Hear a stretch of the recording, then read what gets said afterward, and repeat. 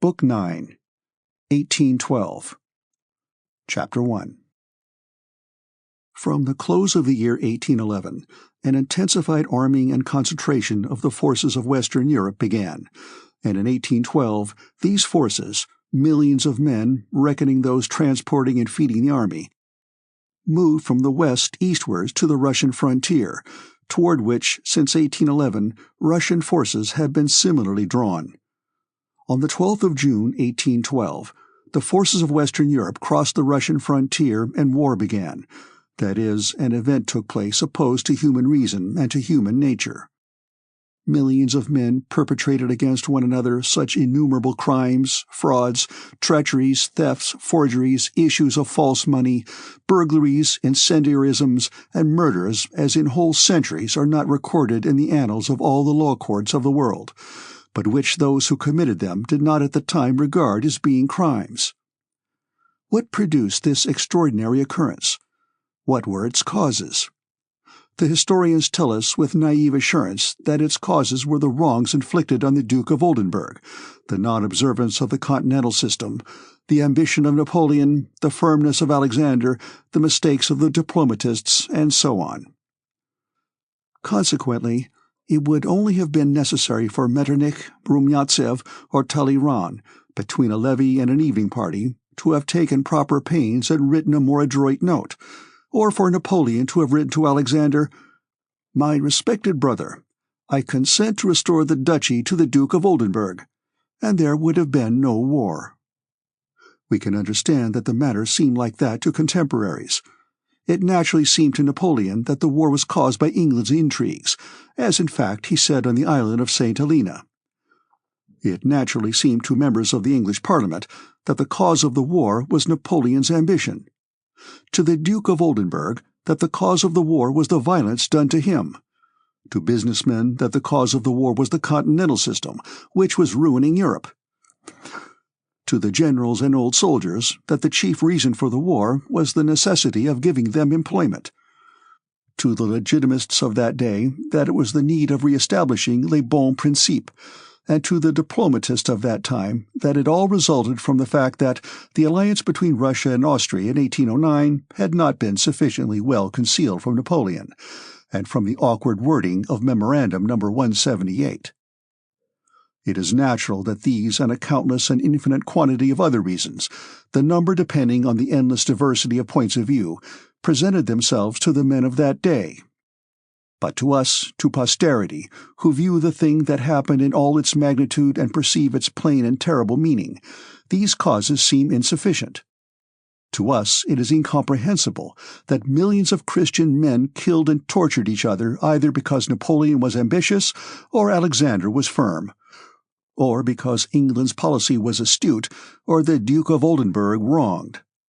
We cannot grasp what connection such circumstances have with the actual fact of slaughter and violence. Why, because the Duke was wronged, thousands of men from the other side of Europe killed and ruined the people of Smolensk and Moscow and were killed by them. To us, their descendants, who are not historians and are not carried away by the process of research, and can therefore regard the event with unclouded common sense, an incalculable number of causes present themselves. The deeper we delve in search of these causes, the more of them we find. And each separate cause, or whole series of causes, appears to us equally valid in itself and equally false by its insignificance, compared to the magnitude of the events, and by its impotence, apart from the cooperation of all the other coincident causes, to occasion the event. To us, the wish or objection of this or that French corporal to serve a second term appears as much a cause as Napoleon's refusal to withdraw his troops beyond the Vistula and to restore the Duchy of Oldenburg. For had he not wished to serve, and had a second, a third, and 1,000th corporal and private also refused, there would have been so many less men in Napoleon's army, and the war could not have occurred. Had Napoleon not taken offense at the demand that he should withdraw beyond the Vistula, and not ordered his troops to advance, there would have been no war. But had all his sergeants objected to serving a second term, then also there could have been no war. Nor could have there been a war had there been no English intrigues and no Duke of Oldenburg, and had Alexander not felt insulted, and had there not been an autocratic government in Russia, or a revolution in France, and a subsequent dictatorship and empire, or all the things that produced the French Revolution, and so on. Without each of these causes, nothing could have happened. So all these causes, myriads of causes, coincided to bring it about. And so there was no one cause for that occurrence, but it had occurred because it had to.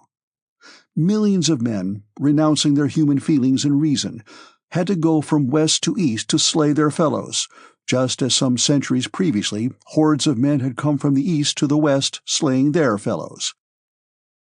The actions of Napoleon and Alexander, on whose words the event seemed to hang, were as little voluntary as the actions of any soldier who was drawn into the campaign by lot or by conscription.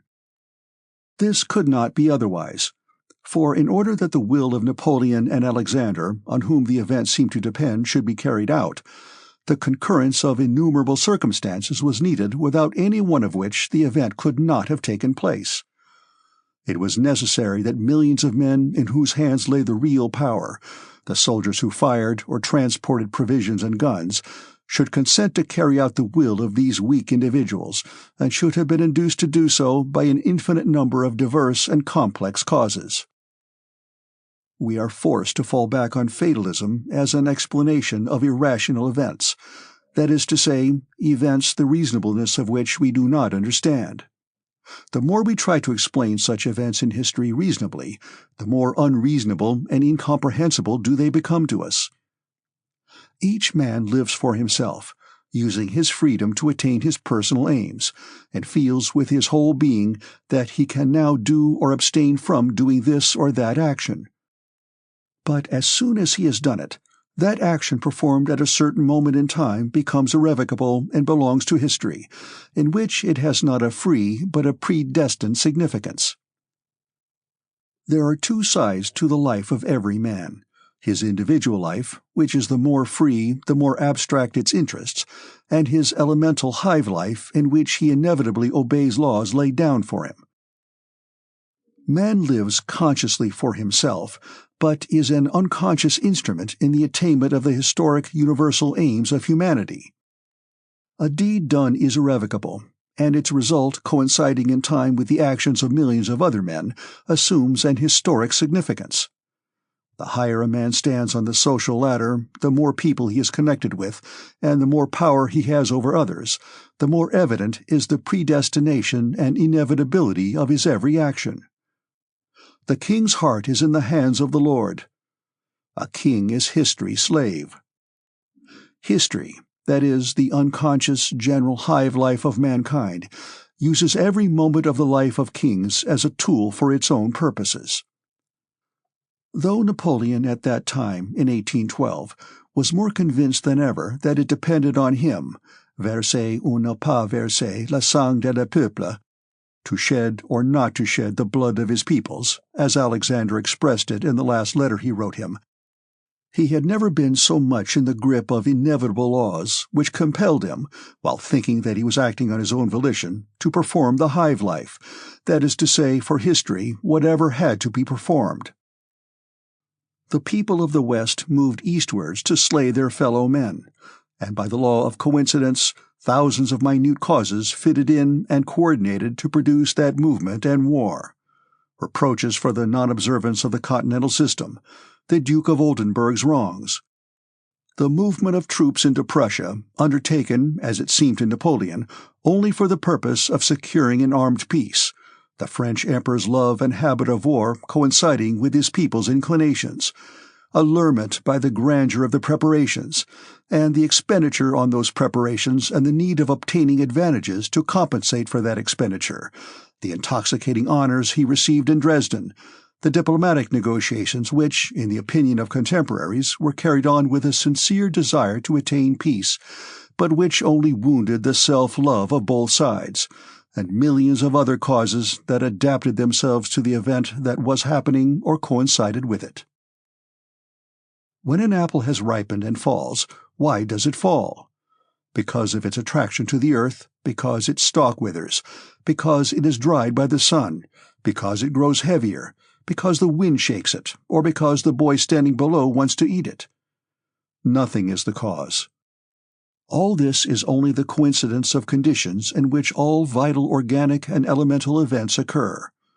And the botanist who finds that the apple falls because the cellular tissue decays and so forth is equally right with the child who stands under the tree and says the apple fell because he wanted to eat it and prayed for it. Equally right or wrong is he who says that Napoleon went to Moscow because he wanted to, and perished because Alexander desired his destruction.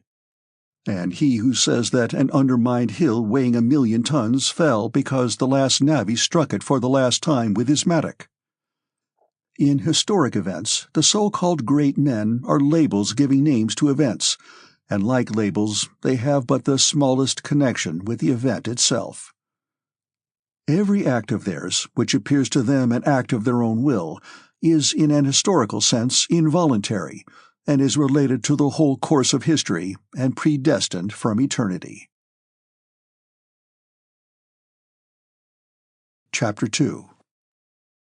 On the 29th of May, Napoleon left Dresden, where he had spent 3 weeks surrounded by a court that included princes, dukes, kings, and even an emperor. Before leaving, Napoleon showed favor to the emperor, kings, and princes who had deserved it, reprimanded the kings and princes with whom he was dissatisfied, presented pearls and diamonds of his own, that is, which he had taken from other kings, to the Empress of Austria, and having, as his historian tells us, tenderly embraced the Empress Marie-Louise, who regarded him as her husband, though he had left another wife in Paris, left her grieved by the parting which she seemed hardly able to bear. Though the diplomatist still firmly believed in the possibility of peace and worked zealously to that end, and though the Emperor Napoleon himself wrote a letter to Alexander, calling him Monsieur mon frère, and sincerely assured him that he did not want war, and would always love and honor him, yet he set off to join his army, and at every station gave fresh orders to accelerate the movement of his troops from west to east. He went in a traveling coach with 6 horses, surrounded by pages, aides-de-camp, and an escort along the road to Posen, Thorn, Danzig, and Königsberg. At each of these towns thousands of people met him with excitement and enthusiasm. The army was moving from west to east, and relays of 6 horses carried him in the same direction. On the 10th of June, coming up with the army, he spent the night in apartments prepared for him on the estate of a Polish count in the Wilkowiecki forest. Next day, overtaking the army, he went in a carriage to the Niemen, and changing into a Polish uniform, he drove to the riverbank in order to select a place for the crossing. Seeing on the other side some Cossacks, les Cossacks, and the wide-spreading steppes in the midst of which lay the holy city of Moscow, Moscow la Ville Sainte, the capital of a realm such as the Scythia into which Alexander the Great had marched, Napoleon, unexpectedly and contrary alike to strategic and diplomatic considerations, ordered an advance, and the next day his army began to cross the Niemen. Early in the morning of the 12th of June, he came out of his tent, which was pitched that day on the steep left bank of the Niemen, and looked through a spyglass at the streams of his troops pouring out of the Wilkowiecki forest and flowing over the 3 bridges thrown across the river. The troops, knowing of the emperor's presence, were on the lookout for him, and when they caught sight of a figure in an overcoat and a cocked hat standing apart from his suite in front of his tent on the hill, they threw up their caps and shouted, "Vive l'Empereur!" and one after another poured in a ceaseless stream out of the vast forest that had concealed them, and separating, flowed on and on by the 3 bridges to the other side. "Now we'll go into action. Oh, when he takes it in hand himself, things get hot. By heaven! There he is! Vive l'Empereur! So these are the steppes of Asia. It's a nasty country all the same. Au revoir, Boucher. I'll keep the best palace in Moscow for you. Au revoir. Good luck. Did you see the Emperor? Vive l'Empereur! Prrr! If they make me governor of India, Gerard, I'll make you minister of Kashmir. That's settled. Vive l'Empereur! Hurrah! Hurrah! Hurrah! The Cossacks, those rascals, see how they run. Vive l'Empereur! There he is! Do you see him? I've seen him twice as I see you now. The little corporal. I saw him give the cross to one of the veterans. Vive l'Empereur! Came the voices of men, old and young, of most diverse characters and social positions. On the faces of all was one common expression of joy at the commencement of the long-expected campaign and of rapture and devotion to the man in the grey coat who was standing on the hill. On the 13th of June, a rather small, thoroughbred Arab horse was brought to Napoleon. He mounted it and rode at a gallop to one of the bridges over the Niemen, deafened continually by incessant and rapturous acclamations, which he evidently endured only because it was impossible to forbid the soldiers to express their love of him by such shouting. But the shouting which accompanied him everywhere disturbed him and distracted him from the military cares that had occupied him from the time he joined the army. He rode across one of the swaying pontoon bridges to the farther side, turned sharply to the left, and galloped in the direction of Kovno, preceded by enraptured mounted chasseurs of the guard, who, breathless with delight, galloped ahead to clear a path for him through the troops. On reaching the broad river Vilia, he stopped near a regiment of Polish Uhlans stationed by the river. "Vivat!" shouted the Poles, ecstatically breaking their ranks and pressing against one another to see him. Napoleon looked up and down the river, dismounted, and sat down on a log that lay on the bank. At a mute sign from him, a telescope was handed him, which he rested on the back of a happy page who had run up to him, and he gazed at the opposite bank. Then he became absorbed in a map laid out on the logs. Without lifting his head, he said something, and two of his aides-de-camp galloped off to the Polish Uhlans. "What? What did he say?" was heard in the ranks of the Polish Uhlans when one of his aides-de-camp rode up to them. The order was to find a ford and to cross the river. The colonel of the Polish Uhlans, a handsome old man, flushed, and, fumbling in his speech from excitement, asked the aide-de-camp whether he would be permitted to swim the river with his Uhlans instead of seeking a ford. In evident fear of refusal, like a boy asking for permission to get on a horse, he begged to be allowed to swim across the river before the Emperor's eyes. The aide-de-camp replied that probably the Emperor would not be displeased at this excess of zeal. As soon as the aide-de-camp had said this, the old mustached officer, with happy face and sparkling eyes, raised his sabre, shouted, "Vivat!" and, commanding the Uhlans to follow him, spurred his horse and galloped into the river. He gave an angry thrust to his horse, which had grown restive under him, and plunged into the water, heading for the deepest part where the current was swift. Hundreds of Uhlans galloped in after him. It was cold and uncanny in the rapid current in the middle of the stream, and the Uhlans caught hold of one another as they fell off their horses. Some of the horses were drowned, and some of the men. The others tried to swim on, some in the saddle, and some clinging to their horses' manes. They tried to make their way forward to the opposite bank, and though there was a ford 1/3 of a mile away, were proud that they were swimming and drowning in this river, under the eyes of the man who sat on the log and was not even looking at what they were doing. When the aide-de-camp, having returned and choosing an opportune moment, ventured to draw the Emperor's attention to the devotion of the Poles to his person, the little man in the grey overcoat got up, and having summoned Berthier, began pacing up and down the bank with him, giving him instructions and occasionally glancing disapprovingly at the drowning Uhlans who distracted his attention. For him, it was no new conviction that his presence in any part of the world, from Africa to the steppes of Muscovy alike, was enough to dumbfound people and impel them to insane self-oblivion. He called for his horse and rode to his quarters. Some 40 Uhlans were drowned in the river, though boats were sent to their assistance. The majority struggled back to the bank from which they had started. The colonel and some of his men got across, and with difficulty clambered out on the further bank. And as soon as they got out, in their soaked and streaming clothes, they shouted "Vivat!" and looked ecstatically at the spot where Napoleon had been but where he no longer was, and at that moment considered themselves happy. That evening, between issuing one order that the forged Russian paper money prepared for use in Russia should be delivered as quickly as possible, and another that a Saxon should be shot, on whom a letter containing information about the orders to the French army had been found, Napoleon also gave instructions that the Polish colonel who had needlessly plunged into the river should be enrolled in the Légion d'honneur, of which Napoleon was himself the head.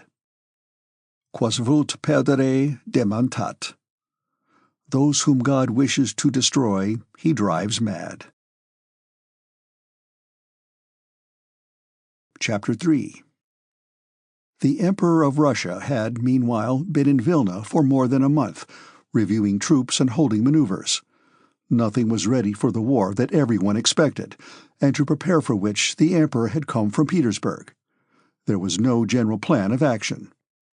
The vacillation between the various plans that were proposed had even increased after the Emperor had been at headquarters for a month. Each of the three armies had its own commander-in-chief, but there was no supreme commander of all the forces, and the Emperor did not assume that responsibility himself. The longer the Emperor remained in Vilna, the less did everybody, tired of waiting, prepare for the war. All the efforts of those who surrounded the sovereign seemed directed merely to making him spend his time pleasantly and forget that war was impending. In June, after many balls and fêtes given by the Polish magnates, by the courtiers, and by the Emperor himself, it occurred to one of the Polish aides-de-camp in attendance that a dinner and ball should be given for the Emperor by his aides-de-camp. This idea was eagerly received. The Emperor gave his consent. The aides-de-camp collected money by subscription.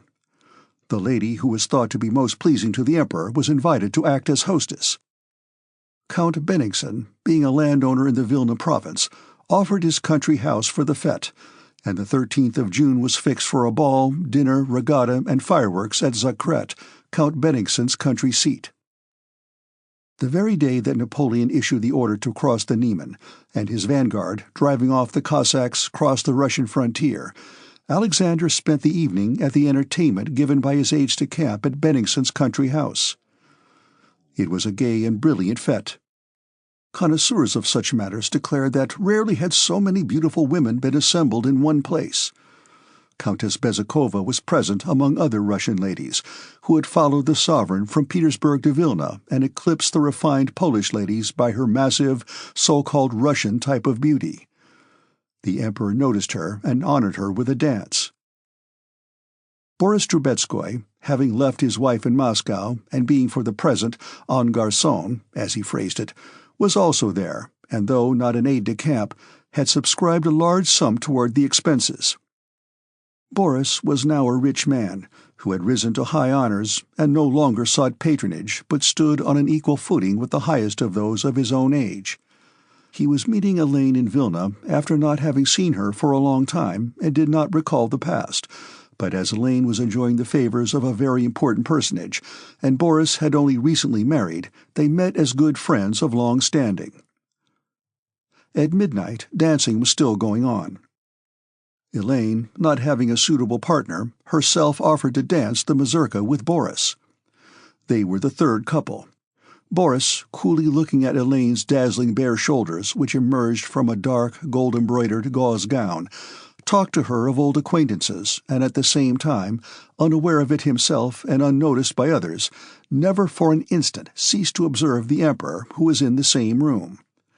The Emperor was not dancing. He stood in the doorway, stopping now one pair and now another with gracious words which he alone knew how to utter. As the mazurka began, Boris saw that Adjutant General Balashev, one of those in closest attendance on the Emperor, went up to him and, contrary to court etiquette, stood near him while he was talking to a Polish lady. Having finished speaking to her, the Emperor looked inquiringly at Balashev, and, evidently understanding that he only acted thus because there were important reasons for so doing, nodded slightly to the lady and turned to him. Hardly had Balashev begun to speak before a look of amazement appeared on the Emperor's face. He took Balashev by the arm and crossed the room with him, unconsciously clearing a path 7 yards wide as the people on both sides made way for him. Boris noticed Arakcheyev's excited face when the sovereign went out with Balashev. Arakcheyev looked at the Emperor from under his brow, and, sniffing with his red nose, stepped forward from the crowd as if expecting the Emperor to address him. Boris understood that Arakcheyev envied Balashev and was displeased that evidently important news had reached the Emperor otherwise than through himself. But the Emperor and Balashev passed out into the illuminated garden without noticing Arakcheyev, who, holding his sword and glancing wrathfully around, followed some 20 paces behind them.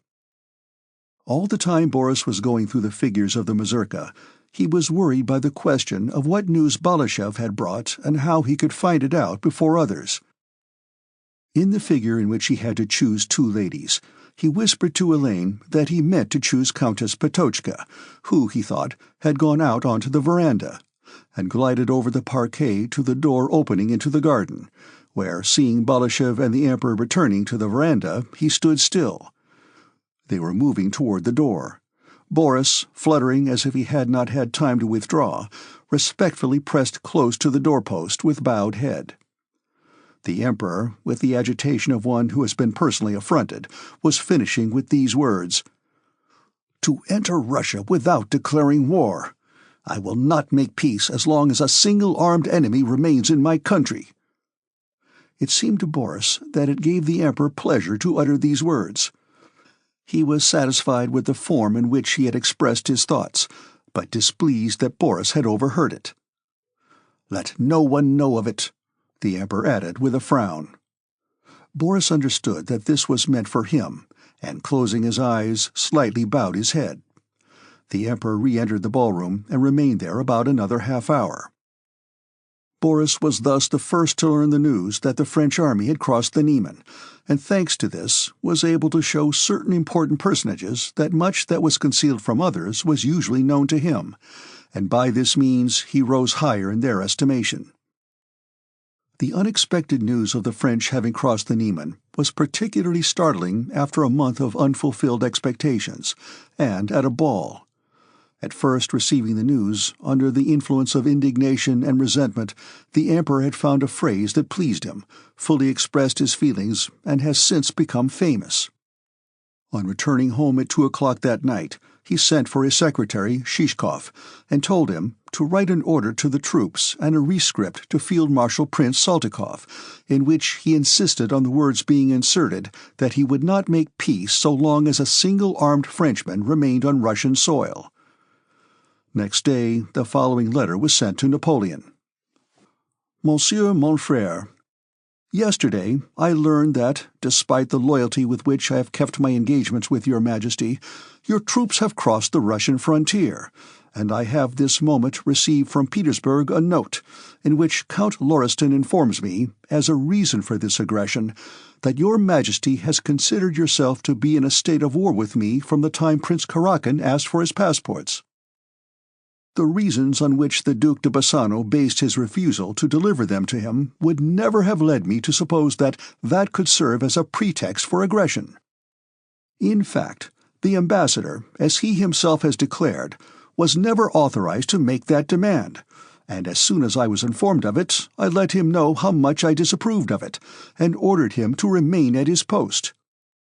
If your Majesty does not intend to shed the blood of our peoples for such a misunderstanding, and consents to withdraw your troops from Russian territory, I will regard what has passed as not having occurred, and an understanding between us will be possible. In the contrary case, your Majesty, I shall see myself forced to repel an attack that nothing on my part has provoked.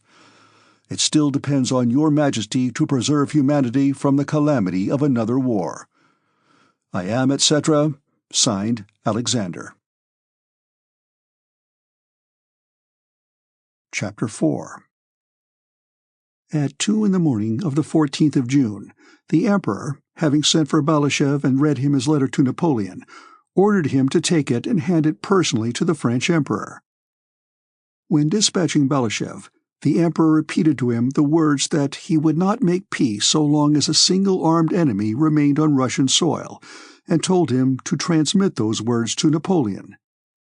Alexander did not insert them in his letter to Napoleon, because with his characteristic tact he felt it would be injudicious to use them at a moment when a last attempt at reconciliation was being made, but he definitely instructed Balashëv to repeat them personally to Napoleon. Having set off in the small hours of the 14th, accompanied by a bugler and 2 Cossacks, Balashëv reached the French outposts at the village of Rikonti, on the Russian side of the Niemen, by dawn. There he was stopped by French cavalry sentinels.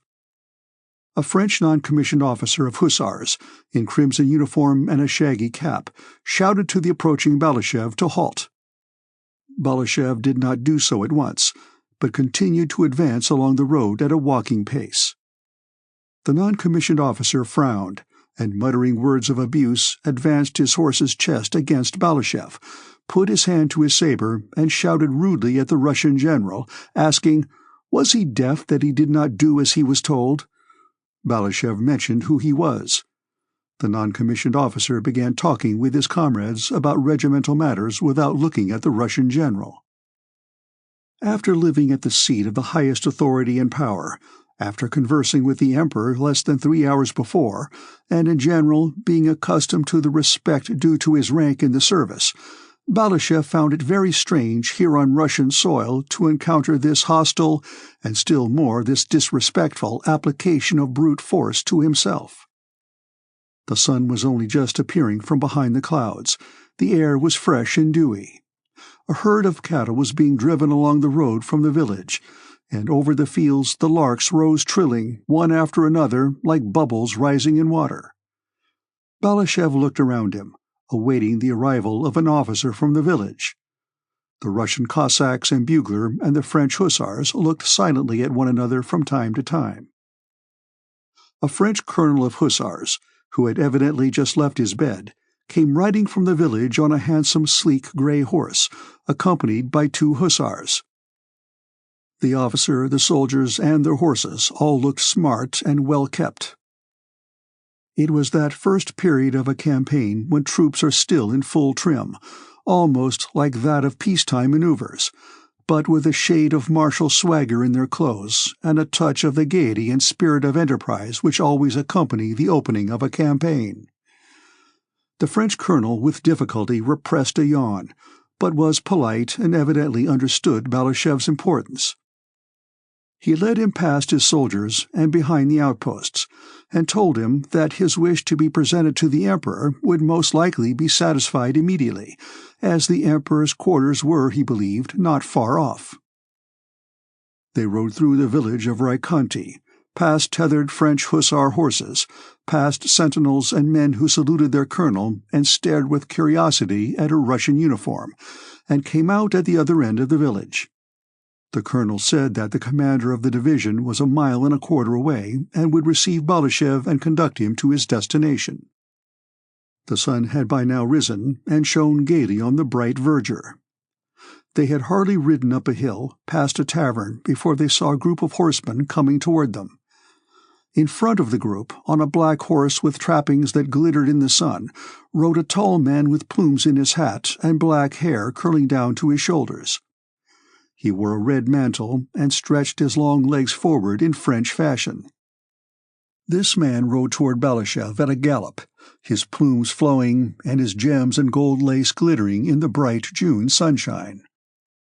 Balashëv was only 2 horses' length from the equestrian with the bracelets, plumes, necklaces, and gold embroidery, who was galloping toward him with a theatrically solemn countenance, when Joulnet, the French colonel, whispered respectfully, "The King of Naples." It was, in fact, Murat, now called King of Naples. Though it was quite incomprehensible why he should be King of Naples, he was called so, and was himself convinced that he was so, and therefore assumed a more solemn and important air than formerly. He was so sure that he really was the King of Naples that when, on the eve of his departure from that city, while walking through the streets with his wife, some Italians called out to him, "Viva il Re!" "Long live the King!" He turned to his wife with a pensive smile and said, "Poor fellows, they don't know that I am leaving them tomorrow." But though he firmly believed himself to be King of Naples, and pitied the grief felt by the subjects he was abandoning, latterly, after he had been ordered to return to military service, and especially since his last interview with Napoleon in Danzig, when his august brother-in-law had told him, "I made you king that you should reign in my way, but not in yours," he had cheerfully taken up his familiar business, and, like a well-fed but not over-fat horse that feels himself in harness and grows skittish between the shafts, he dressed up in clothes as variegated and expensive as possible, and gaily and contentedly galloped along the roads of Poland without himself knowing why or whither. On seeing the Russian general, he threw back his head, with its long hair curling to his shoulders, in a majestically royal manner, and looked inquiringly at the French colonel.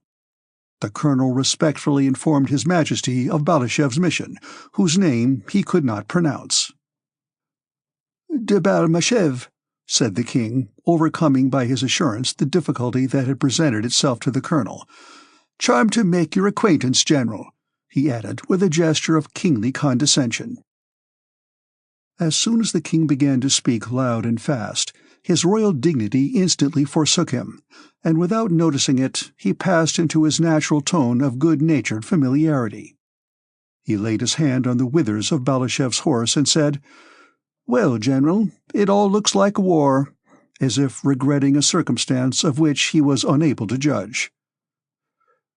"Your Majesty," replied Balashev, "my master, the Emperor, does not desire war, and as your Majesty sees," said Balashev, using the words "Your Majesty" at every opportunity, with the affectation unavoidable in frequently addressing one to whom the title was still a novelty. Marat's face beamed with stupid satisfaction as he listened to Monsieur de Balmashev. But royauté oblige, royalty has its obligations, and he felt it incumbent on him, as a king and an ally, to confer on state affairs with Alexander's envoy. He dismounted, took Balashev's arm, and moving a few steps away from his suite, which waited respectfully, began to pace up and down with him, trying to speak significantly.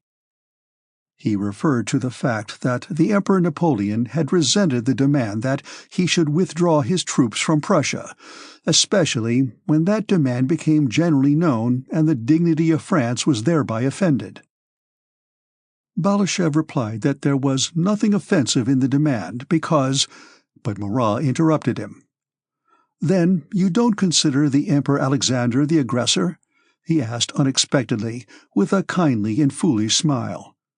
Balashev told him why he considered Napoleon to be the originator of the war. "Oh, my dear General," Marat again interrupted him, "with all my heart I wish the emperors may arrange the affair between them, and that the war begun by no wish of mine may finish as quickly as possible," said he in the tone of a servant who wants to remain good friends with another despite a quarrel between their masters. And he went on to inquiries about the Grand Duke and the state of his health, and to reminiscences of the gay and amusing times he had spent with him in Naples. Then suddenly, as if remembering his royal dignity, Marat solemnly drew himself up, assumed the pose in which he had stood at his coronation, and waving his right arm said, "I won't detain you longer, General. I wish success to your mission." And with his embroidered red mantle, his flowing feathers, and his glittering ornaments, he rejoined his suite, who were respectfully awaiting him. Balashev rode on, supposing from Murat's words that he would very soon be brought before Napoleon himself. But instead of that, at the next village, the sentinels of Devoe's infantry corps detained him as the pickets of the vanguard had done, and an adjutant of the corps commander, who was fetched, conducted him into the village to Marshal Devoe. Chapter 5. Devoe was to Napoleon what Arakcheyev was to Alexander, though not a coward like Arakcheyev. He was as precise, as cruel, and as unable to express his devotion to his monarch except by cruelty. In the organism of states, such men are necessary, as wolves are necessary in the organism of nature, and they always exist, always appear and hold their own, however incongruous their presence and their proximity to the head of the government may be. This inevitability alone can explain how the cruel Arakcheyev, who tore out a grenadier's mustache with his own hands, whose weak nerves rendered him unable to face danger, and who was neither an educated man nor a courtier, was able to maintain his powerful position with Alexander, whose own character was chivalrous, noble, and gentle. Balashëv found Devoe seated on a barrel in the shed of a peasant's hut, writing. He was auditing accounts. Better quarters could have been found him, but Marshal Devoe was one of those men who purposely put themselves in most depressing conditions to have a justification for being gloomy. For the same reason, they are always hard at work and in a hurry. How can I think of the bright side of life when, as you see, I am sitting on a barrel and working in a dirty shed? The expression of his face seemed to say. The chief pleasure and necessity of such men, when they encounter anyone who shows animation, is to flaunt their own dreary, persistent activity. Devoe allowed himself that pleasure when Balashëv was brought in. He became still more absorbed in his task when the Russian general entered, and after glancing over his spectacles at Balashëv's face, which was animated by the beauty of the morning and by his talk with Marat, he did not rise or even stir, but scowled still more and sneered malevolently. When he noticed in Balashëv's face the disagreeable impression this reception produced, Devoe raised his head and coldly asked what he wanted. Thinking he could have been received in such a manner only because Devoe did not know that he was adjutant-general to the Emperor Alexander, and even his envoy to Napoleon, Balashëv hastened to inform him of his rank and mission. Contrary to his expectation, Devoe, after hearing him, became still surlier and ruder. "Where is your dispatch?" he inquired. "Give it to me. I will send it to the Emperor." Balashëv replied that he had been ordered to hand it personally to the Emperor. "Your Emperor's orders are obeyed in your army, but here," said Devoe, "you must do as you're told." And as if to make the Russian general still more conscious of his dependence on brute force, Devoe sent an adjutant to call the officer on duty. Balashëv took out the packet containing the Emperor's letter and laid it on the table, made of a door with its hinges still hanging on it laid across two barrels. Devoe took the packet and read the inscription. "You are perfectly at liberty to treat me with respect or not," protested Balashëv, "but permit me to observe that I have the honor to be adjutant-general to His Majesty." Devoe glanced at him silently and plainly derived pleasure from the signs of agitation and confusion which appeared on Balashëv's face. "You will be treated as is fitting," said he, and putting the packet in his pocket, left the shed. A minute later, the marshal's adjutant, de Castries, came in and conducted Balashëv to the quarters assigned him. That day he dined with the marshal, at the same board on the barrels. Next day Devoe rode out early, and, after asking Balashëv to come to him, peremptorily requested him to remain there, to move on with the baggage train should orders come for it to move, and to talk to no one except Monsieur de Castries. After 4 days of solitude, ennui, and consciousness of his impotence and insignificance, particularly acute by the contrast with the sphere of power in which he had so lately moved, and after several marches with the marshal's baggage and the French army, which occupied the whole district, Balashëv was brought to Vilna, now occupied by the French, through the very gate by which he had left it 4 days previously. Next day, the imperial gentleman-in-waiting, the Comte de Turenne, came to Balashëv and informed him of the Emperor Napoleon's wish to honor him with an audience.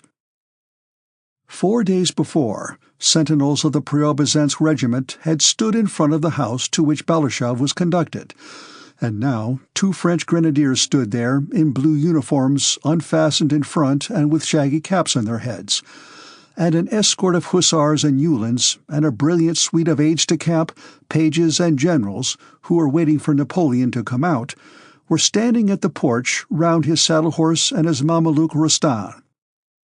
Napoleon received Balashëv in the very house in Vilna from which Alexander had dispatched him on his mission. Chapter 6. Though Balashëv was used to imperial pomp, he was amazed at the luxury and magnificence of Napoleon's court. The Comte de Turenne showed him into a big reception room, where many generals, gentlemen-in-waiting, and Polish magnates, several of which Balashëv had seen at the court of the Emperor of Russia, were waiting. Duroc said that Napoleon would receive the Russian general before going for his ride. After some minutes, the gentleman-in-waiting who was on duty came into the great reception room, and bowing politely, asked Balashëv to follow him. Balashëv went into a small reception room, one door of which led into a study, the very one from which the Russian emperor had dispatched him on his mission. He stood a minute or two waiting.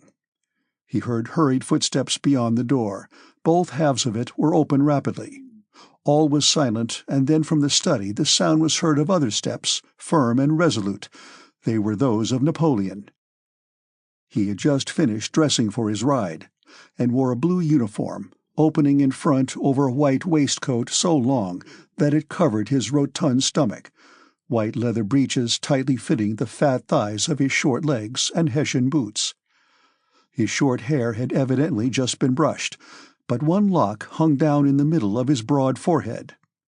His plump white neck stood out sharply above the black collar of his uniform, and he smelled of eau de cologne. His full face, rather young-looking with its prominent chin, wore a gracious and majestic expression of imperial welcome. He entered briskly, with a jerk at every step and his head slightly thrown back. His whole short corpulent figure, with broad thick shoulders and chest and stomach involuntarily protruding, had that imposing and stately appearance one sees in men of 40 who live in comfort. It was evident, too, that he was in the best of spirits that day.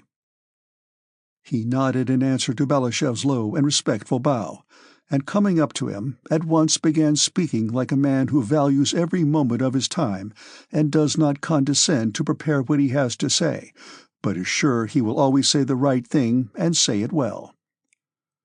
"Good day, General," said he. "I have received the letter you brought from the Emperor Alexander, and am very glad to see you."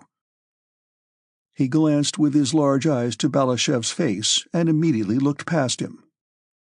It was plain that Balashëv's personality did not interest him at all. Evidently, only what took place within his own mind interested him. Nothing outside himself had any significance for him, because everything in the world, it seemed to him, depended entirely on his will. "I do not and did not desire war," he continued, "but it has been forced on me. Even now," he emphasized the word, "I am ready to receive any explanations you can give me." And he began clearly and concisely to explain his reasons for dissatisfaction with the Russian government. Judging by the calmly moderate and amicable tone in which the French emperor spoke, Balashëv was firmly persuaded that he wished for peace, and intended to enter into negotiations.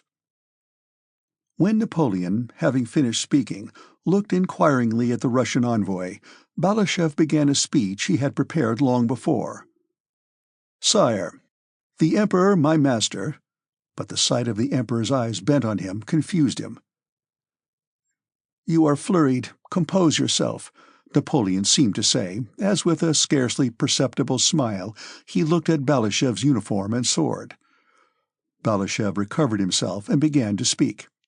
He said that the Emperor Alexander did not consider Karakan's demand for his passports a sufficient cause for war, that Karakan had acted on his own initiative and without his sovereign's assent, that the Emperor Alexander did not desire war and had no relations with England. "Not yet," interposed Napoleon, and, as if fearing to give vent to his feelings, he frowned and nodded slightly as a sign that Balashëv might proceed. After saying all he had been instructed to say, Balashëv added that the Emperor Alexander wished for peace, but would not enter into negotiations except on condition that— Here Balashëv hesitated. He remembered the words the Emperor Alexander had not written in his letter, but had specially inserted in the rescript to Saltykov and had told Balashëv to repeat to Napoleon.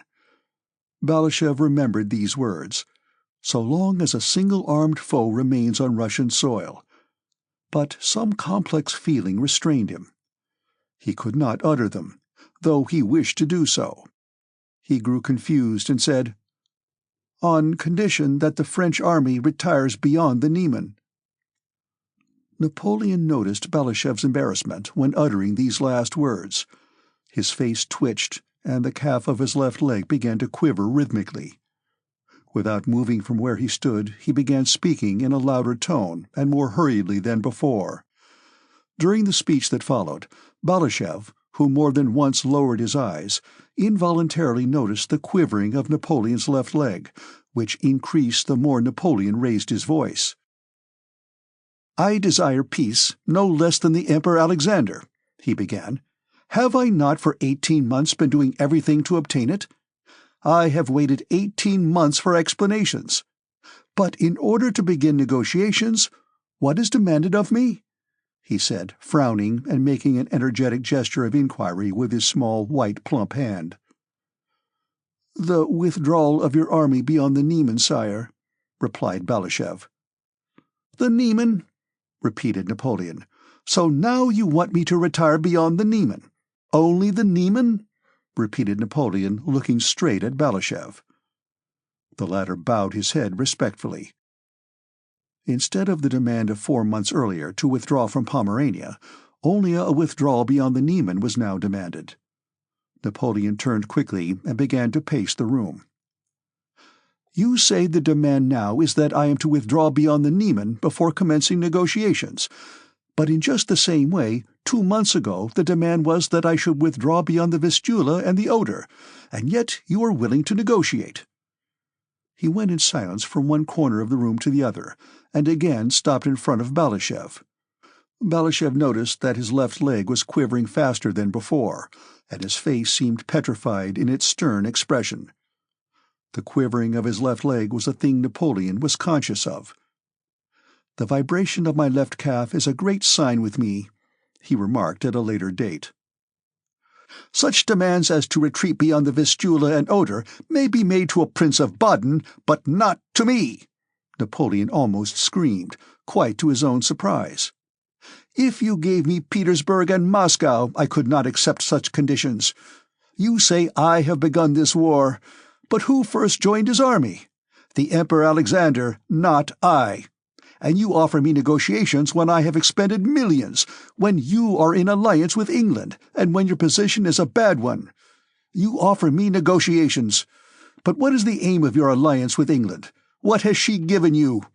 he continued hurriedly, evidently no longer trying to show the advantages of peace and discuss its possibility, but only to prove his own rectitude and power and Alexander's errors and duplicity. The commencement of his speech had obviously been made with the intention of demonstrating the advantages of his position and showing that he was nevertheless willing to negotiate. But he had begun talking, and the more he talked, the less could he control his words. The whole purport of his remarks now was evidently to exalt himself and insult Alexander, just what he had least desired at the commencement of the interview.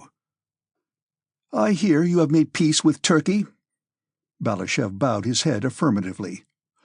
"Peace has been concluded," he began, but Napoleon did not let him speak. He evidently wanted to do all the talking himself, and continued to talk with the sort of eloquence and unrestrained irritability to which spoiled people are so prone. "Yes, I know you have made peace with the Turks without obtaining Moldavia and Wallachia. I would have given your sovereign those provinces as I gave him Finland. Yes," he went on, "I promised and would have given the Emperor Alexander Moldavia and Wallachia, and now he won't have those splendid provinces. Yet he might have united them to his empire, and in a single reign would have extended Russia from the Gulf of Bothnia to the mouths of the Danube. Catherine the Great could not have done more," said Napoleon, growing more and more excited as he paced up and down the room, repeating to Balashev almost the very words he had used to Alexander himself at Tilsit. "All that he would have owed to my friendship. Oh, what a splendid reign!" he repeated several times, then paused, drew from his pocket a gold snuff-box, lifted it to his nose, and greedily sniffed at it. "What a splendid reign the Emperor Alexander's might have been!" He looked compassionately at Balashëv, and as soon as the latter tried to make some rejoinder, hastily interrupted him. "What could he wish or look for that he would not have obtained through my friendship?" demanded Napoleon, shrugging his shoulders in perplexity. "But no, he has preferred to surround himself with my enemies. And with whom? With Steins, Armfeldts, Bennigsen's, and Wintzingerode's. Stein, a traitor expelled from his own country. Armfeldt, a rake and an intriguer. Wintzingerode, a fugitive French subject. Bennigsen, rather more of a soldier than the others, but all the same an incompetent, who was unable to do anything in 1807, and who should awaken terrible memories in the Emperor Alexander's mind. Granted that were they competent they might be made use of," continued Napoleon, hardly able to keep pace in words with the rush of thoughts that incessantly sprang up, proving how right and strong he was. In his perception the two were one and the same. "But they are not even that. They are neither fit for war nor peace. Barclay is said to be the most capable of them all, but I cannot say so, judging by his first movements. And what are they doing, all these courtiers? Fuel proposes, Armfeldt disputes, Bennigsen considers, and Barclay, called on to act, does not know what to decide on, and time passes bringing no result. Bagration alone is a military man. He's stupid, but he has experience, a quick eye, and resolution. And what role is your young monarch playing in that monstrous crowd?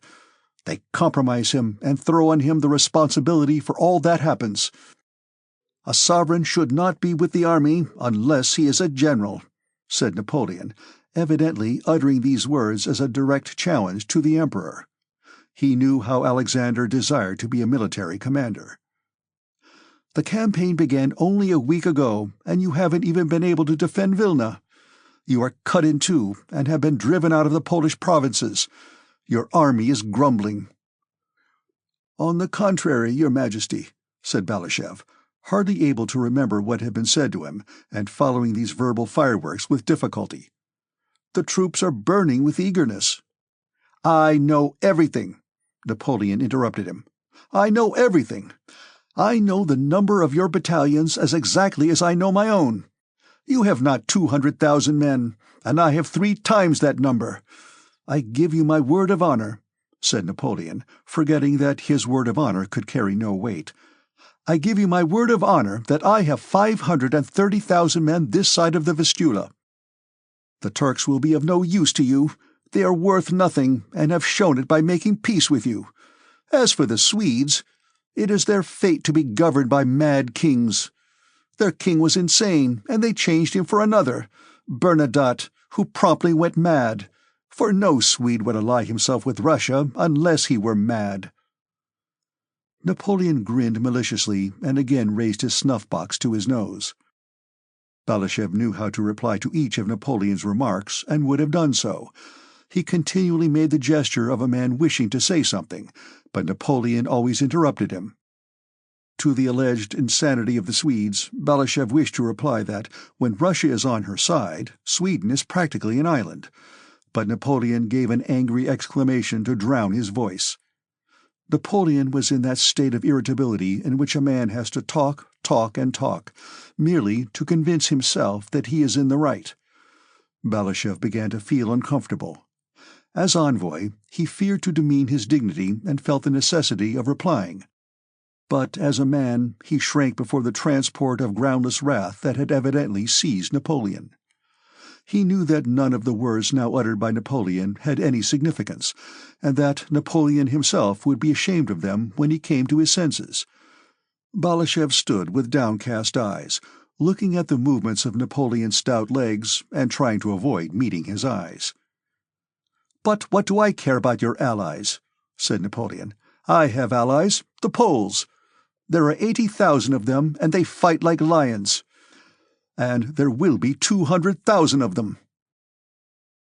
And probably still more perturbed by the fact that he had uttered this obvious falsehood, and that Balashëv still stood silently before him in the same attitude of submission to fate, Napoleon abruptly turned round, drew close to Balashëv's face, and, gesticulating rapidly and energetically with his white hands, almost shouted, Know that if you stir up Prussia against me, I'll wipe it off the map of Europe," he declared, his face pale and distorted by anger, and he struck one of his small hands energetically with the other.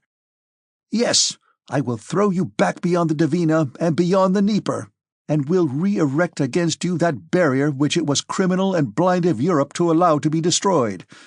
Yes, that is what will happen to you. That is what you have gained by alienating me." And he walked silently several times up and down the room, his fat shoulders twitching.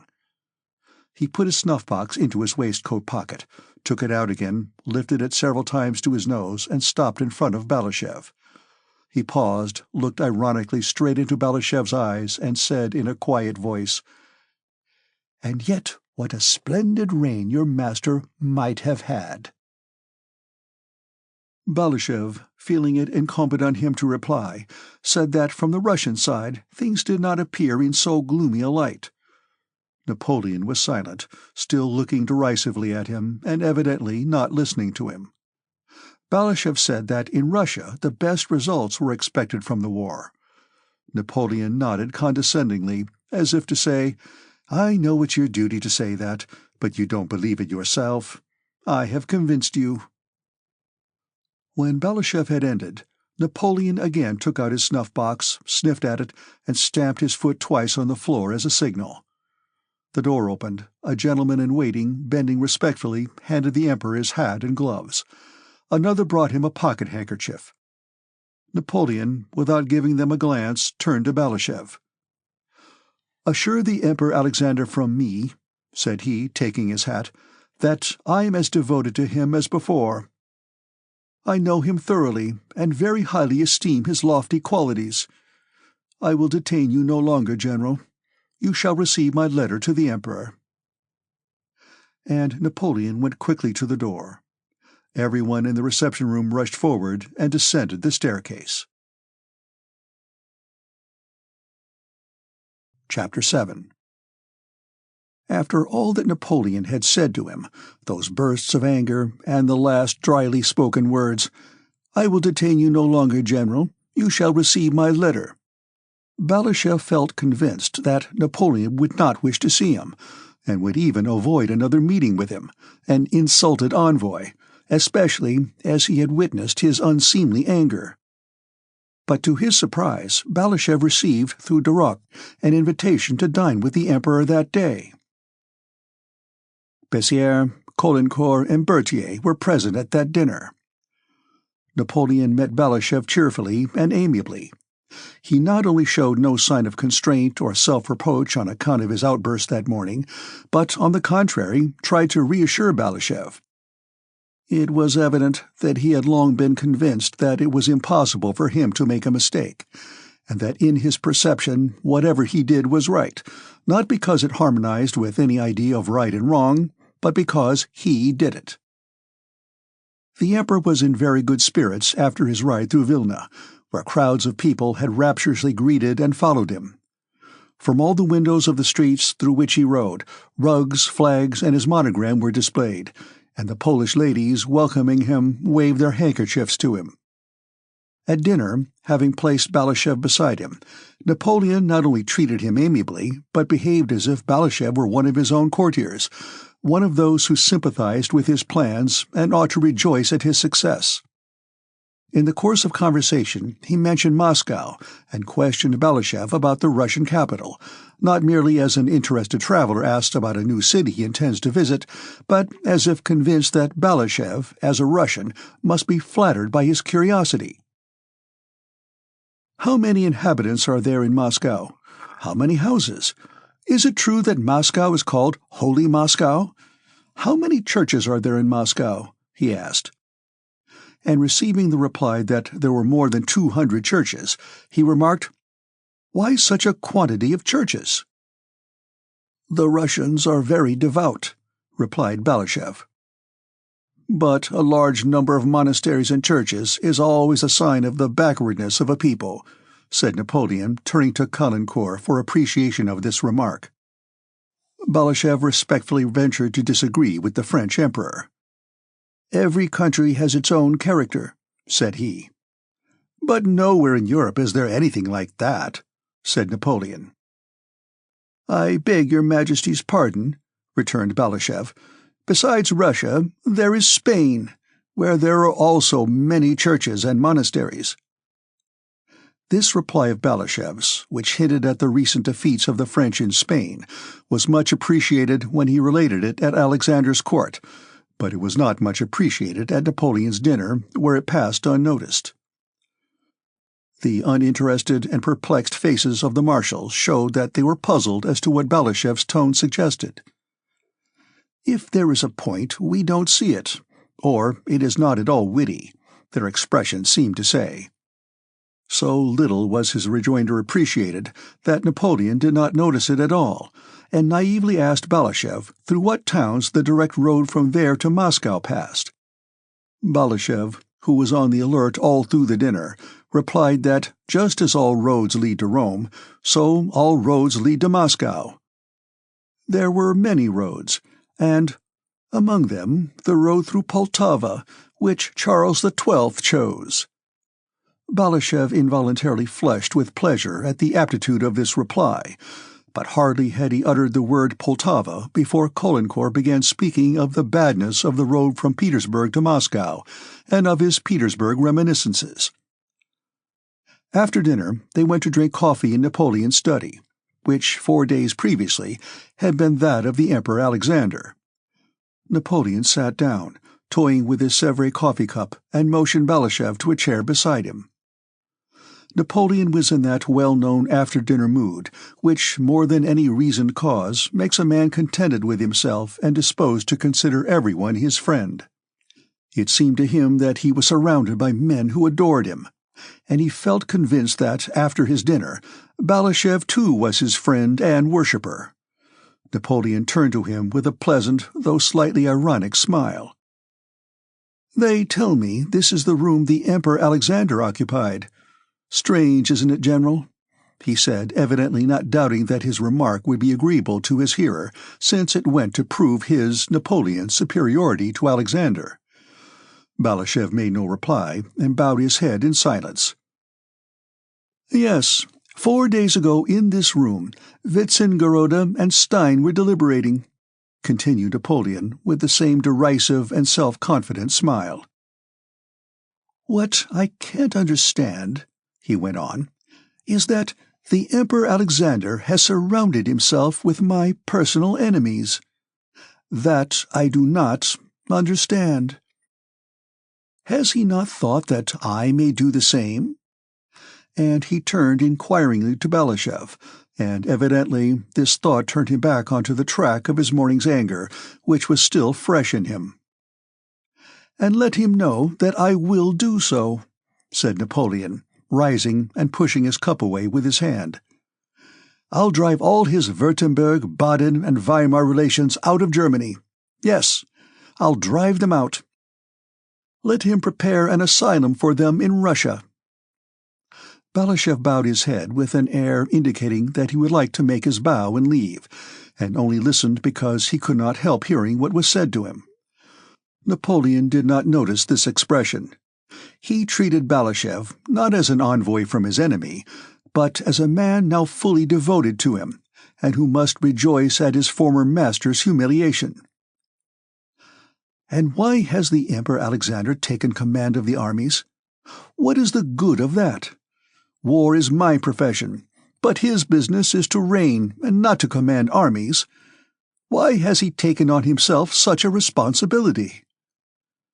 Again Napoleon brought out his snuff-box, paced several times up and down the room in silence, and then, suddenly and unexpectedly, went up to Balashëv, and with a slight smile, as confidently, quickly, and simply as if he were doing something not merely important but pleasing to Balashëv, he raised his hand to the 40-year-old Russian general's face, and taking him by the ear, pulled it gently, smiling with his lips only. To have one's ear pulled by the Emperor was considered the greatest honor and mark of favor at the French court. "Well, adorer and courtier of the Emperor Alexander, why don't you say anything?" said he, as if it was ridiculous in his presence to be the adorer and courtier of anyone but himself, Napoleon. "Are the horses ready for the general?" he added, with a slight inclination of his head in reply to Balashev's bow. "Let him have mine. He has a long way to go." The letter taken by Balashev was the last Napoleon sent to Alexander.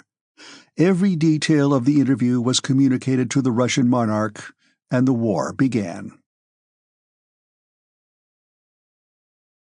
Chapter 8.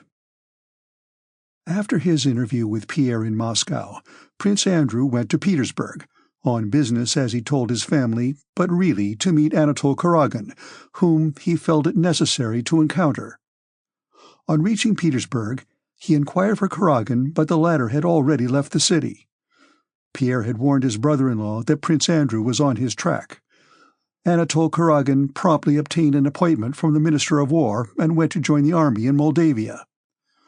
While in Petersburg, Prince Andrew met Kutuzov, his former commander, who was always well disposed toward him, and Kutuzov suggested that he should accompany him to the army in Moldavia, to which the old general had been appointed commander-in-chief. So Prince Andrew, having received an appointment on the headquarters staff, left for Turkey.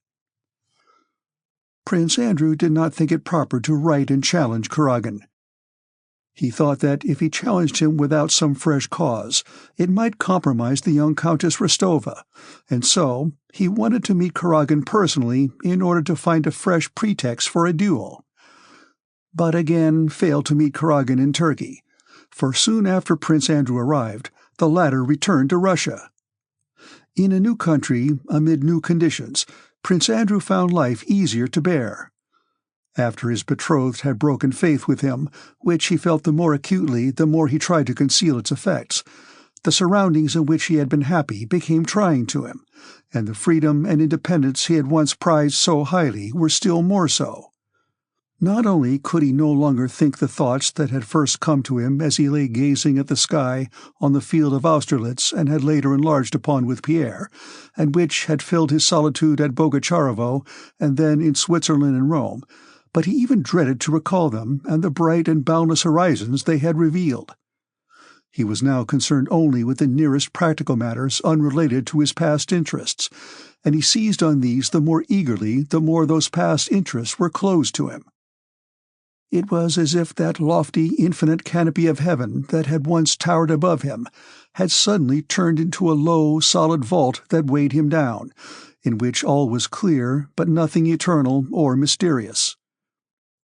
Of the activities that presented themselves to him, army service was the simplest and most familiar. As a general on duty on Kutuzov's staff, he applied himself to business with zeal and perseverance, and surprised Kutuzov by his willingness and accuracy in work. Not having found Kuragin in Turkey, Prince Andrew did not think it necessary to rush back to Russia after him, but all the same he knew that however long it might be before he met Kuragin, despite his contempt for him and despite all the proofs he deduced to convince himself that it was not worth stooping to a conflict with him, he knew that when he did meet him he would not be able to resist calling him out, any more than a ravenous man can help snatching at food. And the consciousness that the insult was not yet avenged, that his rancor was still unspent, weighed on his heart and poisoned the artificial tranquility which he managed to obtain in Turkey, by means of restless, plodding, and rather vainglorious and ambitious activity. In the year 1812, when news of the war with Napoleon reached Bucharest, where Kutuzov had been living for 2 months, passing his days and nights with a Wallachian woman, Prince Andrew asked Kutuzov to transfer him to the Western Army. Kutuzov, who was already weary of Bolkonsky's activity which seemed to reproach his own idleness, very readily let him go and gave him a mission to Barclay de Tolly. Before joining the Western Army, which was then in May encamped at Drissa, Prince Andrew visited Bald Hills, which were directly on his way, being only 2 miles off the Smolensk high road. During the last 3 years there had been so many changes in his life. He had thought, felt, and seen so much, having traveled both in the East and the West, that on reaching Bald Hills it struck him as strange and unexpected to find the way of life there unchanged, and still the same in every detail. He entered through the gates with their stone pillars and drove up the avenue leading to the house as if he were entering an enchanted, sleeping castle. The same old stateliness, the same cleanliness, the same stillness reigned there, and inside there was the same furniture, the same walls, sounds, and smell, and the same timid faces, only somewhat older. Princess Mary was still the same timid, plain maiden getting on in years, uselessly and joylessly passing the best years of her life in fear and constant suffering. Mademoiselle Bourienne was the same coquettish, self-satisfied girl, enjoying every moment of her existence and full of joyous hopes for the future. She had merely become more self-confident, Prince Andrew thought.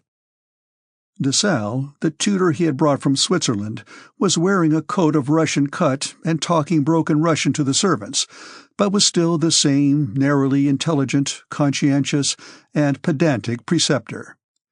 The old prince had changed in appearance only by the loss of a tooth, which left a noticeable gap on one side of his mouth. In character, he was the same as ever, only showing still more irritability and skepticism as to what was happening in the world. Little Nicholas alone had changed. He had grown, become rosier, had curly dark hair, and when merry and laughing, quite unconsciously lifted the upper lip of his pretty little mouth just as the little princess used to do. He alone did not obey the law of immutability in the enchanted, sleeping castle. But though externally all remained as of old, the inner relations of all these people had changed since Prince Andrew had seen them last. The household was divided into two alien and hostile camps, who changed their habits for his sake and only met because he was there. To the one camp belonged the old prince, Mademoiselle Bourienne, and the architect. To the other, Princess Mary, de Sales, little Nicholas, and all the old nurses and maids. During his stay at Bald Hills, all the family dined together, but they were ill at ease, and Prince Andrew felt that he was a visitor for whose sake an exception was being made, and that his presence made them all feel awkward. Involuntarily feeling this at dinner on the first day, he was taciturn, and the old prince, noticing this, also became morosely dumb and retired to his apartments directly after dinner. In the evening, when Prince Andrew went to him and, trying to rouse him, began to tell him of the young Count Kamensky's campaign, the old prince began unexpectedly to talk about Princess Mary, blaming her for her superstitions and her dislike of Mademoiselle Bourienne, who, he said, was the only person really attached to him. The old prince said that if he was ill it was only because of Princess Mary, that she purposely worried and irritated him, and that by indulgence and silly talk she was spoiling little Prince Nicholas. The old prince knew very well that he tormented his daughter and that her life was very hard, but he also knew that he could not help tormenting her and that she deserved it. "Why does Prince Andrew, who sees this, say nothing to me about his sister? Does he think me a scoundrel, or an old fool, who, without any reason, keeps his own daughter at a distance and attaches this Frenchwoman to himself? He doesn't understand, so I must explain it, and he must hear me out," thought the old prince. And he began explaining why he could not put up with his daughter's unreasonable character. "If you ask me," said Prince Andrew, without looking up, he was censuring his father for the first time in his life, "I did not wish to speak about it, but, as you ask me, I will give you my frank opinion.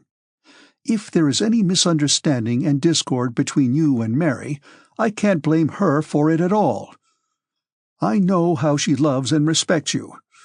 Since you ask me," continued Prince Andrew, becoming irritable, as he was always liable to do of late, "I can only say that if there are any misunderstandings, they are caused by that worthless woman, who is not fit to be my sister's companion." The old man at first stared fixedly at his son, and an unnatural smile disclosed the fresh gap between his teeth to which Prince Andrew could not get accustomed. "What companion, my dear boy, eh? You've already been talking it over, eh?" "Father, I did not want to judge," said Prince Andrew, in a hard and bitter tone, But you challenged me, and I have said, and always shall say, that Mary is not to blame, but those to blame, the one to blame, is that Frenchwoman." "Ah, he has passed judgment, said the old man in a low voice, and as it seemed to Prince Andrew, with some embarrassment. But then he suddenly jumped up and cried, "Be off! Be off! Let not a trace of you remain here!" Prince Andrew wished to leave at once, but Princess Mary persuaded him to stay another day. That day he did not see his father, who did not leave his room and admitted no one but Mademoiselle Bourienne and Tikhon, but asked several times whether his son had gone. Next day, before leaving, Prince Andrew went to his son's rooms. The boy, curly-headed like his mother and glowing with health, sat on his knee, and Prince Andrew began telling him the story of Bluebeard, but fell into a reverie without finishing the story. He thought not of this pretty child, his son whom he held on his knee, but of himself. He sought in himself either remorse for having angered his father, or regret at leaving home for the first time in his life on bad terms with him, and was horrified to find neither. What meant still more to him was that he sought and did not find in himself the former tenderness for his son which he had hoped to reawaken by caressing the boy and taking him on his knee. "Well, go on," said his son. Prince Andrew, without replying, put him down from his knee and went out of the room. As soon as Prince Andrew had given up his daily occupations, and especially on returning to the old conditions of life amid which he had been happy, weariness of life overcame him with its former intensity, and he hastened to escape from these memories and to find some work as soon as possible. "So you've decided to go, Andrew?" asked his sister. "Thank God that I can," replied Prince Andrew. "I'm very sorry you can't." "Why do you say that?" replied Princess Mary. "Why do you say that, when you are going to this terrible war and he is so old?" "Mademoiselle Bourienne says he has been asking about you." As soon as she began to speak of that, her lips trembled, and her tears began to fall. Prince Andrew turned away and began pacing the room. "Ah, my God, my God! When one thinks who and what trash can cause people misery," he said with a malignity that alarmed Princess Mary. She understood that when speaking of trash he referred not only to Mademoiselle Bourienne, the cause of her misery, but also to the man who had ruined his own happiness. "Andrew, one thing I beg, I entreat of you," she said, touching his elbow and looking at him with eyes that shone through her tears. "I understand you." She looked down. "Don't imagine that sorrow is the work of men. Men are his tools." She looked a little above Prince Andrew's head with the confident, accustomed look with which one looks at the place where a familiar portrait hangs. "Sorrow is sent by him, not by men. Men are his instruments. They are not to blame. If you think someone has wronged you, forget it and forgive. We have no right to punish, and then you will know the happiness of forgiving." "If I were a woman, I would do so, Mary. That is a woman's virtue. But a man should not and cannot forgive and forget," he replied, and though till that moment he had not been thinking of Karagan, all his unexpended anger suddenly swelled up in his heart. "If Mary is already persuading me to forgive, it means that I ought long ago to have punished him," he thought. And giving no further reply, he began thinking of the glad, vindictive moment when he would meet Karagan, who he knew was now in the army. Princess Mary begged him to stay one day more, saying that she knew how unhappy her father would be if Andrew left without being reconciled to him, but Prince Andrew replied that he would probably soon be back again from the army, and would certainly write to his father, but that the longer he stayed now, the more embittered their differences would become. "Goodbye, Andrew.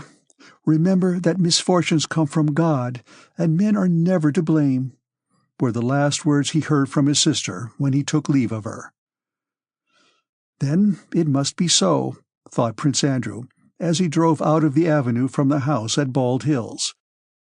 "She, poor innocent creature, is left to be victimized by an old man who has outlived his wits. The old man feels he is guilty, but cannot change himself. My boy is growing up and rejoices in life, in which, like everybody else, he will deceive or be deceived. And I am off to the army. Why? I myself don't know. I want to meet that man whom I despise, so as to give him a chance to kill and laugh at me." These conditions of life had been the same before, but then they were all connected, while now they had all tumbled to pieces. Only senseless things, lacking coherence, presented themselves one after another to Prince Andrew's mind. Chapter 9. Prince Andrew reached the general headquarters of the army at the end of June. The First Army, with which was the Emperor, occupied the fortified camp at Drissa. The Second Army was retreating, trying to effect a junction with the first one, from which it was said to be cut off by large French forces. Everyone was dissatisfied with the general course of affairs in the Russian army, but no one anticipated any danger of invasion of the Russian provinces, and no one thought the war would extend farther than the Polish provinces. Prince Andrew found Barclay de Tolly, to whom he had been assigned, on the bank of the Drissa. As there was not a single town or large village in the vicinity of the camp, the immense number of generals and courtiers accompanying the army were living in the best houses of the villages on both sides of the river, over a radius of 6 miles. Barclay de Tolly was quartered nearly 3 miles from the Emperor. He received Bolkonsky stiffly and coldly, and told him in his foreign accent that he would mention him to the Emperor for a decision as to his employment, but asked him meanwhile to remain on his staff. Anatole Kuragin, whom Prince Andrew had hoped to find with the army, was not there. He had gone to Petersburg, but Prince Andrew was glad to hear this. His mind was occupied by the interests of the center that was conducting a gigantic war, and he was glad to be free for a while from the distraction caused by the thought of Kuragin. During the first 4 days, while no duties were required of him, Prince Andrew rode round the whole fortified camp, and by the aid of his own knowledge and by talks with experts, tried to form a definite opinion about it. But the question whether the camp was advantageous or disadvantageous remained for him undecided. Already, from his military experience and what he had seen in the Austrian campaign, he had come to the conclusion that in war the most deeply considered plans have no significance, and that all depends on the way unexpected movements of the enemy that cannot be foreseen are met, and on how and by whom the whole matter is handled. To clear up this last point for himself, Prince Andrew, utilizing his position and acquaintances, tried to fathom the character of the control of the army, and of the men and parties engaged in it, and he deduced for himself the following of the state of affairs.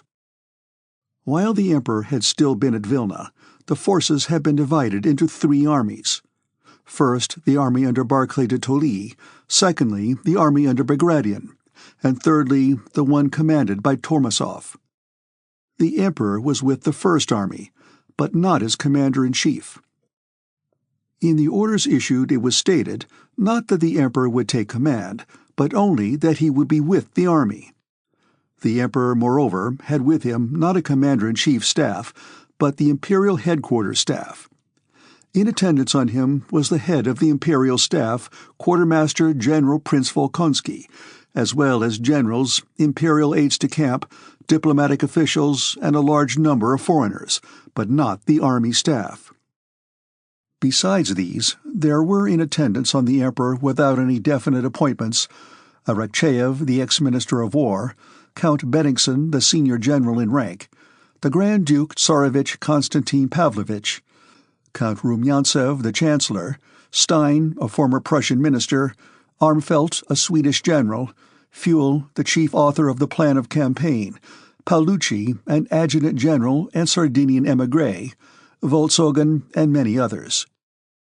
Though these men had no military appointment in the army, their position gave them influence, and often a corps commander, or even the commander-in-chief, did not know in what capacity he was questioned by Bennigsen, the Grand Duke, Arakcheyev, or Prince Volkonsky, or was given this or that advice, and did not know whether a certain order received in the form of advice emanated from the man who gave it or from the Emperor, and whether it had to be executed or not. But this was only the external condition. The essential significance of the presence of the Emperor and of all these people, from a courtier's point of view, and in an emperor's vicinity all became courtiers, was clear to everyone. It was this: the emperor did not assume the title of commander-in-chief, but disposed of all the armies. The men around him were his assistants. Arakcheyev was a faithful custodian to enforce order and acted as the sovereign's bodyguard. Bennigsen was a landlord in the Vilna province who appeared to be doing the honors of the district, but was in reality a good general, useful as an adviser and ready at hand to replace Barclay. The Grand Duke was there because it suited him to be. The ex-minister Stein was there because his advice was useful, and the Emperor Alexander held him in high esteem personally. Armfeldt virulently hated Napoleon, and was a general full of self-confidence, a quality that always influenced Alexander. Paulucci was there because he was bold and decided in speech. The adjutants general were there because they always accompanied the emperor. And lastly and chiefly, Fuel was there because he had drawn up the plan of campaign against Napoleon, and, having induced Alexander to believe in the efficacy of that plan, was directing the whole business of the war. With Fuel was Volkshogen, who expressed Fuel's thoughts in a more comprehensible way than Fuel himself, who was a harsh, bookish theorist, self-confident to the point of despising everyone else was able to do. Besides these Russians and foreigners who propounded new and unexpected ideas every day, especially the foreigners who did so with a boldness characteristic of people employed in a country not their own, there were many secondary personages accompanying the army because their principles were there. Among the opinions and voices in this immense, restless, brilliant, and proud sphere, Prince Andrew noticed the following sharply defined subdivisions of tendencies and parties. The first party consisted of Fuel and his adherents, military theorists who believed in a science of war with immutable laws, laws of oblique movements, outflankings, and so forth. Fuel and his adherents demanded a retirement into the depths of the country in accordance with precise laws defined by a pseudo-theory of war, and they saw only barbarism, ignorance, or evil intention in every deviation from that theory. To this party belonged the foreign nobles, Volkshogen, Wintzingerode, and others, chiefly Germans. The second party was directly opposed to the first. One extreme, as always happens, was met by representatives of the other. The members of this party were those who had demanded an advance from Vilna into Poland and freedom from all prearranged plans. Besides being advocates of bold action, this section also represented nationalism, which made them still more one-sided in the dispute. They were Russians: Bagration, Ermolov, who was beginning to come to the front, and others. At that time, a famous joke of Ermolov's was being circulated, that, as a great favor, he had petitioned the emperor to make him a German. The men of that party, remembering Suvorov, said that what one had to do was not to reason, or stick pins into maps, but to fight, beat the enemy, keep him out of Russia, and not let the army get discouraged. To the third party, in which the emperor had most confidence, belonged the courtiers who tried to arrange compromises between the other two. The members of this party, chiefly civilians and to whom Arakcheyev belonged, thought and said what men who have no convictions but wish to seem to have some generally say. They said that undoubtedly war, particularly against such a genius as Bonaparte, they called him Bonaparte now, needs most deeply devised plans and profound scientific knowledge, and in that respect Fuel was a genius. But at the same time, it had to be acknowledged that the theorists are often one-sided, and therefore one should not trust them absolutely, but should also listen to what Fuel's opponents and practical men of experience in warfare had to say, and then choose a middle course. They insisted on the retention of the camp at Drissa, according to Fuel's plan, but on changing the movements of the other armies. Though by this course neither one aim nor the other could be attained, yet it seemed best to the adherents of this third party. Of a fourth opinion, the most conspicuous representative was the Tsarevich, who could not forget his disillusionment at Austerlitz, where he had ridden out at the head of the guards in his casque and cavalry uniform as to a review, expecting to crush the French gallantly, but unexpectedly finding himself in the front line, had narrowly escaped amid the general confusion. The men of this party had both the quality and the defect of frankness in their opinions. They feared Napoleon, recognized his strength and their own weakness, and frankly said so. They said, "Nothing but sorrow, shame, and ruin will come of all this. We have abandoned Vilna and Vitebsk and shall abandon Drissa. The only reasonable thing left to do is to conclude peace as soon as possible, before we are turned out of Petersburg." This view was very general in the upper army circles, and found support also in Petersburg and from the Chancellor Rumyantsev, who, for other reasons of state, was in favor of peace. The fifth party consisted of those who were adherents of Barclay de Tolly, not so much as a man, but as Minister of War and Commander-in-Chief. "Be he what he may," they always began like that, "he is an honest, practical man, and we have nobody better. Give him real power, for war cannot be conducted successfully without unity of command, and he will show what he can do, as he did in Finland. If our army is well organized and strong, and has withdrawn to Drissa without suffering any defeats, we owe this entirely to Barclay. If Barclay is now to be superseded by Bennigsen, all will be lost, for Bennigsen showed his incapacity already in 1807. The sixth party, the Bennigsenite, said on the contrary that, at any rate, there was no one more active and experienced than Bennigsen. And twist about as you may, you will have to come to Bennigsen eventually. Let the others make mistakes now, said they, arguing that our retirement to Drissa was a most shameful reverse and an unbroken series of blunders. The more mistakes that are made, the better. It will, at any rate, be understood all the sooner that things cannot go on like this. What is wanted is not some Barclay or other, but a man like Bennigsen, who made his mark in 1807, and to whom Napoleon himself did justice. A man whose authority would be willingly recognized, and Bennigsen is the only such man.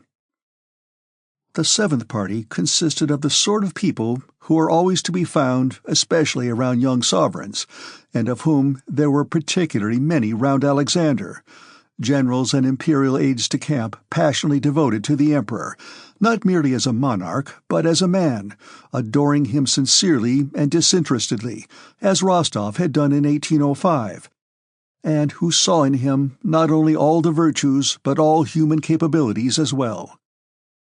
These men, though enchanted with the sovereign for refusing the command of the army, yet blamed him for such excessive modesty, and only desired and insisted that their adored sovereign should abandon his diffidence and openly announce that he would place himself at the head of the army, gather round him a commander-in-chief staff, and consulting experienced theoreticians and practical men where necessary, would himself lead the troops, whose spirits would thereby be raised to the highest pitch. The eighth and largest group, which, in its enormous numbers, was to the others as 99 to 1, consisted of men who desired neither peace nor war, neither an advance nor a defensive camp at the Drissa or anywhere else, neither Barclay nor the Emperor, neither Fuel nor Bennigsen, but only the one most essential thing: as much advantage and pleasure for themselves as possible. In the troubled waters of conflicting and intersecting intrigues that eddied about the Emperor's headquarters, it was possible to succeed in many ways unthinkable at other times. A man who simply wished to retain his lucrative post would today agree with Fuel, tomorrow with his opponent, and the day after, merely to avoid responsibility or to please the Emperor, would declare that he had no opinion at all on the matter. Another who wished to gain some advantage would attract the Emperor's attention by loudly advocating the very thing the Emperor had hinted at the day before, and would dispute and shout at the council, beating his breast and challenging those who did not agree with him to duels, thereby proving that he was prepared to sacrifice himself for the common good. A third, in absence of opponents, between two councils would simply solicit a special gratuity for his faithful services, well knowing that at that moment people would be too busy to refuse him. A fourth, while seemingly overwhelmed with work, would often come accidentally under the emperor's eye. A fifth, to achieve his long-cherished aim of dining with the emperor, would stubbornly insist on the correctness or falsity of some newly emerging opinion, and for this object would produce arguments more or less forcible and correct. All the men of this party were fishing for rubles, decorations, and promotions, and in this pursuit watched only the weathercock of imperial favor. And directly they noticed it turning in any direction, this whole drone population of the army began blowing hard that way, so that it was all the harder for the emperor to turn it elsewhere.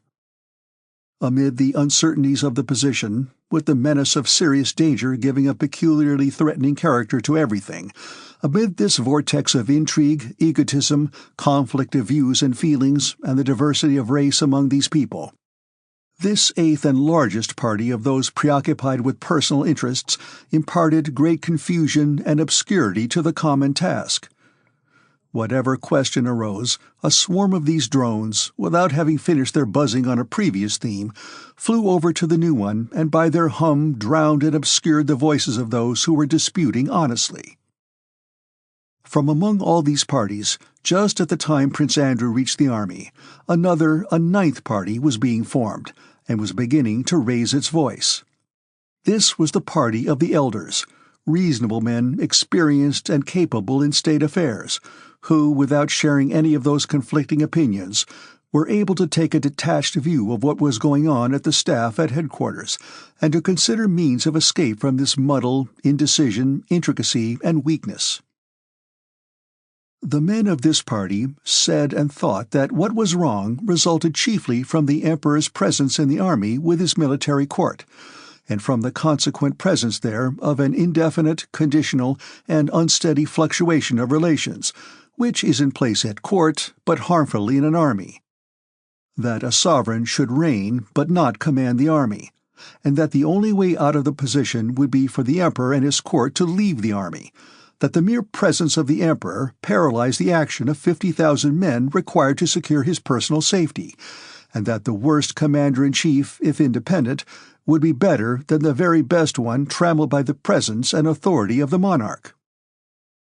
Just at the time Prince Andrew was living unoccupied at Drissa, Shishkov, the Secretary of State, and one of the chief representatives of this party, wrote a letter to the emperor which Arakcheyev and Balashev agreed to sign. In this letter, availing himself of permission given him by the emperor to discuss the general course of affairs, he respectfully suggested, on the plea that it was necessary for the sovereign to arouse a warlike spirit in the people of the capital, that the emperor should leave the army. That arousing of the people by their sovereign and his call to them to defend their country, the very incitement which was the chief cause of Russia's triumph insofar as it was produced by the Tsar's personal presence in Moscow, was suggested to the emperor and accepted by him as a pretext for quitting the army. Chapter 10. This letter had not yet been presented to the emperor when Barclay, one day after dinner, informed Bolkonsky that the sovereign wished to see him personally to question him about Turkey, and that Prince Andrew was to present himself at Bennigsen's quarters at 6 that evening. News was received at the emperor's quarters that very day of a fresh movement by Napoleon which might endanger the army, news subsequently found to be false. And that morning Colonel Michaud had ridden round the Drissa fortifications with the emperor and had pointed out to him that this fortified camp, constructed by Fuel, and till then considered a chef-d'oeuvre of tactical science which would ensure Napoleon's destruction, was an absurdity, threatening the destruction of the Russian army. Prince Andrew arrived at Bennigsen's quarters, a country gentleman's house of moderate size, situated on the very banks of the river.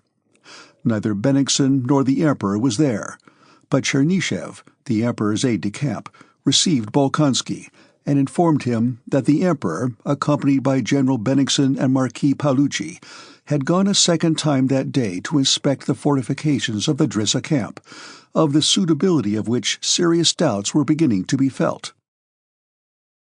Chernyshев was sitting at a window in the first room with a French novel in his hand. This room had probably been a music room. There was still an organ in it on which some rugs were piled, and in one corner stood the folding bedstead of Bennigsen's adjutant. This adjutant was also there, and sat dozing on the rolled-up bedding, evidently exhausted by work or by feasting. 2 doors led from the room, one straight on into what had been the drawing-room, and another on the right to the study. Through the first door came the sound of voices conversing in German and occasionally in French. In that drawing-room were gathered, by the Emperor's wish, not a military council. The Emperor preferred indefiniteness, but certain persons whose opinions he wished to know in view of the impending difficulties. It was not a council of war, but, as it were, a council to elucidate certain questions for the Emperor personally. To this semi-council had been invited the Swedish General Armfeldt, Adjutant General Volkshogen, Vincengarode, whom Napoleon had referred to as a renegade French subject, Michaud, Toll, Count Stein, who was not a military man at all, and Fuel himself, who, as Prince Andrew had heard, was the mainspring of the whole affair. Prince Andrew had an opportunity of getting a good look at him, for Fuel arrived soon after himself, and in passing through to the drawing-room stopped a minute to speak to Chernyshев. At first sight, Fuel, in his ill-made uniform of a Russian general, which fitted him badly like a fancy costume, seemed familiar to Prince Andrew, though he saw him now for the first time. There was about him something of Weyrother, Mack, and Schmidt, and many other German theorist generals whom Prince Andrew had seen in 1805, but he was more typical than any of them. Prince Andrew had never yet seen a German theorist in whom all the characteristics of those others were united to such an extent. Fuel was short and very thin, but broad-boned, of coarse, robust build, broad in the hips and with prominent shoulder blades. His face was much wrinkled and his eyes deep-set. His hair had evidently been hastily brushed smooth in front of the temples, but stuck up behind in quaint little tufts. He entered the room, looking restlessly and angrily around, as if afraid of everything in that large apartment. Awkwardly holding up his sword, he addressed Chernyshев and asked in German where the Emperor was. One could see that he wished to pass through the rooms as quickly as possible, finish with the bows and greetings, and sit down to business in front of a map, where he would feel at home. He nodded hurriedly in reply to Chernyshев, and smiled ironically on hearing that the sovereign was inspecting the fortifications, that he, Fuel, had planned in accord with his theory. He muttered something to himself abruptly and in a bass voice, as self-assured Germans do. It might have been, "Stupid fellow," or "The whole affair will be ruined," or "Something absurd will come of it." Prince Andrew did not catch what he said, and would have passed on, but Chernyshев introduced him to Fuel, remarking that Prince Andrew was just back from Turkey, where the war had terminated so fortunately. Fuel barely glanced, not so much at Prince Andrew as past him, and said, with a laugh, "That must have been a fine tactical war," and, laughing contemptuously, went on into the room from which the sound of voices was heard. Fuel, always inclined to be irritably sarcastic, was particularly disturbed that day, evidently by the fact that they had dared to inspect and criticize his camp in his absence. From his short interview with Fuel, Prince Andrew, thanks to his Austerlitz experiences, was able to form a clear conception of the man. Fuel was one of those hopelessly and immutably self-confident men, self-confident to the point of martyrdom as only Germans are, because only Germans are self-confident on the basis of an abstract notion, science, that is, the supposed knowledge of absolute truth. A Frenchman is self-assured because he regards himself personally, both in mind and body, as irresistibly attractive to men and women. An Englishman is self-assured as being a citizen of the best organized state in the world, and therefore, as an Englishman, always knows what he should do and knows that all he does as an Englishman is undoubtedly correct. An Italian is self-assured because he is excitable and easily forgets himself and other people.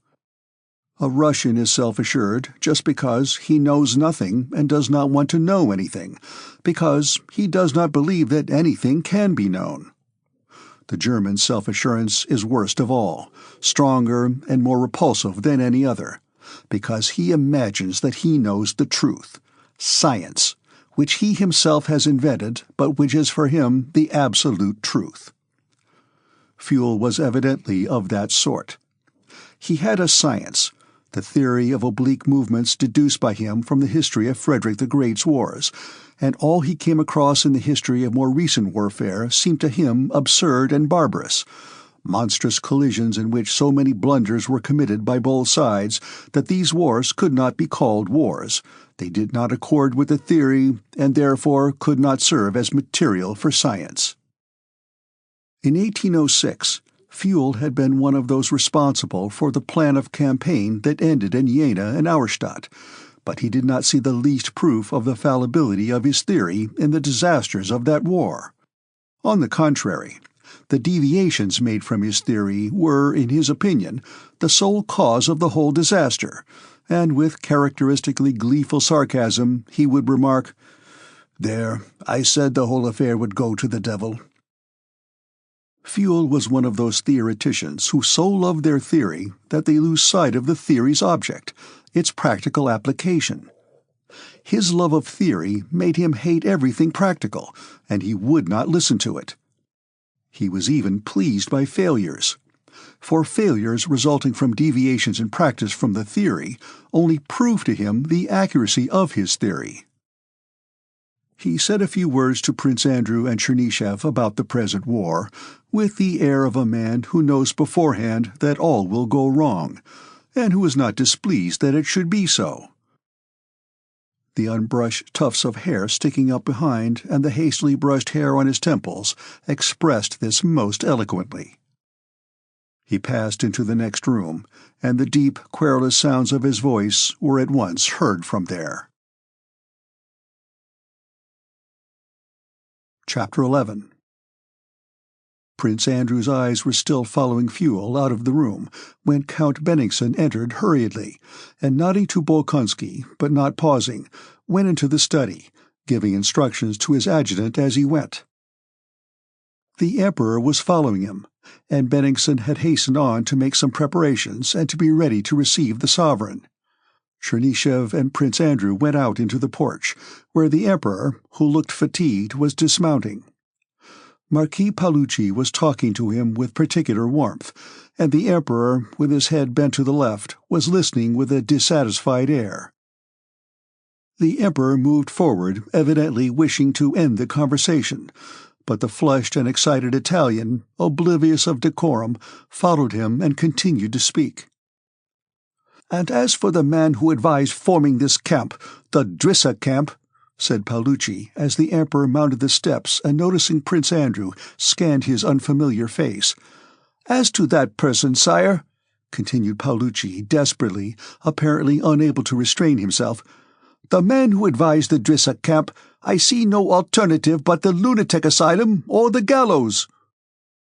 Without heeding the end of the Italian's remarks, and as though not hearing them, the Emperor, recognizing Bolkonsky, addressed him graciously.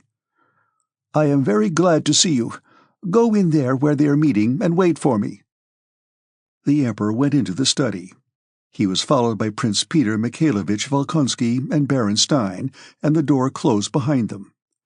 Prince Andrew, taking advantage of the Emperor's permission, accompanied Paolucci, whom he had known in Turkey, into the drawing-room where the council was assembled. Prince Peter Mikhailovich Volkonsky occupied the position, as it were, of chief of the Emperor's staff.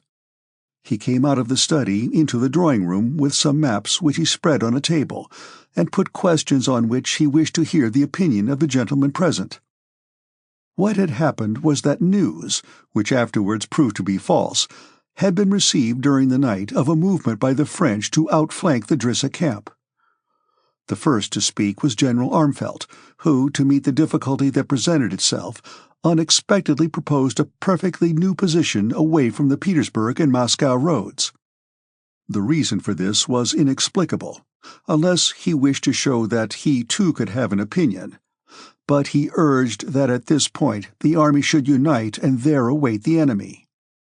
It was plain that Armfeldt had thought out that plan long ago, and now expounded it, not so much to answer the questions put, which in fact his plan did not answer, as to avail himself of the opportunity to air it. It was one of the millions of proposals, one as good as another, that could be made as long as it was quite unknown what character the war would take. Some disputed his arguments, others defended them. Young Count Toll objected to the Swedish general's views more warmly than anyone else, and in the course of the dispute drew from his side pocket a well-filled notebook, which he asked permission to read to them. In these voluminous notes, Toll suggested another scheme, totally different from Armfeldt's or Fuel's plan of campaign. In answer to Toll, Paulucci suggested an advance and an attack, which he urged could alone extricate us from the present uncertainty, and from the trap, as he called the Drissa camp, in which we were situated. During all these discussions, Fuel and his interpreter, Volkshogen, his bridge in court relations, were silent. Fuel only snorted contemptuously and turned away, to show that he would never demean himself by replying to such nonsense as he was now hearing. So when Prince Volkonsky, who was in the chair, called on him to give his opinion, he merely said, "Why ask me? General Armfeldt has proposed a splendid position with an exposed rear. Or why not this Italian gentleman's attack? Very fine. Or a retreat, also good. Why ask me?" said he. "Why, you yourselves know everything better than I do." But when Volkonsky said with a frown that it was in the Emperor's name that he asked his opinion, Fuel rose and, suddenly growing animated, began to speak. "Everything has been spoiled, everything muddled. Everybody thought they knew better than I did, and now you come to me. How mend matters? There is nothing to mend. The principles laid down by me must be strictly adhered to," said he, drumming on the table with his bony fingers. "What is the difficulty? Nonsense, childishness." He went up to the map, and speaking rapidly began proving that no eventuality could alter the efficiency of the Drissa camp, that everything had been foreseen, and that if the enemy were really going to outflank it, the enemy would inevitably be destroyed. Paulucci, who did not know German, began questioning him in French. Volkshogen came to the assistance of his chief, who spoke French badly, and began translating for him, hardly able to keep pace with Fuel, who was rapidly demonstrating that not only all that had happened, but all that could happen had been foreseen in his scheme, and that if there were now any difficulties, the whole fault lay in the fact that his plan had not been precisely executed. He kept laughing sarcastically, he demonstrated, and at last contemptuously ceased to demonstrate, like a mathematician who ceases to prove in various ways the accuracy of a problem that has already been proved. Volkshogen took his place and continued to explain his views in French, every now and then turning to Fuel and saying, "Is it not so, Your Excellency?" But Fuel, like a man heated in a fight who strikes those on his own side, shouted angrily at his own supporter, Volkshogen, "Well, of course! What more is there to explain?" Paulucci and Michaud both attacked Volkshogen simultaneously in French. Armfeldt addressed Fuel in German. Toll explained to Volkonsky in Russian. Prince Andrew listened and observed in silence. Of all these men, Prince Andrew sympathized most with Fuel, angry, determined, and absurdly self-confident as he was. Of all those present, evidently he alone was not seeking anything for himself, nursed no hatred against anyone, and only desired that the plan, formed on a theory arrived at by years of toil, should be carried out. He was ridiculous and unpleasantly sarcastic, but yet he inspired involuntary respect by his boundless devotion to an idea. Besides this, the remarks of all except Fuel had one common trait that had not been noticeable at the Council of War in 1805. There was now a panic fear of Napoleon's genius, which, though concealed, was noticeable in every rejoinder. Everything was assumed to be possible for Napoleon. They expected him from every side, and invoked his terrible name to shatter each other's proposals. Fuel alone seemed to consider Napoleon a barbarian like everyone else who opposed his theory. But besides this feeling of respect, Fuel evoked pity in Prince Andrew. From the tone in which the courtiers addressed him and the way Paolucci had allowed himself to speak of him to the Emperor, but above all from a certain desperation in Fuel's own expressions, it was clear that the others knew, and Fuel himself felt, that his fall was at hand. And despite his self-confidence and grumpy German sarcasm, he was pitiable, with his hair smoothly brushed on the temples and sticking up in tufts behind.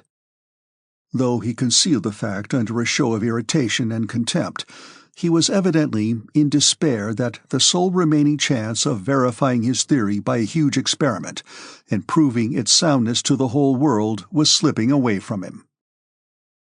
The discussions continued a long time, and the longer they lasted, the more heated became the disputes, culminating in shouts and personalities, and the less it was possible to arrive at any general conclusion from all that had been said.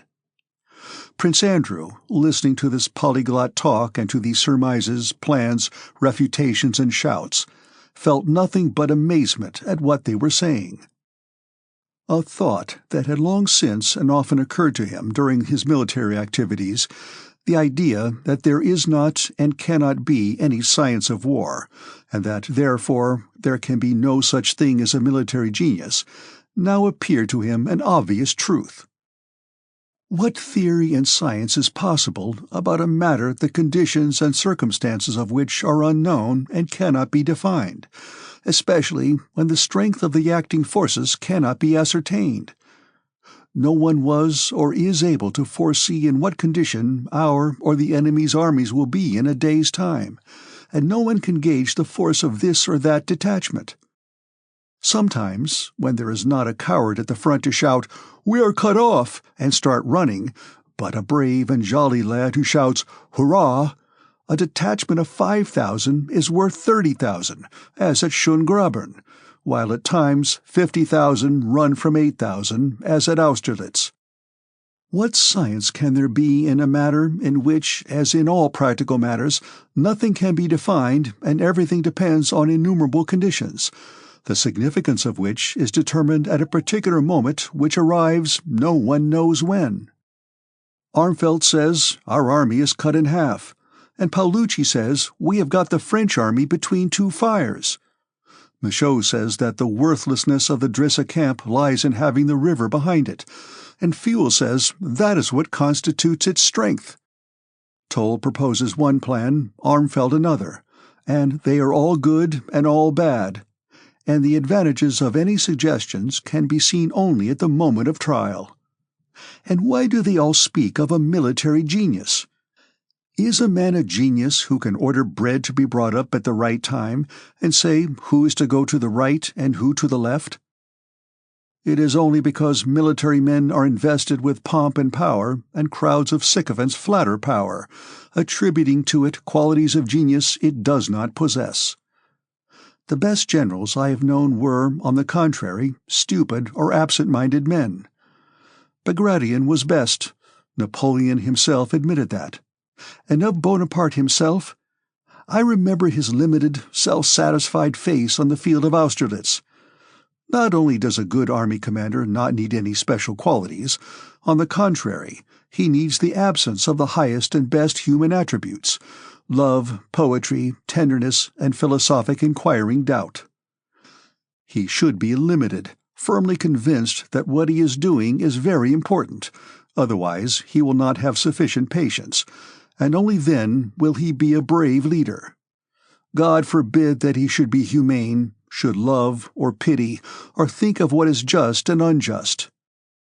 It is understandable that a theory of their genius was invented for them long ago because they have power. The success of a military action depends not on them, but on the man in the rank who shouts, "We are lost," or who shouts, "Hurrah!" And only in the ranks can one serve with assurance of being useful. So thought Prince Andrew as he listened to the talking, and he roused himself only when Paolucci called him and everyone was leaving. At the review next day, the Emperor asked Prince Andrew where he would like to serve, and Prince Andrew lost his standing in court circles forever by not asking to remain attached to the sovereign's person, but for permission to serve in the army. Chapter 12. Before the beginning of the campaign, Rostov had received a letter from his parents, in which they told him briefly of Natasha's illness and the breaking off of her engagement to Prince Andrew, which they explained by Natasha's having rejected him, and again asked Nicholas to retire from the army and return home.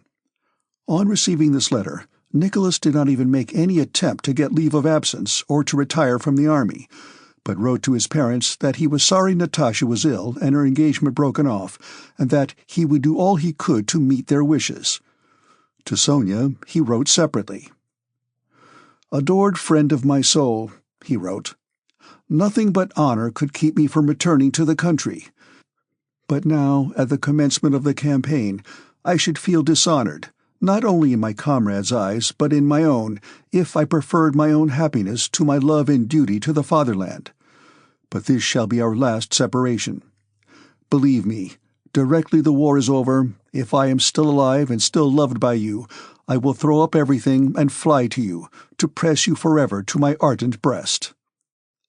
It was, in fact, only the commencement of the campaign that prevented Rostov from returning home as he had promised and marrying Sonia.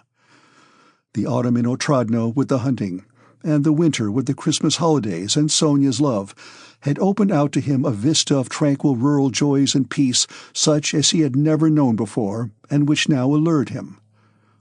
A splendid wife, children, a good pack of hounds, a dozen leashes of smart borzois, agriculture, neighbors, service by election, thought he. But now the campaign was beginning, and he had to remain with his regiment. And since it had to be so, Nicholas Rostov, as was natural to him, felt contented with the life he led in the regiment and was able to find pleasure in that life. On his return from his furlough, Nicholas, having been joyfully welcomed by his comrades, was sent to obtain remounts and brought back from the Ukraine excellent horses which pleased him and earned him commendation from his commanders. During his absence, he had been promoted captain, and when the regiment was put on war footing with an increase in numbers, he was again allotted his old squadron. The campaign began. The regiment was moved into Poland on double pay.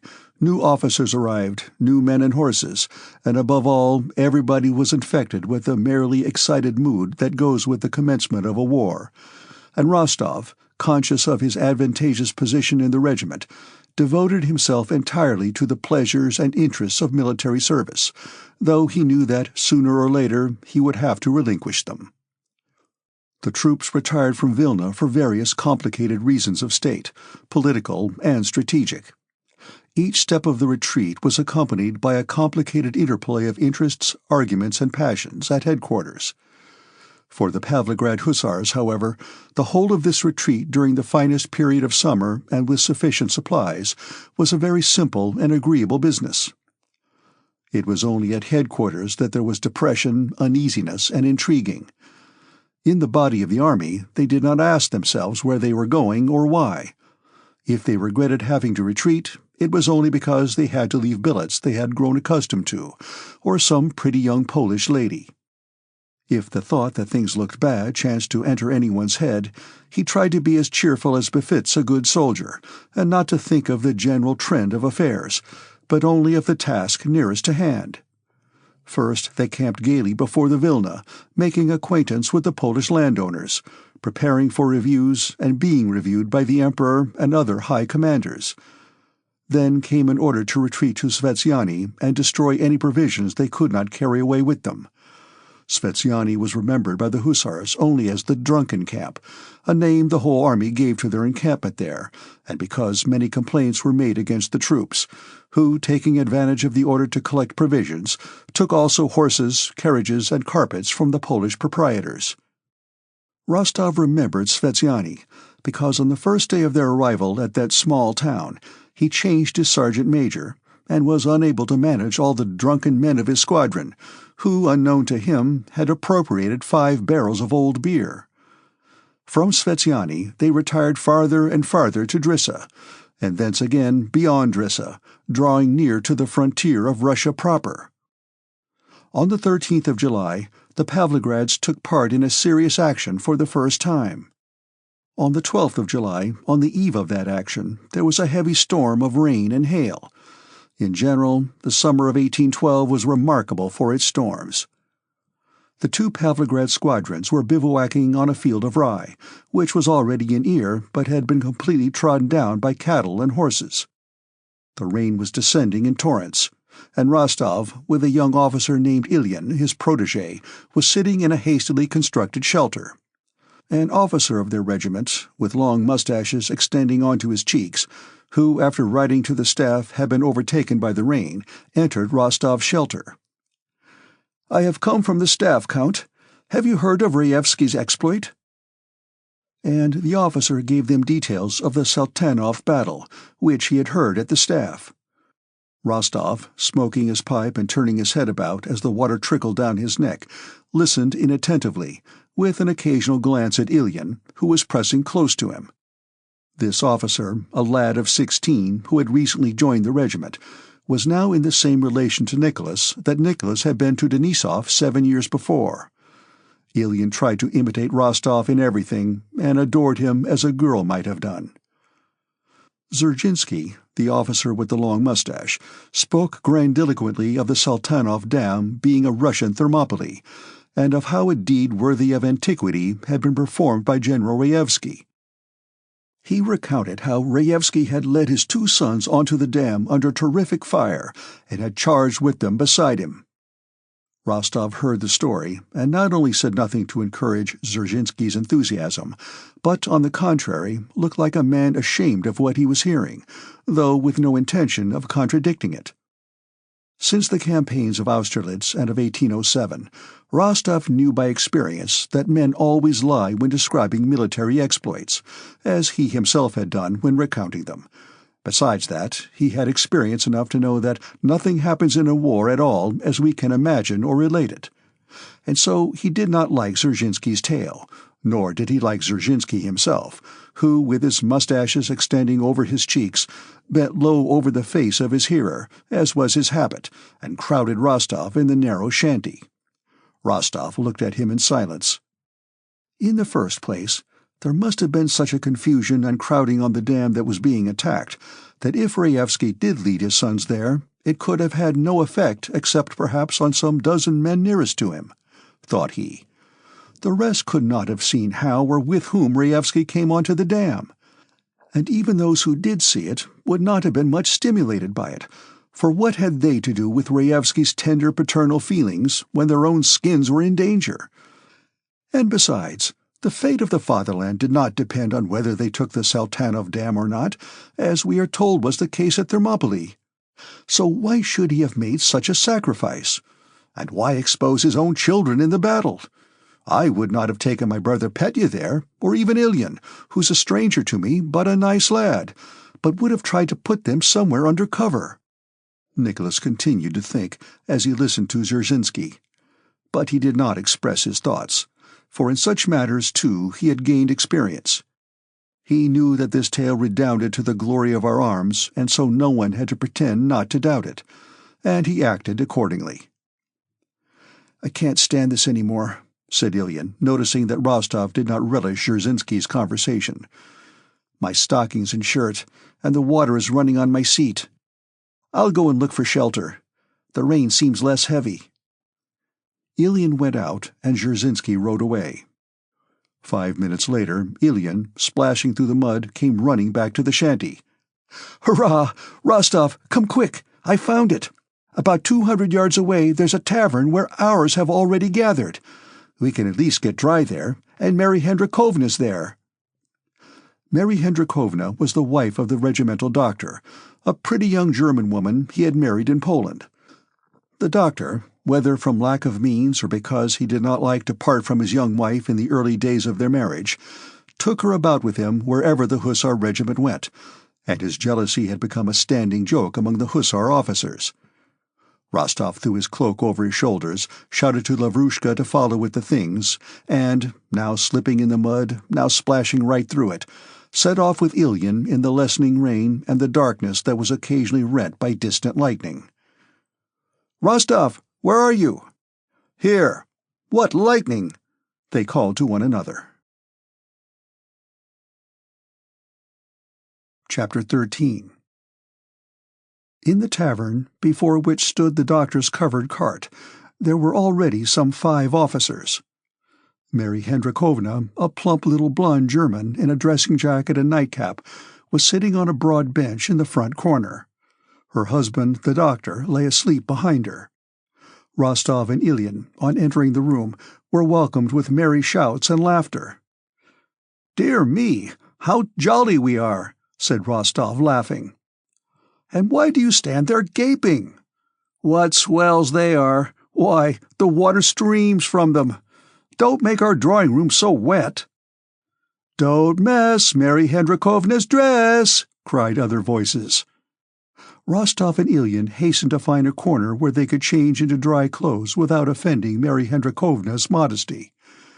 They were going into a tiny recess behind a partition to change, but found it completely filled by 3 officers who sat playing cards by the light of a solitary candle on an empty box, and these officers would on no account yield their position. Mary Hendrikovna obliged them with the loan of a petticoat to be used as a curtain, and behind that screen Rostov and Ilyin, helped by Lavrushka who had brought their kits, changed their wet things for dry ones. A fire was made up in the dilapidated brick stove. A board was found, fixed on 2 saddles and covered with a horsecloth. A small samovar was produced, and a cellaret and a half bottle of rum. And having asked Mary Hendrikovna to preside, they all crowded round her. One offered her a clean handkerchief to wipe her charming hands. Another spread a jacket under her little feet to keep them from the damp. Another hung his coat over the window to keep out the draught, and yet another waved the flies off her husband's face lest he should wake up. "Leave him alone," said Mary Hendrikovna, smiling timidly and happily. "He is sleeping well as it is, after a sleepless night." "Oh no, Mary Hendrikovna," replied the officer. "One must look after the doctor. Perhaps he'll take pity on me some day, when it comes to cutting off a leg or an arm for me." There were only 3 tumblers. The water was so muddy that one could not make out whether the tea was strong or weak, and the samovar held only 6 tumblers of water.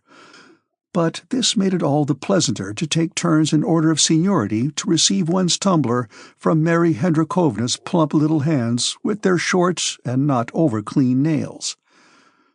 All the officers appeared to be, and really were, in love with her that evening. Even those playing cards behind the partition soon left their game and came over to the samovar, yielding to the general mood of courting Mary Hendrikovna. She, seeing herself surrounded by such brilliant and polite young men, beamed with satisfaction, try as she might to hide it, and perturbed as she evidently was each time her husband moved in his sleep behind her. There was only 1 spoon. Sugar was more plentiful than anything else, but it took too long to dissolve, so it was decided that Mary Hendrikovna should stir the sugar for everyone in turn. Rostov received his tumbler, and adding some rum to it, asked Mary Hendrikovna to stir it. "But you take it without sugar?" she said, smiling all the time, as if everything she said and everything the others said was very amusing and had a double meaning. "It is not the sugar I want, but only that your little hand should stir my tea." Mary Hendrikovna assented, and began looking for the spoon which someone meanwhile had pounced on. "Use your finger, Mary Hendrikovna, it will be still nicer," said Rostov. "Too hot," she replied, blushing with pleasure. Ilyin put a few drops of rum into the bucket of water and brought it to Mary Hendrikovna, asking her to stir it with her finger. "This is my cup," said he. "Only dip your finger in it, and I'll drink it all up." When they had emptied the samovar, Rostov took a pack of cards and proposed that they should play kings with Mary Hendrikovna. They drew lots to settle who should make up her set. At Rostov's suggestion, it was agreed that whoever became king should have the right to kiss Mary Hendrikovna's hand, and that the booby should go to refill and reheat the samovar for the doctor when the latter awoke. "Well, but supposing Mary Hendrikovna is king?" asked Ilyin. "As it is, she is queen, and her word is law." They had hardly begun to play before the doctor's disheveled head suddenly appeared from behind Mary Hendrikovna. He had been awake for some time, listening to what was being said, and evidently found nothing entertaining or amusing in what was going on. His face was sad and depressed. Without greeting the officers, he scratched himself and asked to be allowed to pass, as they were blocking the way.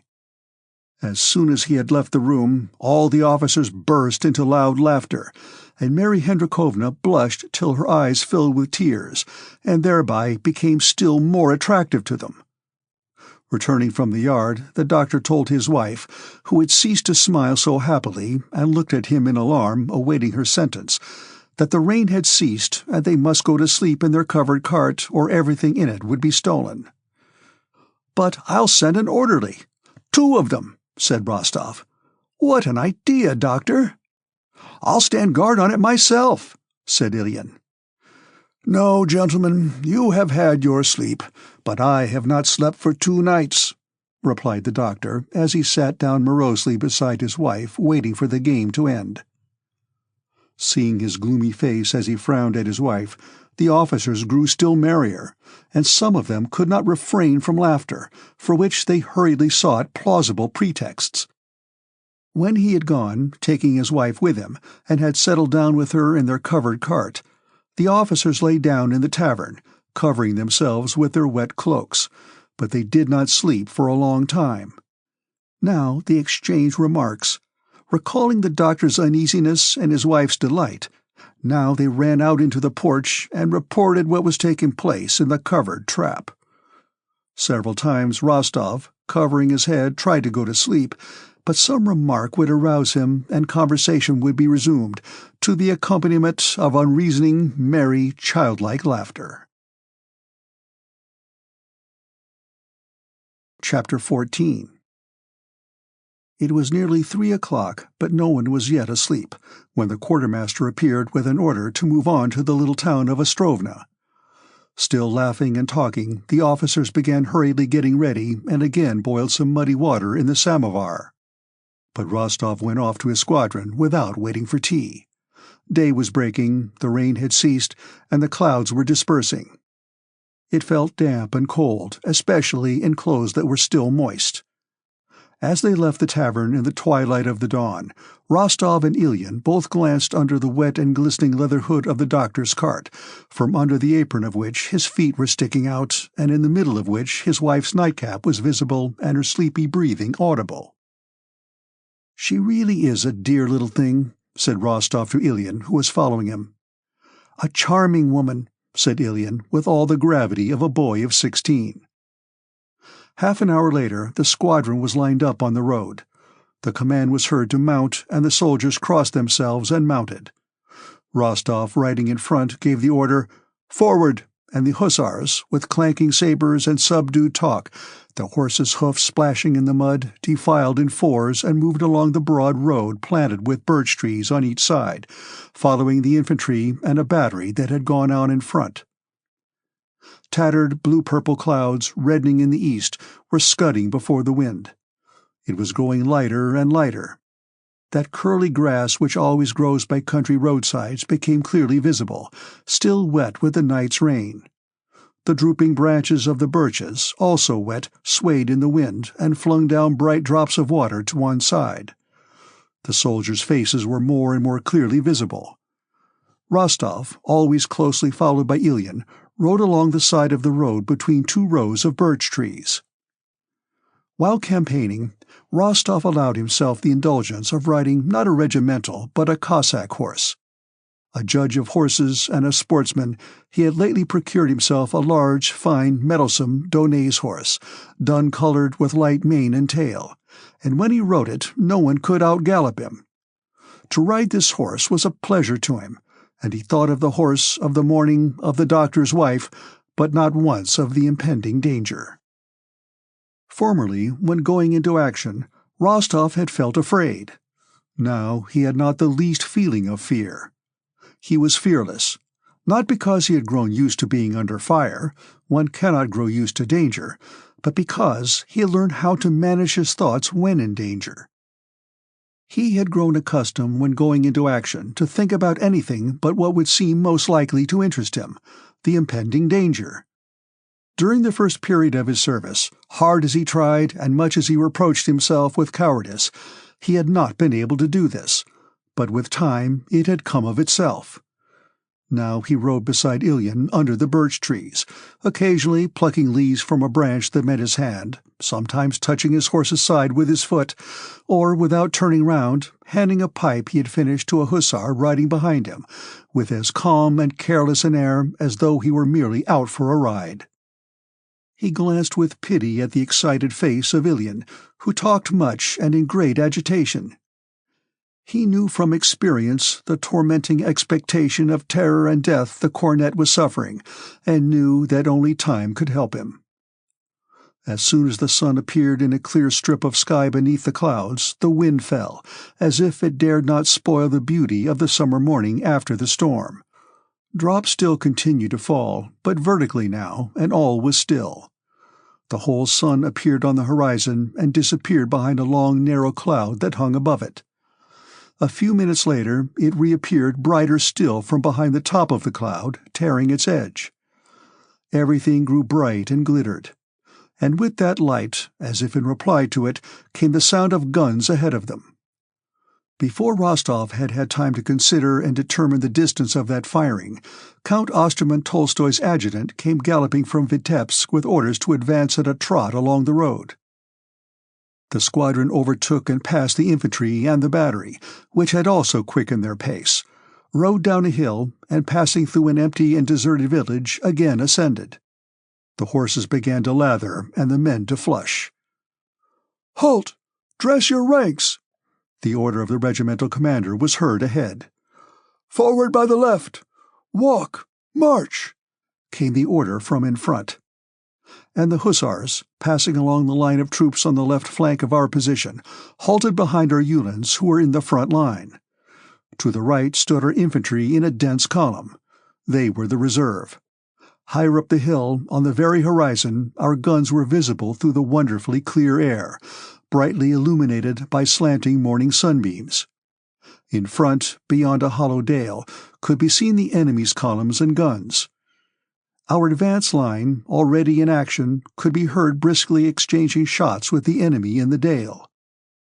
At these sounds, long unheard, Rostov's spirits rose, as at the strains of the merriest music. Trap-tat-tat-tap, cracked the shots, now together, now several quickly one after another. Again all was silent, and then again it sounded as if someone were walking on detonators and exploding them. The hussars remained in the same place for about an hour. A cannonade began. Count Osterman with his suite rode up behind the squadron, halted, spoke to the commander of the regiment, and rode up the hill to the guns. After Osterman had gone, a command rang out to the Uhlans. "Form column! Prepare to charge!" The infantry in front of them parted into platoons to allow the cavalry to pass. The Uhlans started, the streamers on their spears fluttering, and trotted downhill toward the French cavalry which was seen below to the left. As soon as the Uhlans descended the hill, the hussars were ordered up the hill to support the battery. As they took the places vacated by the Uhlans, bullets came from the front, whining and whistling, but fell spent without taking effect. The sounds, which he had not heard for so long, had an even more pleasurable and exhilarating effect on Rostov than the previous sounds of firing. Drawing himself up, He viewed the field of battle opening out before him from the hill, and with his whole soul followed the movement of the Uhlans. They swooped down close to the French dragoons. Something confused happened there amid the smoke, and 5 minutes later our Uhlans were galloping back, not to the place they had occupied, but more to the left, and among the orange-colored Uhlans on chestnut horses, and behind them, in a large group, blue French dragoons on grey horses could be seen. Chapter 15.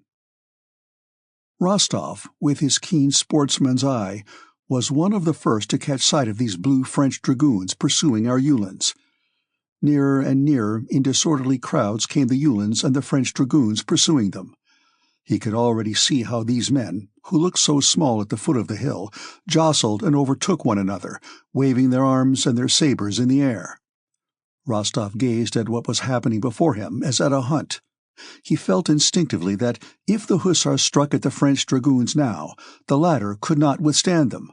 But if a charge was to be made, it must be done now, at the very moment, or it would be too late.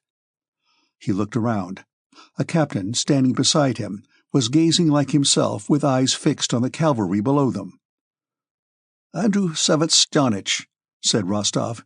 "You know, we could crush them." "A fine thing, too," replied the captain.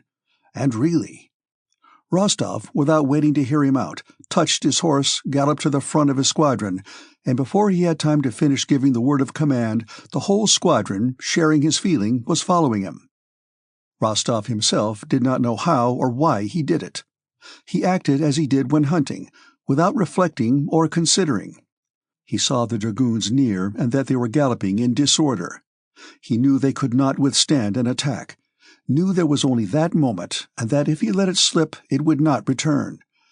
The bullets were whining and whistling so stimulating around him, and his horse was so eager to go that he could not restrain himself. He touched his horse, gave the word of command, and immediately, hearing behind him the tramp of the horses of his deployed squadron, rode at full trot downhill toward the dragoons. Hardly had they reached the bottom of the hill before their pace instinctively changed to a gallop, which grew faster and faster as they drew nearer to our Uhlans and the French dragoons who galloped after them. The dragoons were now close at hand. On seeing the hussars, the foremost began to turn, while those behind began to halt. With the same feeling with which he had galloped across the path of a wolf, Rostov gave rein to his Donnay's horse and galloped to intersect the path of the dragoons' disordered lines. One Uhlan stopped, another who was on foot flung himself to the ground to avoid being knocked over, and a riderless horse fell in among the hussars. Nearly all the French dragoons were galloping back. Rostov, picking out one on a grey horse, dashed after him. On the way he came upon a bush. His gallant horse cleared it, and almost before he had righted himself in his saddle, he saw that he would immediately overtake the enemy he had selected. That Frenchman, by his uniform and officer, was going at a gallop, crouching on his grey horse and urging it on with his sabre. In another moment, Rostov's horse dashed its breast against the hindquarters of the officer's horse, almost knocking it over, and at the same instant Rostov, without knowing why, raised his sabre and struck the Frenchman with it. The instant he had done this, all Rostov's animation vanished. The officer fell, not so much from the blow, which had but slightly cut his arm above the elbow, as from the shock to his horse and from fright. Rostov reined in his horse, and his eyes sought his foe to see whom he had vanquished. The French dragoon officer was hopping with one foot on the ground, the other being caught in the stirrup. His eyes, screwed up with fear as if he every moment expected another blow, gazed up at Rostov with shrinking terror. His pale and mud-stained face, fair and young with a dimple in the chin and light blue eyes, was not an enemy's face at all suited to a battlefield, but a most ordinary, home-like face. Before Rostov had decided what to do with him, the officer cried, "I surrender!" He hurriedly but vainly tried to get his foot out of the stirrup and did not remove his frightened blue eyes from Rostov's face. Some hussars who galloped up disengaged his foot and helped him into the saddle. On all sides the hussars were busy with the dragoons. One was wounded, but though his face was bleeding, he would not give up his horse. Another was perched up behind an hussar with his arms round him. A third was being helped by an hussar to mount his horse. In front, the French infantry were firing as they ran. The hussars galloped hastily back with their prisoners. Rostov galloped back with the rest, aware of an unpleasant feeling of depression in his heart. Something vague and confused, which he could not at all account for, had come over him with the capture of that officer and the blow he had dealt him. Count Osterman Tolstoy met the returning hussars, sent for Rostov, thanked him, and said he would report his gallant deed to the Emperor and would recommend him for a St. George's Cross. When sent for by Count Osterman, Rostov, remembering that he had charged without orders, felt sure his commander was sending for him to punish him for breach of discipline. Osterman's flattering words and promise of a reward should therefore have struck him all the more pleasantly, but he still felt that same vaguely disagreeable feeling of moral nausea. "But what on earth is worrying me?" he asked himself as he rode back from the general. "Ilian? No, he is safe. Have I disgraced myself in any way? No, that's not it." Something else, resembling remorse, tormented him. Yes, oh yes, that French officer with the dimple. And I remember how my arm paused when I raised it. Rostov saw the prisoners being led away, and galloped after them to have a look at his Frenchman with the dimple on his chin. He was sitting in his foreign uniform on an hussar pack-horse and looked anxiously about him. The sword cut on his arm could scarcely be called a wound. He glanced at Rostov with a feigned smile and waved his hand in greeting. Rostov still had the same indefinite feeling as of shame. All that day and the next, his friends and comrades noticed that Rostov, without being dull or angry, was silent, thoughtful, and preoccupied. He drank reluctantly, tried to remain alone, and kept turning something over in his mind. Rostov was always thinking about that brilliant exploit of his, which, to his amazement, had gained him the St. George's Cross, and even given him a reputation for bravery, and there was something he could not at all understand. "So others are even more afraid than I am," he thought. "So that's all there is in what is called heroism. And did I do it for my country's sake? And how was he to blame, with his dimple and blue eyes? And how frightened he was. He thought that I should kill him. Why should I kill him? My hand trembled. And they have given me a St. George's Cross. I can't make it out at all."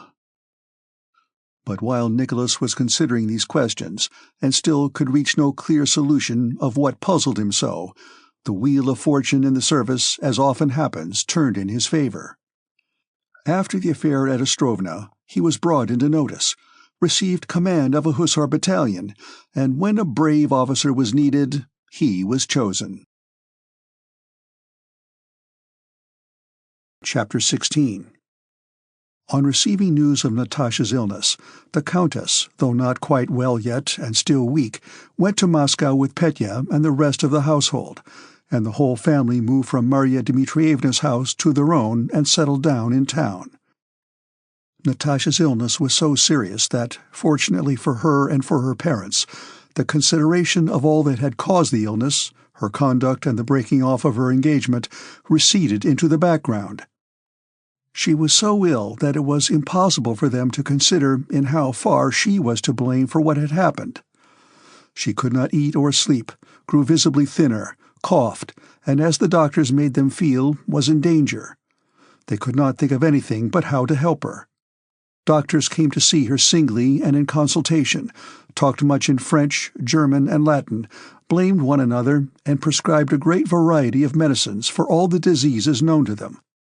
But the simple idea never occurred to any of them that they could not know the disease Natasha was suffering from, as no disease suffered by a live man can be known, for every living person has his own peculiarities, and always has his own peculiar, personal, novel, complicated disease, unknown to medicine. Not a disease of the lungs, liver, skin, heart, nerves, and so on mentioned in medical books, but a disease consisting of one of the innumerable combinations of the maladies of those organs. This simple thought could not occur to the doctors, as it cannot occur to a wizard that he is unable to work his charms, because the business of their lives was to cure, and they received money for it and had spent the best years of their lives on that business. But above all, that thought was kept out of their minds by the fact that they saw they were really useful, as in fact they were to the whole Rostov family. Their usefulness did not depend on making the patient swallow substances, for the most part harmful. The harm was scarcely perceptible, as they were given in small doses, but they were useful, necessary, and indispensable because they satisfied a mental need of the invalid and of those who loved her. And that is why there are, and always will be, pseudo-healers, wise women, homeopaths, and allopaths. They satisfied that eternal human need for hope of relief, for sympathy, and that something should be done, which is felt by those who are suffering. They satisfied the need seen in its most elementary form in a child, when it wants to have a place rubbed that has been hurt. A child knocks itself and runs at once to the arms of its mother or nurse to have the aching spot rubbed or kissed, and it feels better when this is done. The child cannot believe that the strongest and wisest of its people have no remedy for its pain, and the hope of relief and the expression of its mother's sympathy while she rubs the bump comforts it. The doctors were of use to Natasha because they kissed and rubbed her bump, assuring her that it would soon pass, if only the coachman went to the chemist's in the Arbat and got a powder and some pills in a pretty box for 1.70 rubles, and if she took those powders in boiled water at intervals of precisely 2 hours, neither more nor less. What would Sonia and the Count and Countess have done? How would they have looked if nothing had been done? If there had not been those pills to give by the clock, the warm drinks, the chicken cutlets, and all the other details of life ordered by the doctors, the carrying out of which supplied an occupation and consolation to the family circle? How would the Count have borne his dearly loved daughter's illness, had he not known that it was costing him 1,000 rubles, and that he would not grudge thousands more to benefit her? Or had he not known that if her illness continued, he would not grudge yet other thousands, and would take her abroad for consultations there, and had he not been able to explain the details of how Metivier and Feller had not understood the symptoms, but Fries had, and Mudrov had diagnosed them even better? What would the Countess have done had she not been able sometimes to scold the invalid for not strictly obeying the doctor's orders? "You'll never get well like that," she would say, forgetting her grief in her vexation, "if you won't obey the doctor and take your medicine at the right time. You mustn't trifle with it, you know, or it may turn to pneumonia," she would go on, deriving much comfort from the utterance of that foreign word, incomprehensible to others as well as to herself.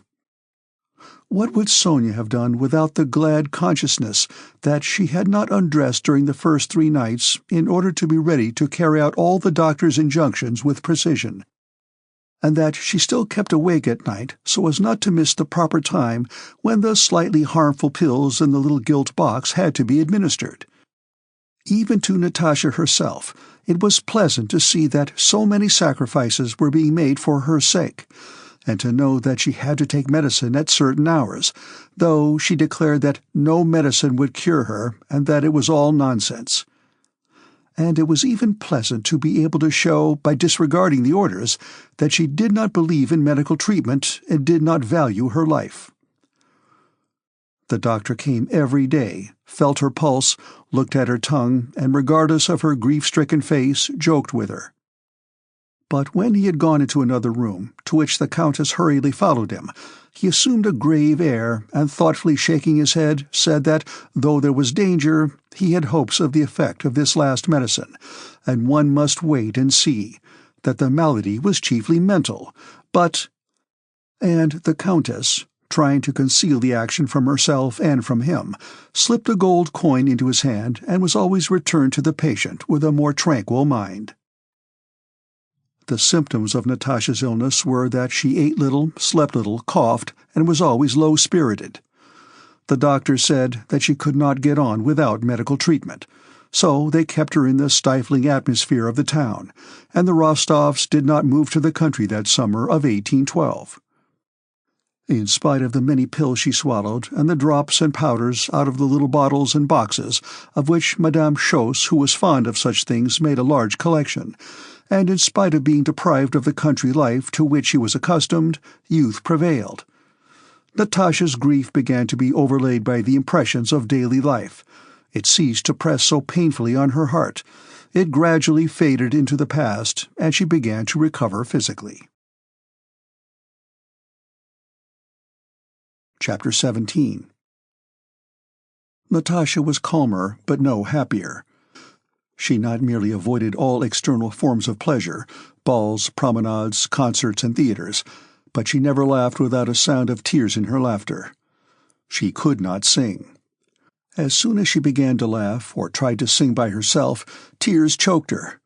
Tears of remorse, tears at the recollection of those pure times which could never return, tears of vexation that she should so uselessly have ruined her young life, which might have been so happy. Laughter and singing in particular seemed to her like a blasphemy in face of her sorrow. Without any need of self-restraint, no wish to coquette ever entered her head. She said and felt at that time that no man was more to her than Nastasia Ivanovna, the buffoon. Something stood sentinel within her and forbade her every joy. Besides, she had lost all the old interest of her carefree girlish life that had been so full of hope. The previous autumn, the hunting, Uncle and the Christmas holidays spent with Nicholas at Otradno were what she recalled oftenest and most painfully. What would she not have given to bring back even a single day of that time? But it was gone forever. Her presentiment at the time had not deceived her, that state of freedom and readiness for any enjoyment would not return again. Yet it was necessary to live on. It comforted her to reflect that she was not better, as she had formerly imagined, but worse, much worse, than anybody else in the world. But this was not enough. She knew that, and asked herself, what next? But there was nothing to come. There was no joy in life, yet life was passing. Natasha apparently tried not to be a burden or a hindrance to anyone, but wanted nothing for herself. She kept away from everyone in the house and felt at ease only with her brother Petya. She liked to be with him better than with the others, and when alone with him she sometimes laughed. She hardly ever left the house, and of those who came to see them was glad to see only one person, Pierre. It would have been impossible to treat her with more delicacy, greater care, and at the same time more seriously than did Count Bezúkhov. Natasha unconsciously felt this delicacy, and so found great pleasure in his society.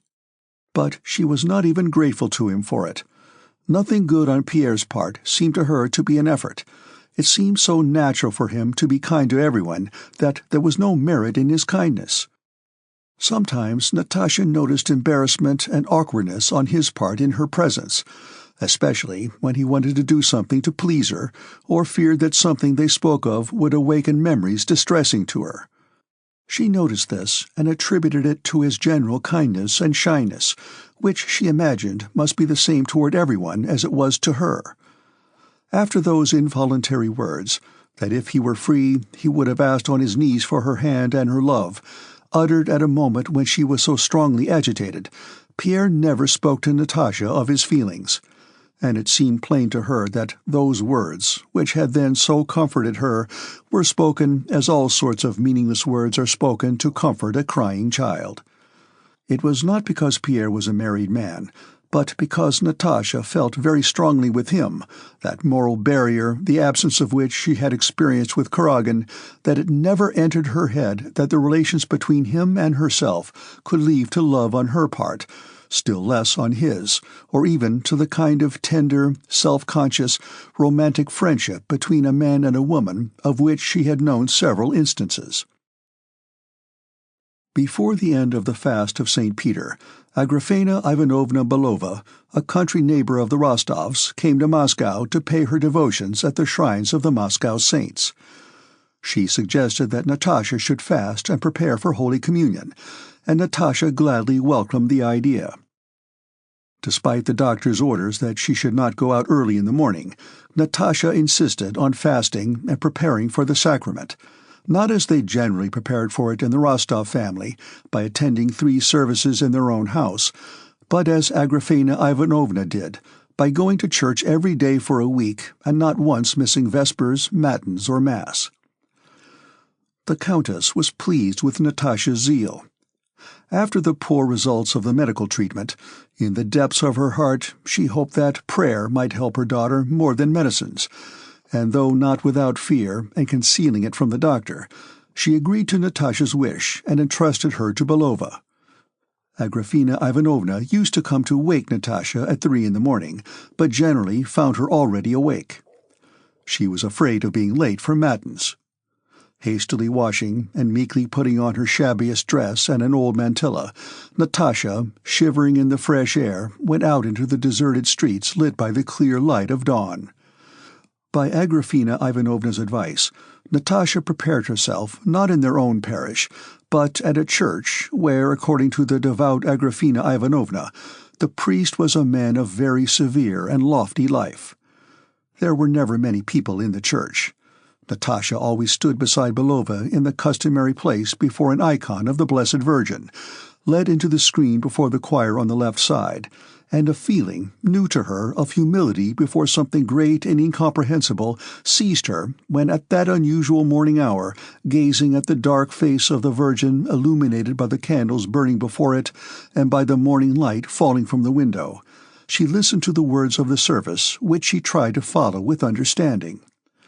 When she understood them, her personal feeling became interwoven in the prayers with shades of its own.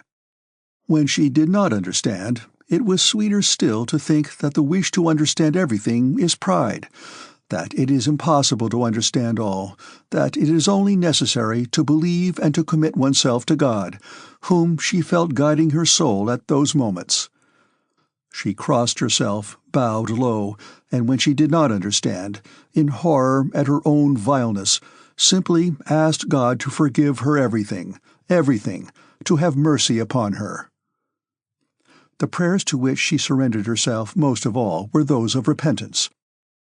On her way home at an early hour, when she met no one but bricklayers going to work or men sweeping the street, and everybody within the houses was still asleep, Natasha experienced a feeling new to her, a sense of the possibility of correcting her faults, the possibility of a new, clean life, and of happiness. During the whole week she spent in this way, that feeling grew every day. And the happiness of taking communion, or communing as Agrafena Ivanovna, joyously playing with the word, called it, seemed to Natasha so great that she felt she should never live till that blessed Sunday. But the happy day came, and on that memorable Sunday, when, dressed in white muslin, she returned home after communion, for the first time for many months she felt calm and not oppressed by the thought of the life that lay before her. The doctor who came to see her that day ordered her to continue the powders he had prescribed a fortnight previously. "She must certainly go on taking them morning and evening," said he, evidently sincerely satisfied with his success. "Only please be particular about it." "Be quite easy," he continued playfully, as he adroitly took the gold coin in his palm. "She will soon be singing and frolicking about. The last medicine has done her a very great deal of good. She has freshened up very much." The Countess, with a cheerful expression on her face, looked down at her nails and spat a little for luck as she returned to the drawing-room. Chapter 18. At the beginning of July, more and more disquieting reports about the war began to spread in Moscow. People spoke of an appeal by the Emperor to the people, and of his coming himself from the army to Moscow. And as up to the 11th of July, no manifesto or appeal had been received, exaggerated reports became current about them and about the position of Russia.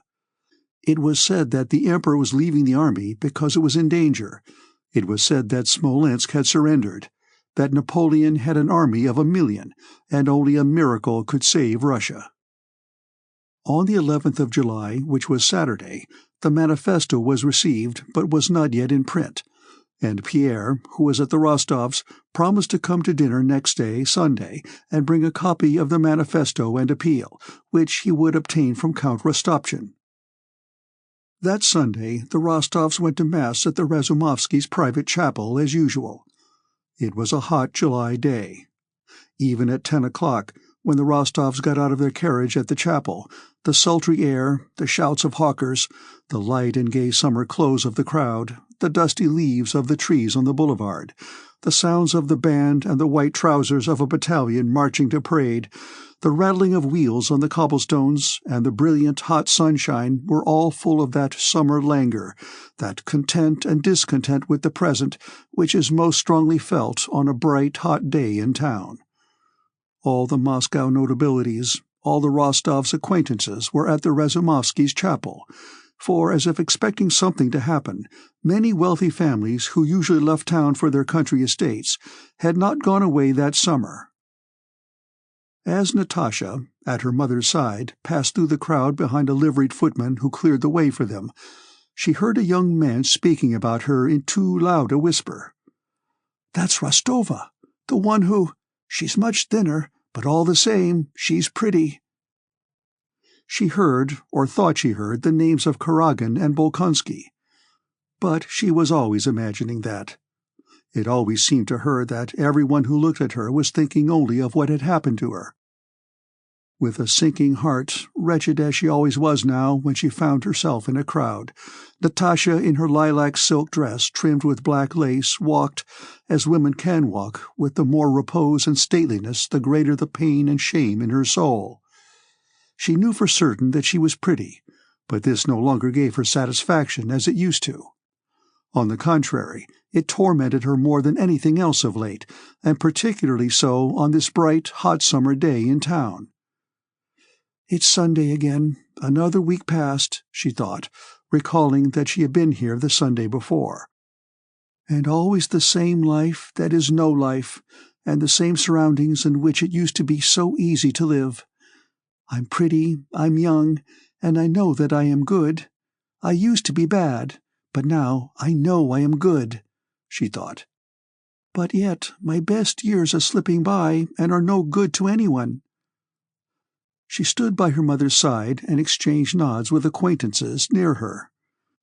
From habit she scrutinized the ladies' dresses, condemned the bearing of a lady standing close by who was not crossing herself properly but in a cramped manner, and again she thought with vexation that she was herself being judged and was judging others, and suddenly, at the sound of the service, she felt horrified at her own vileness, horrified that the former purity of her soul was again lost to her. A comely, fresh-looking old man was conducting the service, with that mild solemnity which was so elevating and soothing an effect on the souls of the worshippers. The gates of the sanctuary screen were closed, the curtain was slowly drawn, and from behind it a soft, mysterious voice pronounced some words. Tears, the cause of which she herself did not understand, made Natasha's breast heave, and a joyous but oppressive feeling agitated her. "Teach me what I should do, how to live my life, how I may grow good forever, forever," she pleaded. The deacon came out onto the raised space before the altar screen, and, holding his thumb extended, drew his long hair from under his dalmatic, and making the sign of the cross on his breast, began in a loud and solemn voice to recite the words of the prayer. "In peace let us pray unto the Lord." "As one community, without distinction of class, without enmity, united by brotherly love, let us pray," thought Natasha. "For the peace that is from above, and for the salvation of our souls." "For the world of angels and all the spirits who dwell above us," prayed Natasha. When they prayed for the warriors, she thought of her brother and Denisov. When they prayed for all traveling by land and sea, she remembered Prince Andrew, prayed for him, and asked God to forgive her all the wrongs she had done him. When they prayed for those who love us, she prayed for the members of her own family, her father and mother and Sonia, realizing for the first time how wrongly she had acted toward them, and feeling all the strength of her love for them. When they prayed for those who hate us, She tried to think of her enemies and people who hated her, in order to pray for them. She included among her enemies the creditors and all who had business dealings with her father, and always, at the thought of enemies and those who hated her, she remembered Anatole, who had done her so much harm, and though he did not hate her, she gladly prayed for him as for an enemy. Only at prayer did she feel able to think clearly and calmly of Prince Andrew and Anatole, as men for whom her feelings were as nothing compared with her awe and devotion to God.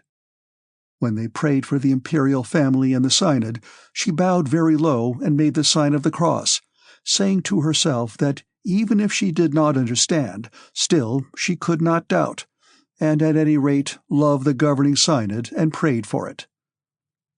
When he had finished the litany, the deacon crossed the stole over his breast and said, "Let us commit ourselves and our whole lives to Christ the Lord."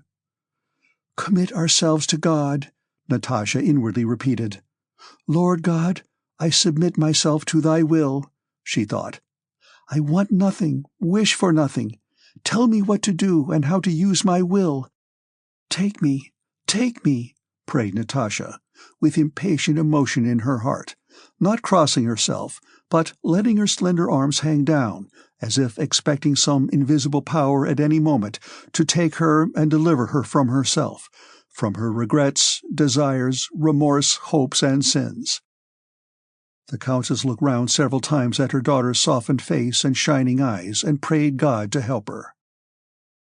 Unexpectedly, in the middle of the service, and not in the usual order Natasha knew so well, the deacon brought out a small stool, the one he knelt on when praying on Trinity Sunday, and placed it before the doors of the sanctuary screen. The priest came out with his purple velvet biretta on his head, adjusted his hair, and knelt down with an effort. Everybody followed his example, and they looked at one another in surprise. Then came the prayer just received from the synod, a prayer for the deliverance of Russia from hostile invasion. "Lord God of might, God of our salvation," began the priest in that voice, clear, not grandiloquent, but mild, in which only the Slav clergy read, and which acts so irresistibly on a Russian heart. "Lord God of might, God of our salvation, look this day in mercy and blessing on thy humble people, and graciously hear us, spare us, and have mercy upon us. This foe confounding thy land, desiring to lay waste the whole world, rises against us. These lawless men are gathered together to overthrow thy kingdom, to destroy thy dear Jerusalem, thy beloved Russia, to defile thy temples, to overthrow thine altars, and to desecrate our holy shrines. How long, O Lord, how long shall the wicked triumph? How long shall they wield unlawful power? Lord God, hear us when we pray to thee. Strengthen with thy might our most gracious sovereign Lord, the Emperor Alexander Pavlovich. Be mindful of his uprightness and meekness.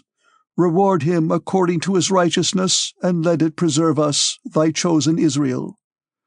Bless his counsels, his undertakings, and his work. Strengthen his kingdom by thine almighty hand, and give him victory over his enemy, even as thou gavest Moses the victory over Amalek, Gideon over Midian, and David over Goliath. Preserve his army. Put a bow of brass in the hands of those who have armed themselves in thy name, and gird their loins with strength for the fight. Take up the spear and shield, and arise to help us. Confound and put to shame those who have devised evil against us.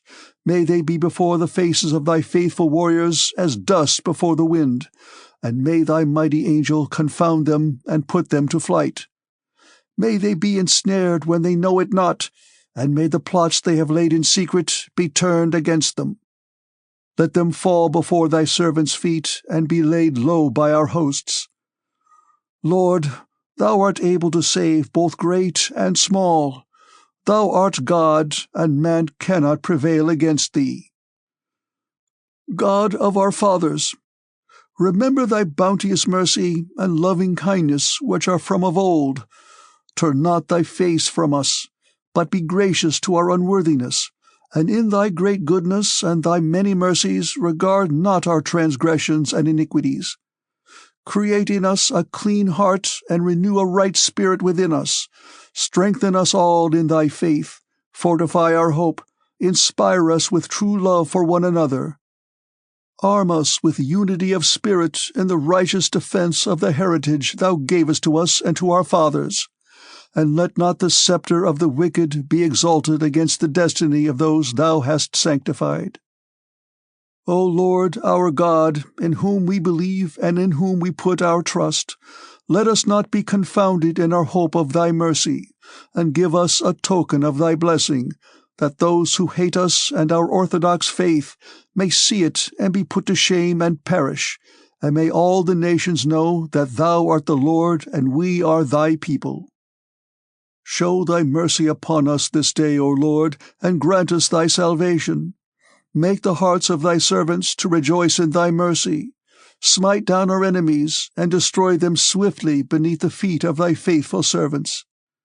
For thou art the defense, the succor, and the victory of them that put their trust in thee, and to thee be all glory, to Father, Son, and Holy Ghost, now and forever, world without end. Amen. In Natasha's receptive condition of soul, this prayer affected her strongly. She listened to every word about the victory of Moses over Amalek, of Gideon over Midian, and of David over Goliath, and about the destruction of thy Jerusalem. And she prayed to God with the tenderness and emotion with which her heart was overflowing, but without fully understanding what she was asking of God in that prayer. She shared with all her heart in the prayer for the spirit of righteousness, for the strengthening of the heart by faith and hope, and its animation by love. But she could not pray that her enemies might be trampled underfoot, when, but a few minutes before, she had been wishing she had more of them, that she might pray for them. But neither could she doubt the righteousness of the prayer that was being read on bended knees. She felt in her heart a devout and tremulous awe at the thought of the punishment that overtakes men for their sins, and especially of her own sins, and she prayed to God to forgive them all, and her too, and to give them all, and her too, peace and happiness. And it seemed to her that God heard her prayer. Chapter 19. From the day when Pierre, after leaving the Rostovs with Natasha's grateful look fresh in his mind, had gazed at the comet that seemed to be fixed in the sky and felt that something new was appearing on his own horizon, from that day the problem of the vanity and uselessness of all earthly things, that had incessantly tormented him, no longer presented itself. That terrible question, why, wherefore, which had come to him amid every occupation, was now replaced, not by another question or by a reply to the former question, but by her image. When he listened to or himself took part in trivial conversations, when he read or heard of human baseness or folly, he was not horrified as formerly, and did not ask himself why men struggled so about these things when all is so transient and incomprehensible, but he remembered her as he had last seen her, and all his doubts vanished. Not because she had answered the questions that had haunted him, but because his conception of her transferred him instantly to another, a brighter realm of spiritual activity, in which no one could be justified or guilty. A realm of beauty and love which it was worth living for. Whatever worldly baseness presented itself to him, he said to himself, "Well, supposing N.N. has swindled the country and the Tsar, and the country and the Tsar confer honors upon him, what does that matter? She smiled at me yesterday and asked me to come again, and I love her, and no one will ever know it." And his soul felt calm and peaceful.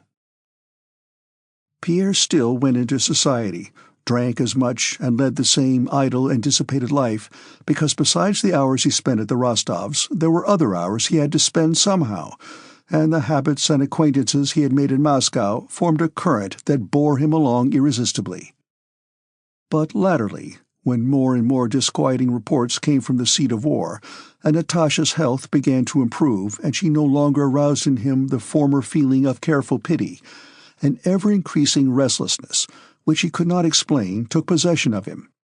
He felt that the condition he was in could not continue long, that a catastrophe was coming which would change his whole life, and he impatiently sought everywhere for signs of that approaching catastrophe. One of his brother Masons had revealed to Pierre the following prophecy concerning Napoleon, drawn from the Revelation of St. John. In chapter 13, verse 18 of the Apocalypse, it is said, "Here is wisdom. Let him that hath understanding count the number of the beast, for it is the number of a man, and his number is 666. And in the 5th verse of the same chapter, "And there was given unto him a mouth speaking great things and blasphemies, and power was given unto him to continue 42 months. The French alphabet, written out with the same numerical values as the Hebrew, in which the first 9 letters denote units and the others tens, will have the following significance: A1, B2, C3, D4, E5, F6, G7, H8, I9, K10, L20, M30, N40, O50, P60, Q70, R80, S90, T100, U110, V120, W130, X140, Y150, Z160.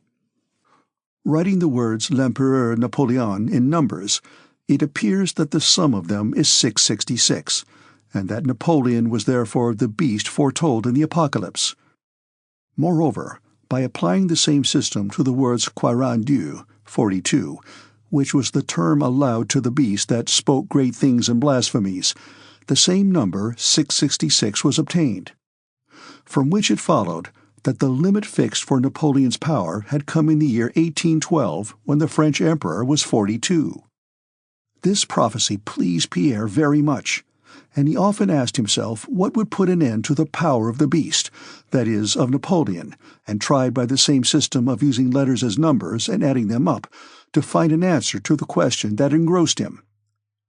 He wrote the words L'Empereur Alexandre, La Nation Russe, and added up their numbers, but the sums were either more or less than 666. Once, when making such calculations, he wrote down his own name in French, Count Pierre Bessuhoff, but the sum of the numbers did not come right. Then he changed the spelling, substituting a Z for the S and adding de and the article le, still without obtaining the desired result.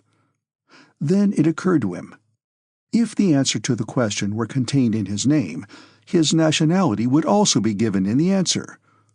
So he wrote Le Russe Bessuhoff, and adding up the numbers, got 671. This was only 5 too much, and 5 was represented by E, the very letter elided from the article le before the word empereur. By omitting the E, though incorrectly, Pierre got the answer he sought. Le Russe Bessuhoff made 666.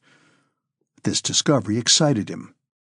How or by what means he was connected with the great event foretold in the Apocalypse he did not know, but he did not doubt that connection for a moment. His love for Natasha, Antichrist, Napoleon, the invasion, the comet, 666, L'Empereur Napoleon, and Le Russe Bessuhoff, all this had to mature and culminate, to lift him out of that spellbound, petty sphere of Moscow habits in which he felt himself held captive, and lead him to a great achievement and great happiness. On the eve of the Sunday when the special prayer was read, Pierre had promised the Rostovs to bring them from Count Rostopchin, whom he knew well, both the appeal to the people and the news from the army. In the morning, when he went to call at Rostopchin's, he met there a courier fresh from the army, an acquaintance of his own who often danced at Moscow balls. "Do, please, for heaven's sake, relieve me of something," said the courier. "I have a sackful of letters to parents." Among these letters was one from Nikolai Rostov to his father. Pierre took that letter, and Rostopchin also gave him the Emperor's appeal to Moscow, which had just been printed, the last army orders, and his own most recent bulletin.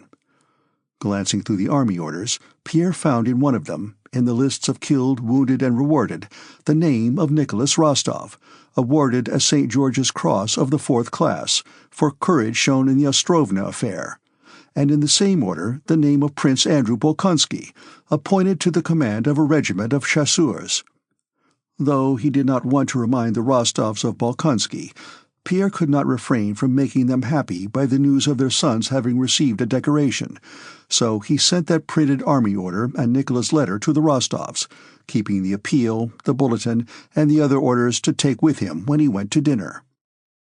His conversation with Count Rostopchin and the latter's tone of anxious hurry, the meeting with the courier who talked casually of how badly things were going in the army, the rumors of the discovery of spies in Moscow and of a leaflet in circulation stating that Napoleon promised to be in both the Russian capitals by the autumn, and the talk of the Emperor's being expected to arrive next day, all aroused with fresh force that feeling of agitation and expectation in Pierre, which he had been conscious of ever since the appearance of the comet, and especially since the beginning of the war. He had long been thinking of entering the army, and would have done so had he not been hindered, first by his membership of the Society of Freemasons, to which he was bound by oath and which preached perpetual peace and the abolition of war, and secondly by the fact that, when he saw the great mass of Muscovites who had donned uniform and were talking patriotism, he somehow felt ashamed to take the step. But the chief reason for not carrying out his intention to enter the army lay in the vague idea that he was le Russe Besuhoff, who had the number of the beast 666. That his part in the great affair of setting a limit to the power of the beast that spoke great and blasphemous things had been predestined from eternity, and that, therefore, he ought not to undertake anything, but wait for what was bound to come to pass. Chapter 20. A few intimate friends were dining with the Rostovs that day, as usual on Sundays. Pierre came early so as to find them alone. He had grown so stout this year that he would have been abnormal had he not been so tall, so broad of limb, and so strong that he carried his bulk with evident ease. He went up the stairs, puffing and muttering something. His coachman did not even ask whether he was to wait. He knew that when his master was at the Rostovs, he stayed till midnight. The Rostovs' footman rushed eagerly forward to help him off with his cloak and take his hat and stick. Pierre, from club habit, always left both hat and stick in the anteroom. The first person he saw in the house was Natasha. Even before he saw her, while taking off his cloak, he heard her. She was practicing solfa exercises in the music room. He knew that she had not sung since her illness, and so the sound of her voice surprised and delighted him. He opened the door softly and saw her, in the lilac dress she had worn at church, walking about the room singing. She had her back to him when he opened the door, but when, turning quickly, she saw his broad, surprised face, she blushed and came rapidly up to him. "I want to try to sing again," she said, adding as if by way of excuse, "It is at least something to do." "That's capital." "How glad I am you've come. I am so happy today," she said, with the old animation Pierre had not seen in her for a long time. "You know Nicholas has received a St. George's Cross? I am so proud of him." "Oh, yes, I sent that announcement. But I don't want to interrupt you," he added, and was about to go to the drawing-room. Natasha stopped him. "Count, is it wrong of me to sing?" she said, blushing, and fixing her eyes inquiringly on him. "No, why should it be? On the contrary, but why do you ask me?" "I don't know myself," Natasha answered quickly. "But I should not like to do anything you disapprove of. I believe in you completely. You don't know how important you are to me, how much you've done for me." She spoke rapidly and did not notice how Pierre flushed at her words. "I saw in that same army order that Bolkonsky," she whispered the name hastily, "is in Russia and in the army again. What do you think?" She was speaking hurriedly, evidently afraid her strength might fail her. "Will he ever forgive me? Will he not always have a bitter feeling toward me? What do you think? What do you think?" "I think," Pierre replied, "that he has nothing to forgive. If I were in his place—" By association of ideas, Pierre was at once carried back to the day when, trying to comfort her, he had said that if he were not himself but the best man in the world and free, he would ask on his knees for her hand. And the same feeling of pity, tenderness, and love took possession of him, and the same words rose to his lips, but she did not give him time to say them. "Yes, you, she said, uttering the word you rapturously. "That's a different thing. I know no one kinder, more generous, or better than you. Nobody could be. Had you not been there then, and now too, I don't know what would have become of me, because—" Tears suddenly rose in her eyes. She turned away, lifted her music before her eyes, began singing again, and again began walking up and down the room. Just then Petya came running in from the drawing-room. Petya was now a handsome, rosy lad of 15, with full red lips, and resembled Natasha. He was preparing to enter the university, but he and his friend Oblensky had lately, in secret, agreed to join the hussars. Petya had come rushing out to talk to his namesake about this affair. He had asked Pierre to find out whether he would be accepted in the hussars. Pierre walked up and down the drawing-room, not listening to what Petya was saying. Petya pulled him by the arm to attract his attention. "Well, what about my plan? Peter Kirillich, for heaven's sake, you are my only hope," said Petya. "Oh yes, your plan. To join the hussars? I'll mention it. I'll bring it all up today."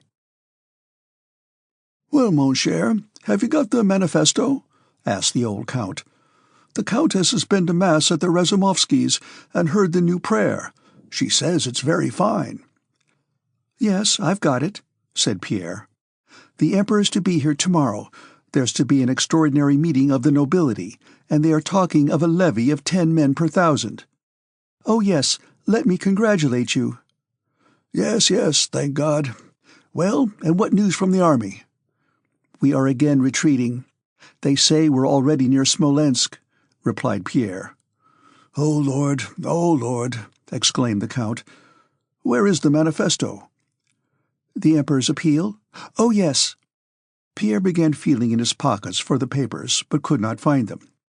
Still slapping his pockets, he kissed the hand of the countess who entered the room, and glanced uneasily around, evidently expecting Natasha, who had left off singing, but had not yet come into the drawing-room. "On my word, I don't know what I've done with it," he said. "There he is, always losing everything," remarked the countess.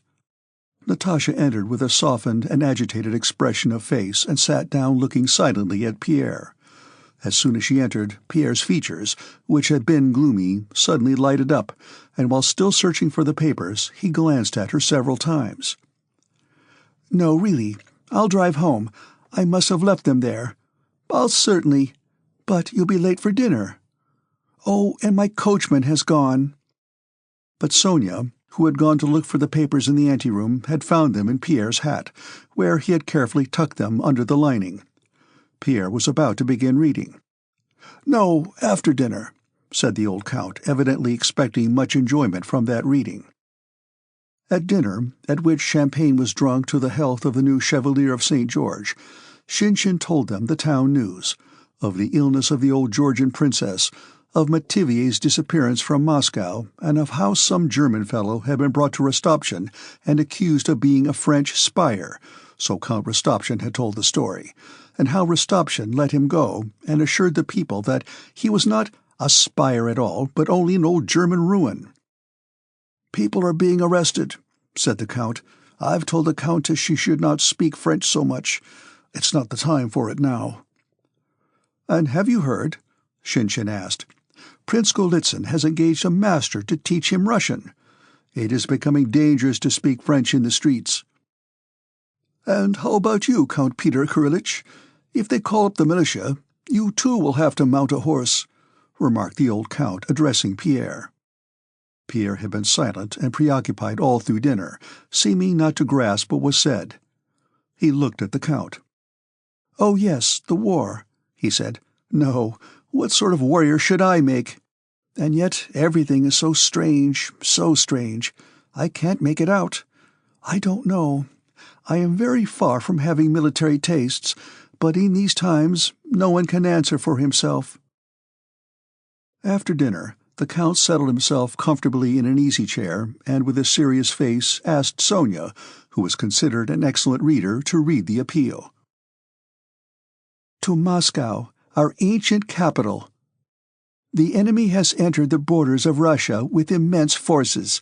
He comes to despoil our beloved country." Sonia read painstakingly in her high-pitched voice. The Count listened with closed eyes, heaving abrupt sighs at certain passages. Natasha sat erect, gazing with a searching look now at her father and now at Pierre. Pierre felt her eyes on him and tried not to look round. The Countess shook her head disapprovingly and angrily at every solemn expression in the manifesto. In all these words she saw only that the danger threatening her son would not soon be over. Shinshin, with a sarcastic smile on his lips, was evidently preparing to make fun of anything that gave him the opportunity. Sonia's reading, any remark of the Count's, or even the manifesto itself should no better pretext present itself. After reading about the dangers that threaten Russia, the hopes the Emperor placed on Moscow and especially on its illustrious nobility, Sonia, with a quiver in her voice, due chiefly to the attention that was being paid to her, read the last words. "We ourselves will not delay to appear among our people in that capital and in other parts of our realm for consultation, and for the direction of all our levies, both those now barring the enemy's path and those freshly formed to defeat him wherever he may appear. May the ruin he hopes to bring upon us recoil on his own head, and may Europe, delivered from bondage, glorify the name of Russia." "Yes, that's it," cried the Count, opening his moist eyes and sniffing repeatedly, as if a strong vinaigrette had been held to his nose. And he added, "Let the Emperor but say the word, and we'll sacrifice everything and begrudge nothing." Before Shinshin had time to utter the joke he was ready to make on the Count's patriotism, Natasha jumped up from her place and ran to her father. "What a darling our papa is!" she cried, kissing him, and she again looked at Pierre with the unconscious coquetry that had returned to her with her better spirits. "There, here's a patriot for you," said Shinshin. "Not a patriot at all, but simply—" Natasha replied in an injured tone. "Everything seems funny to you, but this isn't at all a joke." "A joke indeed," put in the Count. "Let him but say the word, and we'll all go. We're not Germans." "But did you notice it says, 'for consultation'?" said Pierre. "Never mind what it's for." At this moment, Petya, to whom nobody was paying any attention, came up to his father with a very flushed face, and said in his breaking voice, that was now deep and now shrill, "Well, Papa, I tell you definitely, and Mamma too, it's as you please, but I say definitely that you must let me enter the army, because I can't. That's all." The Countess, in dismay, looked up to heaven, clasped her hands, and turned angrily to her husband. "That comes of your talking," said she. But the Count had already recovered from his excitement. "Come, come," said he, "here's a fine warrior. No, nonsense, you must study." "It's not nonsense, Papa. Fedya Obolensky is younger than I, and he's going too. Besides, all the same, I can't study now when—" Petya stopped short, flushed till he perspired, but still got out the words, "when our fatherland is in danger." That'll do. Nonsense." "But you said yourself that we would sacrifice everything." "Petya, be quiet, I tell you," cried the Count, with a glance at his wife, who had turned pale and was staring fixedly at her son. "And I tell you, Peter Kirillich here will also tell you." "Nonsense, I tell you. Your mother's milk has hardly dried on your lips, and you want to go into the army. There, I tell you." And the Count moved to go out of the room, taking the papers, probably to reread them in his study before having a nap. "Well, Peter Kirillich, let's go and have a smoke. he said. Pierre was agitated and undecided. Natasha's unwontedly brilliant eyes, continually glancing at him with a more than cordial look, had reduced him to this condition. "No, I think I'll go home." "Home? Why, you meant to spend the evening with us. You don't often come nowadays as it is, and this girl of mine," said the Count good-naturedly, pointing to Natasha, "only brightens up when you're here." "Yes, I had forgotten. I really must go home. Business," said Pierre hurriedly. "Well then, au revoir," said the Count, and went out of the room. "Why are you going? Why are you upset?" asked Natasha, and she looked challengingly into Pierre's eyes. "Because I love you," was what he wanted to say, but he did not say it, and only blushed till the tears came and lowered his eyes. "Because it is better for me to come less often. Because— No, simply I have business." "Why? No, tell me," Natasha began resolutely and suddenly stopped. They looked at each other with dismayed and embarrassed faces. He tried to smile, but could not. His smile expressed suffering, and he silently kissed her hand and went out. Pierre made up his mind not to go to the Rostovs any more. Chapter 21. After the definite refusal he had received, Petya went to his room and there locked himself in and wept bitterly. When he came in to tea, silent, morose, and with tear-stained face, everybody pretended not to notice anything.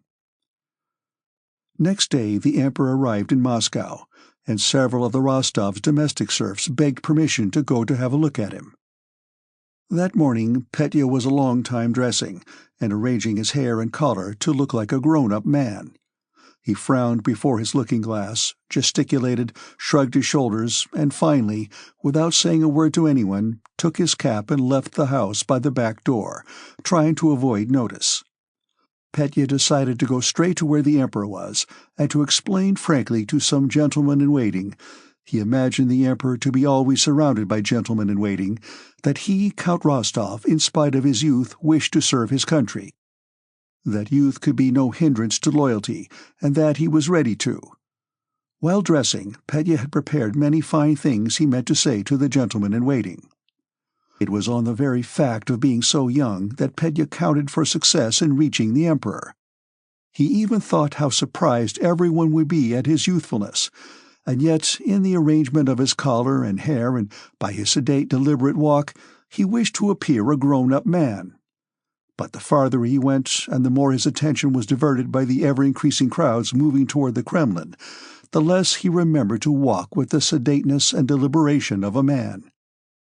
As he approached the Kremlin, he even began to avoid being crushed, and resolutely stuck out his elbows in a menacing way. But within the Trinity Gateway he was so pressed to the wall by people, who probably were unaware of the patriotic intentions with which he had come, that in spite of all his determination he had to give in, and stop while carriages passed in, rumbling beneath the archway. Beside Petya stood a peasant woman, a footman, 2 tradesmen, and a discharged soldier. After standing some time in the gateway, Petya tried to move forward in front of the others without waiting for all the carriages to pass, and he began resolutely working his way with his elbows, but the woman just in front of him, who was the first against whom he directed his efforts, angrily shouted at him, "What are you shouting for, young lordling? Don't you see we're all standing still? Then why push?" "Anybody can shove," said the footman, and also began working his elbows to such effect that he pushed Petya into a very filthy corner of the gateway. Petya wiped his perspiring face with his hands and pulled up the damp collar which he had arranged so well at home to seem like a man's. He felt that he no longer looked presentable, and feared that if he were now to approach the gentleman-in-waiting in that plight he would not be admitted to the Emperor. But it was impossible to smarten oneself up or move to another place because of the crowd. One of the generals who drove past was an acquaintance of the Rostovs, and Petya thought of asking his help, but came to the conclusion that that would not be a manly thing to do. When the carriages had all passed in, the crowd, carrying Petya with it, streamed forward into the Kremlin square, which was already full of people. There were people not only in the square, but everywhere, on the slopes and on the roofs. As soon as Petya found himself in the square, he clearly heard the sound of bells and the joyous voices of the crowd that filled the whole Kremlin. For a while the crowd was less dense, but suddenly all heads were bared, and everyone rushed forward in one direction. Petya was being pressed so hard that he could scarcely breathe, and everybody shouted, "Hurrah! Hurrah! Hurrah!" Petya stood on tiptoe and pushed and pinched, but could see nothing except the people about him. All the faces bore the same expression of excitement and enthusiasm. A tradesman's wife standing beside Petya sobbed, and the tears ran down her cheeks. "Father, angel, dear one," she kept repeating, wiping away her tears with her fingers. "Hurrah!" was heard on all sides. For a moment the crowd stood still, but then it made another rush forward. Quite beside himself, Petya, clenching his teeth and rolling his eyes ferociously, pushed forward, elbowing his way and shouting hurrah, as if he were prepared that instant to kill himself and everyone else. But on both sides of him, other people with similarly ferocious faces pushed forward, and everybody shouted hurrah. "So this is what the Emperor is," thought Petya. "No, I can't petition him myself. That would be too bold." But in spite of this, he continued to struggle desperately forward, and from between the backs of those in front he caught glimpses of an open space with a strip of red cloth spread out on it. But just then the crowd swayed back. The police in front were pushing back those who had pressed too close to the procession. The Emperor was passing from the palace to the Cathedral of the Assumption, and Petya unexpectedly received such a blow on his side and ribs, and was squeezed so hard that suddenly everything grew dim before his eyes and he lost consciousness. When he came to himself, a man of clerical appearance with a tuft of grey hair at the back of his head and wearing a shabby blue cassock, probably a church clerk and chanter, was holding him under the arm with one hand while warding off the pressure of the crowd with the other. "You've crushed the young gentleman," said the clerk. "What are you up to? Gently! They've crushed him! Crushed him!" The Emperor entered the Cathedral of the Assumption. The crowd spread out again more evenly, and the clerk led Petya, pale and breathless, to the Tsar cannon. Several people were sorry for Petya, and suddenly a crowd turned toward him and pressed round him. Those who stood nearest him attended to him, unbuttoned his coat, seated him on the raised platform of the cannon, and reproached those others, whoever they might be, who had crushed him. "One might easily get killed that way. What do they mean by it? Killing people? Poor dear, he's as white as a sheet," various voices were heard saying. Petya soon came to himself. The color returned to his face, the pain had passed, and at the cost of that temporary unpleasantness he had obtained a place by the cannon, from where he hoped to see the Emperor, who would be returning that way. Petya no longer thought of presenting his petition. If he could only see the Emperor, he would be happy. While the service was proceeding in the Cathedral of the Assumption, it was a combined service of prayer on the occasion of the Emperor's arrival and of thanksgiving for the conclusion of peace with the Turks. The crowd outside spread out, and hawkers appeared, selling kvass, gingerbread, and poppy-seed sweets, of which Petya was particularly fond, and ordinary conversation could again be heard. A tradesman's wife was showing a rent in her shawl and telling how much the shawl had cost. Another was saying that all silk goods had now got dear. The clerk who had rescued Petya was talking to a functionary about the priests who were officiating that day with the bishop. The clerk several times used the word plenary, of the service, a word Petya did not understand. Two young citizens were joking with some serf girls who were cracking nuts. All these conversations, especially the joking with the girls, were such as might have had a particular charm for Petya at his age, but they did not interest him now. He sat on his elevation, the pedestal of the cannon, still agitated as before by the thought of the Emperor and by his love for him. The feeling of pain and fear he had experienced when he was being crushed, together with that of rapture, still further intensified his sense of the importance of the occasion. Suddenly, the sound of a firing of cannon was heard from the embankment to celebrate the signing of peace with the Turks, and the crowd rushed impetuously toward the embankment to watch the firing. Petya too would have run there, but the clerk who had taken the young gentleman under his protection stopped him. The firing was still proceeding when officers, generals, and gentlemen-in-waiting came running out of the cathedral, and after them others in a more leisurely manner. Caps were again raised, and those who had run to look at the cannon ran back again. At least 4 men in uniforms and sashes emerged from the cathedral doors. "Hurrah! Hurrah!" shouted the crowd again. "Which is he? Which?" asked Petya in a tearful voice of those around him, but no one answered him. Everybody was too excited. And Petya, fixing on one of those 4 men, whom he could not clearly see for the tears of joy that filled his eyes, concentrated all his enthusiasm on him, though it happened not to be the Emperor, frantically shouting, "Hurrah!" and resolved that tomorrow, come what might, he would join the army. The crowd ran after the Emperor, followed him to the palace, and began to disperse. It was already late, and Petya had not eaten anything and was drenched with perspiration, yet he did not go home, but stood with that diminishing but still considerable crowd before the palace while the Emperor dined, looking in at the palace windows, expecting he knew not what, and envying alike the notables he saw arriving at the entrance to dine with the Emperor and the court footmen who served at table, glimpses of whom could be seen through the windows. While the Emperor was dining, Valuev, looking out of the window, said, "The people are still hoping to see your Majesty again." The dinner was nearly over, and the Emperor, munching a biscuit, rose and went out onto the balcony. The people, with Petya among them, rushed toward the balcony. "Angel! Dear one!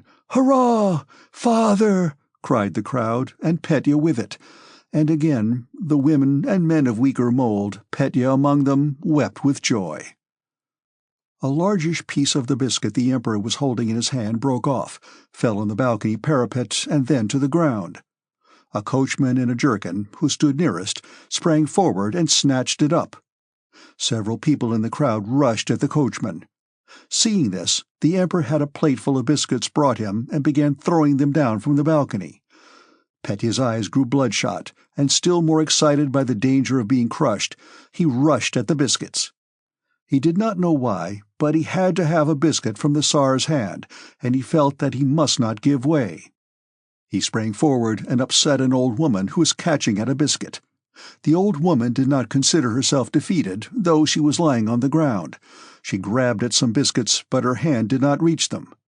Petya pushed her hand away with his knee, seized a biscuit, and as if fearing to be too late, again shouted "Hurrah!" with a voice already hoarse. The Emperor went in, and after that the greater part of the crowd began to disperse. "There! I said if only we waited, and so it was!" was being joyfully said by various people. Happy as Petya was, he felt sad at having to go home knowing that all the enjoyment of that day was over. He did not go straight home from the Kremlin, but called on his friend Obolensky, who was 15 and was also entering the regiment. On returning home, Petya announced resolutely and firmly that if he was not allowed to enter the service, he would run away. And next day, Count Ilya Rostov, though he had not yet quite yielded, went to inquire how he could arrange for Petya to serve where there would be least danger. Chapter 22. 2 days later, on the 15th of July, an immense number of carriages were standing outside the Sloboda Palace. The great halls were full. In the first were the nobility and gentry in their uniforms. In the second, bearded merchants in full-skirted coats of blue cloth and wearing medals. In the noblemen's hall there was an incessant movement and buzz of voices. The chief magnates sat on high-backed chairs at a large table under the portrait of the Emperor, but most of the gentry were strolling about the room. All these nobles, whom Pierre met every day at the club or in their own houses, were in uniform, some in that of Catherine's day, others in that of Emperor Paul, others again in the new uniforms of Alexander's time, or the ordinary uniform of the nobility, and the general characteristic of being in uniform imparted something strange and fantastic to these diverse and familiar personalities, both old and young. The old men, dim-eyed, toothless, bald, sallow and bloated, or gaunt and wrinkled, were especially striking. For the most part, they sat quietly in their places and were silent, or if they walked about and talked, attached themselves to someone younger.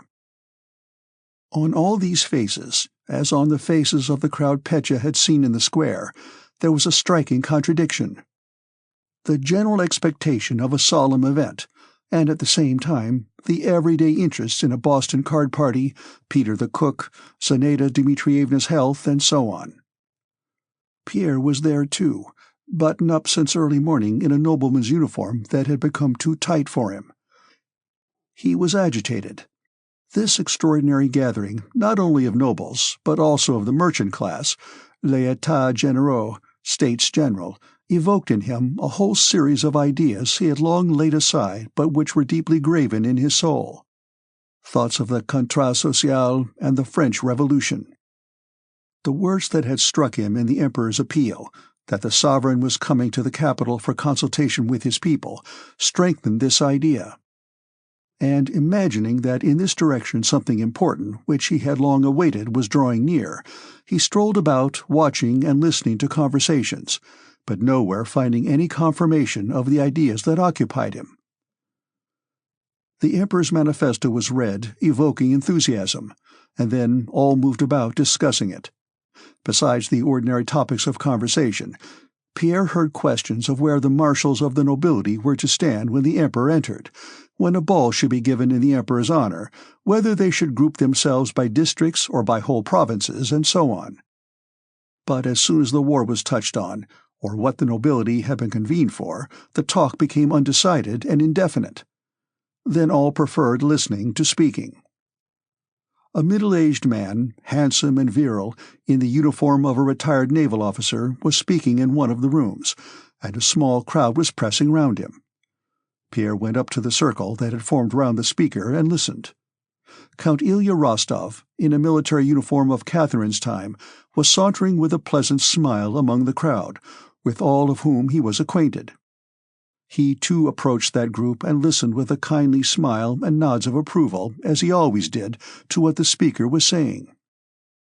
The retired naval man was speaking very boldly, as was evident from the expression on the faces of the listeners, and from the fact that some people Pierre knew as the meekest and quietest of men walked away disapprovingly or expressed disagreement with him. Pierre pushed his way to the middle of the group, listened, and convinced himself that the man was indeed a liberal, but of views quite different from his own. The naval officer spoke in a particularly sonorous, musical, and aristocratic baritone voice, pleasantly swallowing his R's and generally slurring his consonants, the voice of a man calling out to his servant, "Here, bring me my pipe." It was indicative of dissipation and the exercise of authority. "What if the Smolensk people have offered to raise militia for the Emperor? Are we to take Smolensk as our pattern? If the noble aristocracy of the province of Moscow thinks fit, it can show its loyalty to our sovereign, the Emperor, in other ways. Have we forgotten the raising of the militia in the year 7? All that did was to enrich the priests' sons and thieves and robbers." Count Ilya Rostov smiled blandly and nodded approval. "And was our militia of any use to the Empire? Not at all. It only ruined our farming. Better have another conscription, or our men will return neither soldiers nor peasants, and will get only depravity from them. The nobility don't grudge their lives. Every one of us will go and bring in more recruits, and the sovereign," that was the way he referred to the Emperor, "need only say the word, and we'll all die for him," added the orator with animation. Count Rostov's mouth watered with pleasure, and he nudged Pierre, but Pierre wanted to speak himself. He pushed forward, feeling stirred but not yet sure what stirred him or what he would say. Scarcely had he opened his mouth when one of the senators, a man without a tooth in his head, with a shrewd though angry expression, standing near the first speaker, interrupted him. Evidently accustomed to managing debates and to maintaining an argument, he began in low but distinct tones. "I imagine, sir," said he, mumbling with his toothless mouth, "that we have been summoned here not to discuss whether it's best for the Empire at the present moment to adopt conscription or to call out the militia. We have been summoned to reply to the appeal with which our sovereign the Emperor has honored us. But to judge what is best, conscription or the militia, we can leave to the supreme authority." Pierre suddenly saw an outlet for his excitement. He hardened his heart against the senator who was introducing this set and narrow attitude into the deliberations of the nobility. Pierre stepped forward and interrupted him. He himself did not know what he would say, but he began to speak eagerly, occasionally lapsing into French or expressing himself in bookish Russian. "Excuse me, Your Excellency," he began. He was well acquainted with the senator, but thought it necessary on this occasion to address him formally. "Though I don't agree with the gentleman—" He hesitated. He wished to say, "Mon très honorable préopponent," my very honorable opponent. "With the gentleman, whom I have not the honor of knowing, I suppose that the nobility have been summoned not merely to express their sympathy and enthusiasm, but also to consider the means by which we can assist our fatherland. I imagine," he went on, warming to his subject, "that the Emperor himself would not be satisfied to find us merely owners of serfs whom we are willing to devote to his service, and chair à canon, food for cannon, we are ready to make of ourselves, and not to obtain from us any co-counsel." Many persons withdrew from the circle, noticing the senator's sarcastic smile and the freedom of Pierre's remarks. Only Count Rostov was pleased with them, as he had been pleased with those of the naval officer, the senator, and in general with whatever speech he had last heard. "I think that before discussing these questions," Pierre continued, "we should ask the Emperor, most respectfully ask His Majesty, to let us know the number of our troops and the position in which our army and our forces now are, and then—" But scarcely had Pierre uttered these words before he was attacked from 3 sides. The most vigorous attack came from an old acquaintance, a Boston player who had always been well disposed toward him, Stepan Stepanovitch Adroxin. Adroxin was in uniform, and whether as a result of the uniform or from some other cause, Pierre saw before him quite a different man. With a sudden expression of malevolence on his aged face, Adroxin shouted at Pierre, "In the first place, I tell you we have no right to question the Emperor about that, and secondly, if the Russian nobility had that right, the Emperor could not answer such a question. The troops are moved according to the enemy's movements, and the number of men increases and decreases." Another voice, that of a nobleman of medium height and about 40 years of age, whom Pierre had formerly met at the Gypsies and knew as a bad card-player, and who, also transformed by his uniform, came up to Pierre, interrupted Adroxin. "Yes, and this is not a time for discussing," he continued, "but for acting. There is war in Russia. The enemy is advancing to destroy Russia, to desecrate the tombs of our fathers, to carry off our wives and children." The nobleman smote his breast. "We will all arise.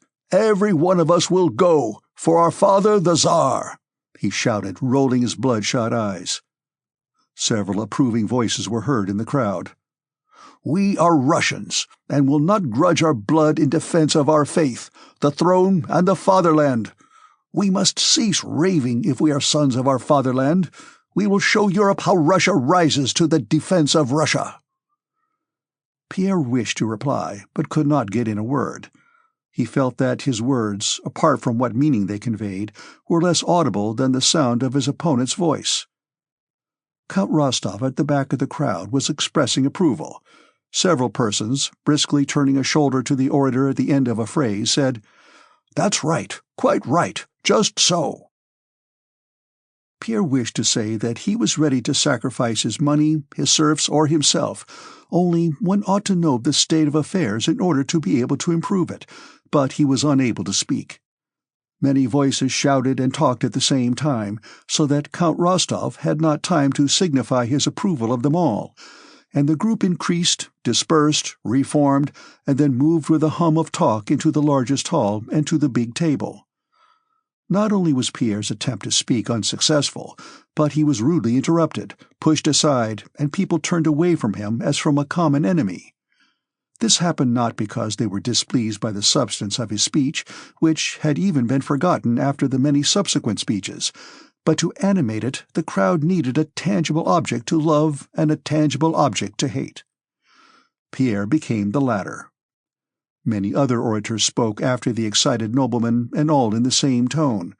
Many spoke eloquently and with originality. Glinka, the editor of the Russian Messenger, who was recognized, cries of "Author! Author!" were heard in the crowd, said that hell must be repulsed by hell, and that he had seen a child smiling at lightning flashes and thunderclaps, but "we will not be that child." "Yes, yes, at thunderclaps," was repeated approvingly in the back rows of the crowd. The crowd drew up to the large table, at which sat gray-haired or bald 70-year-old magnates, uniformed and besashed, almost all of whom Pierre had seen in their own homes with their buffoons, or playing Boston at the clubs. With an incessant hum of voices, the crowd advanced to the table. Pressed by the throng against the high backs of the chairs, the orators spoke one after another, and sometimes two together. Those standing behind noticed what a speaker omitted to say and hastened to supply it. Others in that heat and crush racked their brains to find some thought and hastened to utter it.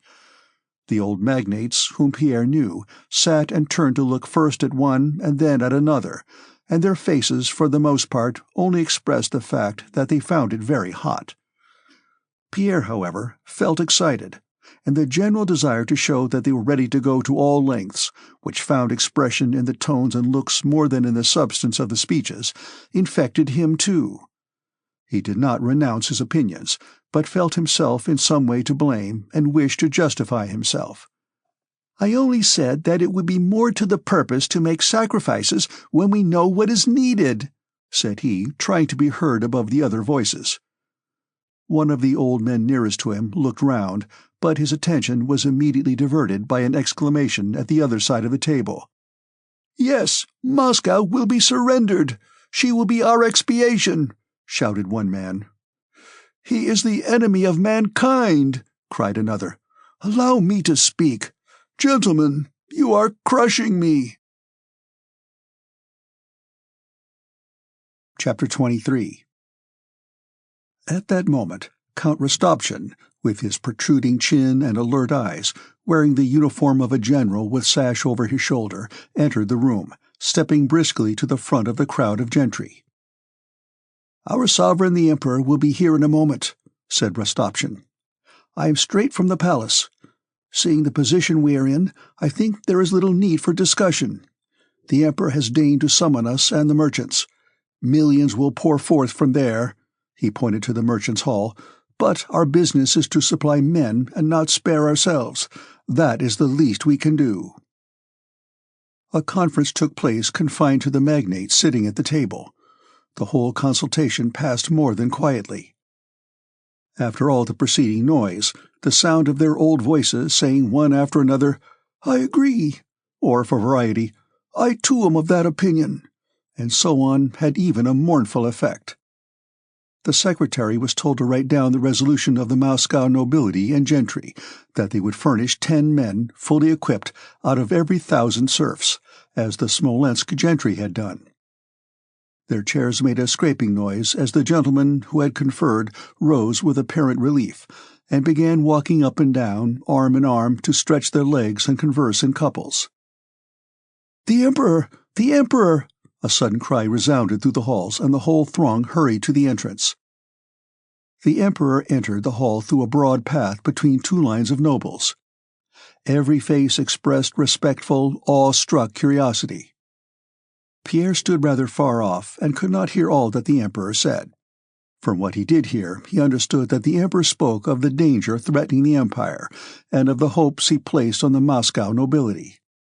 He was answered by a voice which informed him of the resolution just arrived at. "Gentlemen," said the Emperor with a quivering voice. There was a rustling among the crowd, and it again subsided, so that Pierre distinctly heard the pleasantly human voice of the Emperor saying with emotion, "I never doubted the devotion of the Russian nobles, but today it has surpassed my expectations. I thank you in the name of the fatherland. Gentlemen, let us act. Time is most precious." The Emperor ceased speaking. The crowd began pressing round him, and rapturous exclamations were heard from all sides. "Yes, most precious. A royal word," said Count Rostov with a sob. He stood at the back, and though he had heard hardly anything, understood everything in his own way. From the hall of the nobility, the Emperor went to that of the merchants. There he remained about 10 minutes. Pierre was among those who saw him come out from the merchants' hall with tears of emotion in his eyes. As became known later, he had scarcely begun to address the merchants before tears gushed from his eyes, and he concluded in a trembling voice. When Pierre saw the Emperor, he was coming out accompanied by 2 merchants, one of whom Pierre knew, a fat audiobook. The other was the mayor, a man with a thin sallow face and narrow beard. Both were weeping. Tears filled the thin man's eyes, and the fat audiobook sobbed outright like a child and kept repeating, "Our lives and property, take them, your majesty." Pierre's one feeling at the moment was a desire to show that he was ready to go all lengths, and was prepared to sacrifice everything. He now felt ashamed of his speech with its constitutional tendency, and sought an opportunity of effacing it. Having heard that Count Mamonov was furnishing a regiment, Bezukov at once informed Rostopchin that he would give 1,000 men and their maintenance. Old Rostov could not tell his wife of what had passed without tears, and at once consented to Petya's request, and went himself to enter his name. Next day the Emperor left Moscow. The assembled nobles all took off their uniforms and settled down again in their homes and clubs, and not without some groans gave orders to their stewards about the enrollment, feeling amazed themselves at what they had done. Book 10, 1812. Chapter 1. Napoleon began the war with Russia because he could not resist going to Dresden, could not help having his head turned by the homage he received, could not help donning a Polish uniform and yielding to the stimulating influence of a June morning, and could not refrain from bursts of anger in the presence of Karakin and then of Balashev. Alexander refused negotiations because he felt himself to be personally insulted. Barclay de Tolly tried to command the army in the best way, because he wished to fulfill his duty and earn fame as a great commander. Rostov charged the French because he could not restrain his wish for a gallop across a level field. And in the same way, the innumerable people who took part in the war acted in accord with their personal characteristics, habits, circumstances, and aims. They were moved by fear or vanity, rejoiced or were indignant, reasoned, imagining that they knew what they were doing and did it of their own free will, but they all were involuntary tools of history, carrying on a work concealed from them but comprehensible to us. Such is the inevitable fate of men of action, and the higher they stand in the social hierarchy, the less they are free. The actors of 1812 have long since left the stage. Their personal interests have vanished, leaving no trace, and nothing remains of that time but its historic results. Providence compelled all these men, striving to attain personal aims, to further the accomplishment of a stupendous result no one of them at all expected, neither Napoleon nor Alexander, nor still less any of those who did the actual fighting. The cause of the destruction of the French army in 1812 is clear to us now. No one will deny that the cause was, on the one hand, its advance into the heart of Russia late in the season without any preparation for a winter campaign, and, on the other, the character given to the war by the burning of Russian towns and the hatred of the foe this aroused among the Russian people. But no one at the time foresaw, what now seems so evident, that this was the only way an army of 800,000 men, the best in the world, led by the best general, could be destroyed in conflict with a raw army of half its numerical strength, and led by inexperienced commanders as the Russian army was. Not only did no one see this, but on the Russian side every effort was made to hinder the only thing that could save Russia, while on the French side, despite Napoleon's experience and so-called military genius, every effort was directed to pushing on to Moscow at the end of the summer, that is, to doing the very thing that was bound to lead to destruction. In historical works on the year 1812, French writers are very fond of saying that Napoleon felt the danger of extending his line, that he sought a battle, and that his marshals advised him to stop at Smolensk, and of making similar statements to show that the danger of the campaign was even then understood. Russian authors are still fonder of telling us that from the commencement of the campaign a Scythian war plan was adopted to lure Napoleon into the depths of Russia, and this plan some of them attribute to Fuel, others to a certain Frenchman, others to Toll, and others again to Alexander himself, pointing to notes, projects, and letters which contain hints of such a line of action. But all these hints at what happened, both from the French side and the Russian, are advanced only because they fit in with the event. Had that event not occurred, these hints would have been forgotten, as we have forgotten the thousands and millions of hints and expectations to the contrary which were current then but have now been forgotten because the event falsified them. There are always so many conjectures as to the issue of any event that however it may end, there will always be people to say, "I said then that it would be so," quite forgetting that, amid their innumerable conjectures, many were to quite the contrary effect. Conjectures as to Napoleon's awareness of the danger of extending his line, and on the Russian side as to luring the enemy into the depths of Russia, are evidently of that kind, and only by much straining can historians attribute such conceptions to Napoleon and his marshals, or such plans to the Russian commanders. All the facts are in flat contradiction to such conjectures.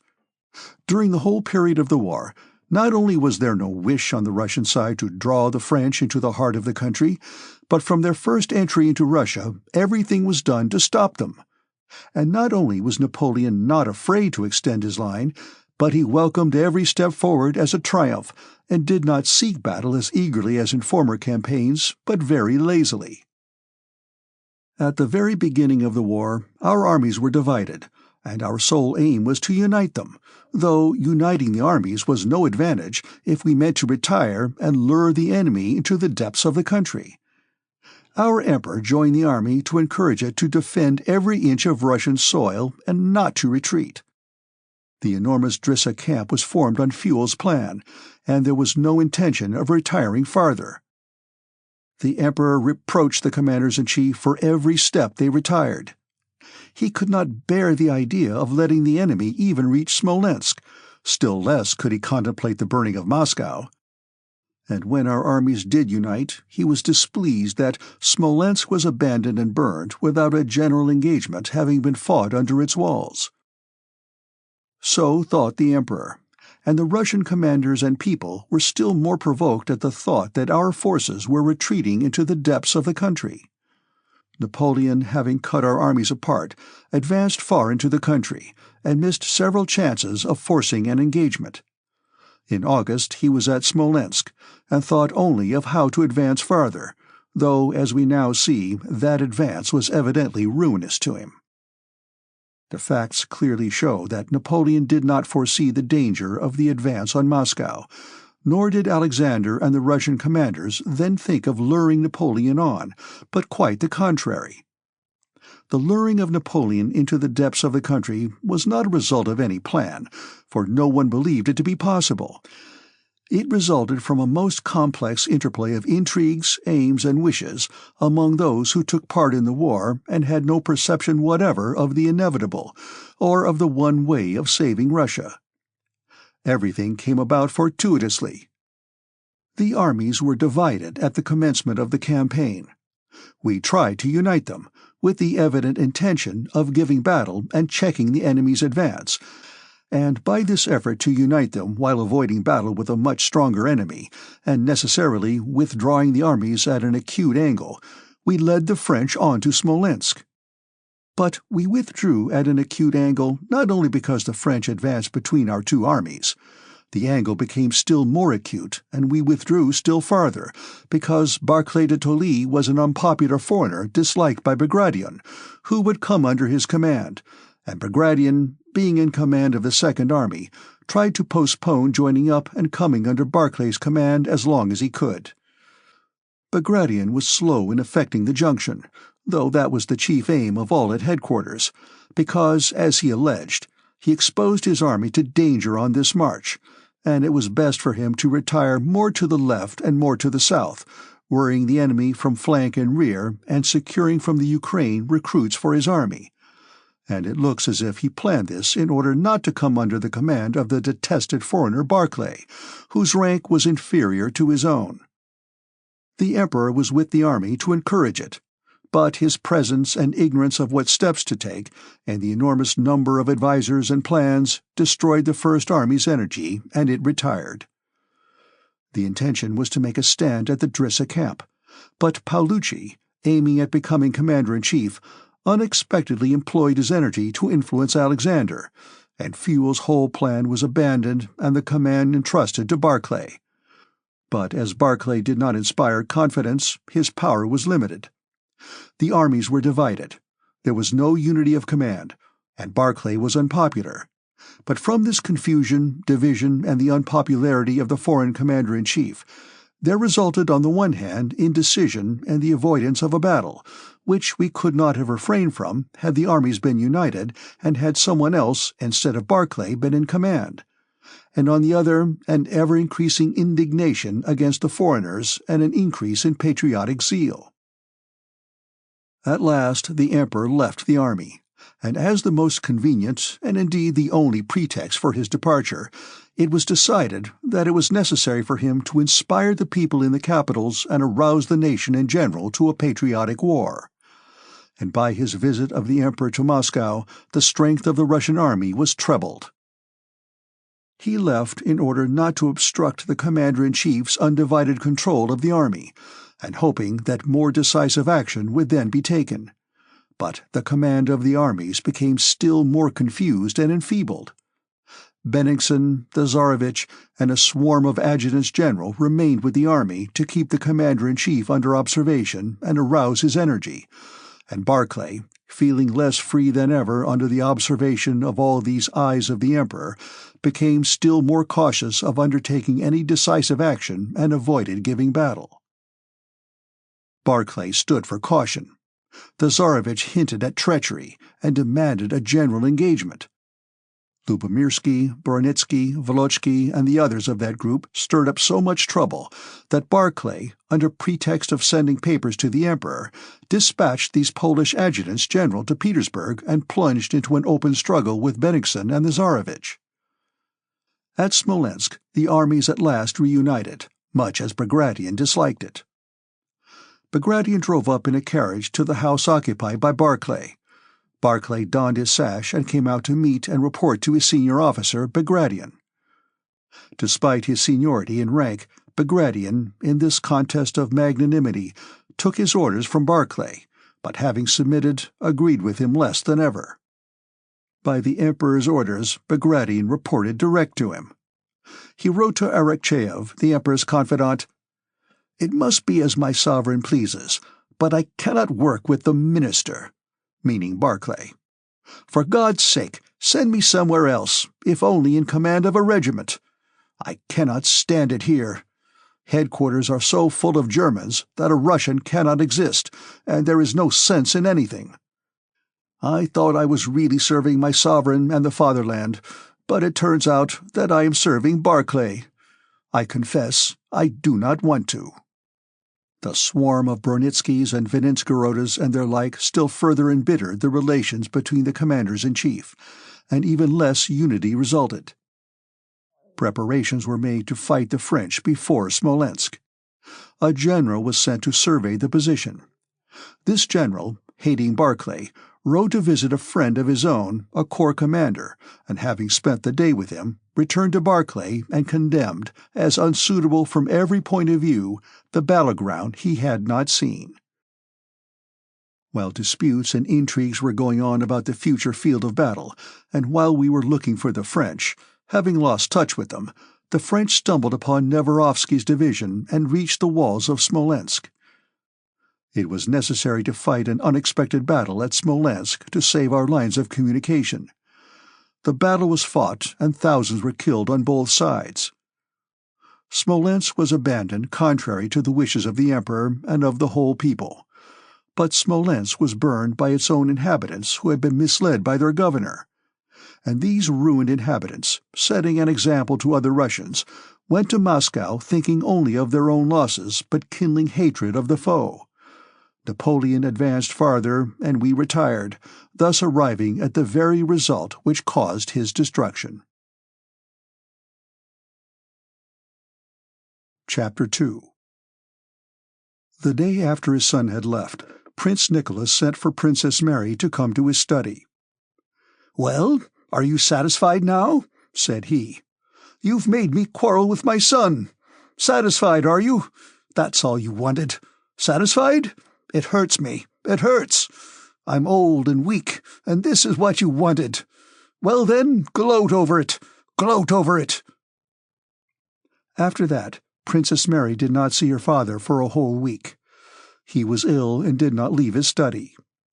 Princess Mary noticed to her surprise that during this illness the old prince not only excluded her from his room, but did not admit Mademoiselle Bourienne either.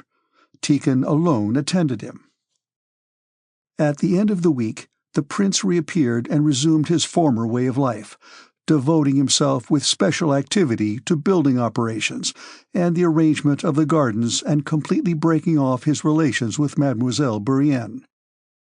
His looks and cold tone to his daughter seemed to say, "There, you see, you plotted against me. You lied to Prince Andrew about my relations with that Frenchwoman and made me quarrel with him. But you see, I need neither her nor you." Princess Mary spent half of every day with little Nicholas, watching his lessons, teaching him Russian and music herself, and talking to de Sales. The rest of the day she spent over her books with her old nurse, or with God's folk who sometimes came by the back door to see her. Of the war, Princess Mary thought as women do think about wars. She feared for her brother, who was in it, was horrified by and amazed at the strange cruelty that impels men to kill one another, but she did not understand the significance of this war, which seemed to her like all previous wars.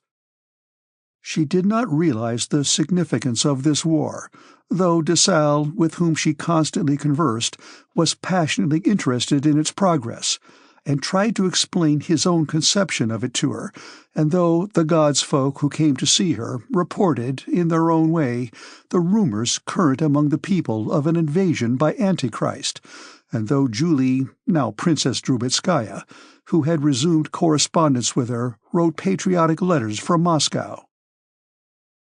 "I write you in Russian, my good friend," wrote Julie in her Frenchified Russian, "because I have a detestation for all the French, and the same for their language, which I cannot support to hear spoken.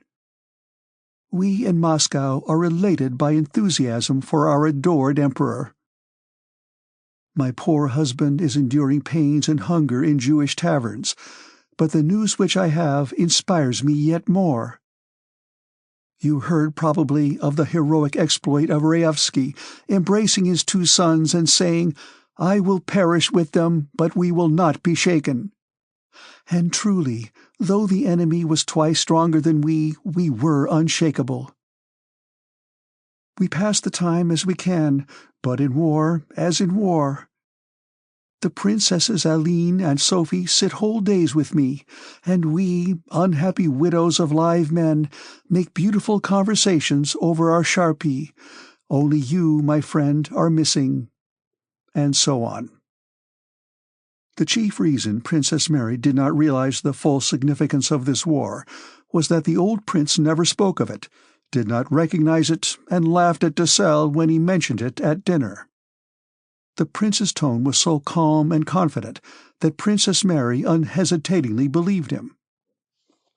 All that July the old prince was exceedingly active and even animated. He planned another garden and began a new building for the domestic serfs. The only thing that made Princess Mary anxious about him was that he slept very little, and instead of sleeping in his study as usual, changed his sleeping place every day. One day he would order his camp bed to be set up in the glass gallery. Another day he remained on the couch or on the lounge chair in the drawing-room, and dozed there without undressing, while, instead of Mademoiselle Bourienne, a serf boy read to him. And then again he would spend a night in the dining-room. On August 1st, a second letter was received from Prince Andrew. In his first letter, which came soon after he had left home, Prince Andrew had dutifully asked his father's forgiveness for what he allowed himself to say, and begged to be restored to his favor. To this letter the old prince had replied affectionately, and from that time had kept the Frenchwoman at a distance. Prince Andrew's second letter, written near Vitebsk after the French had occupied that town, gave a brief account of the whole campaign, and closed for them a plan he had drawn and forecasts as to the further progress of the war.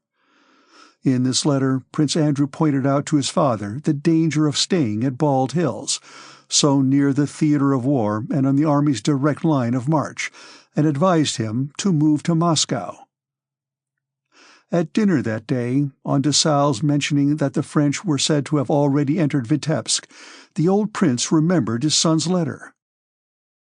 "There was a letter from Prince Andrew today," he said to Princess Mary. "Haven't you read it?"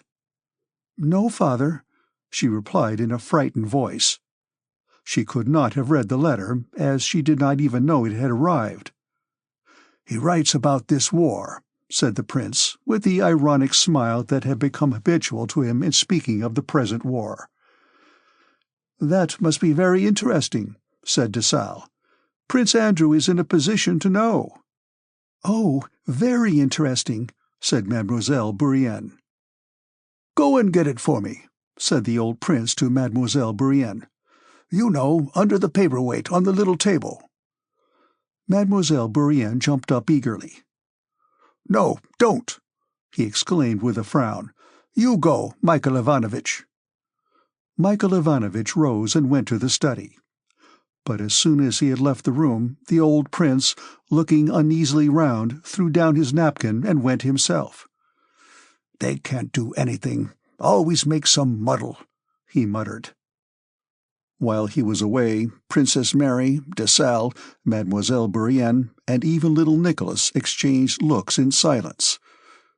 The old prince returned with quick steps, accompanied by Michael Ivanovitch, bringing the letter and a plan. These he put down beside him, not letting anyone read them at dinner. On moving to the drawing-room, he handed the letter to Princess Mary, and spreading out before him the plan of the new building and fixing his eyes upon it, he told her to read the letter aloud. When she had done so, Princess Mary looked inquiringly at her father. He was examining the plan, evidently engrossed in his own ideas. "What do you think of it, Prince?"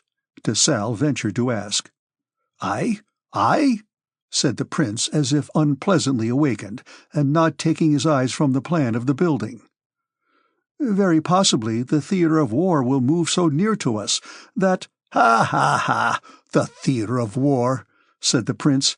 "I have said, and still say, that the theatre of war is Poland, and the enemy will never get beyond the Niemen."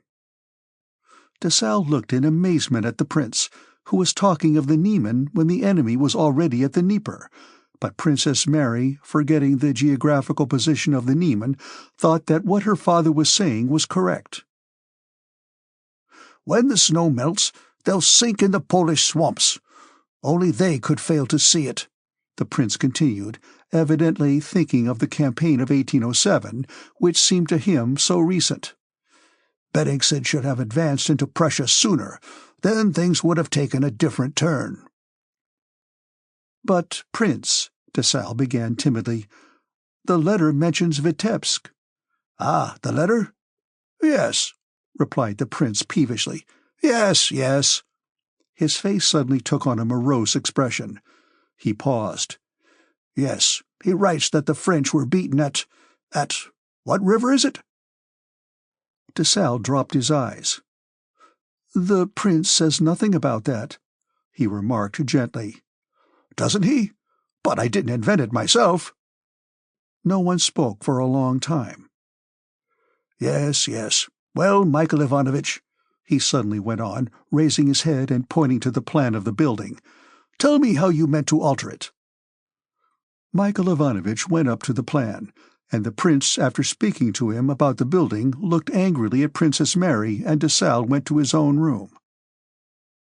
Princess Mary saw de Sale's embarrassed and astonished look fixed on her father, noticed his silence, and was struck by the fact that her father had forgotten his son's letter on the drawing-room table.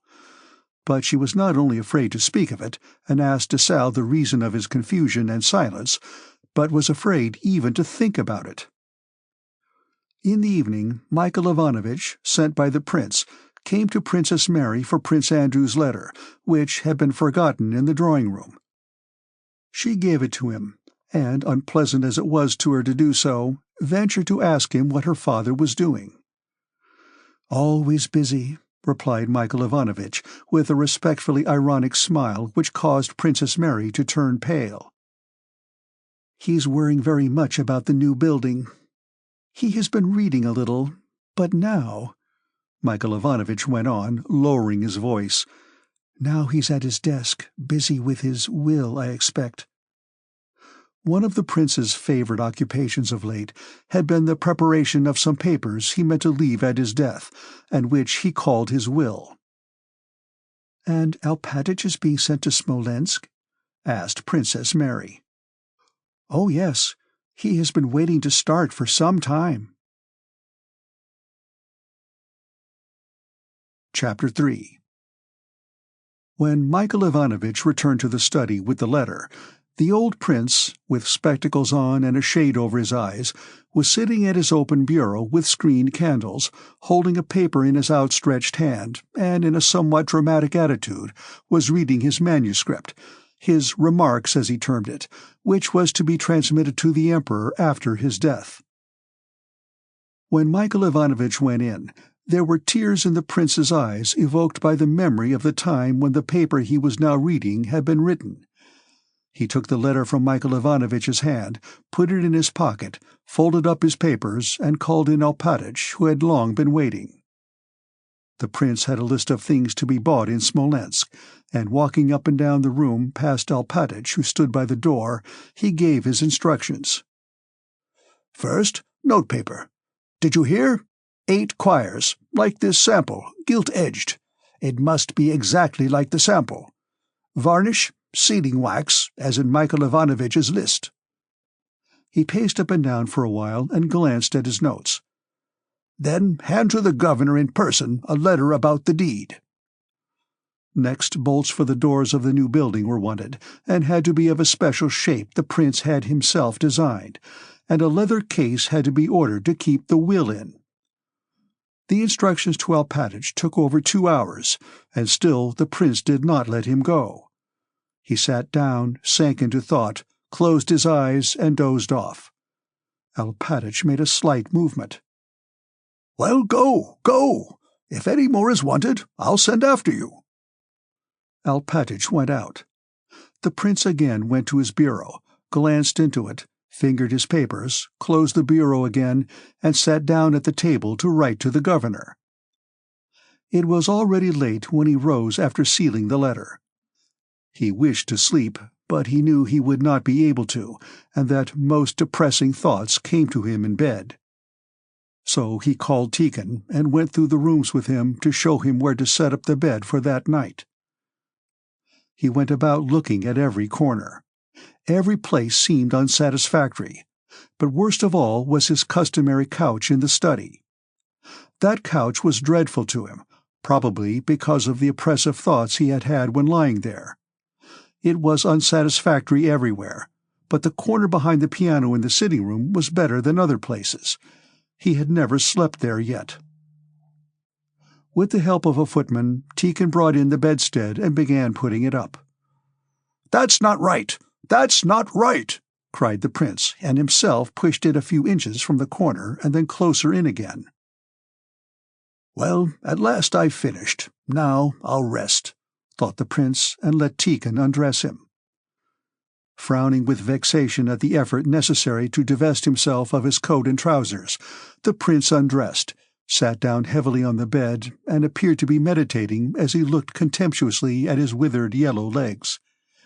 He was not meditating, but only deferring the moment of making the effort to lift those legs up and turn over on the bed. "Ugh, how hard it is! Oh, that this toil might end, and you would release me," thought he. Pressing his lips together, he made that effort for the 20,000th time and lay down. But hardly had he done so before he felt the bed rocking backwards and forwards beneath him, as if it were breathing heavily and jolting. This happened to him almost every night. He opened his eyes as they were closing. "No peace, damn them," he muttered, angry he knew not with whom.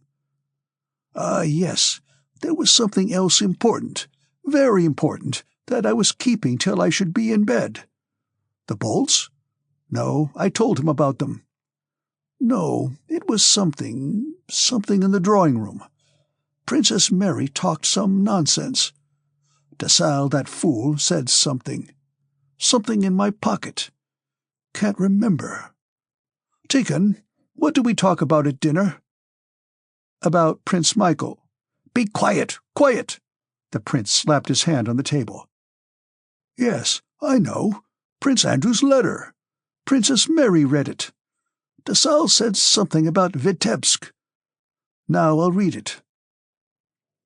He had the letter taken from his pocket, and the table, on which stood a glass of lemonade and a spiral wax candle, moved close to the bed, and putting on his spectacles, he began reading.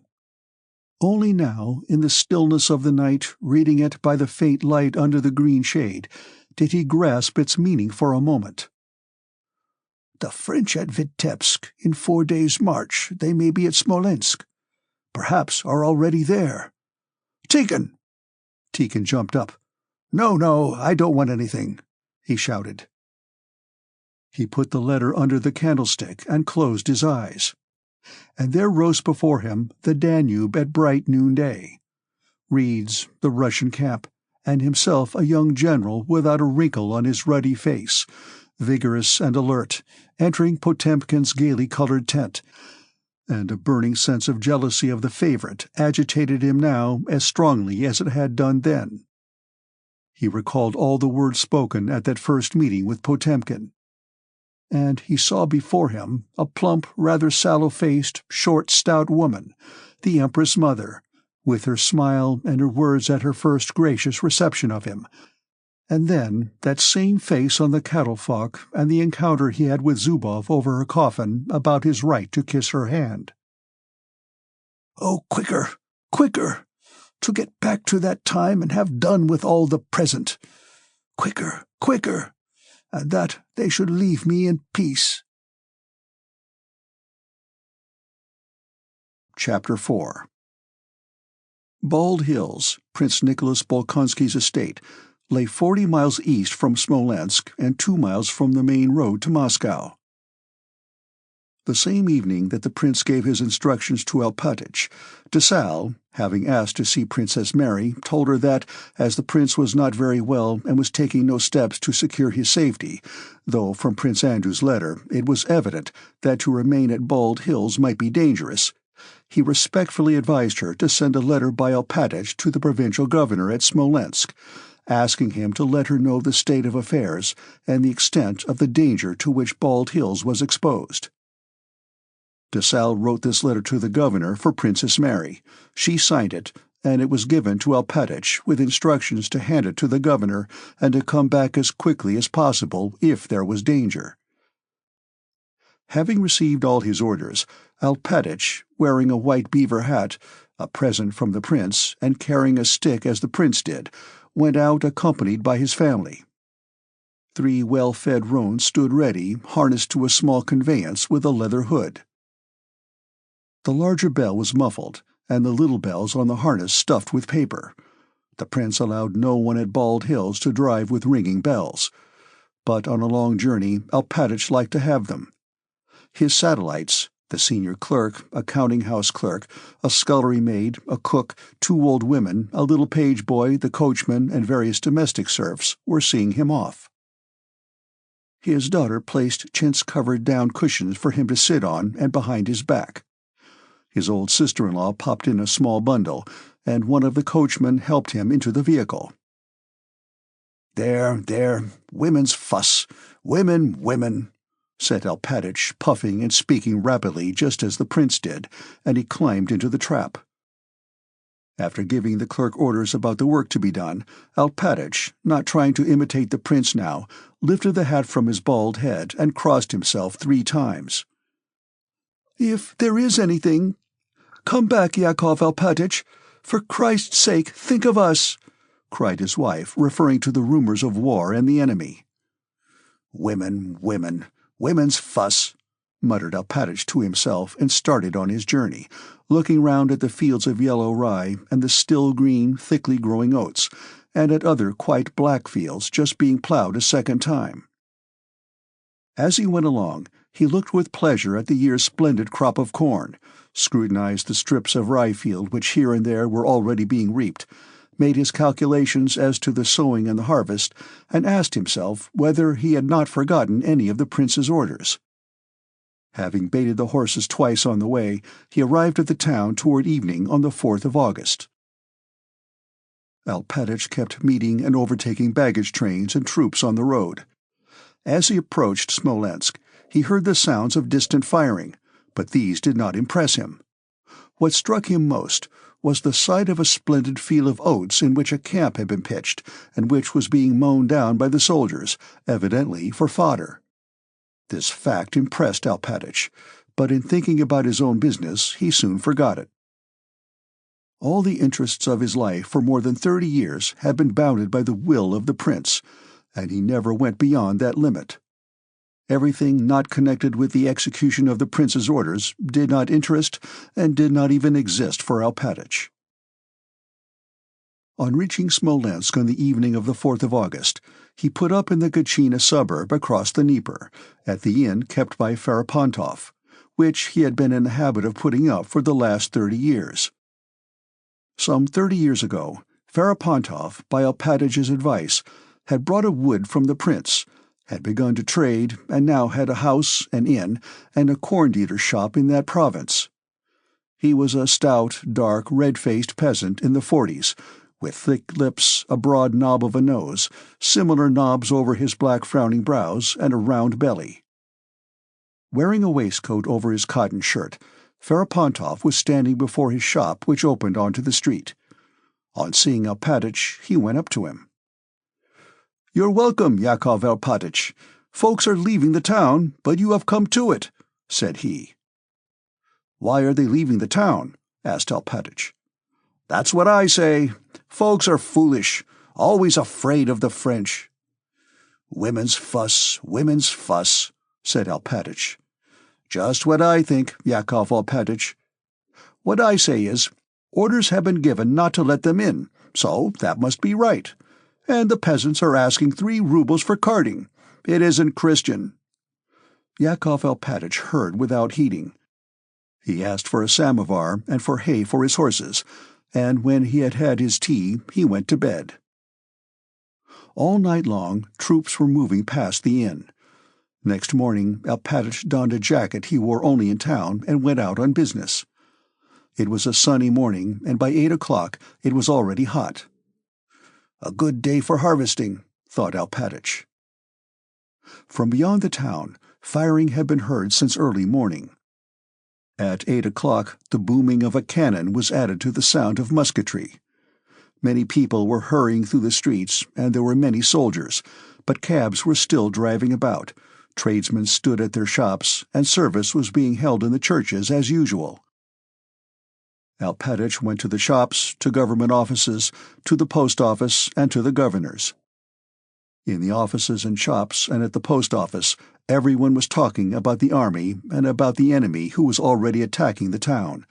Everybody was asking what should be done, and all were trying to calm one another. In front of the governor's house, Alpatych found a large number of people, Cossacks, and a traveling carriage of the governor's.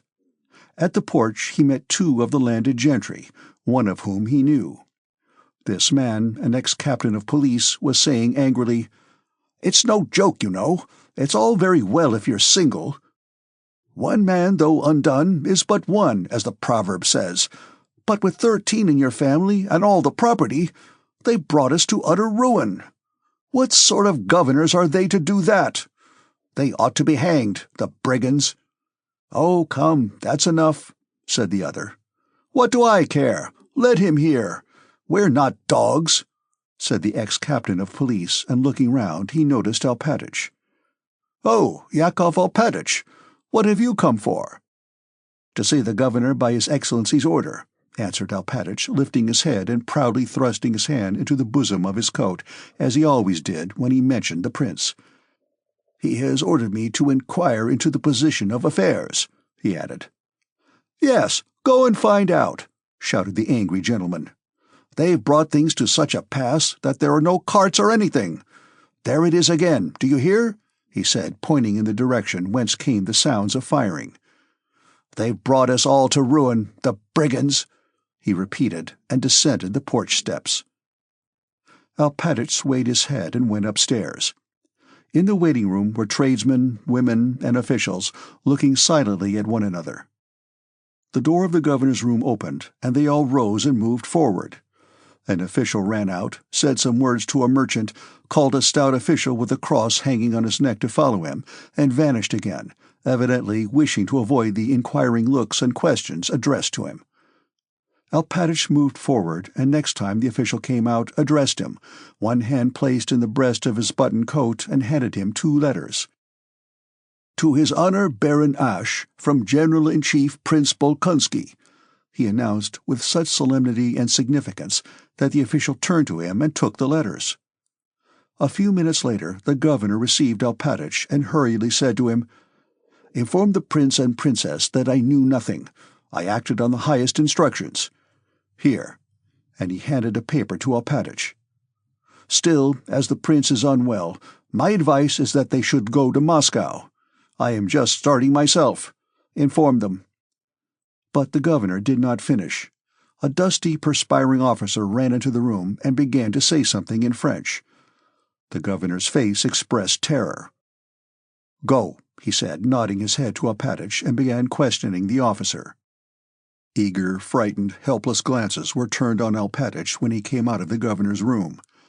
Involuntarily listening now to the firing, which had drawn nearer and was increasing in strength, Alpatych hurried to his inn. The paper handed to him by the governor said this: "I assure you that the town of Smolensk is not in the slightest danger as yet, and it is unlikely that it will be threatened with any. I from the one side and Prince Bagration from the other are marching to unite our forces before Smolensk, which junction will be effected on the 22nd instant, and both armies with their united forces will defend our compatriots of the province entrusted to your care till our efforts shall have beaten back the enemies of our fatherland, or till the last warrior in our valiant ranks has perished. From this you will see that you have a perfect right to reassure the inhabitants of Smolensk, for those defended by 2 such brave armies may feel assured of victory. Instructions from Barclay de Tolly to Baron Asch, the civil governor of Smolensk, 1812. People were anxiously roaming about the streets. Carts piled high with household utensils, chairs and cupboards kept emerging from the gates of the yards and moving along the streets. Loaded carts stood at the house next to Ferapontov's, and women were wailing and lamenting as they said goodbye. A small watchdog ran round barking in front of the harnessed horses.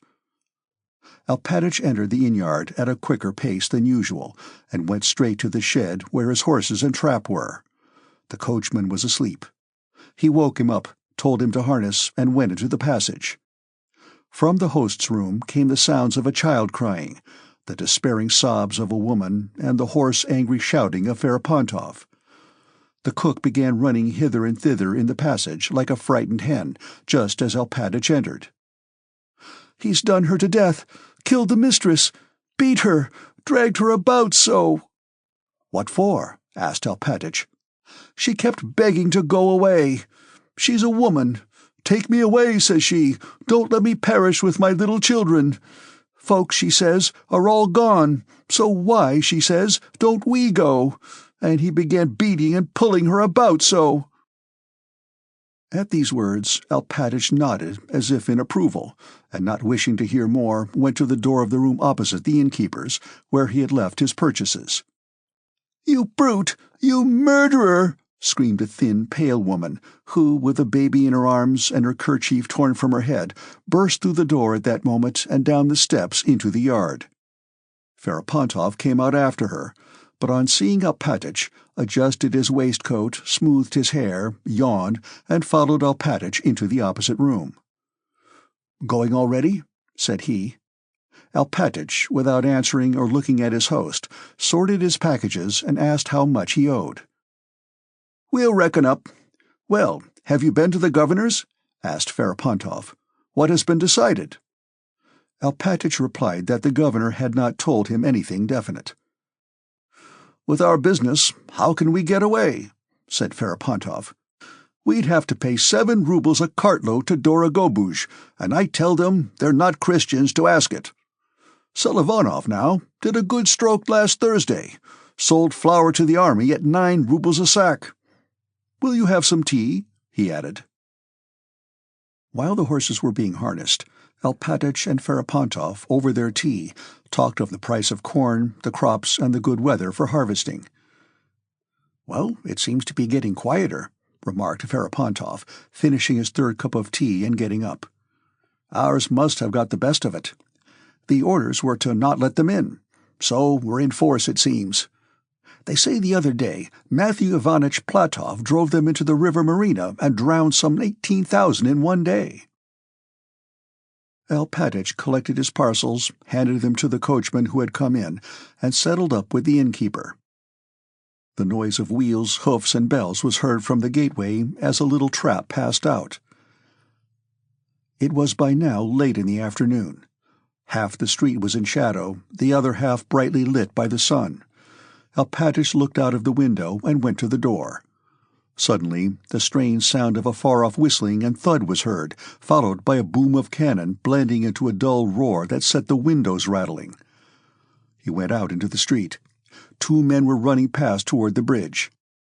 From different sides came whistling sounds and the thud of cannonballs and bursting shells falling on the town. But these sounds were hardly heard in comparison with the noise of the firing outside the town, and attracted little attention from the inhabitants.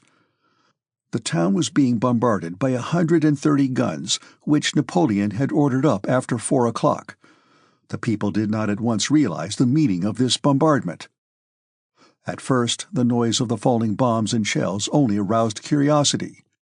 Ferapantov's wife, who till then had not ceased wailing under the shed, became quiet, and with the baby in her arms went to the gate, listening to the sounds and looking in silence at the people. The cook and a shop assistant came to the gate. With lively curiosity, everyone tried to get a glimpse of the projectiles as they flew over their heads. Several people came round the corner talking eagerly. "What force!" remarked one.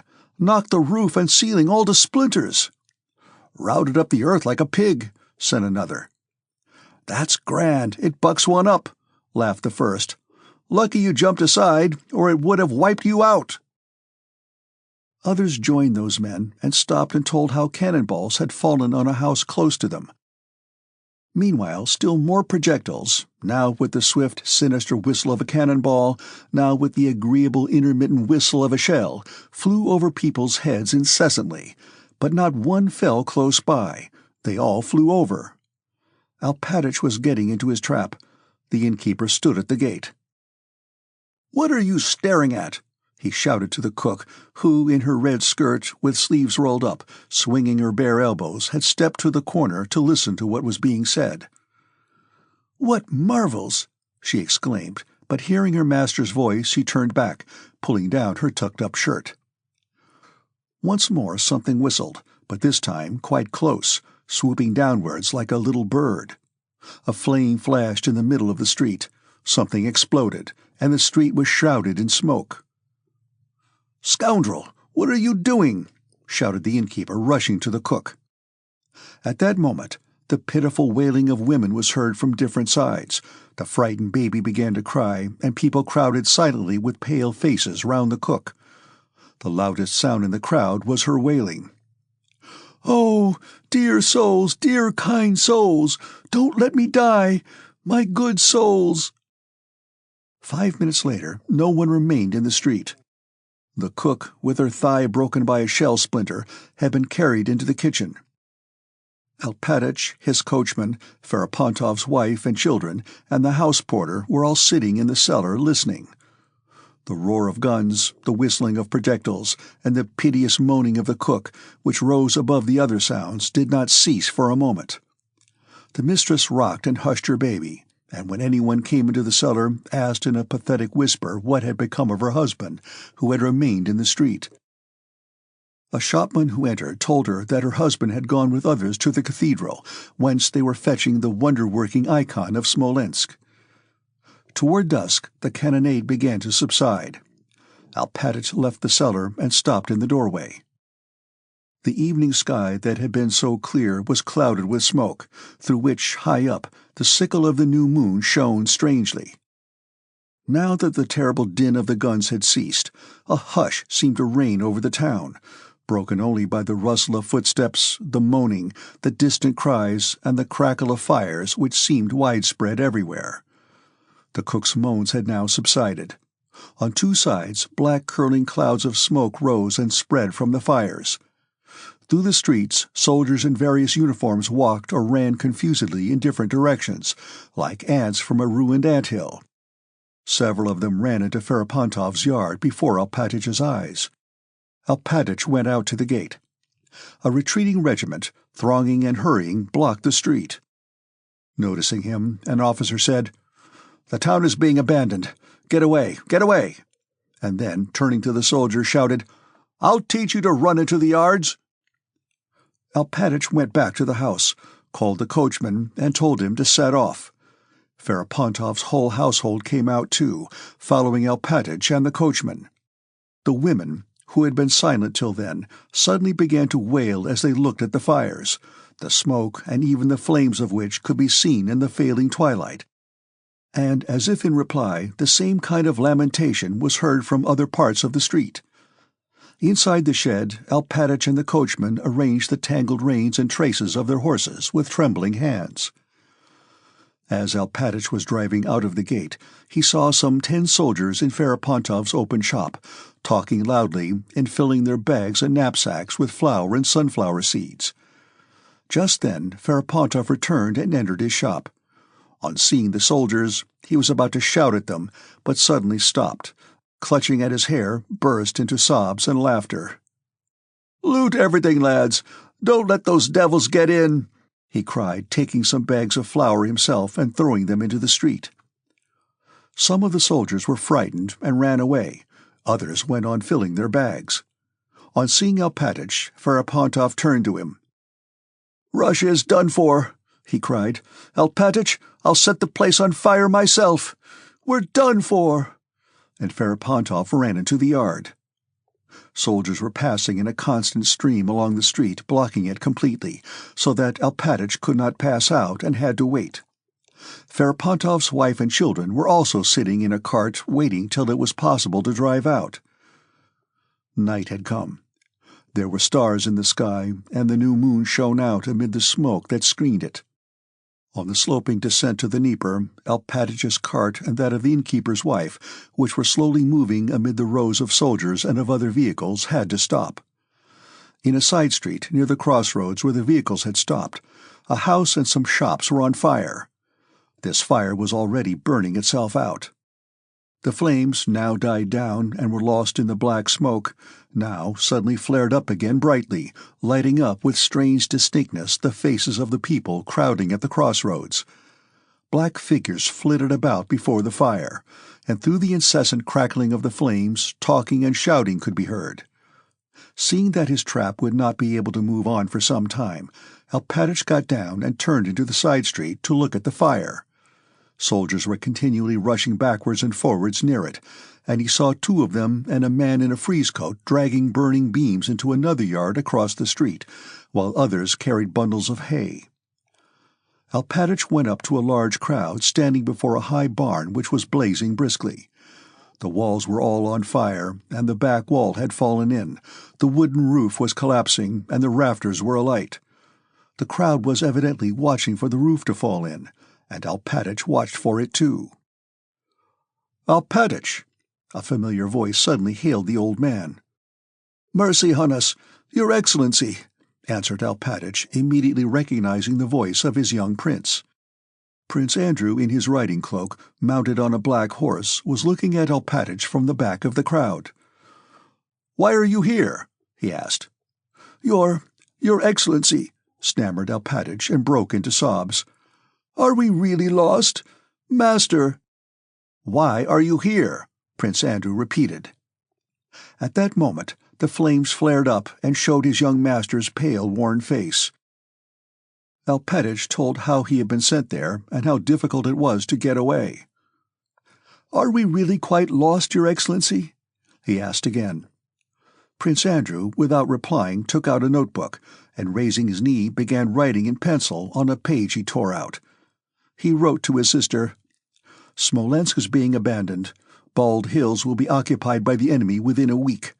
Set off immediately for Moscow. Let me know at once when you will start.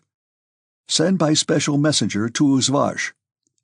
Having written this and given the paper to Alpatich, he told him how to arrange for departure of the prince, the princess, his son, and the boy's tutor, and how and where to let him know immediately.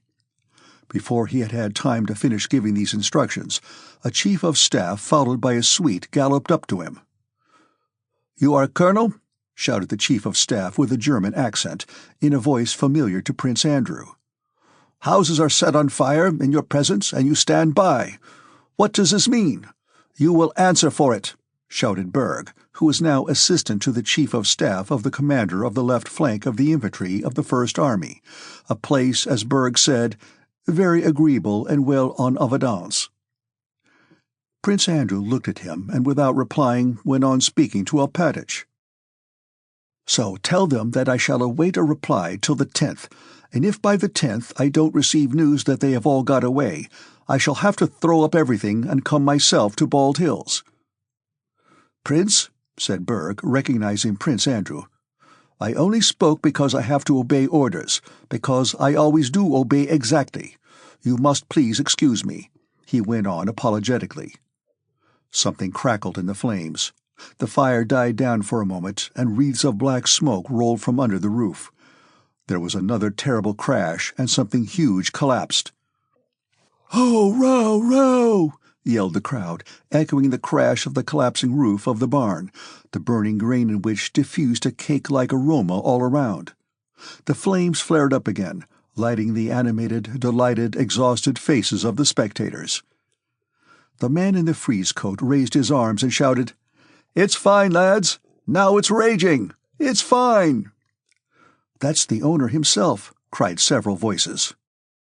"Well then," continued Prince Andrew to Alpatich, "report to them as I have told you."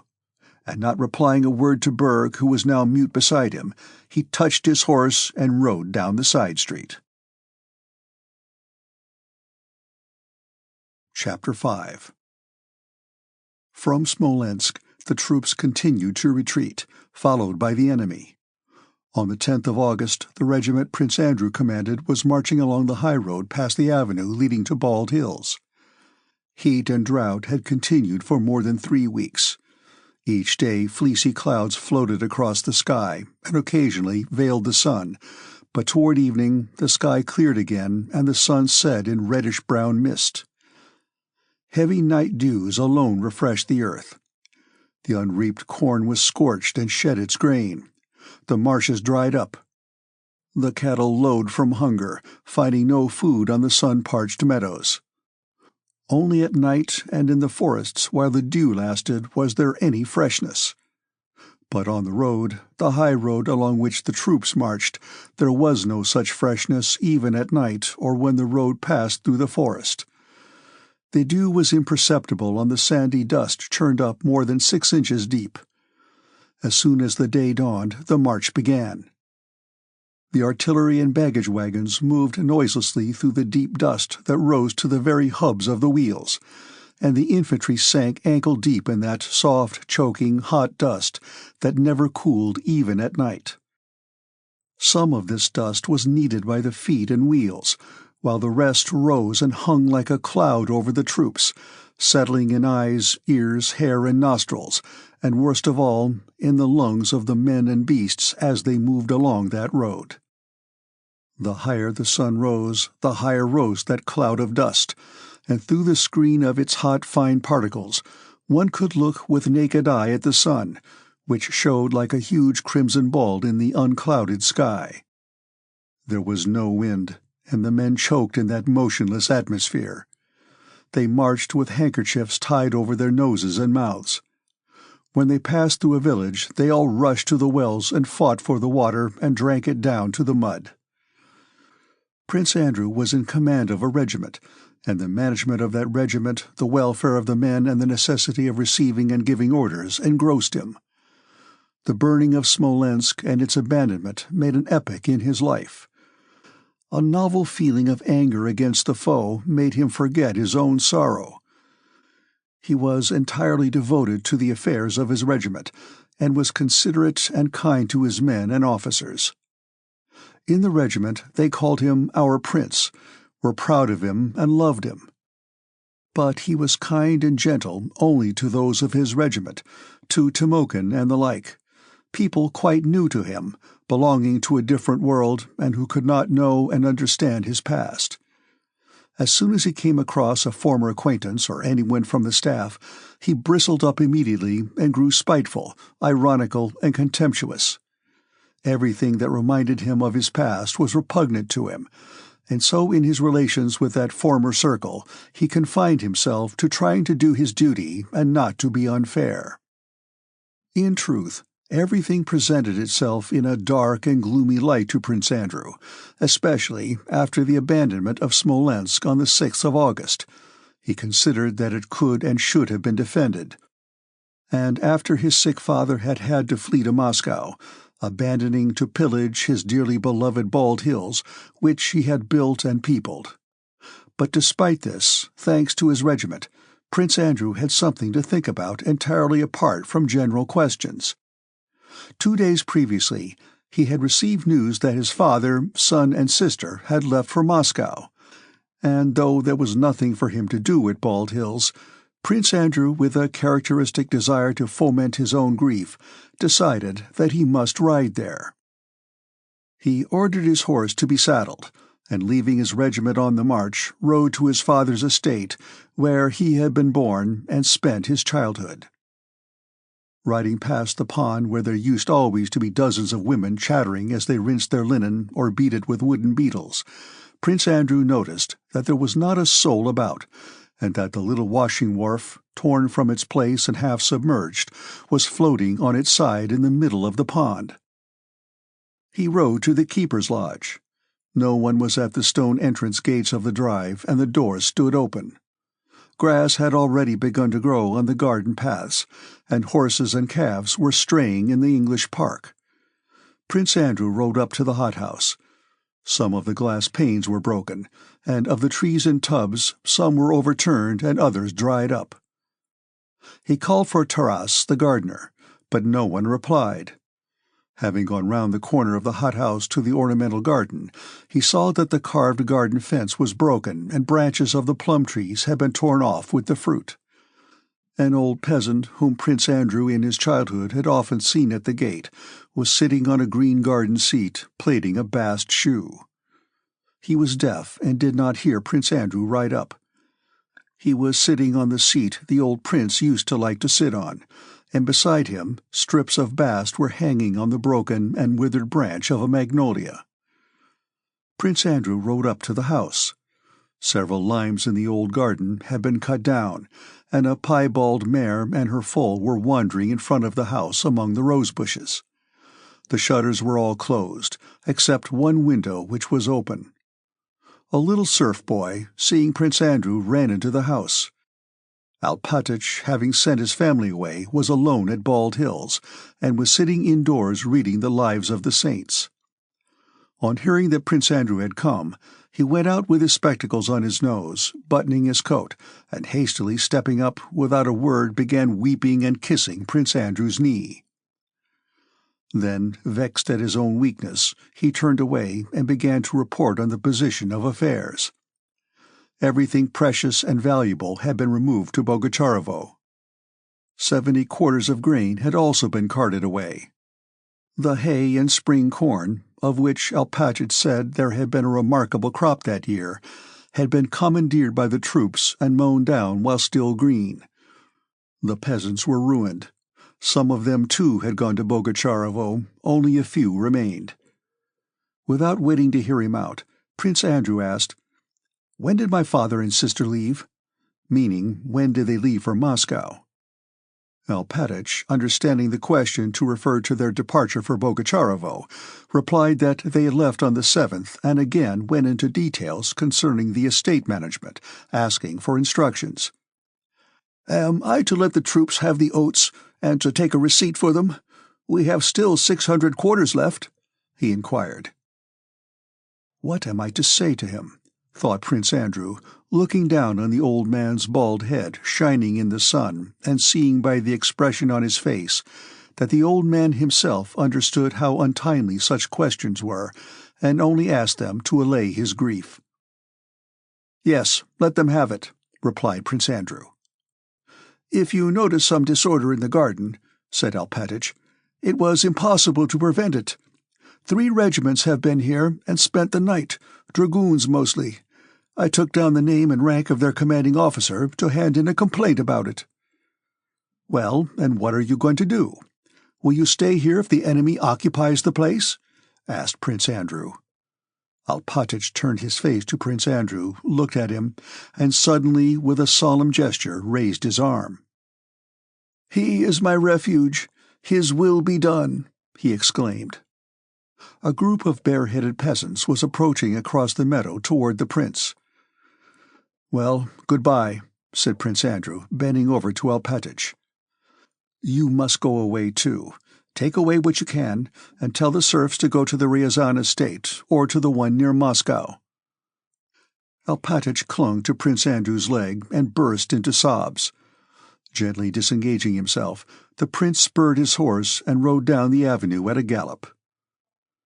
The old man was still sitting in the ornamental garden, like a fly impassive on the face of a loved one who is dead, tapping the last on which he was making the bast shoe, and 2 little girls, running out from the hothouse carrying in their skirts plums they had plucked from the trees there, came upon Prince Andrew. On seeing the young master, the elder one, with frightened look, clutched her younger companion by the hand and hid with her behind a birch tree, not stopping to pick up some green plums they had dropped. Prince Andrew turned away with startled haste, unwilling to let them see that they had been observed.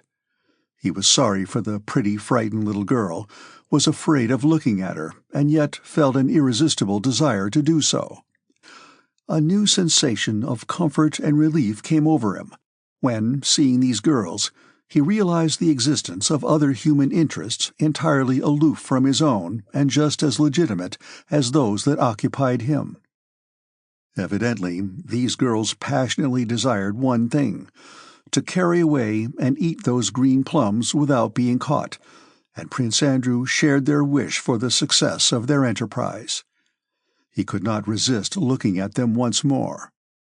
Believing their danger past, they sprang from their ambush, and chirruping something in their shrill little voices and holding up their skirts, their bare little sunburned feet scampered merrily and quickly across the meadow grass. Prince Andrew was somewhat refreshed by having ridden off the dusty highroad along which the troops were moving. But not far from Bald Hills, he again came out on the road and overtook his regiment at its halting place by the dam of a small pond. It was past 1 o'clock. The sun, a red ball through the dust, burned and scorched his back intolerably through his black coat. The dust always hung motionless above the buzz of talk that came from the resting troops. There was no wind. As he crossed the dam, Prince Andrew smelled the ooze and freshness of the pond. He longed to get into that water, however dirty it might be, and he glanced round at the pool from whence came sounds of shrieks and laughter. The small, muddy green pond had risen visibly more than a foot, flooding the dam, because it was full of the naked white bodies of soldiers with brick-red hands, necks, and faces, who were splashing about in it. All this naked white human flesh, laughing and shrieking, floundered about in that dirty pool like carp stuffed into a watering can, and the suggestion of merriment in that floundering mass rendered it specially pathetic. One fair-haired young soldier of the 3rd Company, whom Prince Andrew knew and who had a strap round the calf of one leg, crossed himself, stepped back to get a good run, and plunged into the water. Another, a dark, non-commissioned officer who was always shaggy, stood up to his waist in the water, joyfully wriggling his muscular figure, and snorted with satisfaction as he poured the water over his head with hands blackened to the wrists. There were sounds of men slapping one another, yelling and puffing. Everywhere on the bank, on the dam, and in the pond, there was healthy, white, muscular flesh. The officer, Timokhin, with his red little nose, standing on the dam wiping himself with a towel, felt confused at seeing the prince, but made up his mind to address him nevertheless. "It's very nice, Your Excellency. Wouldn't you like to?" said he. "It's dirty," replied Prince Andrew, making a grimace. "We'll clear it out for you in a minute," said Timokhin, and still undressed, ran off to clear the men out of the pond. "The prince wants to bathe." "What prince? Ours?" said many voices, and the men were in such haste to clear out that the prince could hardly stop them. He decided that he would rather wash himself with water in the barn. Flesh, bodies, cannon fodder, he thought, and he looked at his own naked body and shuddered, not from cold, but from a sense of disgust and horror he did not himself understand, aroused by the sight of that immense number of bodies splashing about in the dirty pond. On the 7th of August, Prince Bagration wrote as follows from his quarters at Mikhailovna on the Smolensk road. Dear Count Alexis Andreevich, he was writing to Arakcheyev, but knew that his letter would be read by the Emperor, and therefore weighed every word in it to the best of his ability. I expect the minister, Barclay de Tolly, has already reported the abandonment of Smolensk to the enemy. It is pitiable and sad, and the whole army is in despair that this most important place has been wantonly abandoned. I, for my part, begged him personally and most urgently, and finally wrote him, but nothing would induce him to consent. I swear to you on my honor that Napoleon was in such a fix as never before, and might have lost half his army but could not have taken Smolensk. Our troops fought and are fighting as never before. With 15,000 men, I held the enemy at bay for 35 hours and beat him. But he would not hold out even for 14 hours. It is disgraceful, a stain on our army, and as for him, he ought, it seems to me, not to live. If he reports that our losses were great, it is not true. Perhaps about 4,000, not more, and not even that. But even were they 10,000, that's war. But the enemy has lost masses. What would it have cost him to hold out for another 2 days? They would have had to retire of their own accord, for they had no water for men or horses. He gave me his word he would not retreat, but suddenly sent instructions that he was retiring that night. We cannot fight in this way, or we may soon bring the enemy to Moscow. There is a rumor that you are thinking of peace. God forbid that you should make peace after all our sacrifices and such insane retreats. You would set all Russia against you, and every one of us would feel ashamed to wear the uniform. If it has come to this, we must fight as long as Russia can and as long as there are men able to stand. One man ought to be in command, and not two. Your minister may perhaps be good as a minister, but as a general he is not merely bad, but execrable. Yet to him is entrusted the fate of our whole country. I am really frantic with vexation. Forgive my writing boldly. It is clear that the man who advocates the conclusion of a peace, and that the minister should command the army, does not love our sovereign and desires the ruin of us all. So I write you frankly, call out the militia. For the minister is leading these visitors after him to Moscow in a most masterly way. The whole army feels great suspicion of the imperial aide-de-camp Volkshogen. He is said to be more Napoleon's man than ours, and he is always advising the minister. I am not merely civil to him, but obey him like a corporal, though I am his senior. This is painful, but loving my benefactor and sovereign, I submit. Only I am sorry for the Emperor that he entrusts our fine army to such as he. Consider that on our retreat we have lost by fatigue and left in the hospital more than 15,000 men, and had we attacked this would not have happened. Tell me, for God's sake, what will Russia, our mother Russia, say to our being so frightened? And why are we abandoning our good and gallant fatherland to such rabble and implanting feelings of hatred and shame in all our subjects? What are we scared at, and of whom are we afraid? I am not to blame that the minister is vacillating, a coward, dense, dilatory, and has all bad qualities. The whole army bewails it and calls down curses upon him. Chapter 6. Among the innumerable categories applicable to the phenomena of human life, one may discriminate between those in which substance prevails and those in which form prevails. To the latter, as distinguished from village, country, provincial, or even Moscow life, we may allot Petersburg life, and especially the life of its salons. That life of the salons is unchanging. Since the year 1805, we had made peace and had again quarreled with Bonaparte and had made constitutions and unmade them again. But the salons of Anna Pavlovna and Elaine remained just as they had been, the one 7 and the other 5 years before.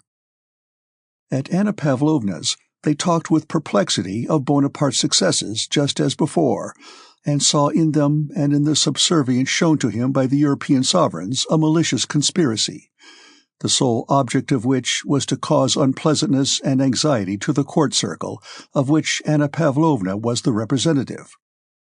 And in Elaine's salon, which Rumyantsev himself honored with his visits, regarding Elaine as a remarkably intelligent woman, they talked with the same ecstasy in 1812 as in 1808 of the great nation and the great man, and regretted our rupture with France, a rupture which, according to them, ought to be promptly terminated by peace. Of late, since the Emperor's return from the army, there had been some excitement in these conflicting salon circles, and some demonstrations of hostility to one another, but each camp retained its own tendency. In Anna Pavlovna's circle, only those Frenchmen were admitted who were deep-rooted legitimists, and patriotic views were expressed to the effect that one ought not to go to the French theatre, and that to maintain the French troop was costing the government as much as a whole army corps. The progress of the war was eagerly followed, and only the reports most flattering to our army were circulated. In the French circle of Elaine and Rumyantsev, the reports of the cruelty of the enemy and of the war were contradicted, and all Napoleon's attempts at conciliation were discussed. In that circle, they discountenanced those who advised hurried preparations for a removal to Kazan of the court and the girls' educational establishments under the patronage of the Dowager Empress. In Elaine's circle, the war in general was regarded as a series of formal demonstrations which would very soon end in peace, and the view prevailed expressed by Bilibin, who now in Petersburg was quite at home in Elaine's house, which every clever man was obliged to visit, that not by gunpowder, but by those who invented it would matters be settled. In that circle, the Moscow enthusiasm, news of which had reached Petersburg simultaneously with the Emperor's return, was ridiculed sarcastically and very cleverly, though with much caution. Anna Pavlovna's circle, on the contrary, was enraptured by this enthusiasm, and spoke of it as Plutarch speaks of the deeds of the ancients. Prince Vasily, who still occupied his former important posts, formed a connecting link between these two circles. He visited his good friend Anna Pavlovna, as well as his daughter's diplomatic salon, and often, in his constant comings and goings between the two camps, became confused, and said at Elaine's what he should have said at Anna Pavlovna's, and vice versa. Soon after the Emperor's return, Prince Vasily, in a conversation about the war at Anna Pavlovna's, severely condemned Barclay de Tolly, but was undecided as to who ought to be appointed commander-in-chief. One of the visitors, usually spoken of as a man of great merit, having described how he had that day seen Kutuzov, the newly chosen chief of the Petersburg militia, presiding over the enrollment of recruits at the treasury, cautiously ventured to suggest that Kutuzov would be the man to satisfy all requirements. Anna Pavlovna remarked with a melancholy smile that Kutuzov had done nothing but cause the Emperor annoyance. "I have talked and talked at the assembly of the nobility," Prince Vasily interrupted, "but they did not listen to me. I told them his election as chief of the militia would not please the Emperor, but they did not listen to me. It's all this mania for opposition," he went on. "And who for? It is all because we want to ape the foolish enthusiasm of those Muscovites," Prince Vasily continued, forgetting for a moment that, though at Elaine's one had to ridicule the Moscow enthusiasm, at Anna Pavlovna's one had to be ecstatic about it. But he retrieved his mistake at once. "Now, is it suitable that Count Kutuzov, the oldest general in Russia, should preside at that tribunal? He will get nothing for his pains. How could they make a man commander-in-chief who cannot mount a horse, who drops asleep at a council, and has the very worst morals? A good reputation he made for himself at Bucharest. I don't speak of his capacity as a general, but at a time like this, how they appoint a decrepit, blind old man, positively blind? A fine idea to have a blind general. He can't see anything. To play blind man's buff? He can't see at all." No one replied to his remarks. This was quite correct on the 24th of July. But on the 29th of July, Kutuzov received the title of prince. This might indicate a wish to get rid of him, and therefore Prince Vasily's opinion continued to be correct, though he was not now in any hurry to express it. But on the 8th of August, a committee, consisting of Field Marshal Saltykov, Arakcheyev, Vyatsmitanov, Lupukin, and Kochubey, met to consider the progress of the war. This committee came to the conclusion that our failures were due to a want of unity in the command, and though the members of the committee were aware of the Emperor's dislike of Kutuzov, after a short deliberation, they agreed to advise his appointment as commander-in-chief. That same day Kutuzov was appointed commander-in-chief with full powers over the armies, and over the whole region occupied by them. On the 9th of August, Prince Vasily at Anna Pavlovna's again met the man of great merit. The latter was very attentive to Anna Pavlovna, because he wanted to be appointed director of one of the educational establishments for young ladies. Prince Vasily entered the room with the air of a happy conqueror who has attained the object of his desires.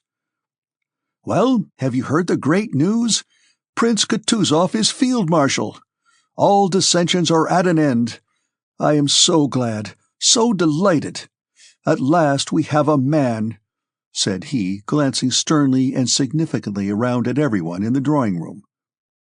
The man of great merit, despite his desire to obtain the post of director, could not refrain from reminding Prince Vasily of his former opinion. Though this was impolite to Prince Vasily in Anna Pavlovna's drawing-room, and also to Anna Pavlovna herself, who had received the news with delight, he could not resist the temptation. "But, Prince, they say he is blind," said he, reminding Prince Vasily of his own words. "Eh? Nonsense. He sees well enough. said Prince Vasily rapidly, in a deep voice and with a slight cough, the voice and cough with which he was wont to dispose of all difficulties.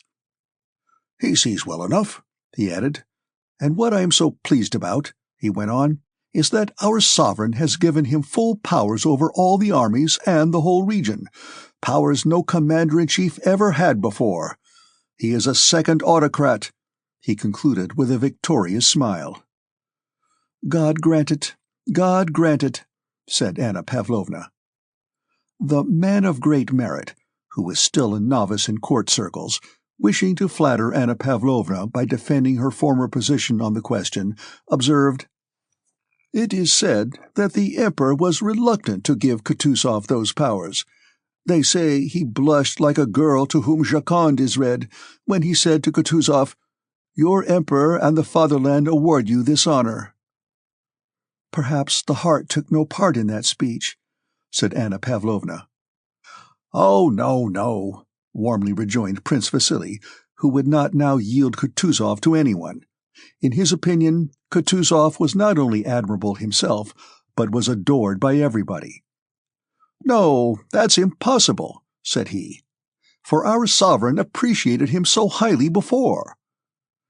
"God grant only that Prince Kutuzov assumes real power and does not allow anyone to put a spoke in his wheel," observed Anna Pavlovna. Understanding at once to whom she alluded, Prince Vasily said in a whisper, "I know for a fact that Kutuzov made it an absolute condition that the Tsarevich should not be with the army. Do you know what he said to the Emperor?" And Prince Vasily repeated the words supposed to have been spoken by Kutuzov to the Emperor. "I can neither punish him if he does wrong, nor reward him if he does right." Oh, a very wise man is Prince Kutuzov. I have known him a long time. "They even say," remarked the man of great merit, who did not yet possess courtly tact, "that His Excellency made it an express condition that the sovereign himself should not be with the army." As soon as he said this, both Prince Vasily and Anna Pavlovna turned away from him and glanced sadly at one another with a sigh at his naivete. Chapter 7. While this was taking place in Petersburg, the French had already passed Smolensk and were drawing nearer and nearer to Moscow. Napoleon's historian Thiers, like other of his historians, trying to justify his hero, says that he was drawn to the walls of Moscow against his will. He is as right as other historians who look for the explanation of historic events in the will of one man. He is as right as the Russian historians who maintain that Napoleon was drawn to Moscow by the skill of the Russian commanders. Here, besides the law of retrospection, which regards all the past as a preparation for events that subsequently occur, the law of reciprocity comes in, confusing the whole matter. A good chess player, having lost a game, is sincerely convinced that his loss resulted from a mistake he made, and looks for that mistake in the opening, but forgets that at each stage of the game there were similar mistakes and that none of his moves were perfect. He only notices the mistake to which he pays attention, because his opponent took advantage of it. How much more complex than this is the game of war, which occurs under certain limits of time, and where it is not one will that manipulates lifeless objects, but everything results from innumerable conflicts of various wills. After Smolensk, Napoleon sought a battle beyond Dorogobush at Vyazma, and then at Zarevo-Zaymysha. But it happened that owing to a conjunction of innumerable circumstances, the Russians could not give battle till they reached Borodino, 70 miles from Moscow. From Vyazma, Napoleon ordered a direct advance on Moscow. Moscow, la capitale asiatique de ce grand empire, la ville sacrée des peuples d'Alexandre. Moscow avait ses innombrables églises en forme de pagode chinoise. Moscow, the Asiatic capital of this great empire, the sacred city of Alexander's people, Moscow with its innumerable churches shaped like Chinese pagodas. This Moscow gave Napoleon's imagination no rest. On the march from Vyazma to Zarovozemisha, he rode his light bay bobtailed ambler, accompanied by his guards, his bodyguard, his pages, and aides-de-camp. Berthier, his chief of staff, dropped behind to question a Russian prisoner captured by the cavalry. Followed by Lalonde de Ville, an interpreter, he overtook Napoleon at a gallop and reined in his horse with an amused expression. "Well?" asked Napoleon. "One of Platov's Cossacks says that Platov's corps is joining up with the main army, and that Kutuzov has been appointed commander-in-chief. He is a very shrewd and garrulous fellow." Napoleon smiled and told them to give the Cossack a horse and bring the man to him. He wished to talk to him himself. Several adjutants galloped off, and an hour later, Lavrushka, the serf Denisov had handed over to Rostov, rode up to Napoleon in an orderly's jacket and on a French cavalry saddle, with a merry and tipsy face.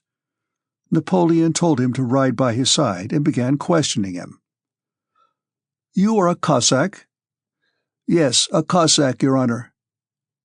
The Cossack, not knowing in what company he was, for Napoleon's plain appearance had nothing about it that would reveal to an Oriental mind the presence of a monarch, talked with extreme familiarity of the incidents of the war, says Thiers, narrating this episode. In reality, Lavrushka, having got drunk the day before and left his master dinnerless, had been whipped and sent to the village in quest of chickens, where he engaged in looting till the French took him prisoner. Lavrushka was one of those coarse, bare-faced lackeys who have seen all sorts of things, consider it necessary to do everything in a mean and cunning way, are ready to render any sort of service to their master, and are keen at guessing their master's baser impulses, especially those prompted by vanity and pettiness. Finding himself in the company of Napoleon, whose identity he had easily and surely recognized, Lavrushka was not in the least abashed, but merely did his utmost to gain his new master's favor. He knew very well that this was Napoleon, but Napoleon's presence could no more intimidate him than Rostov's, or a sergeant-major's with the rods would have done, for he had nothing that either the sergeant-major or Napoleon could deprive him of. So he rattled on, telling all the gossip he had heard among the orderlies, much of it true. But when Napoleon asked him whether the Russians thought they would beat Bonaparte or not, Lavrushka screwed up his eyes and considered. In this question he saw subtle cunning, as men of his type see cunning in everything, so he frowned and did not answer immediately. "It's like this," he said thoughtfully. "If there's a battle soon, yours will win. That's right. But if 3 days pass, then after that, well, then that same battle will not soon be over." Lalonde de Ville smilingly interpreted this speech to Napoleon thus: "If a battle takes place within the next 3 days, the French will win, but if later, God knows what will happen." Napoleon did not smile, though he was evidently in high good humor, and he ordered these words to be repeated. Lavrushka noticed this, and to entertain him further, pretending not to know who Napoleon was, added, "We know that you have Bonaparte, and that he has beaten everybody in the world, but we are a different matter," without knowing why or how this bit of boastful patriotism slipped out at the end. The interpreter translated these words without the last phrase, and Bonaparte smiled. "The young Cossack made his mighty interlocutor smile," says Thiers. After riding a few paces in silence, Napoleon turned to Berthier and said he wished to see how the news that he was talking to the Emperor himself, to that very Emperor who had written his immortally victorious name on the pyramids, would affect this enfant du dawn, child of the dawn. The fact was accordingly conveyed to Lavrushka. Lavrushka, understanding that this was done to perplex him, and that Napoleon expected him to be frightened, to gratify his new masters, promptly pretended to be astonished and awestruck, opened his eyes wide, and assumed the expression he usually put on when taken to be whipped. As soon as Napoleon's interpreter had spoken, says Thiers, the Cossack, seized by amazement, did not utter another word, but rode on, his eyes fixed on the conqueror whose fame had reached him across the steppes of the East. All his loquacity was suddenly arrested and replaced by a naive and silent feeling of admiration. Napoleon, after making the Cossack a present, had him set free like a bird restored to its native fields. Napoleon rode on, dreaming of the Moscow that so appealed to his imagination, and the bird restored to its native fields galloped to our outposts, inventing on the way all that had not taken place but that he meant to relate to his comrades. What had really taken place he did not wish to relate, because it seemed to him not worth telling. He found the Cossacks, inquired for the regiment operating with Platov's detachment, and by evening found his master, Nikolai Rostov, quartered at Yankovo. Rostov was just mounting to go for a ride round the neighboring villages with Ilyin. He let Lavrushka have another horse and took him along with him. Chapter 8. Princess Mary was not in Moscow and out of danger as Prince Andrew supposed. After the return of Alpatych from Smolensk, the old prince suddenly seemed to awake as from a dream. He ordered the militiamen to be called up from the villages and armed, and wrote a letter to the commander-in-chief, informing him that he had resolved to remain at Bald Hills to the last extremity and to defend it, leaving to the commander-in-chief's discretion to take measures or not for the defense of Bald Hills, where one of Russia's oldest generals would be captured or killed, and he announced to his household that he would remain at Bald Hills. But while himself remaining, he gave instructions for the departure of the princess and Dessalles with the little prince to Bogucharovo, and thence to Moscow. Princess Mary, alarmed by her father's feverish and sleepless activity after his previous apathy, could not bring herself to leave him alone, and for the first time in her life ventured to disobey him. She refused to go away, and her father's fury broke over her in a terrible storm. He repeated every injustice he had ever inflicted on her. Trying to convict her, he told her she had worn him out, had caused his quarrel with his son, had harbored nasty suspicions of him, making it the object of her life to poison his existence, and he drove her from his study, telling her that if she did not go away it was all the same to him. He declared that he did not wish to remember her existence, and warned her not to dare to let him see her. The fact that he did not, as she had feared, order her to be carried away by force, but only told her not to let him see her, cheered Princess Mary. She knew it was a proof that in the depth of his soul he was glad she was remaining at home and had not gone away. The morning after little Nicholas had left, the old prince donned his full uniform and prepared to visit the commander-in-chief. His calèche was already at the door. Princess Mary saw him walk out of the house in his uniform wearing all his orders, and go down the garden to review his armed peasants and domestic serfs. She sat by the window listening to his voice, which reached her from the garden. Suddenly several men came running up the avenue with frightened faces. Princess Mary ran out to the porch, down the flower-bordered path and into the avenue. A large crowd of militiamen and domestics were moving toward her, and in their midst several men were supporting by the armpits and dragging along a little old man in a uniform and decorations. She ran up to him, and in the play of the sunlight that fell in small round spots through the shade of the lime-tree avenue, could not be sure what change there was in his face. All she could see was that his former stern and determined expression had altered to one of timidity and submission. On seeing his daughter, he moved his helpless lips and made a hoarse sound. It was impossible to make out what he wanted. He was lifted up, carried to his study, and laid on the very couch he had so feared of late. The doctor, who was fetched that same night, bled him and said that the prince had had a seizure paralyzing his right side. It was becoming more and more dangerous to remain at Bald Hills, and next day they moved the prince to Bogucharovo, the doctor accompanying him. By the time they reached Bogucharovo, Dessalles and the little prince had already left for Moscow.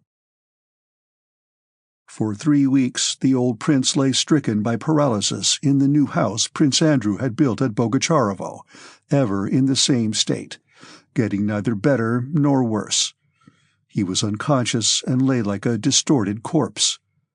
He muttered unceasingly, his eyebrows and lips twitching, and it was impossible to tell whether he understood what was going on around him or not. One thing was certain, that he was suffering and wished to say something. But what it was, no one could tell. It might be some caprice of a sick and half-crazy man, or it might relate to public affairs, or possibly to family concerns. The doctor said this restlessness did not mean anything, and was due to physical causes.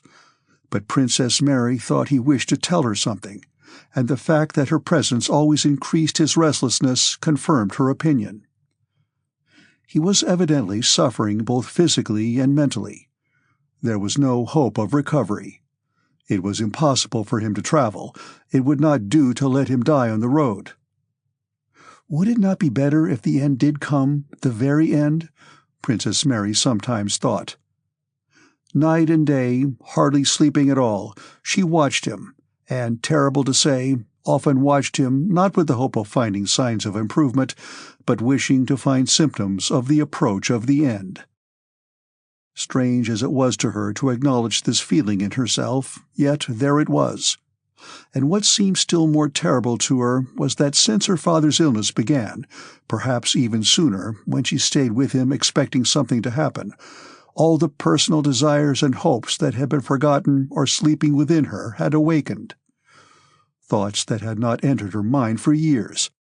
Thoughts of a life free from the fear of her father, and even the possibility of love and of family happiness, floated continually in her imagination like temptations of the devil. Thrust them aside as she would, questions continually recurred to her as to how she would order her life now, after that. These were temptations of the devil, and Princess Mary knew it. She knew that the sole weapon against him was prayer, and she tried to pray. She assumed an attitude of prayer, looked at the icons, repeated the words of a prayer, but she could not pray. She felt that a different world had now taken possession of her, the life of a world of strenuous and free activity, quite opposed to the spiritual world in which till now she had been confined, and in which her greatest comfort had been prayer. She could not pray, could not weep, and worldly cares took possession of her. It was becoming dangerous to remain in Bogucharovo. News of the approach of the French came from all sides, and in one village, 10 miles from Bogucharovo, a homestead had been looted by French marauders. The doctor insisted on the necessity of moving the prince. The provincial marshal of the nobility sent an official to Princess Mary to persuade her to get away as quickly as possible, and the head of the rural police, having come to Bogucharovo, urged the same thing, saying that the French were only some 25 miles away, that French proclamations were circulating in the villages, and that if the princess did not take her father away before the 15th, he could not answer for the consequences. The princess decided to leave on the 15th. The cares of preparation and giving orders, for which everyone came to her, occupied her all day. She spent the night of the 14th as usual, without undressing, in the room next to the one where the prince lay. Several times, waking up, she heard his groans and muttering, the creak of his bed, and the steps of Tikhon and the doctor when they turned him over.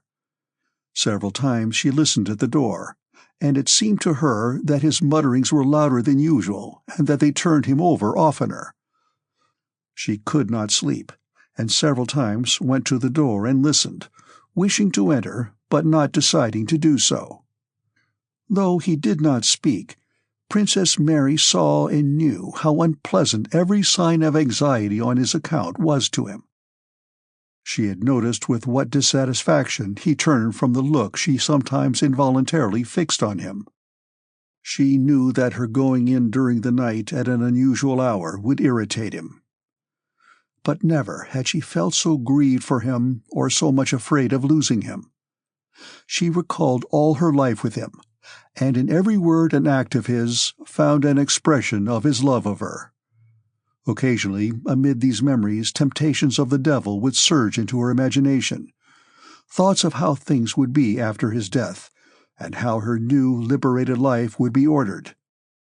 But she drove these thoughts away with disgust. Toward morning, he became quiet, and she fell asleep. She woke late.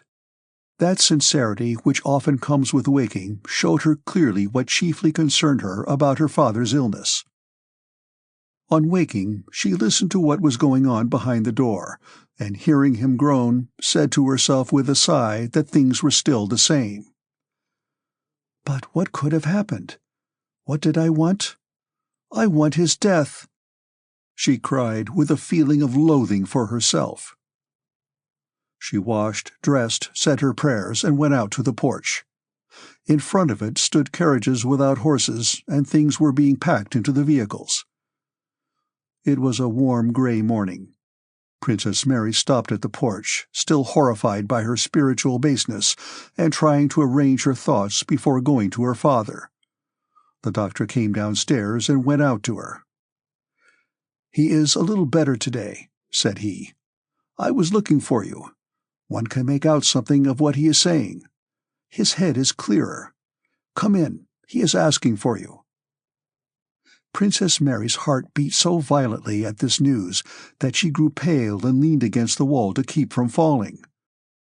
To see him, talk to him, feel his eyes on her now that her whole soul was overflowing with those dreadful, wicked temptations, was a torment of joy and terror. "Come," said the doctor. Princess Mary entered her father's room and went up to his bed. He was lying on his back, propped up high, and his small bony hands with their knotted purple veins were lying on the quilt. His left eye gazed straight before him, his right eye was awry, and his brows and lips motionless. He seemed altogether so thin, small, and pathetic. His face seemed to have shriveled or melted. His features had grown smaller. Princess Mary went up and kissed his hand. His left hand pressed hers, so that she understood that he had been long waiting for her to come. He twitched her hand, and his brows and lips quivered angrily. She looked at him in dismay, trying to guess what he wanted of her. When she changed her position so that his left eye could see her face, he calmed down, not taking his eyes off her for some seconds. Then his lips and tongue moved, sounds came, and he began to speak, gazing timidly and imploringly at her, evidently afraid that she might not understand. Straining all her faculties, Princess Mary looked at him. The comic efforts with which he moved his tongue made her drop her eyes, and with difficulty repressed the sobs that rose to her throat. He said something, repeating the same words several times. She could not understand them, but tried to guess what he was saying, and inquiringly repeated the words he uttered. Eight, he repeated several times. It was quite impossible to understand these sounds. The doctor thought he had guessed them, and inquiringly repeated, "Mary, are you afraid?" The prince shook his head, again repeated the same sounds.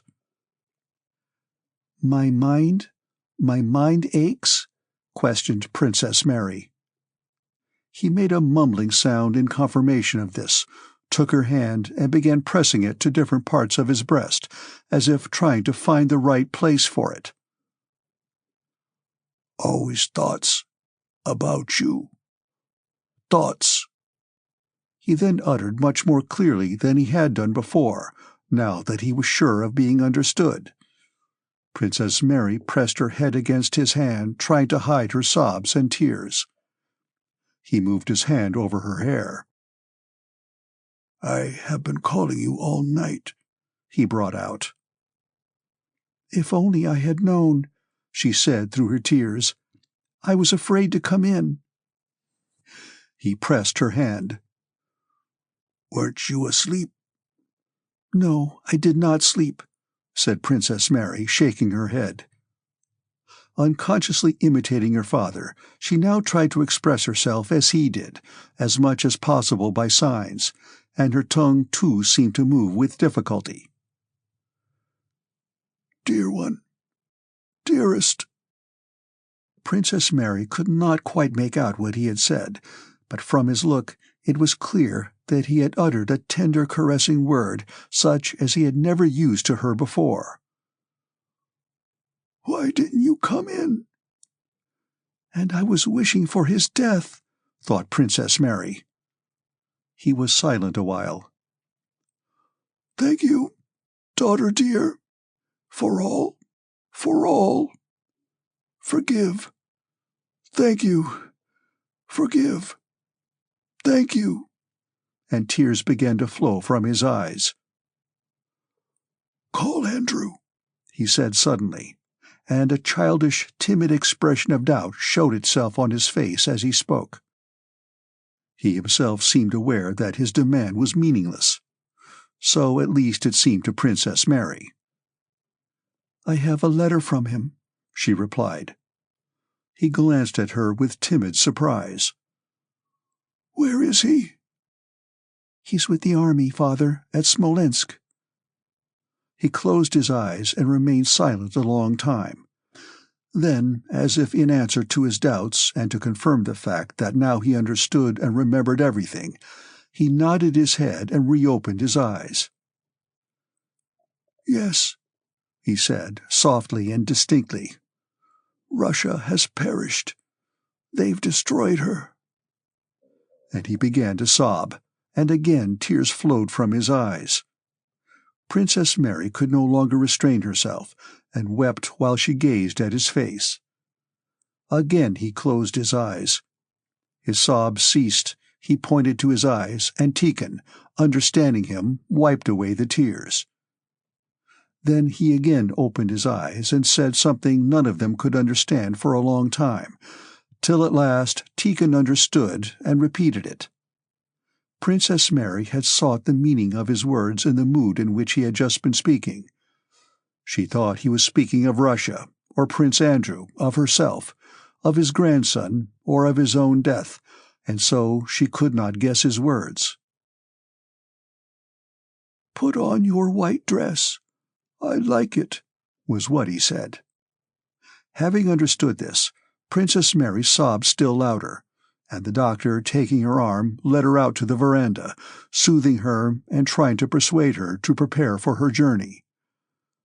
When she had left the room, the prince again began speaking about his son, about the war, and about the emperor, angrily twitching his brows and raising his hoarse voice, and then he had a second and a final stroke. Princess Mary stayed on the veranda. The day had cleared, it was hot and sunny. She could understand nothing, think of nothing, and feel nothing, except passionate love for her father, love such as she thought she had never felt till that moment. She ran out sobbing into the garden and as far as the pond, along the avenues of young lime trees Prince Andrew had planted. "Yes, I wished for his death. Yes, I wanted it to end quicker. I wished to be at peace. And what will become of me? What use will peace be when he is no longer here?" Princess Mary murmured, pacing the garden with hurried steps and pressing her hands to her bosom, which heaved with convulsive sobs. When she had completed the tour of the garden, which brought her again to the house, she saw Mademoiselle Bourienne, who had remained at Bogucharovo and did not wish to leave it, coming toward her with a stranger. This was the marshal of the nobility of the district, who had come personally to point out to the princess the necessity of her prompt departure. Princess Mary listened without understanding him. She led him to the house, offered him lunch, and sat down with him. Then, excusing herself, she went to the door of the old prince's room. The doctor came out with an agitated face and said she could not enter. "Go away, princess, go away, go away." She returned to the garden and sat down on the grass at the foot of the slope by the pond, where no one could see her. She did not know how long she had been there when she was aroused by the sound of a woman's footsteps running along the path. She rose and saw Dunyasha, her maid, who was evidently looking for her, and who stopped suddenly as if in alarm on seeing her mistress. "Please come, princess. The prince," said Dunyasha in a breaking voice. "Immediately. I'm coming, replied the princess hurriedly, not giving Dunyasha time to finish what she was saying, and trying to avoid seeing the girl. She ran toward the house. "Princess, it's God's will. You must be prepared for everything," said the marshal, meeting her at the house door. "Let me alone. It's not true," she cried angrily to him. The doctor tried to stop her. She pushed him aside and ran to her father's door. "Why are these people with frightened faces stopping me? I don't want any of them. And what are they doing here?" she thought. She opened the door, and the bright daylight in that previously darkened room startled her. In the room were her nurse and other women. They all drew back from the bed, making way for her. He was still lying on the bed as before, but the stern expression of his quiet face made Princess Mary stop short on the threshold. "No, he's not dead. It's impossible," she told herself, and approaching him and repressing the terror that seized her, she pressed her lips to his cheek. But she stepped back immediately. All the force of the tenderness she had been feeling for him vanished instantly, and was replaced by a feeling of horror at what lay there before her. "No, he is no more. He is not. But here where he was is something unfamiliar and hostile, some dreadful, terrifying, and repellent mystery." And hiding her face in her hands, Princess Mary sank into the arms of the doctor, who held her up. In the presence of Tikhon and the doctor, the women washed what had been of the prince, tied his head up with a handkerchief that the mouth should not stiffen while open, and with another handkerchief tied together the legs that were already spreading apart. Then they dressed him in uniform with his decorations and placed his shriveled little body on a table. Heaven only knows who arranged all this and when, but it all got done as if of its own accord. Toward night, candles were burning round his coffin, a pall was spread over it, the floor was strewn with sprays of juniper, a printed band was tucked in under his shriveled head, and in a corner of the room sat a chanter reading the Psalms.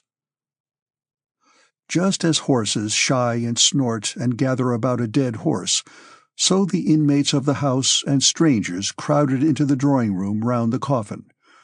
The marshal, the village elder, peasant women, and all with fixed and frightened eyes, crossing themselves, bowed and kissed the old prince's cold and stiffened hand.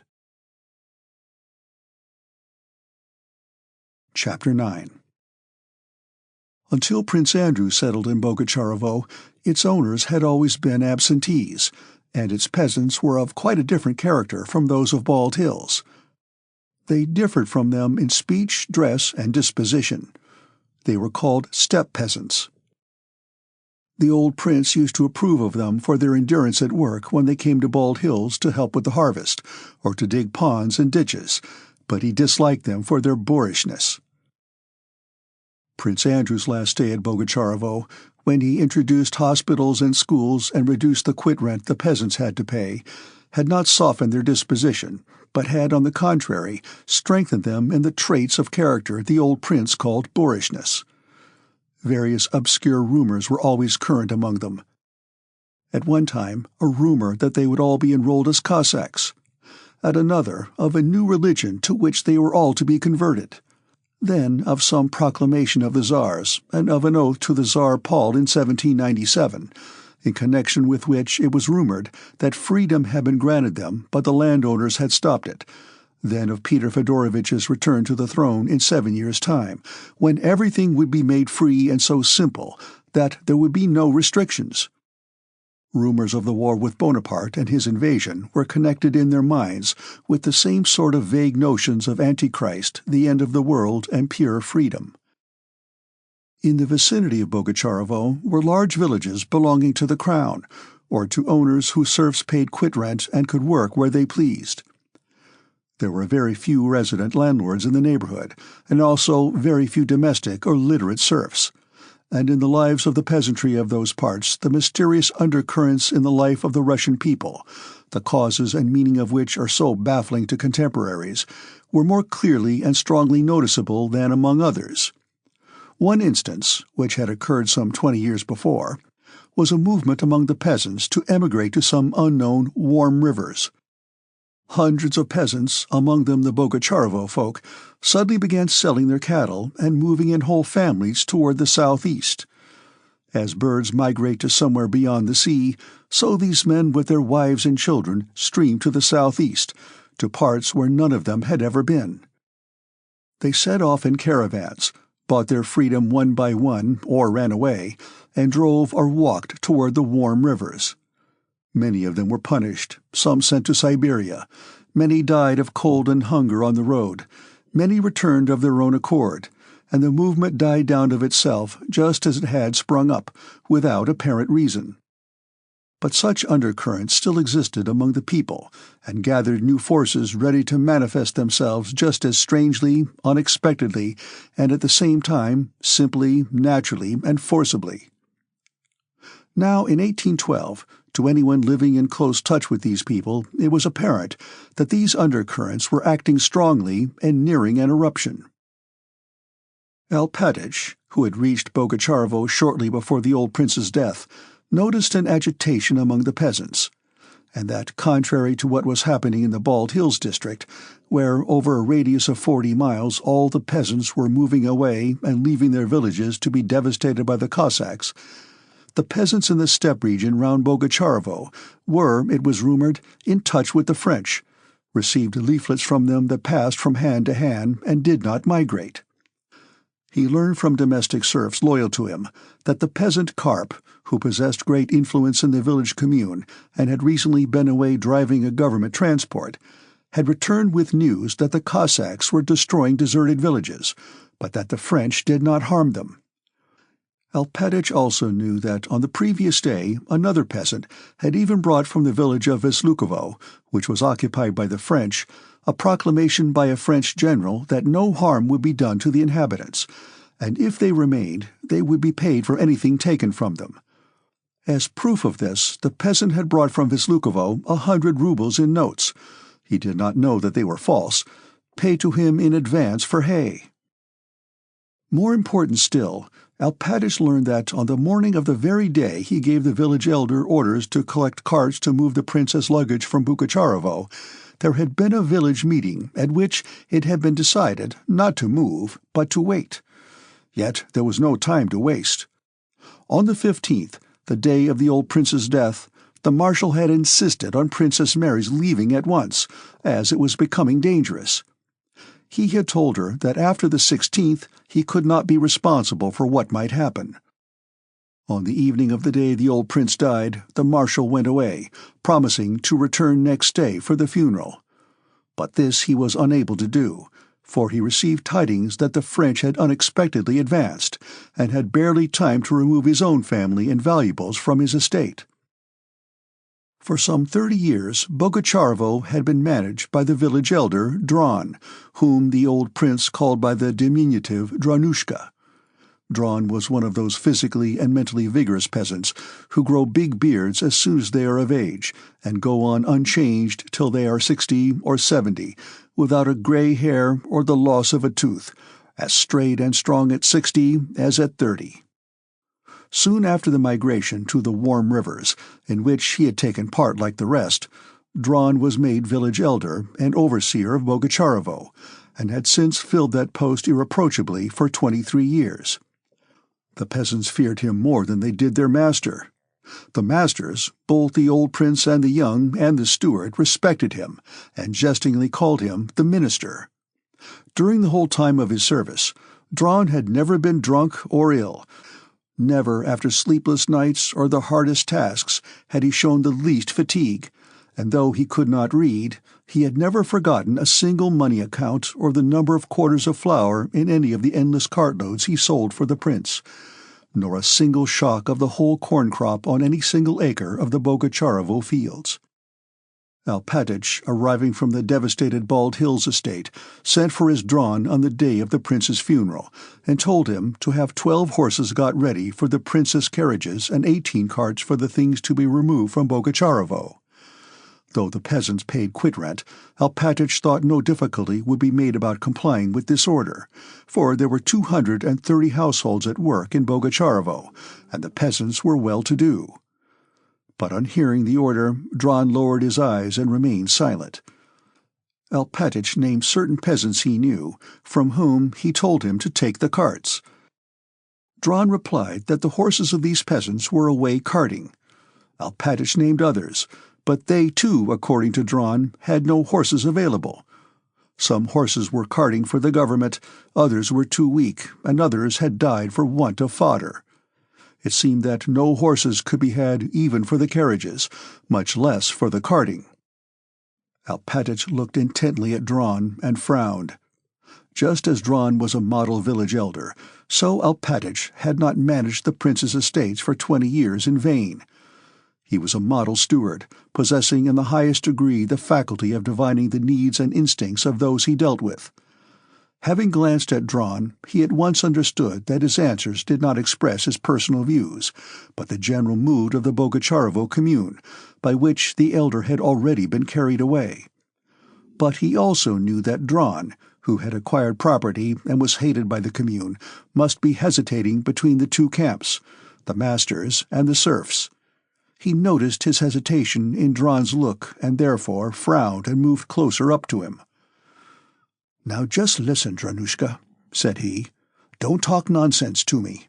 His Excellency Prince Andrew himself gave me orders to move all the people away and not leave them with the enemy, and there is an order from the Tsar about it too.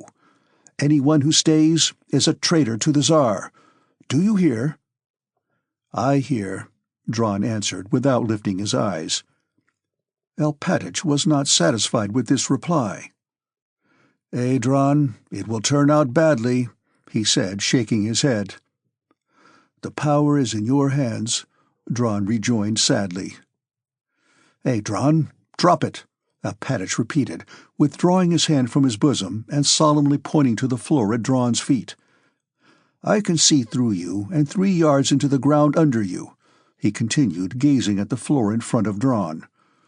Dron was disconcerted, glanced furtively at Alpatych, and again lowered his eyes.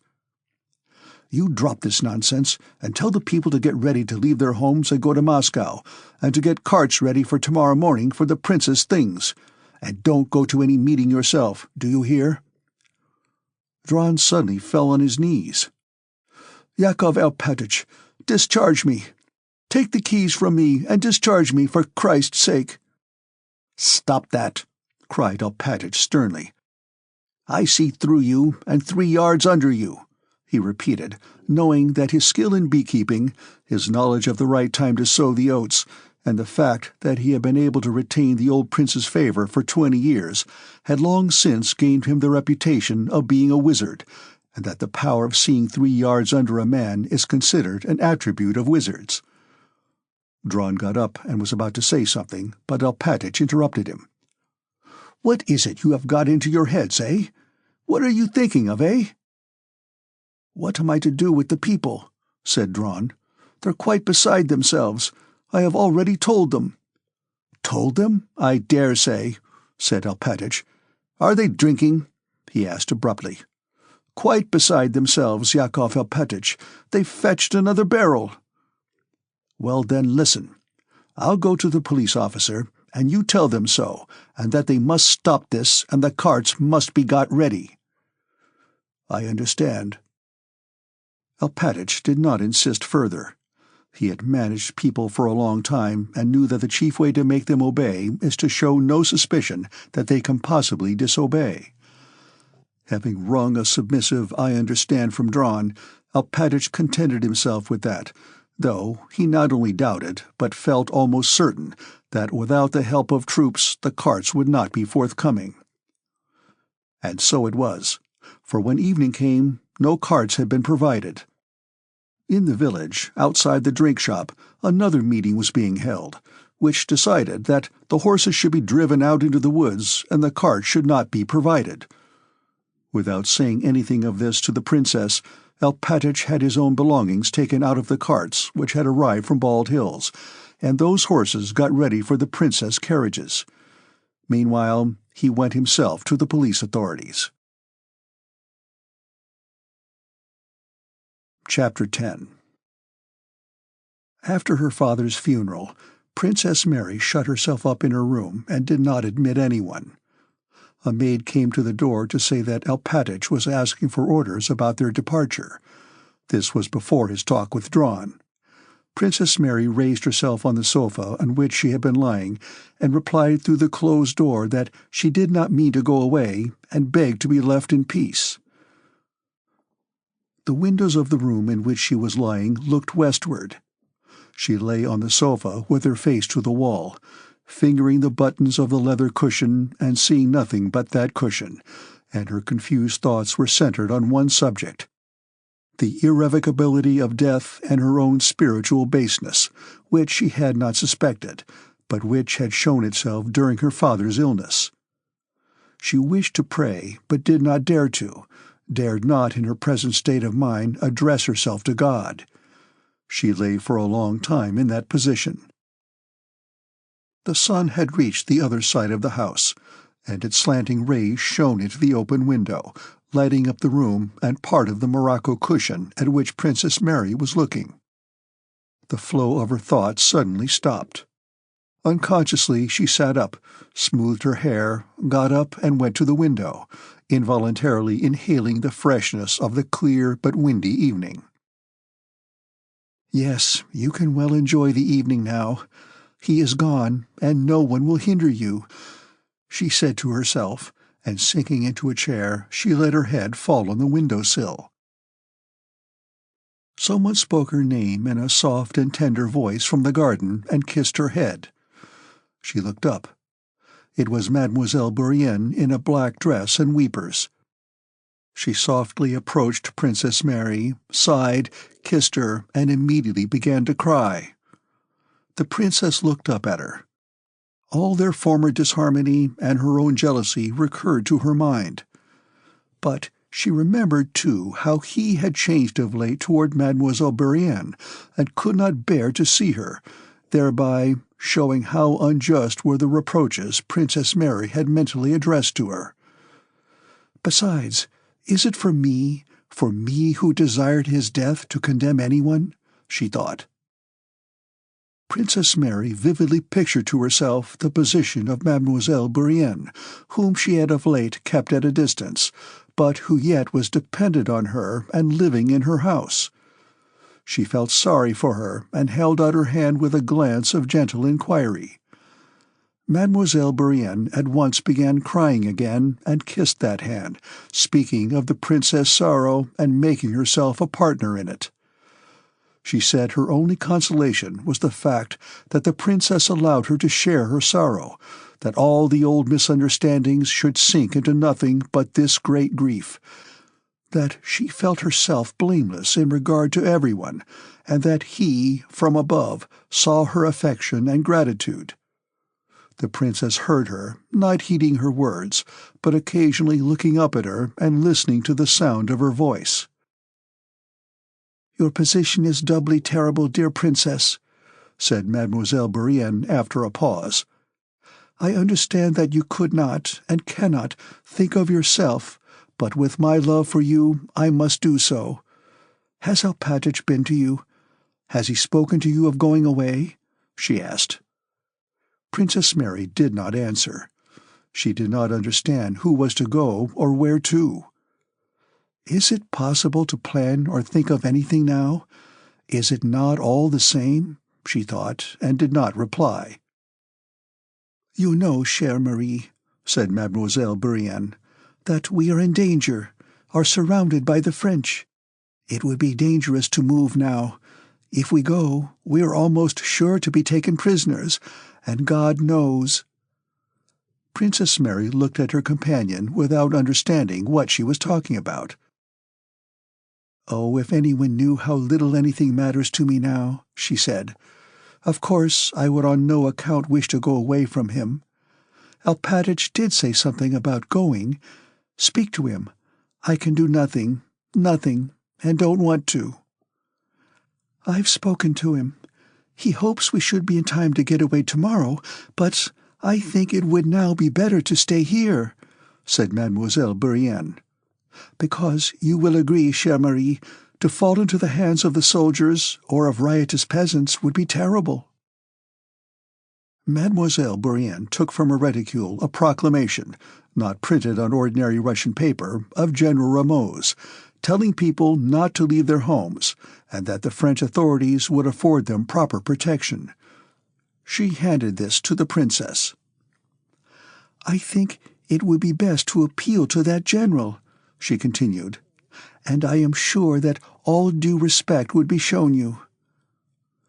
Princess Mary read the paper, and her face began to quiver with stifled sobs. "From whom did you get this?" she asked.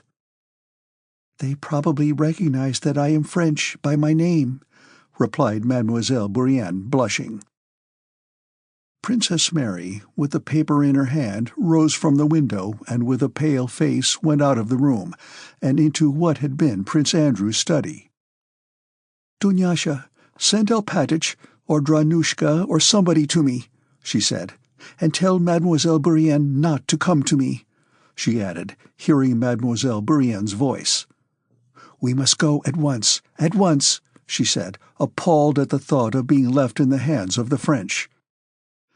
"If Prince Andrew heard that I was in the power of the French, that I, the daughter of Prince Nicholas Bolkonsky, asked General Rameau for protection and accepted his favor—" This idea horrified her, made her shudder, blush, and feel such a rush of anger and pride as she had never experienced before.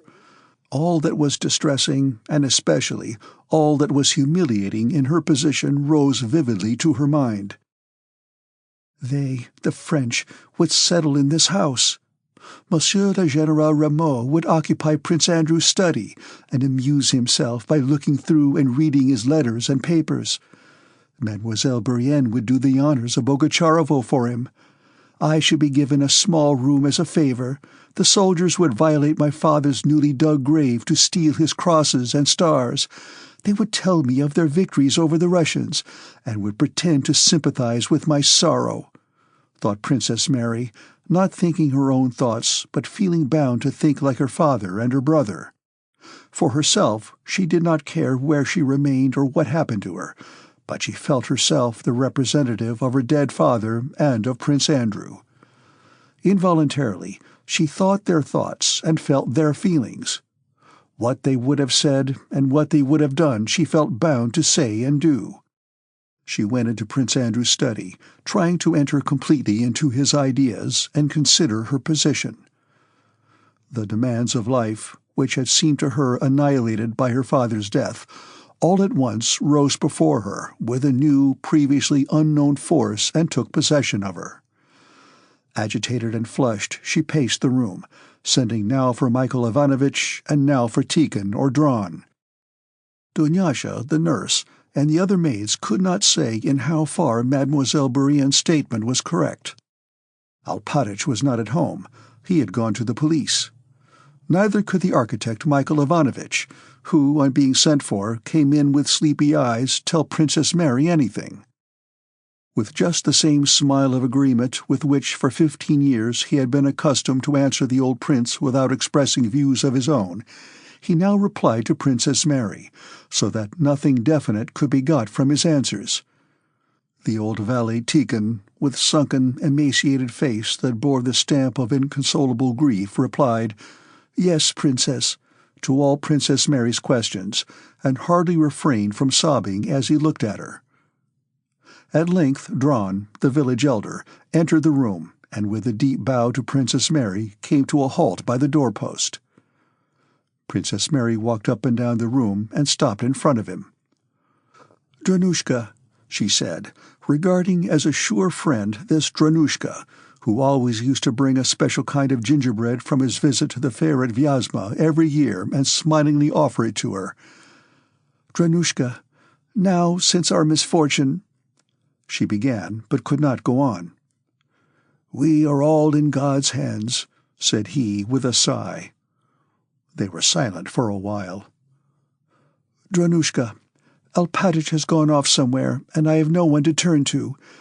Is it true, as they tell me, that I can't even go away?" "Why shouldn't you go away, Your Excellency? You can go," said Dron. "I was told it would be dangerous because of the enemy. Dear friend, I can do nothing. I understand nothing. I have nobody. I want to go away tonight or early tomorrow morning." Dron paused. He looked askance at Princess Mary and said, "There are no horses. I told Yakov Alpatych so." "Why are there none?" asked the princess. "It's all God's scourge," said Dron. "What horses we had have been taken away for the army or have died. This is such a year. It's not a case of feeding horses. We may die of hunger ourselves. As it is, some go 3 days without eating. We have nothing. We've been ruined." Princess Mary listened attentively to what he told her. "The peasants are ruined? They have no bread?" she asked. "They're dying of hunger," said Dron. "It's not a case of carting." "But why didn't you tell me, Dranushka? Isn't it possible to help them? I'll do all I can." To Princess Mary, it was strange that now, at a moment when such sorrow was filling her soul, there could be rich people and poor, and the rich could refrain from helping the poor. She had heard vaguely that there was such a thing as landlord's corn, which was sometimes given to the peasants. She also knew that neither her father nor her brother would refuse to help the peasants in need. She only feared to make some mistake in speaking about the distribution of the grain she wished to give. She was glad such cares presented themselves, enabling her without scruple to forget her own grief. She began asking Dron about the peasants' needs and what there was in Bogucharovo that belonged to the landlord. "But we have grain belonging to my brother," she said. "The landlord's grain is all safe," replied Dron proudly. "Our prince did not order it to be sold." "Give it to the peasants. Let them have all they need. I give you leave in my brother's name," said she. Dron made no answer, but sighed deeply. "Give them that corn if there is enough of it. Distribute it all. I give this order in my brother's name. And tell them that what is ours is theirs. We do not grudge them anything. Tell them so." Dron looked intently at the princess while she was speaking. "Discharge me, little mother, for God's sake. Order the keys to be taken from me," said he. "I have served 23 years and have done no wrong. Discharge me for God's sake." Princess Mary did not understand what he wanted of her, or why he was asking to be discharged. She replied that she had never doubted his devotion, and that she was ready to do anything for him and for the peasants. Chapter 11. An hour later, Dunyasha came to tell the princess that Dron had come, and all the peasants had assembled at the barn by the princess' order, and wished to have word with their mistress. "But I never told them to come," said Princess Mary. "I only told Dron to let them have the grain." "Only, for God's sake, princess dear, have them sent away, and don't go out to them. It's all a trick," said Dunyasha. "And when Yakov Alpatych returns, let us get away, and please don't—" "What is a trick?" asked Princess Mary in surprise. "I know it is. Only listen to me, for God's sake. Ask nurse, too. They say they don't agree to leave Bogucharovo as you ordered." "You are making some mistake. I never ordered them to go away," said Princess Mary. "Call Dranushka." Dron came and confirmed Dunyasha's words. The peasants had come by the princess' order. "But I never sent for them," declared the princess. "You must have given my message wrong. I only said that you were to give them the grain." Dron only sighed in reply. "If you order it, they will go away," said he. "No, no, I'll go out to them," said Princess Mary, and in spite of the nurses' and Dunyasha's protests, she went out into the porch. Dron, Dunyasha, the nurse, and Michael Ivanovitch following her. "They probably think I am offering them the grain to bribe them to remain here, while I myself go away, leaving them to the mercy of the French," thought Princess Mary. "I will offer them monthly rations and housing at our Moscow estate. I am sure Andrew would do even more in my place," she thought as she went out in the twilight toward the crowd standing on the pasture by the barn. The men crowded closer together, stirred, and rapidly took off their hats. Princess Mary lowered her eyes, and tripping over her skirt, came close up to them.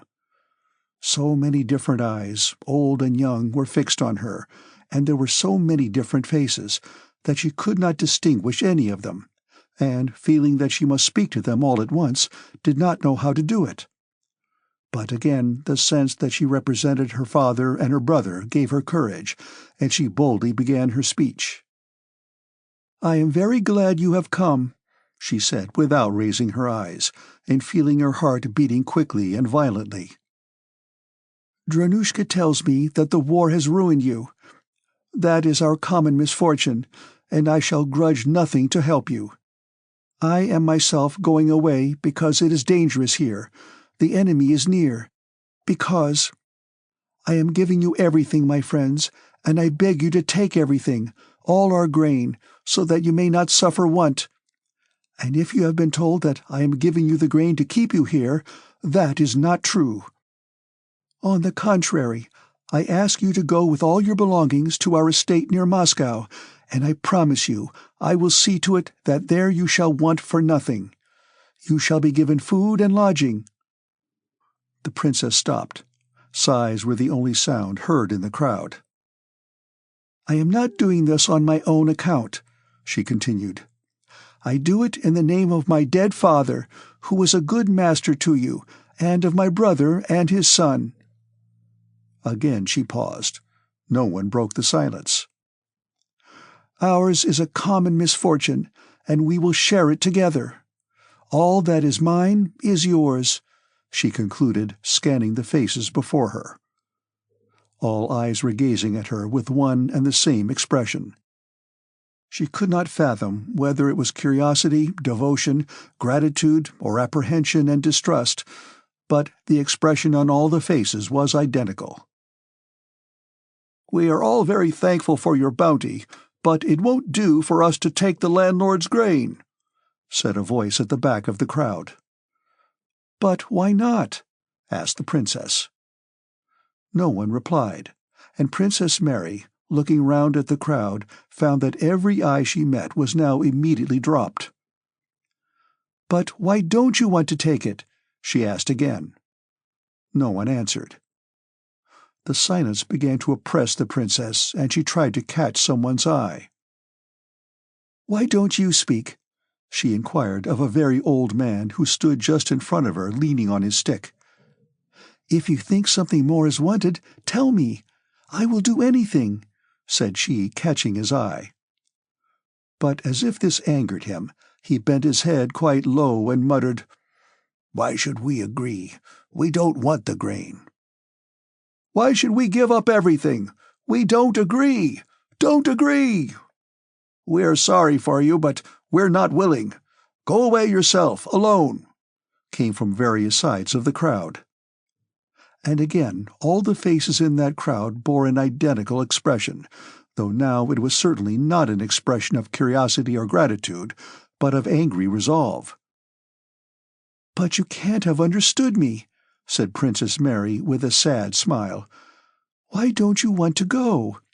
I promised to house and feed you, while here the enemy would ruin you." But her voice was drowned by the voices of the crowd. "We're not willing! Let them ruin us! We won't take your grain! We don't agree!" Again Princess Mary tried to catch someone's eye, but not a single eye in the crowd was turned to her. Evidently they were all trying to avoid her look. She felt strange and awkward. "Oh, yes, an artful tale. Follow her into slavery. Pull down your houses and go into bondage, I dare say." "I'll give you grain, indeed," she says, voices in the crowd were heard saying. With drooping head, Princess Mary left the crowd and went back to the house. Having repeated her order to Dran to have horses ready for her departure next morning, she went to her room and remained alone with her own thoughts. Chapter 12. For a long time that night, Princess Mary sat by the open window of her room, hearing the sound of the peasants' voices that reached her from the village. But it was not of them she was thinking. She felt that she could not understand them, however much she might think about them. She thought only of one thing, her sorrow, which, after the break caused by cares for the present, seemed already to belong to the past. Now she could remember it and weep or pray. After sunset, the wind had dropped. The night was calm and fresh. Toward midnight, the voices began to subside. A cock crowed. The full moon began to show from behind the lime trees. A fresh white dewy mist began to rise, and stillness reigned over the village and the house. Pictures of the near past, her father's illness and last moments, rose one after another to her memory. With mournful pleasure she now lingered over these images, repelling with horror only the last one, the picture of his death, which she felt she could not contemplate even in imagination at this still and mystic hour of night. And these pictures presented themselves to her so clearly and in such detail that they seemed now present, now past, and now future.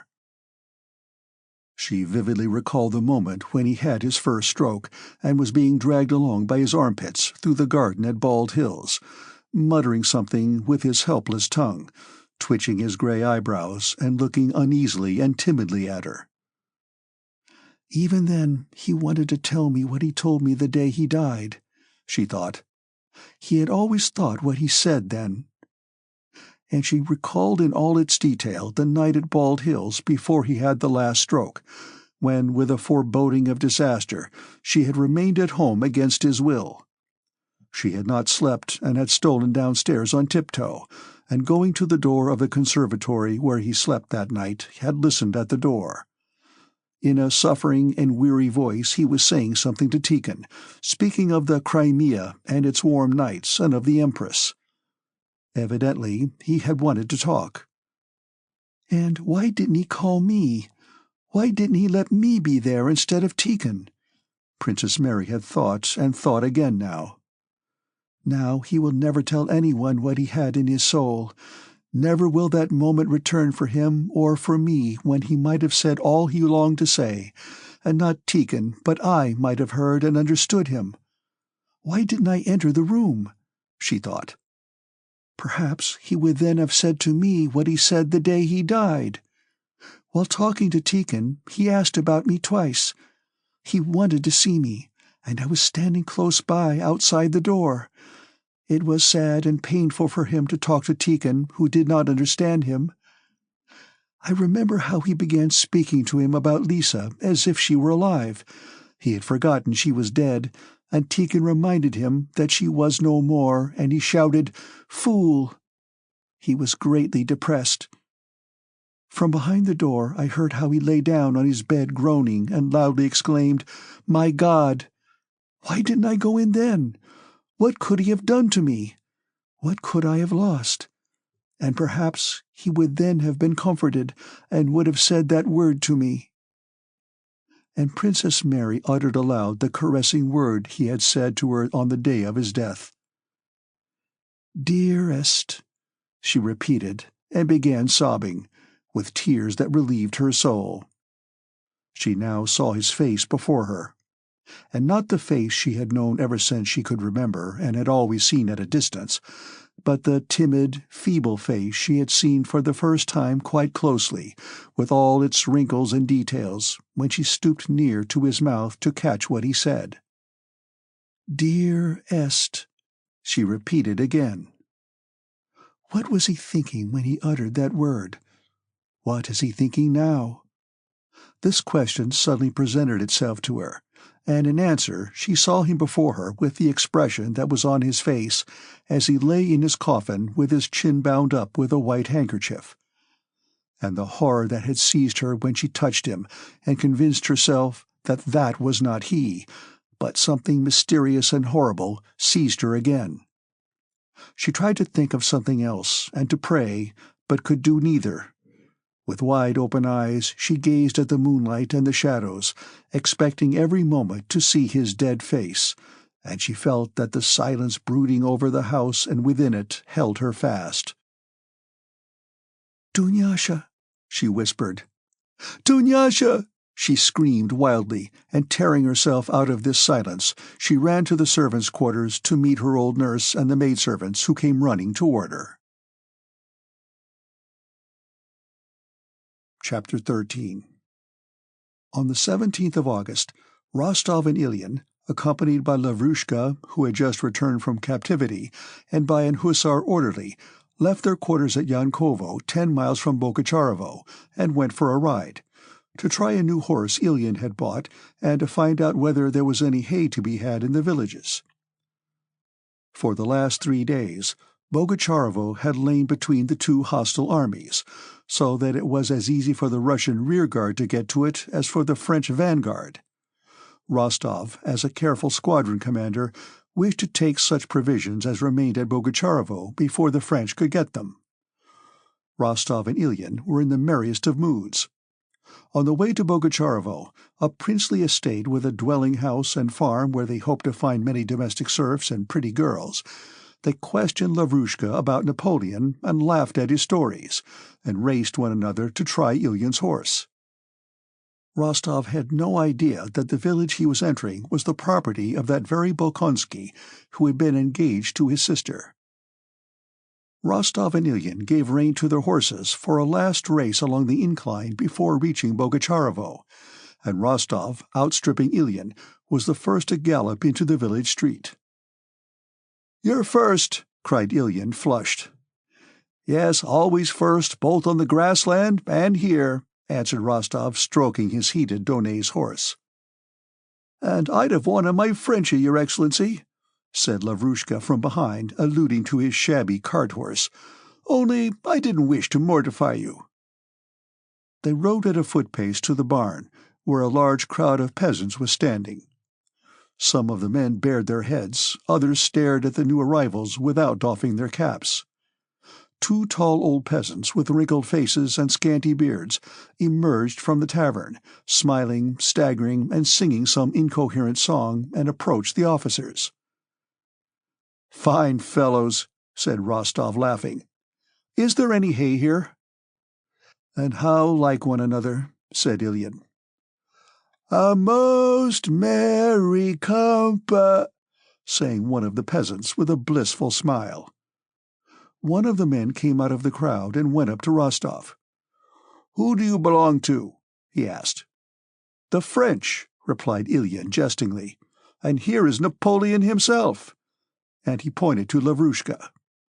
"Then you are Russians?" the peasant asked again. "And is there a large force of you here?" said another, a short man coming up. "Very large," answered Rostov. "But why have you collected here?" he added. "Is it a holiday?" "The old men have met to talk over the business of the commune," replied the peasant, moving away. At that moment, on the road leading from the big house, 2 women and a man in a white hat were seen coming toward the officers. "The one in pink is mine, so keep off," said Ilyin, on seeing Dunyasha running resolutely toward him.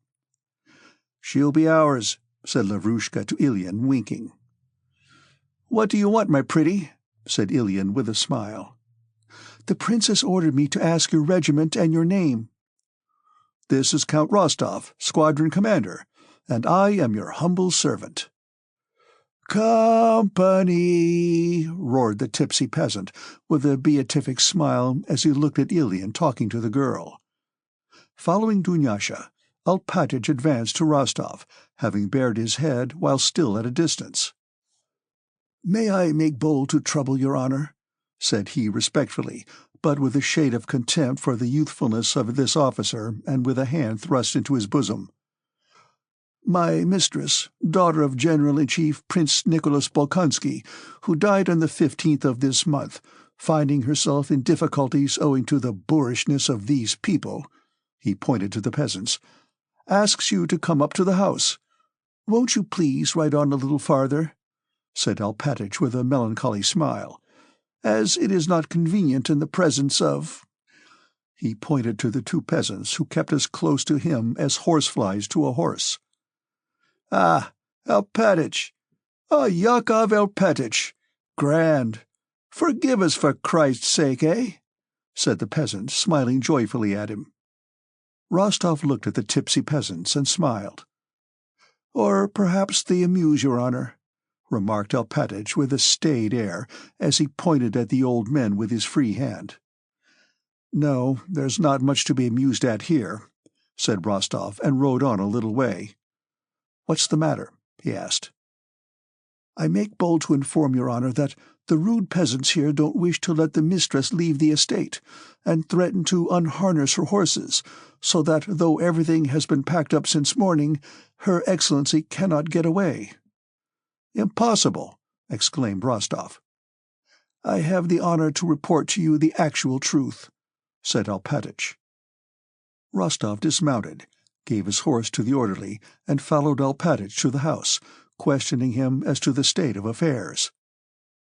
It appeared that the princess' offer of corn to the peasants the previous day, and her talk with Dron and at the meeting, had actually had so bad an effect that Dron had finally given up the keys and joined the peasants, and had not appeared when Alpátych sent for him, and that in the morning when the princess gave orders to harness for her journey, the peasants had come in a large crowd to the barn, and sent word that they would not let her leave the village, that there was an order not to move, and that they would unharness the horses.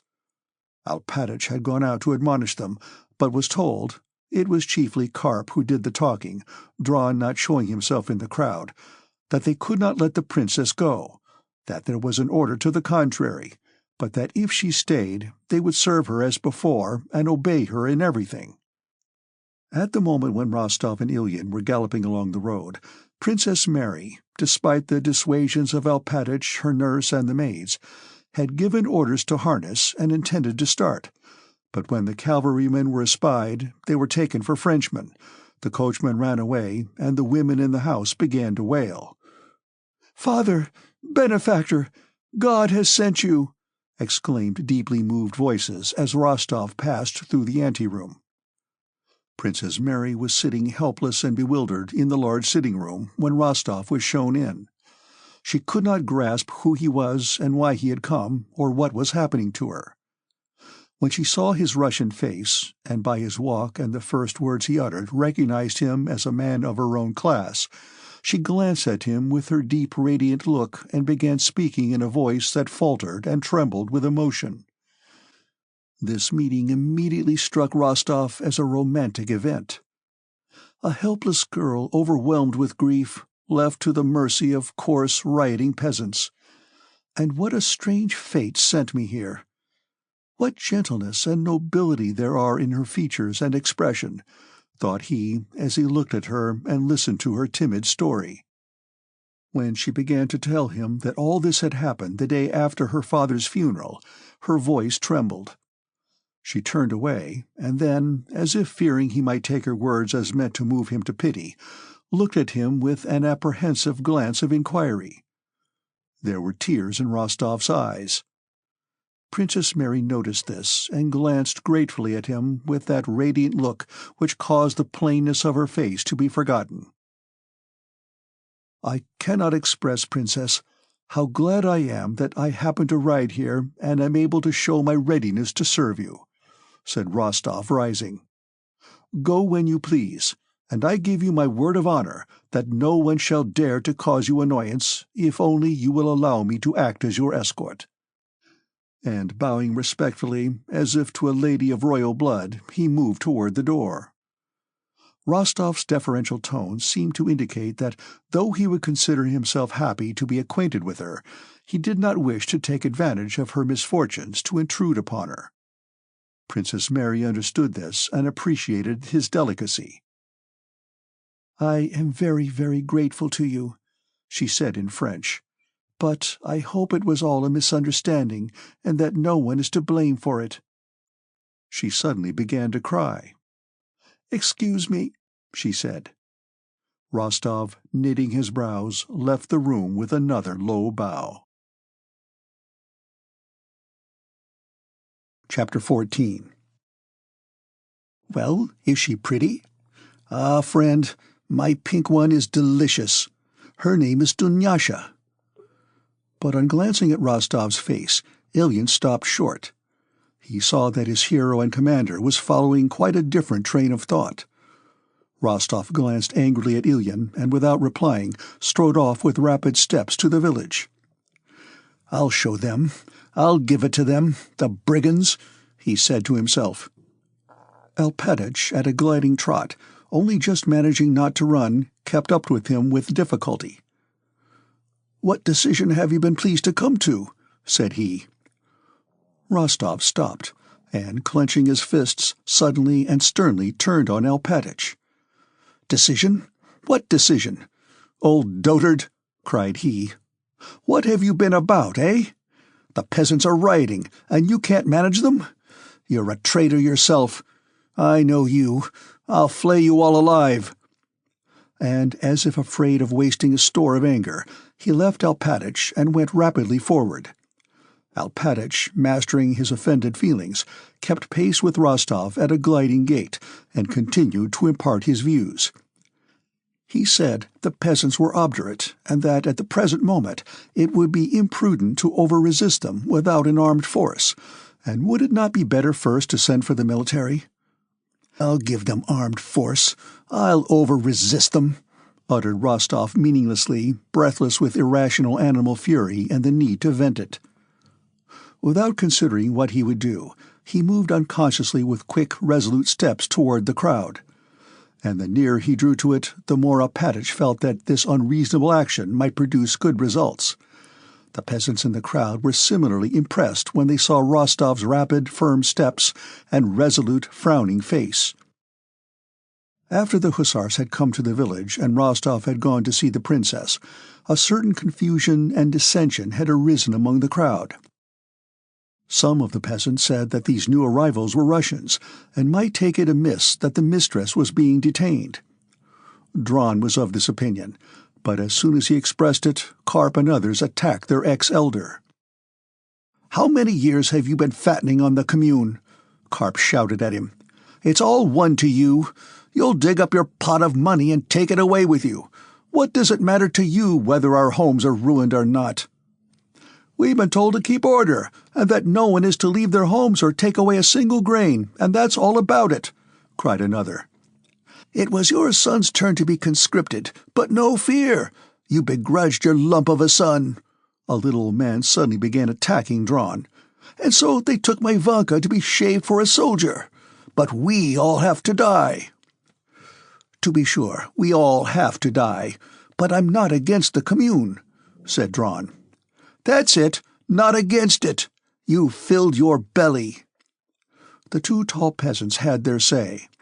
As soon as Rostov, followed by Ilyin, Lavrushka, and Alpatych, came up to the crowd, Karp, thrusting his fingers into his belt and smiling a little, walked to the front. Dron, on the contrary, retired to the rear, and the crowd drew closer together. "Who is your elder here, hey?" shouted Rostov, coming up to the crowd with quick steps. "The elder? What do you want with him?" asked Karp. But before the words were well out of his mouth, his cap flew off and a fierce blow jerked his head to one side. "Caps off, traitors!" shouted Rostov in a wrathful voice. "Where's the elder?" he cried furiously. "The elder. He wants the elder. Dron Zakharich, you!" Meek and flustered voices here and there were heard calling, and caps began to come off their heads. "We don't riot. We're following the orders," declared Karp, and at that moment several voices began speaking together. "It's as the old men have decided. There's too many of you giving orders." "Arguing? Mutiny! Brigands! Traitors!" cried Rostov unmeaningly in a voice not his own, gripping Karp by the collar. "Bind him! Bind him!" he shouted, though there was no one to bind him but Lavrushka and Alpatych. Lavrushka, however, ran up to Karp and seized him by the arms from behind. "Shall I call up our men from beyond the hill?" he called out. Alpatych turned to the peasants and ordered 2 of them by name to come and bind Karp. The men obediently came out of the crowd and began taking off their belts. "Where's the elder?" demanded Rostov in a loud voice. With a pale and frowning face, Dron stepped out of the crowd. "Are you the elder? Bind him, Lavrushka," shouted Rostov, as if that order too could not possibly meet with any opposition. And in fact, 2 more peasants began binding Dron, who took off his own belt and handed it to them as if to aid them.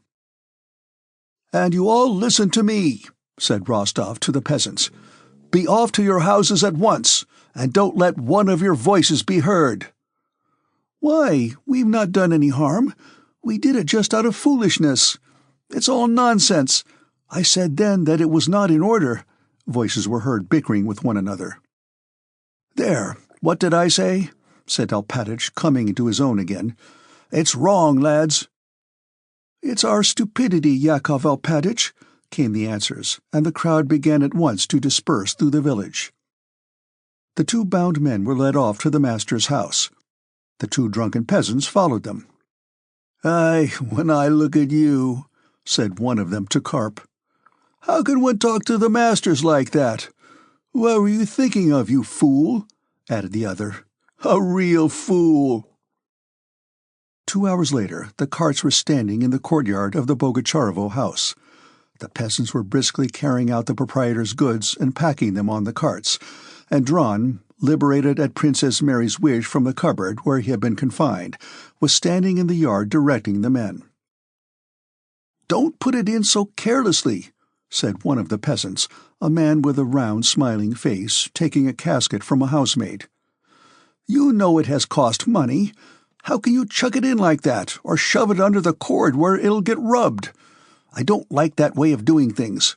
Let it all be done properly, according to rule. Look here, put it under the bast matting and cover it with hay. That's the way." Books, books," said another peasant, bringing out Prince Andrew's library cupboards. "Don't catch up against it. It's heavy, lads. Solid books." "Yes, they worked all day and didn't play," remarked the tall, round-faced peasant gravely, pointing with a significant wink at the dictionaries that were on top. Unwilling to obtrude himself on the princess, Rostov did not go back to the house, but remained in the village awaiting her departure.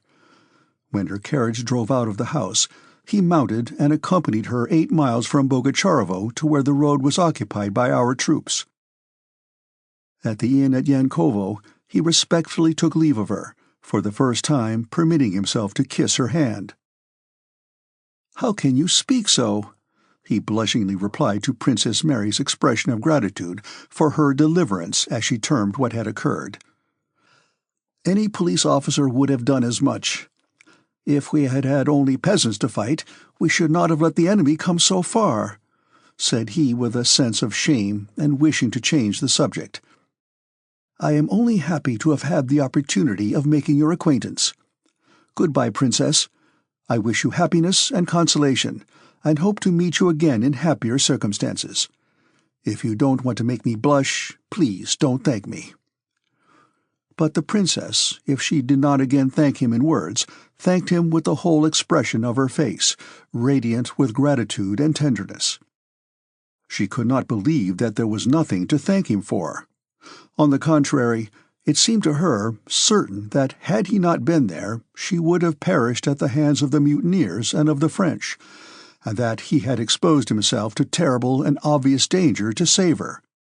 And even more certain was it that he was a man of lofty and noble soul, able to understand her position and her sorrow. His kind, honest eyes, with the tears rising in them when she herself had begun to cry as she spoke of her loss, did not leave her memory. When she had taken leave of him and remained alone, she suddenly felt her eyes filling with tears, And then, not for the first time, the strange question presented itself to her. Did she love him? On the rest of the way to Moscow, though the princess' position was not a cheerful one, Dunyasha, who went with her in the carriage, more than once noticed that her mistress leaned out of the window and smiled at something with an expression of mingled joy and sorrow. "Well, supposing I do love him," thought Princess Mary. Ashamed as she was of acknowledging to herself that she had fallen in love with a man who would perhaps never love her, she comforted herself with the thought that no one would ever know it, and that she would not be to blame if, without ever speaking of it to anyone, she continued to the end of her life to love the man with whom she had fallen in love for the first and last time in her life. Sometimes when she recalled his looks, his sympathy, and his words, happiness did not appear impossible to her. It was at those moments that Dunyasha noticed her smiling as she looked out of the carriage window. Was it not fate that brought him to Bogucharovo, and at that very moment? Thought Princess Mary. And that caused his sister to refuse my brother? And in all this Princess Mary saw the hand of Providence. The impression the princess made on Rostov was a very agreeable one. To remember her gave him pleasure, and when his comrades, hearing of his adventure at Bogucharovo, rallied him on having gone to look for hay and having picked up one of the wealthiest heiresses in Russia, he grew angry. It made him angry just because the idea of marrying the gentle Princess Mary, who was attractive to him and had an enormous fortune, had against his will more than once entered his head. For himself personally, Nicholas could not wish for a better wife. By marrying her, he would make the Countess his mother happy, would be able to put his father's affairs in order, and would even, he felt it, ensure Princess Mary's happiness. But Sonia, and his plighted word? That was why Rostov grew angry when he was rallied about Princess Bolkonskaya. Chapter 15. On receiving command of the armies, Kutuzov remembered Prince Andrew and sent an order for him to report at headquarters. Prince Andrew arrived at Zarovo-Zemisha on the very day and at the very hour that Kutuzov was reviewing the troops for the first time. He stopped in the village at the priest's house in front of which stood the commander-in-chief's carriage, and he sat down on the bench at the gate awaiting his Serene Highness, as everyone now called Kutuzov. From the field beyond the village came now sounds of regimental music, and now the roar of many voices shouting, "Hurrah!" to the new commander-in-chief. Two orderlies, a courier and a major-domo, stood nearby, some 10 paces from Prince Andrew, availing themselves of Kutuzov's absence and of the fine weather. A short, swarthy lieutenant-colonel of hussars with thick mustaches and whiskers rode up to the gate and, glancing at Prince Andrew, inquired whether His Serene Highness was putting up there and whether he would soon be back. Prince Andrew replied that he was not on His Serene Highness' staff, but was himself a new arrival. The lieutenant-colonel turned to a smart orderly, who, with the peculiar contempt with which a commander-in-chief's orderly speaks to officers, replied, "What? His Serene Highness? I expect he'll be here soon. What do you want?" The lieutenant-colonel of hussars smiled beneath his mustache at the orderly's tone, dismounted, gave his horse to a dispatch runner, and approached Bolkonsky with a slight bow. Bolkonsky made room for him on the bench, and the lieutenant-colonel sat down beside him. "You're also waiting for the commander-in-chief?" said he. "They say he receives everyone, thank God. It's awful with those sausage-eaters. Ermolov had reason to ask to be promoted to be a German. Now perhaps Russians will get a look in. As it was, devil only knows what was happening. We kept retweeting and retweeting. Did you take part in the campaign?" he asked. "I had the pleasure," replied Prince Andrew, "not only of taking part in the retreat, but of losing in that retreat all I held dear, not to mention the estate and home of my birth, my father, who died of grief. I belong to the province of Smolensk." "Ah, you're Prince Bolkonsky? Very glad to make your acquaintance. I'm Lieutenant Colonel Denisov, better known as Vaska," said Denisov, pressing Prince Andrew's hand and looking into his face with a particularly kindly attention. "Yes, I heard," said he sympathetically, and after a short pause added, "Yes, it's Scythian warfare. It's all very well, only not for those who get it in the neck. So you are Prince Andrew Bolkonsky?" He swayed his head. "Very pleased, Prince, to make your acquaintance." He repeated again, smiling sadly, and he again pressed Prince Andrew's hand. Prince Andrew knew Denisov from what Natasha had told him of her first suitor. This memory carried him sadly and sweetly back to those painful feelings of which he had not thought lately, but which still found place in his soul. Of late he had received so many new and very serious impressions, such as the retreat from Smolensk, his visit to Bald Hills, and the recent news of his father's death, and had experienced so many emotions, that for a long time past those memories had not entered his mind, and now that they did not act on him with nearly their former strength. For Denisov, too, the memories awakened by the name of Bolkonsky belonged to a distant, romantic past, when, after supper and after Natasha's singing, he had proposed to a little girl of 15, without realizing what he was doing. He smiled at the recollection of that time and of his love for Natasha, and passed at once to what now interested him passionately and exclusively. This was a plan of campaign he had devised while serving at the outpost during the retreat. He had proposed that plan to Barclay de Tolly, and now wished to propose it to Kutuzov. The plan was based on the fact that the French line of operation was too extended, and it proposed that instead of, or concurrently with, action on the front to bar the advance of the French, we should attack their line of communication. He began explaining his plan to Prince Andrew. "They can't hold all that line. It's impossible. I will undertake to break through. Give me 500 men, and I will break the line, that's certain. There's only one way: guerrilla warfare." Denisov rose and began gesticulating as he explained his plan to Bolkonsky. In the midst of his explanation, shouts were heard from the army, growing more incoherent and more diffused, mingling with music and songs and coming from the field where the review was held. Sounds of hoofs and shouts were nearing the village. "He's coming! He's coming!" shouted a Cossack standing at the gate. Bolkonsky and Denisov moved to the gate, at which a knot of soldiers, a guard of honor, was standing, and they saw Kutuzov coming down the street mounted on a rather small sorrel horse. A huge suite of generals rode behind him. Barclay was riding almost beside him, and a crowd of officers ran after and around them, shouting, "Hurrah!" His adjutants galloped into the yard before him. Kutuzov was impatiently urging on his horse, which ambled smoothly under his weight, and he raised his hand to his white horse-guard's cap with a red band and no peak, nodding his head continually. When he came up to the guard of honor, a fine set of grenadiers, mostly wearing decorations, who were giving him the salute, he looked at them silently and attentively for nearly a minute, with the steady gaze of a commander, and then turned to the crowd of generals and officers surrounding him. Suddenly his face assumed a subtle expression. He shrugged his shoulders with an air of perplexity. "And with such fine fellows to retreat and retreat. Well, good-bye, General," he added, and rode into the yard past Prince Andrew and Denisov. "Hurrah! Hurrah! Hurrah!" shouted those behind him. Since Prince Andrew had last seen him, Kutuzov had grown still more corpulent, flaccid, and fat. But the bleached eyeball, the scar, and the familiar weariness of his expression were still the same.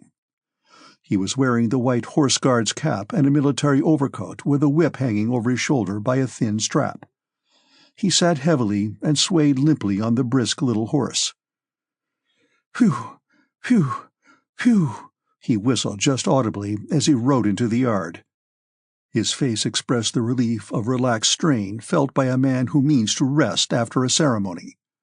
He drew his left foot out of the stirrup, and lurching with his whole body and puckering his face with the effort, raised it with difficulty onto the saddle, leaned on his knee, groaned, and slipped down into the arms of the Cossacks and adjutants who stood ready to assist him.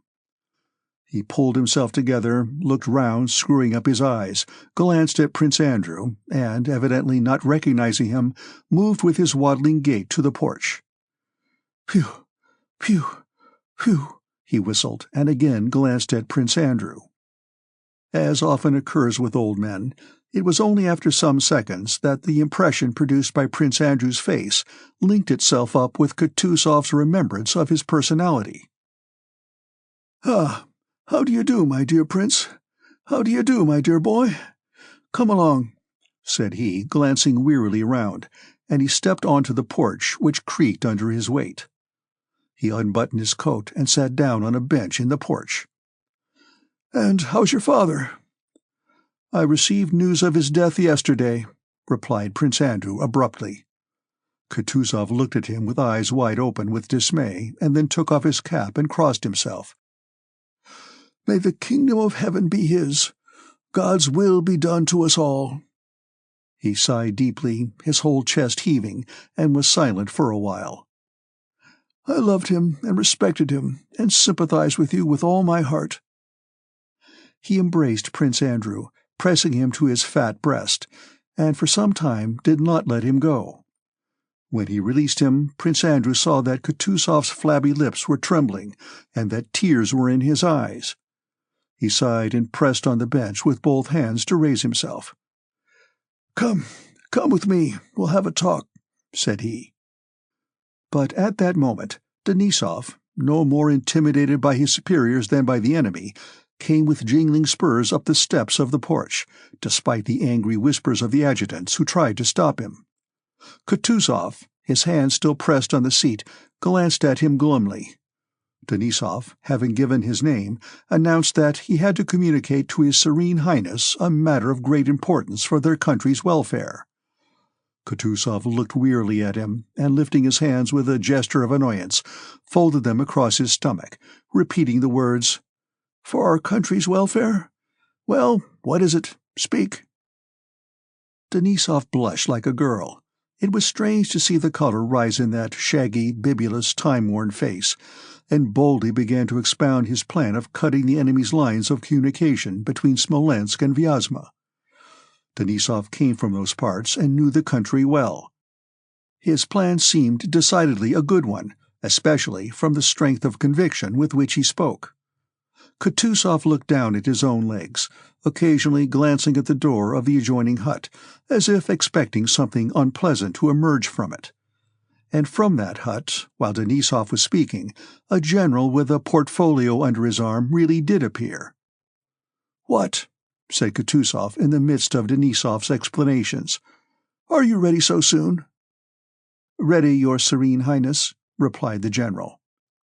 Kutuzov swayed his head, as much as to say, "How is one man to deal with it all?"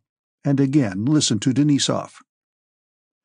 "I give my word of honor as a Russian officer," said Denisov, "that I can break Napoleon's line of communication." "What relation are you to Intendant General Kirill Andreevich Denisov?" asked Kutuzov, interrupting him. "He is my uncle, Your Serene Highness." "Ah, we were friends," said Kutuzov cheerfully. All right, friend. Stay here at the staff, and tomorrow we'll have a talk." With a nod to Denisov, he turned away, and put out his hand for the papers Kotovnitsyn had brought him. "Would not Your Serene Highness like to come inside?" said the general on duty in a discontented voice. "The plans must be examined, and several papers have to be signed." An adjutant came out and announced that everything was in readiness within. But Kutuzov evidently did not wish to enter that room till he was disengaged. He made a grimace. "No, tell them to bring a small table out here, my dear boy. I'll look at them here," said he. "Don't go away," he added, turning to Prince Andrew, who remained in the porch and listened to the general's report. While this was being given, Prince Andrew heard the whisper of a woman's voice and the rustle of a silk dress behind the door. Several times on glancing that way, he noticed behind that door a plump, rosy, handsome woman in a pink dress with a lilac silk kerchief on her head, holding a dish and evidently awaiting the entrance of the commander-in-chief. Kutuzov's adjutant whispered to Prince Andrew that this was the wife of the priest whose home it was, and that she intended to offer His Serene Highness bread and salt. "Her husband has welcomed His Serene Highness with the cross at the church, and she intends to welcome him in the house. She's very pretty," added the adjutant with a smile.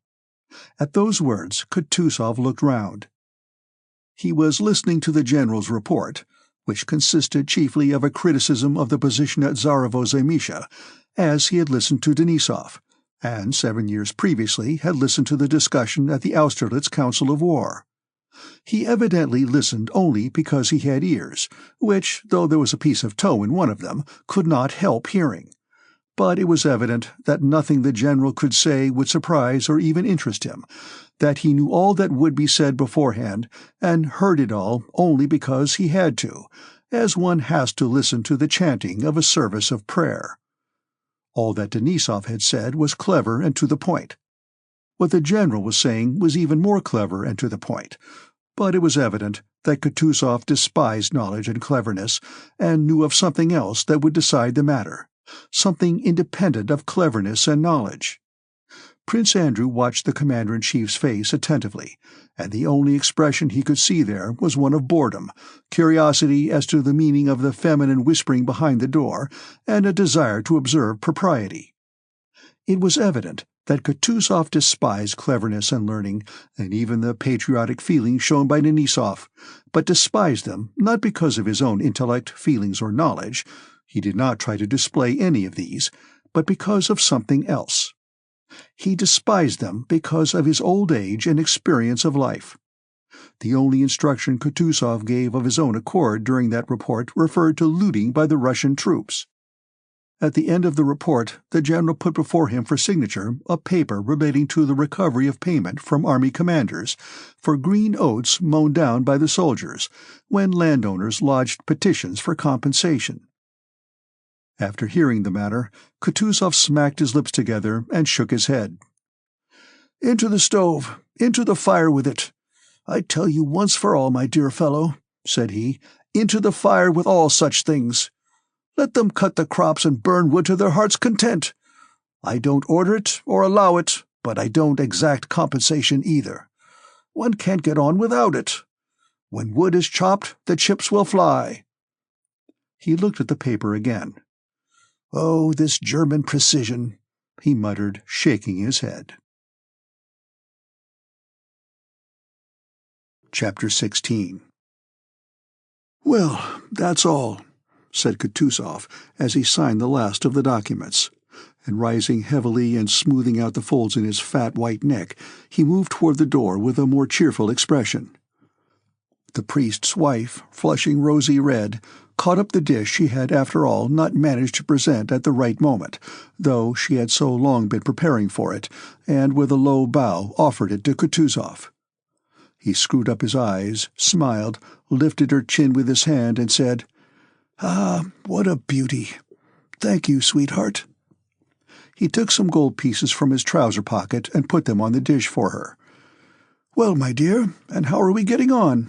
he asked, moving to the door of the room assigned to him. The priest's wife smiled, and with dimples in her rosy cheeks followed him into the room. The adjutant came out to the porch and asked Prince Andrew to lunch with him. Half an hour later, Prince Andrew was again called to Kutuzov. He found him reclining in an armchair, still in the same unbuttoned overcoat. He had in his hand a French book which he closed as Prince Andrew entered, marking the place with a knife. Prince Andrew saw by the cover that it was Les Chevaliers du Cygne by Madame de Genlis. "Well, sit down here. Let's have a talk," said Kutuzov. "It's sad, very sad. But remember, my dear fellow, that I am a father to you, a second father." Prince Andrew told Kutuzov all he knew of his father's death, and what he had seen at Bald Hills when he passed through it. What they have brought us to," Kutuzov suddenly cried in an agitated voice, evidently picturing vividly to himself from Prince Andrew's story the condition Russia was in. "But give me time, he said with a grim look, evidently not wishing to continue this agitating conversation, and added, "I sent for you to keep you with me." "I thank you, Your Serene Highness, but I fear I am no longer fit for the staff," replied Prince Andrew with a smile which Kutuzov noticed. Kutuzov glanced inquiringly at him.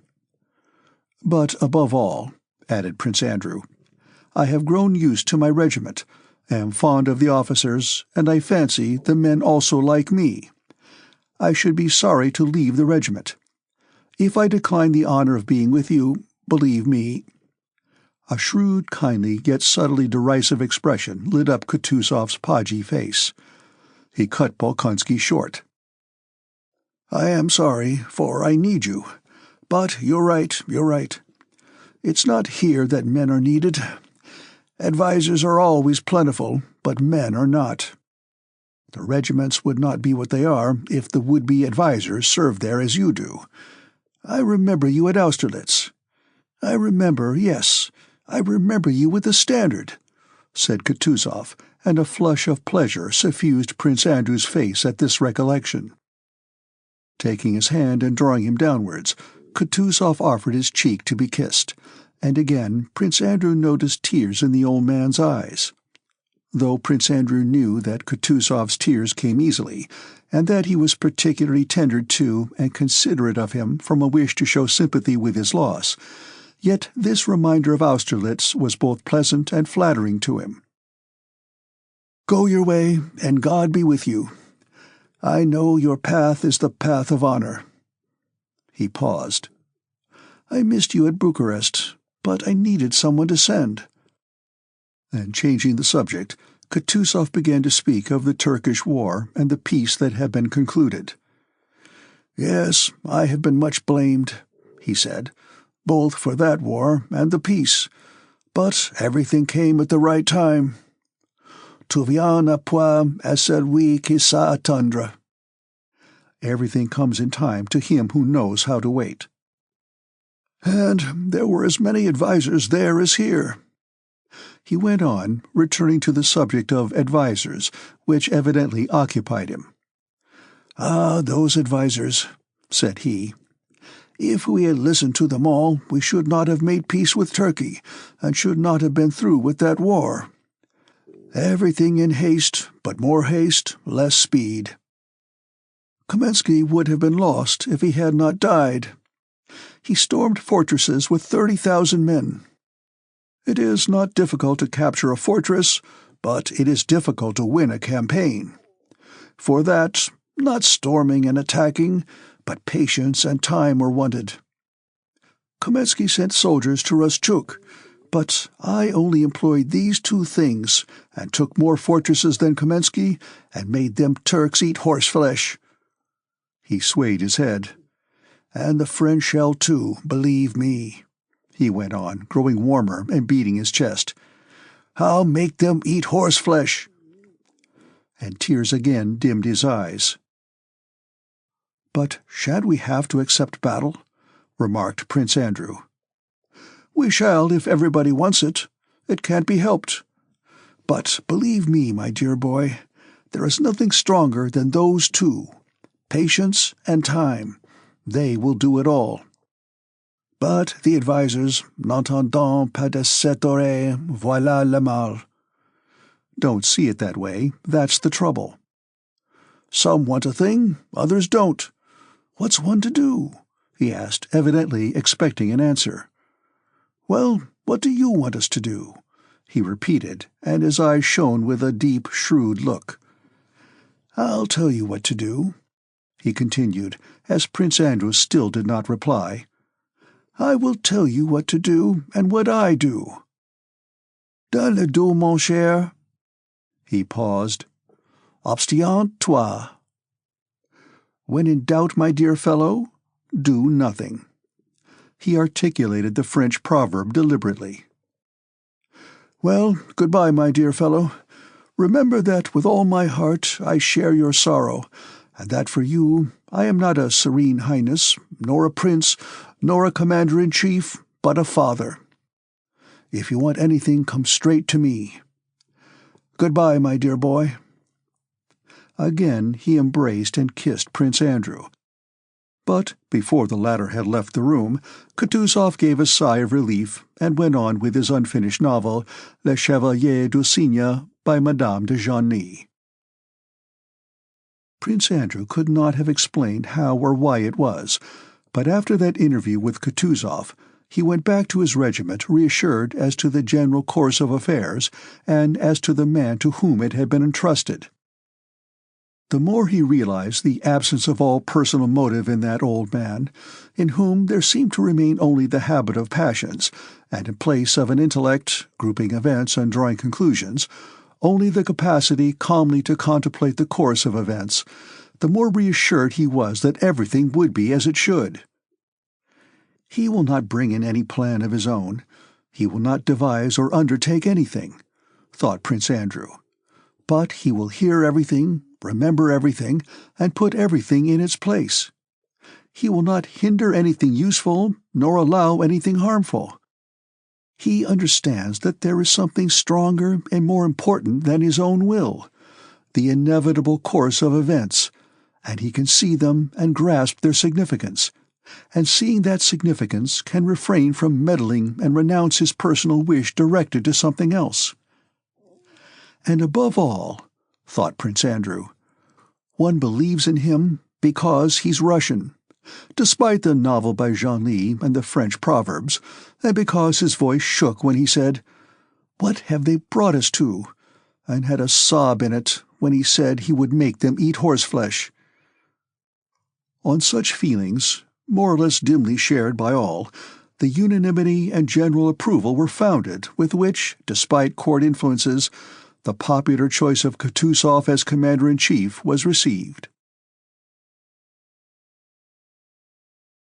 Chapter 17. After the Emperor had left Moscow, life flowed on there in its usual course, and its course was so very usual that it was difficult to remember the recent days of patriotic elation and ardor, hard to believe that Russia was really in danger, and that the members of the English Club were also sons of the fatherland, ready to sacrifice everything for it. The one thing that recalled the patriotic fervor everyone had displayed during the Emperor's stay was the call for contributions of men and money, a necessity that as soon as the promises had been made assumed a legal, official form and became unavoidable. With the enemy's approach to Moscow, the Muscovites' view of their situation did not grow more serious, but on the contrary became even more frivolous, as always happens with people who see a great danger approaching. At the approach of danger, there are always two voices that speak with equal power in the human soul. One very reasonably tells a man to consider the nature of the danger and the means of escaping it. The other, still more reasonably, says that it is too depressing and painful to think of the danger, since it is not in man's power to foresee everything and avert the general course of events, and it is therefore better to disregard what is painful till it comes, and to think about what is pleasant. In solitude, a man generally listens to the first voice, but in society to the second. So it was now with the inhabitants of Moscow. It was long since people had been as gay in Moscow as that year. Rostopchin's broadsheets, headed by woodcuts of a drink shop, a potman, and a Moscow burgher called Karpushka Chigirin, who, having been a militiaman and having had rather too much at the pub, heard that Napoleon wished to come to Moscow, grew angry, abused the French in very bad language, came out of the drink shop, and under the sign of the Eagle began to address the assembled people, were read and discussed, together with the latest of Vasily Lvovich Pushkin's Beau Rime. In the corner room at the club, members gathered to read these broadsheets, and some liked the way Karpushka jeered at the French, saying, "They will swell up with Russian cabbage, burst with our buckwheat porridge, and choke themselves with cabbage soup. They are all dwarfs, and one peasant woman will toss 3 of them with a hay-fork." Others did not like that tone and said it was stupid and vulgar. It was said that Rostopchin had expelled all Frenchmen and even all foreigners from Moscow, and that there had been some spies and agents of Napoleon among them. But this was told chiefly to introduce Rostopchin's witty remark on that occasion.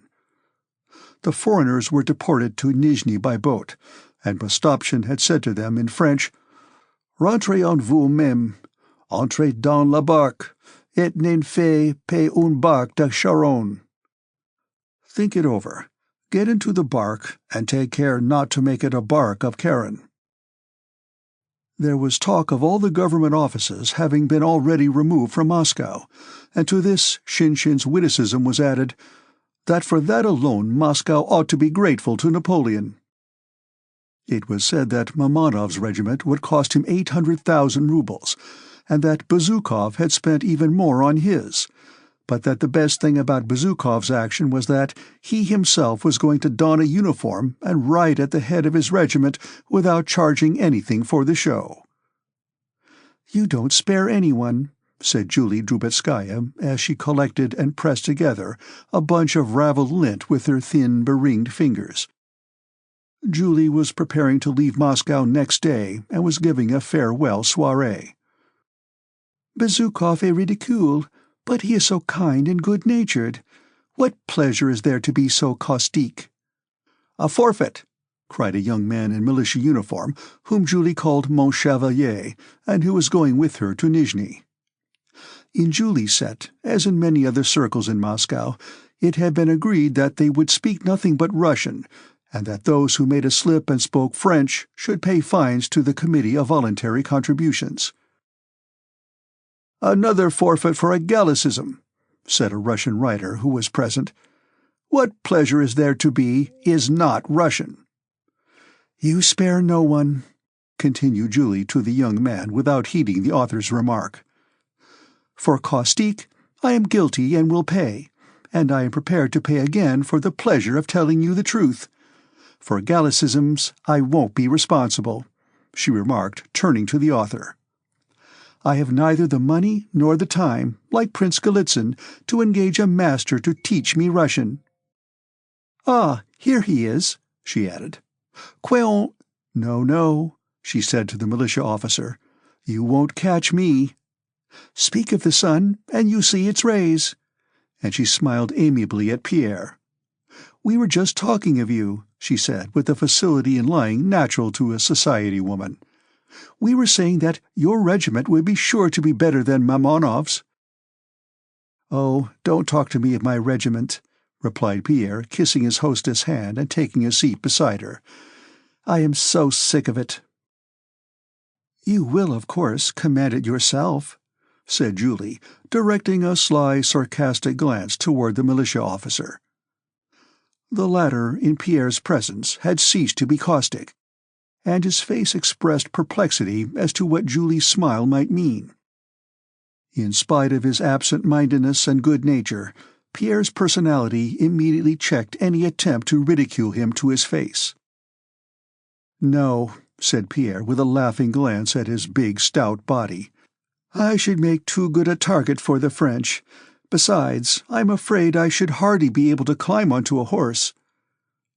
Among those whom Julie's guests happened to choose to gossip about were the Rostovs.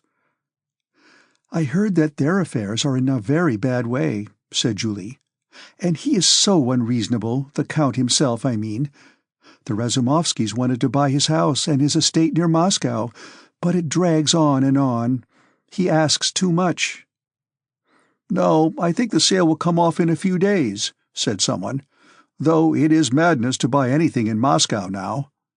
"Why?" asked Julie. "You don't think Moscow is in danger?" "Then why are you leaving?" "I? What a question! I am going because everyone is going. And besides, I am not Joan of Arc or an Amazon." "Well, of course, of course. Let me have some more strips of linen." "If he manages the business properly, he will be able to pay off all his debts," said the militia officer, speaking of Rostov. "A kindly old man, but not up to much. And why do they stay on so long in Moscow? They meant to leave for the country long ago. Natalie is quite well again now, isn't she? Julie asked Pierre with a knowing smile. They are waiting for their younger son, Pierre replied. He joined Obolensky's Cossacks and went to Belaya Surkov, where the regiment is being formed. But now they have had him transferred to my regiment and are expecting him every day. The Count wanted to leave long ago, but the Countess won't on any account leave Moscow till her son returns. I met them the day before yesterday at the Arkarovs. Natalie has recovered her looks and is brighter. She sang a song. How easily some people get over everything. Get over what? Inquired Pierre, looking displeased. Julie smiled. You know, Count, such knights as you are only found in Madame de Souza's novels. What knights? What do you mean? Demanded Pierre, blushing. Oh, come, my dear Count. C'est la fable de tout Moscow. Je vous admire, ma parole d'honneur. It is the talk of all Moscow. My word, I admire you. Forfeit! Forfeit! Cried the militia officer. All right, one can't talk. How tiresome. What is the talk of all Moscow? Pierre asked angrily, rising to his feet.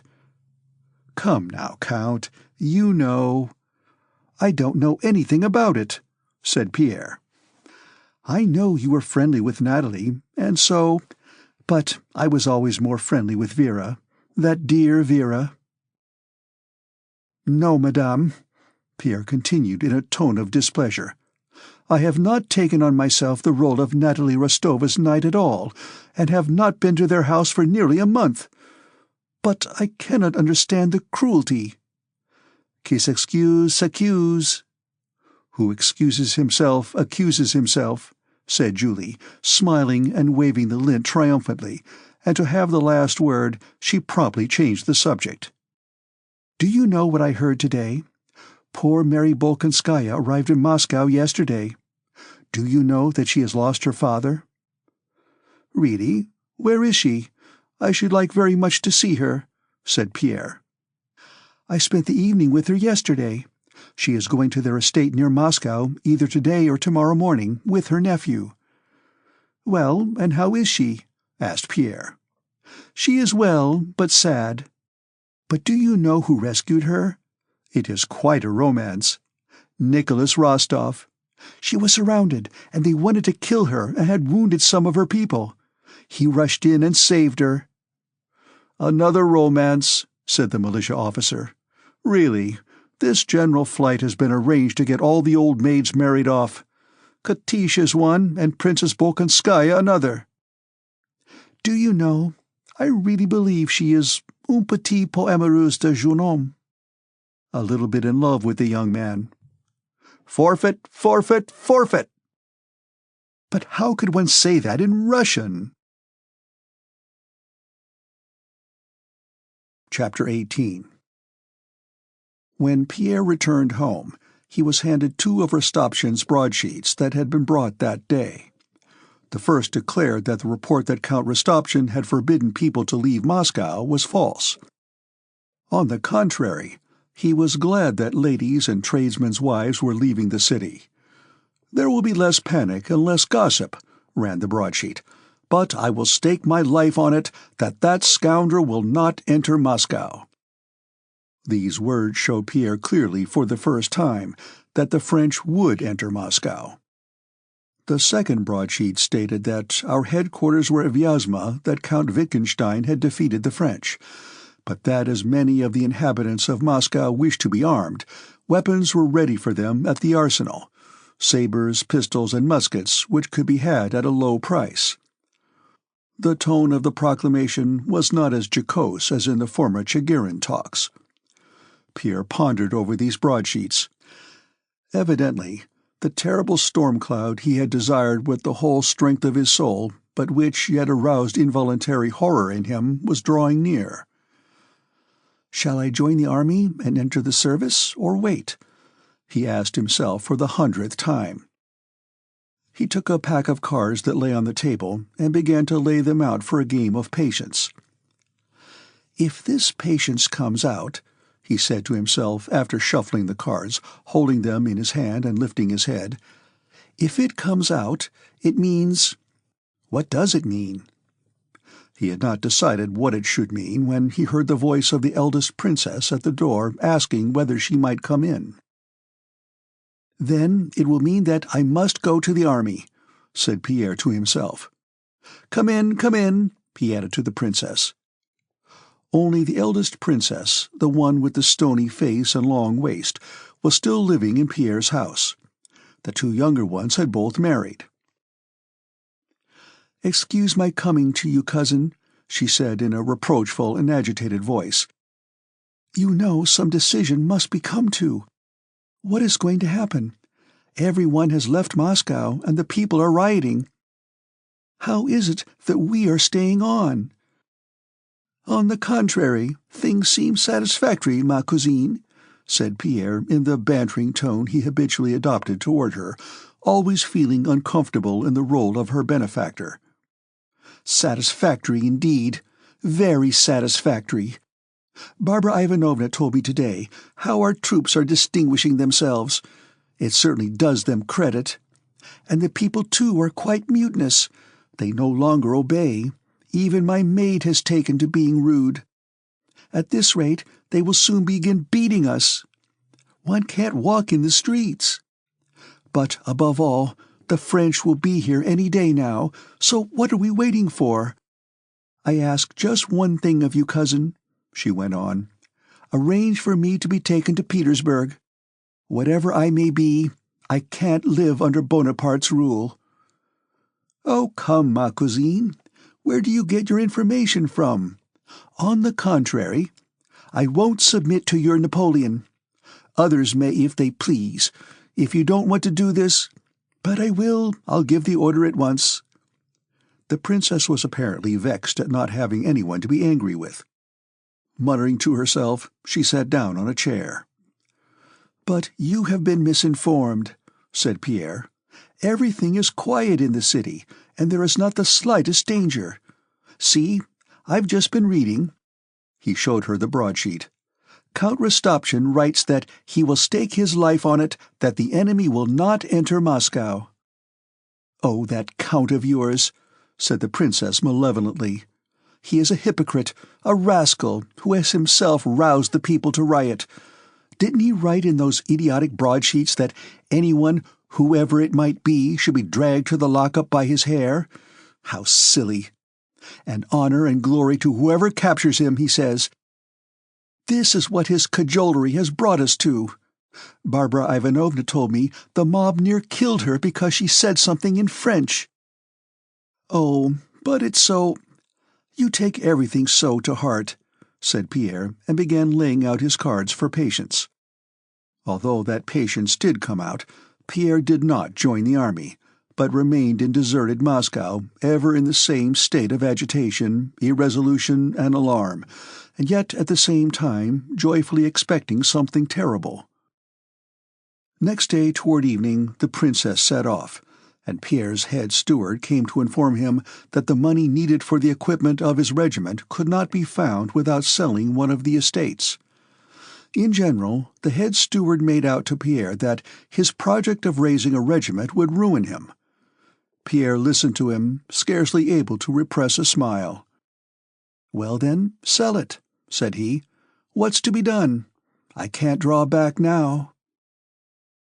The worse everything became, especially his own affairs, the better was Pierre pleased, and the more evident was it that the catastrophe he expected was approaching. Hardly anyone he knew was left in town. Julie had gone, and so had Princess Mary. Of his intimate friends, only the Rostovs remained, but he did not go to see them. To distract his thoughts, he drove that day to the village of Vorantsovo to see the great balloon Lepich was constructing to destroy the foe, and a trial balloon that was to go up next day. The balloon was not yet ready, but Pierre learned that it was being constructed by the Emperor's desire. The Emperor had written to Count Rostopchin as follows: "As soon as Lepich is ready, Get together a crew of reliable and intelligent men for his car and send a courier to General Kutuzov to let him know. I have informed him of the matter. Please impress upon Lepich to be very careful where he descends for the first time, that he may not make a mistake and fall into the enemy's hands. It is essential for him to combine his movements with those of the commander-in-chief." On his way home from Vorontsov, as he was passing the Bolotno place, Pierre, seeing a large crowd round the Lobno place, stopped and got out of his trap. A French cook accused of being a spy was being flogged. The flogging was only just over, and the executioner was releasing from the flogging bench a stout man with red whiskers, in blue stockings and a green jacket, who was moaning piteously. Another criminal, thin and pale, stood near. Judging by their faces, they were both Frenchmen. With a frightened and suffering look resembling that on the thin Frenchman's face, Pierre pushed his way in through the crowd. "What is it? Who is it? What is it for?" he kept asking. But the attention of the crowd, officials, burghers, shopkeepers, peasants, and women in cloaks and in pelisses, was so eagerly centered on what was passing in Lobno Place that no one answered him. The stout man rose, frowned, shrugged his shoulders, and evidently, trying to appear firm, began to pull on his jacket without looking about him. But suddenly his lips trembled and he began to cry, in the way full-blooded grown-up men cry, though angry with himself for doing so. In the crowd, people began talking loudly, to stifle their feelings of pity as it seemed to Pierre. "He's cook to some prince." "Eh, monsieur, Russian sauce seems to be sour to a Frenchman. Sets his teeth on edge," said a wrinkled clerk who was standing behind Pierre when the Frenchman began to cry. The clerk glanced round, evidently hoping that his joke would be appreciated. Some people began to laugh, others continued to watch in dismay the executioner who was undressing the other man. Pierre choked, his face puckered, and he turned hastily away, went back to his trap muttering something to himself as he went, and took his seat. As they drove along, he shuddered and exclaimed several times so audibly that the coachman asked him, "What is your pleasure?" "Where are you going?" shouted Pierre to the man who was driving to Lubyanka Street.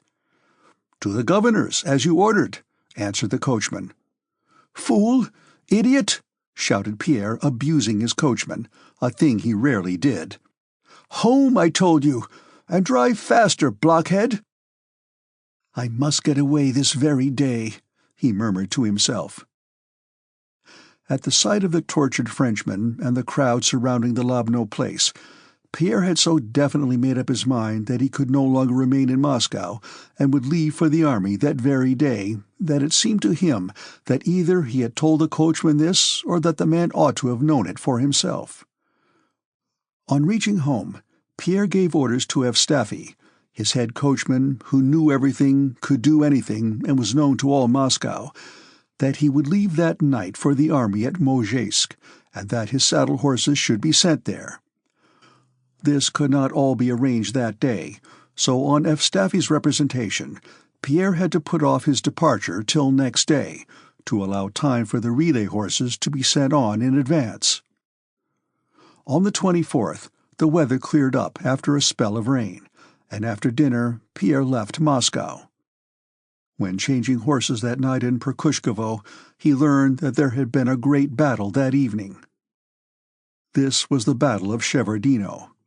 He was told that there in Perkushkovo the earth trembled from the firing, but nobody could answer his questions as to who had won. At dawn next day, Pierre was approaching Mozhaysk. Every house in Mozhaysk had soldiers quartered in it, and at the hostel where Pierre was met by his groom and coachman there was no room to be had. It was full of officers. Everywhere in Mozhaysk and beyond it, troops were stationed or on the march. Cossacks, foot and horse soldiers, wagons, caissons, and cannon were everywhere. Pierre pushed forward as fast as he could, and the farther he left Moscow behind and the deeper he plunged into that sea of troops, the more he was overcome by restless agitation and a new and joyful feeling he had not experienced before.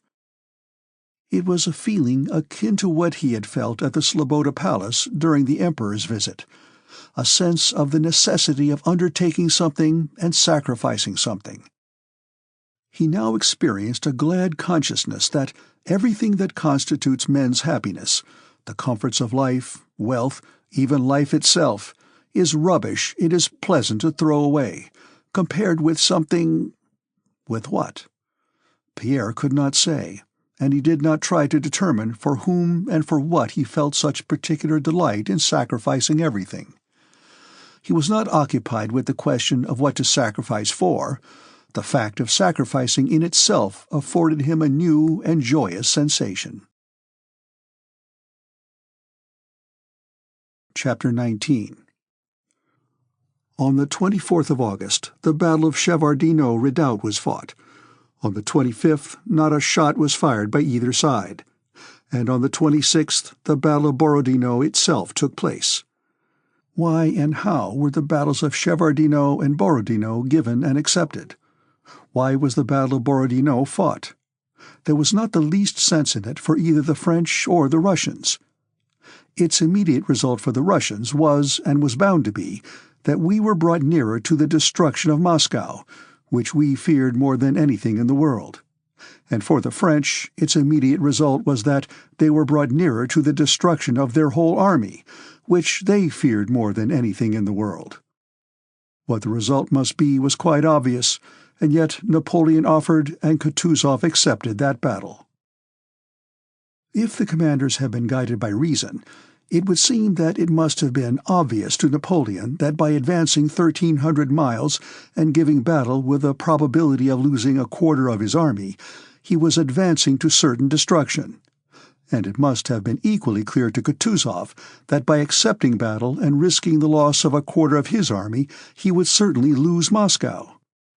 For Kutuzov, this was mathematically clear, as it is that if when playing drafts I have one man less and go on exchanging, I shall certainly lose, and therefore should not exchange. When my opponent has 16 men and I have 14, I am only 1/8 weaker than he. But when I have exchanged 13 more men, he will be 3 times as strong as I am. Before the Battle of Borodino, our strength in proportion to the French was about as 5 to 6, but after that battle it was little more than 1 to 2. Previously we had 100,000 against 120,000. Afterwards, little more than 50,000 against 100,000. Yet the shrewd and experienced Kutuzov accepted the battle, while Napoleon, who was said to be a commander of genius, gave it, losing a quarter of his army and lengthening his lines of communication still more. If it is said that he expected to end the campaign by occupying Moscow, as he had ended a previous campaign by occupying Vienna, there is much evidence to the contrary. Napoleon's historians themselves tell us that from Smolensk onwards he wished to stop, knew the danger of his extended position, and knew that the occupation of Moscow would not be the end of the campaign, for he had seen at Smolensk the state in which Russian towns were left to him, and had not received a single reply to his repeated announcements of his wish to negotiate. In giving and accepting battle at Borodino, Kutuzov acted involuntarily and irrationally. But later on, to fit what had occurred, the historians provided cunningly devised evidence of the foresight and genius of the generals, who of all the blind tools of history were the most enslaved and involuntary. The ancients have left us model heroic poems, in which the heroes furnish the whole interest of the story, and we are still unable to accustom ourselves to the fact that, for our epoch, histories of that kind are meaningless. On the other question, how the Battle of Borodino and the preceding Battle of Shevardino were fought, there also exists a definite and well-known but quite false conception. All the historians describe the affair as follows. The Russian army, they say, in its retreat from Smolensk, sought out for itself the best position for a general engagement, and found such a position at Borodino. The Russians, they say, fortified this position in advance on the left of the high road from Moscow to Smolensk, and almost at a right angle to it, from Borodino to Utitsa, at the very place where the battle was fought. In front of this position, they say, a fortified outpost was set up on the Shevardino Mound to observe the enemy. On the 24th, we are told, Napoleon attacked this advanced post and took it, and on the 26th attacked the whole Russian army, which was in position on the field of Borodino. So the histories say, and it is all quite wrong, as anyone who cares to look into the matter can easily convince himself. The Russians did not seek out the best position, but on the contrary, during the retreat, passed many positions better than Borodino. They did not stop at any one of these positions, because Kutuzov did not wish to occupy a position he had not himself chosen, because the popular demand for a battle had not yet expressed itself strongly enough, and because Milodorovich had not yet arrived with the militia, and for many other reasons. The fact is that other positions they had passed were stronger, and that the position at Borodino, the one where the battle was fought, far from being strong, was no more a position than any other spot one might find in the Russian Empire, by sticking a pin into the map at hazard. Not only did the Russians not fortify the position on the field of Borodino to the left of, and at a right angle to, the high road, that is, the position on which the battle took place, but never till the 25th of August, 1812, did they think that a battle might be fought there. This was shown first by the fact that there were no entrenchments there by the 25th, and that those begun on the 25th and 26th were not completed. And secondly, by the position of the Shevardino redoubt. That redoubt was quite senseless in front of the position where the battle was accepted. Why was it more strongly fortified than any other post? And why were all efforts exhausted and 6,000 men sacrificed to defend it till late at night on the 24th? A Cossack patrol would have sufficed to observe the enemy. Thirdly, as proof that the position on which the battle was fought had not been foreseen, and that the Shevardino redoubt was not an advanced post of that position, we have the fact that up to the 25th, Barclay de Tolly and Bagration were convinced that the Shevardino redoubt was the left flank of the position, and that Kutuzov himself in his report, written in hot haste after the battle, speaks of the Shevardino redoubt as the left flank of the position. It was much later, when reports on the Battle of Borodino were written at leisure, that the incorrect and extraordinary statement was invented, probably to justify the mistakes of a commander-in-chief who had to be represented as infallible, that the Shevardino redoubt was an advanced post, whereas in reality it was simply a fortified point on the left flank, and that the Battle of Borodino was fought by us on an entrenched position previously selected, whereas it was fought on a quite unexpected spot which was almost unentrenched. The case was evidently this. A position was selected along the river Kolocha, which crosses the high road, not at a right angle, but at an acute angle, so that the left flank was at Shevardino, the right flank near the village of Novo, and the center at Borodino at the confluence of the rivers Kolocha and Voyna. To anyone who looks at the field of Borodino without thinking of how the battle was actually fought, this position, protected by the river Kolocha, presents itself as obvious for an army whose object was to prevent an enemy from advancing along the Smolensk road to Moscow. Napoleon, writing to Valuvo on the 24th, did not see, as the history books say he did, the position of the Russians from Utitsa to Borodino. He could not have seen that position because it did not exist. Nor did he see an advanced post of the Russian army. But while pursuing the Russian rearguard, he came upon the left flank of the Russian position at the Shevardino redoubt, and unexpectedly for the Russians moved his army across the Kolocha.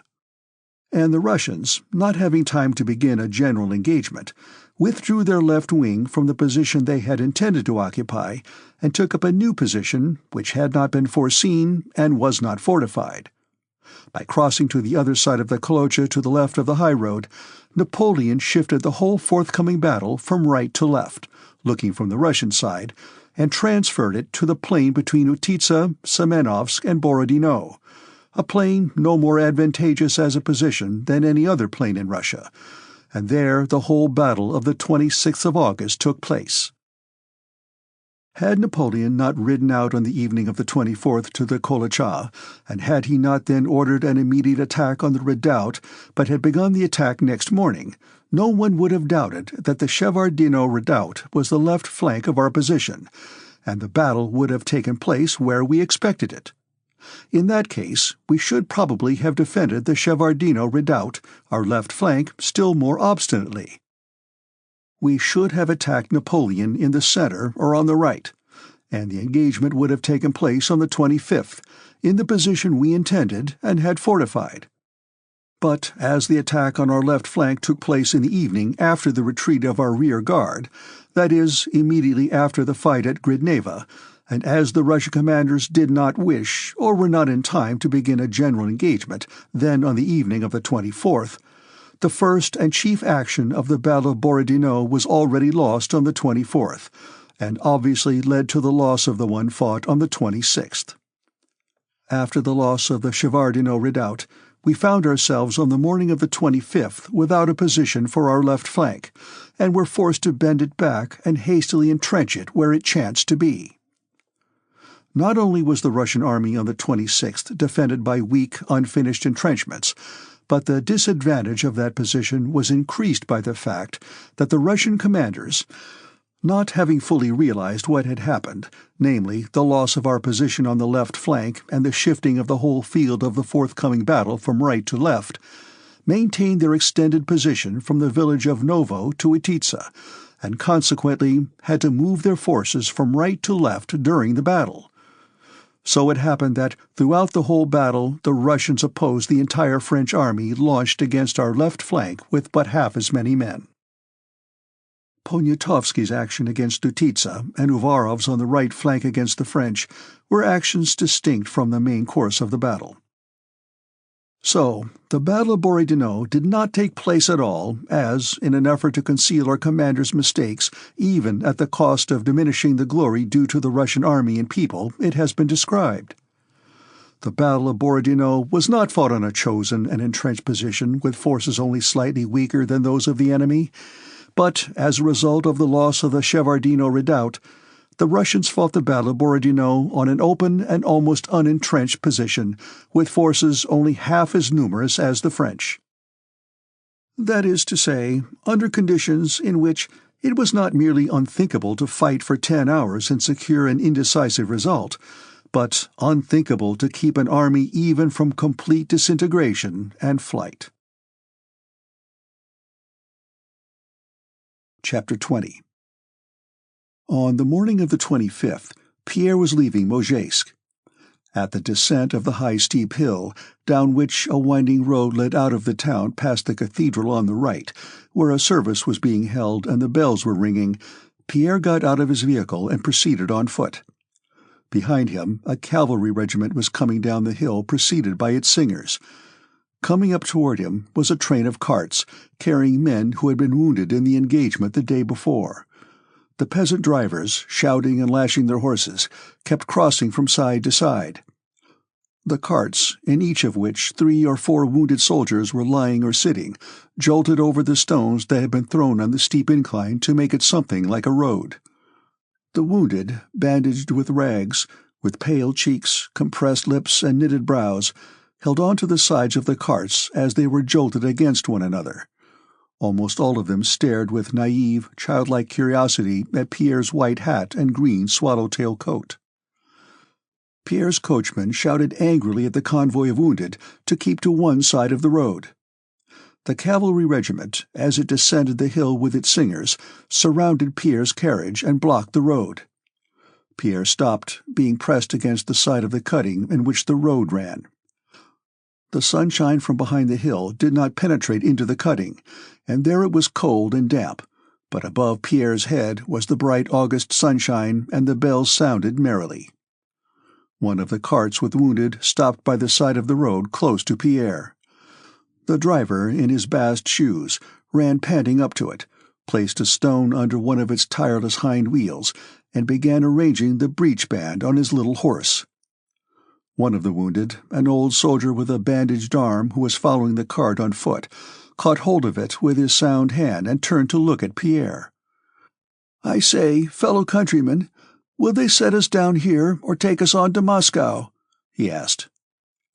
Pierre was so deep in thought that he did not hear the question. He was looking now at the cavalry regiment that had met the convoy of wounded, now at the cart by which he was standing, in which 2 wounded men were sitting and one was lying. One of those sitting up in the cart had probably been wounded in the cheek. His whole head was wrapped in rags, and one cheek was swollen to the size of a baby's head. His nose and mouth were twisted to one side. This soldier was looking at the cathedral and crossing himself. Another, a young lad, a fair-haired recruit, as white as though there was no blood in his thin face, looked at Pierre kindly with a fixed smile. The third lay prone so that his face was not visible. The cavalry singers were passing close by. "Ah, lost, quite lost, is my head so keen, living in a foreign land," they sang their soldiers' dance song. As if responding to them, but with a different sort of merriment, the metallic sound of the bells reverberated high above, and the hot rays of the sun bathed the top of the opposite slope with yet another sort of merriment. But beneath the slope, by the cart with the wounded near the panting little nag where Pierre stood, it was damp, somber, and sad. The soldier with the swollen cheek looked angrily at the cavalry singers. "Oh, the coxcombs," he muttered reproachfully. "It's not the soldiers only, but I've seen peasants today too.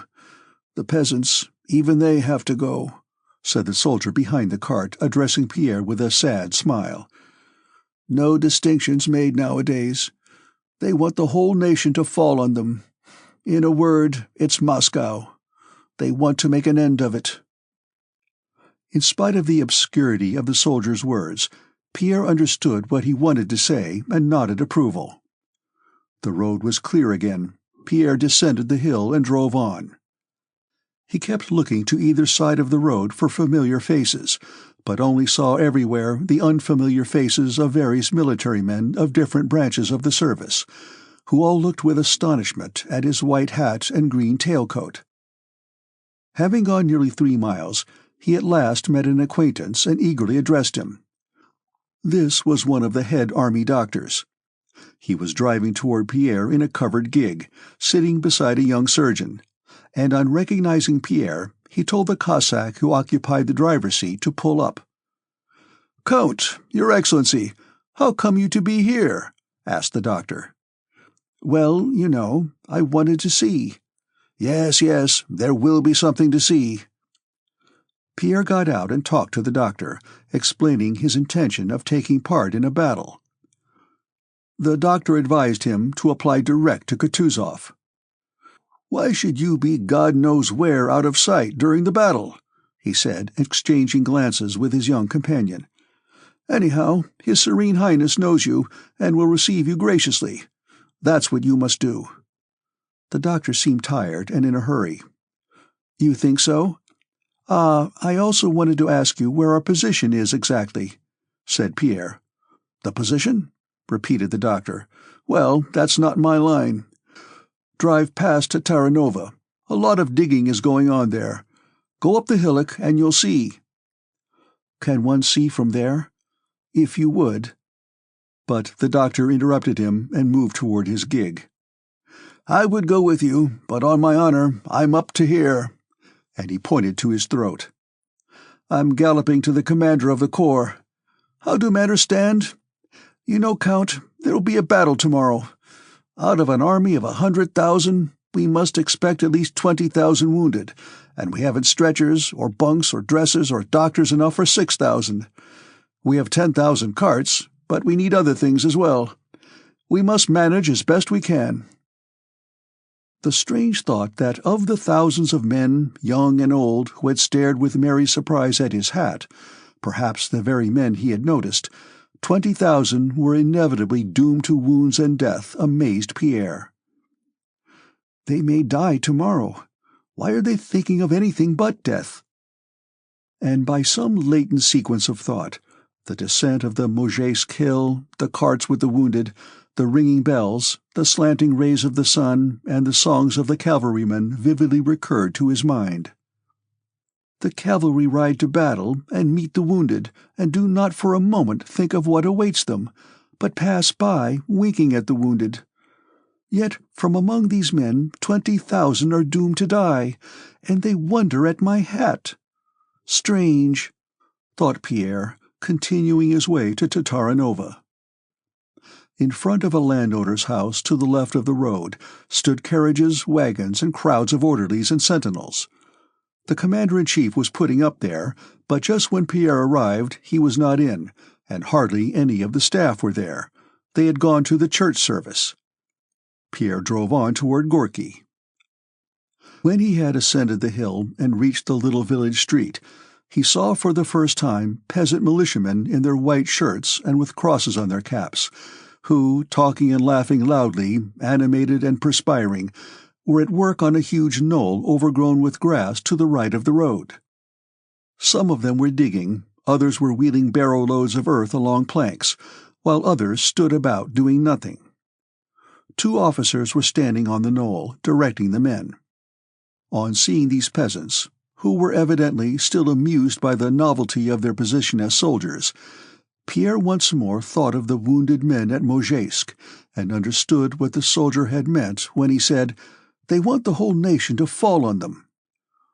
The sight of these bearded peasants at work on the battlefield, with their queer, clumsy boots and perspiring necks, and their shirts opening from the left toward the middle, unfastened, exposing their sunburned collarbones, impressed Pierre more strongly with the solemnity and importance of the moment than anything he had yet seen or heard.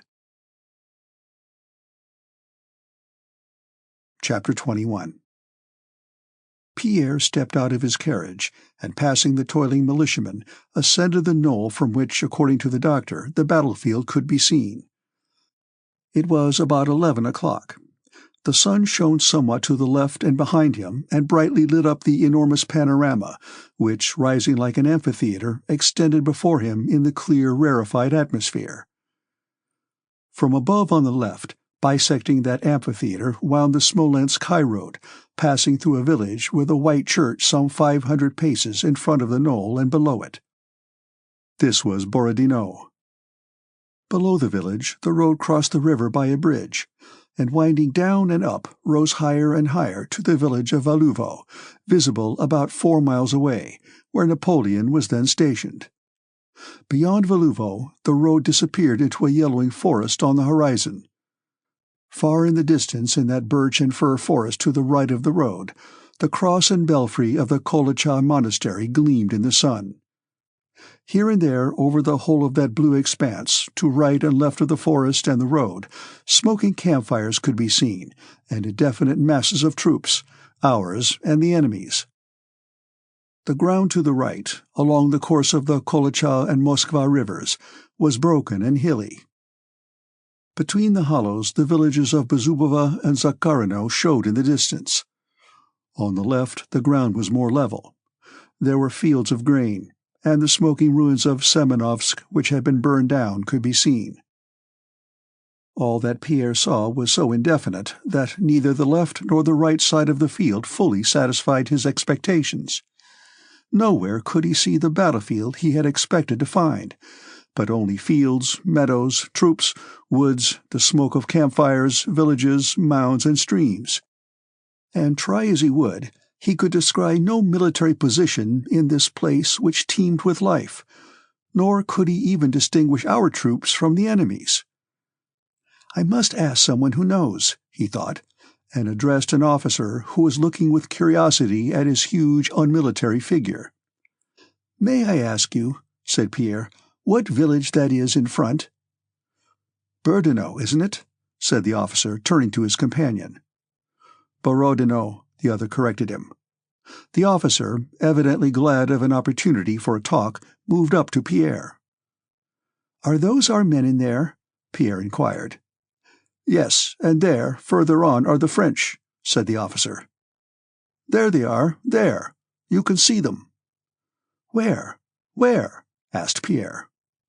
"One can see them with the naked eye. Why, there." The officer pointed with his hand to the smoke visible on the left beyond the river, and the same stern and serious expression that Pierre had noticed on many of the faces he had met came into his face. "Ah, those are the French. And over there?" Pierre pointed to a knoll on the left near which some troops could be seen. "Those are ours." "Ah, ours. And there?" Pierre pointed to another knoll in the distance with a big tree on it, near a village that lay in a hollow where also some campfires were smoking and something black was visible. "That's his again," said the officer. It was the Shevardino redoubt. "It was ours yesterday, but now it is his." "Then how about our position?" "Our position?" replied the officer with a smile of satisfaction. "I can tell you quite clearly, because I constructed nearly all our entrenchments. There, you see? There's our center at Borodino, just there," and he pointed to the village in front of them with the white church. "That's where one crosses the Kolocha. You see down there where the rows of hay are lying in the hollow? There's the bridge. That's our center. Our right flank is over there." He pointed sharply to the right, far away in the broken ground. "That's where the Moskva River is, and we have thrown up 3 redoubts there, very strong ones. The left flank—" Here the officer paused. "Well, you see, that's difficult to explain. Yesterday, our left flank was there at Shevardino, you see, where the oak is? But now we have withdrawn our left wing. Now it is over there. Do you see that village and the smoke? That's Semenovsk. Yes, there." He pointed to Rayevsky's knoll. "But the battle will hardly be there. His having moved his troops there is only a ruse. He will probably pass round to the right of the Moskva. But wherever it may be, many a man will be missing tomorrow," he remarked. An elderly sergeant who had approached the officer while he was giving these explanations had waited in silence for him to finish speaking, but at this point, evidently not liking the officer's remark, interrupted him. "Gabions must be sent for," said he sternly. The officer appeared abashed, as though he understood that one might think of how many men would be missing tomorrow, but ought not to speak of it. "Well, send No. 3 Company again," the officer replied hurriedly. "And you? Are you one of the doctors?" "No, I've come on my own," answered Pierre, and he went down the hill again, passing the militiamen. "Oh, those damned fellows!" muttered the officer who followed him, holding his nose as he ran past the men at work. "There they are! Bringing her! Coming! There they are! They'll be here in a minute!" voices were suddenly heard saying, and officers, soldiers, and militiamen began running forward along the road. A church procession was coming up the hill from Borodino. First along the dusty road came the infantry in ranks, bareheaded and with arms reversed. From behind them came the sound of church singing. Soldiers and militiamen ran bareheaded past Pierre toward the procession. "They are bringing her, our protectress! The Iberian Mother of God!" someone cried. "The Smolensk Mother of God," another corrected him. The militiamen, both those who had been in the village and those who had been at work on the battery, threw down their spades and ran to meet the church procession. Following the battalion that marched along the dusty road came priests in their vestments, one little old man in a hood with attendants and singers.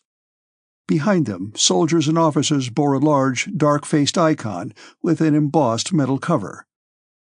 This was the icon that had been brought from Smolensk and had since accompanied the army. Behind, before, and on both sides, crowds of militiamen with bared heads walked, ran, and bowed to the ground. At the summit of the hill they stopped with the icon. The men who had been holding it up by linen bands attached to it were relieved by others. The chanters relit their censers, and service began. The hot rays of the sun beat down vertically, and a fresh, soft wind played with the hair of the bared heads and with the ribbons decorating the icon. The singing did not sound loud under the open sky. An immense crowd of bareheaded officers, soldiers, and militiamen surrounded the icon. Behind the priest and a chanter stood the nobilities on a spot reserved for them. A bald general with a St. George's cross on his neck stood just behind the priest's back, and without crossing himself, he was evidently a German, patiently awaited the end of the service, which he considered it necessary to hear to the end, probably to arouse the patriotism of the Russian people. Another general stood in a martial pose, crossing himself by shaking his hand in front of his chest while looking about him. Standing among the crowd of peasants, Pierre recognized several acquaintances among these notables, but did not look at them. His whole attention was absorbed in watching the serious expression on the faces of the crowd of soldiers and militiamen, who were all gazing eagerly at the icon. As soon as the tired chanters, who were singing the service for the 20th time that day, began lazily and mechanically to sing, "Save from calamity thy servants, O Mother of God," and the priest and deacon chimed in, "For to thee, under God, we all flee, as to an inviolable bulwark and protection," there again kindled in all those faces the same expression of consciousness of the solemnity of the impending moment that Pierre had seen on the faces at the foot of the hill at Mozhaisk, and momentarily on many and many faces he had met that morning. And heads were bowed more frequently, and hair tossed back, and sighs and the sound men made as they crossed themselves were heard. The crowd round the icon suddenly parted and pressed against Pierre. Someone, a very important personage judging by the haste with which way was made for him, was approaching the icon. It was Kutuzov, who had been riding round the position, and on his way back to Tataranova had stopped where the service was being held. Pierre recognized him at once by his peculiar figure, which distinguished him from everybody else. With a long overcoat on his exceedingly stout, round-shouldered body, with uncovered white head and puffy face showing the white ball of the eye he had lost, Kutuzov walked with plunging, swaying gait into the crowd and stopped behind the priest. He crossed himself with an accustomed movement, bent till he touched the ground with his hand, and bowed his white head with a deep sigh. Behind Kutuzov was Bennigsen and the suite. Despite the presence of the commander-in-chief, who attracted the attention of all the superior officers, the militiamen and soldiers continued their prayers without looking at him. When the service was over, Kutuzov stepped up to the icon, sank heavily to his knees, bowed to the ground, and for a long time tried vainly to rise, but could not do so on account of his weakness and weight. His white head twitched with the effort. At last he rose, kissed the icon as a child does with naively pouting lips, and again bowed till he touched the ground with his hand. The other generals followed his example, then the officers, and after them with excited faces, pressing on one another, crowding, panting, and pushing, scrambled the soldiers and militiamen. Chapter 22. Staggering amid the crush, Pierre looked about him. "Count Peter Kirillovitch, how did you get here?" said a voice. Pierre looked round. Boris Trubetskoy, brushing his knees with his hand, he had probably soiled them when he too had knelt before the icon, came up to him smiling. Boris was elegantly dressed, with a slightly martial touch appropriate to a campaign. He wore a long coat, and like Kutuzov, had a whip slung across his shoulder. Meanwhile, Kutuzov had reached the village and seated himself in the shade of the nearest house, on a bench which one Cossack had run to fetch, and another had hastily covered with a rug. An immense and brilliant suite surrounded him. The icon was carried further, accompanied by the throng. Pierre stopped some 30 paces from Kutuzov, talking to Boris. He explained his wish to be present at the battle and to see the position. "This is what you must do," said Boris. "I will do the honors of the camp to you. You will see everything best from where Count Bennigsen will be. I am in attendance on him, you know. I'll mention it to him. But if you want to ride round the position, come along with us. We are just going to the left flank. Then, when we get back, do spend the night with me, and we'll arrange a game of cards. Of course, you know Dmitri Sergeyevich. Those are his quarters."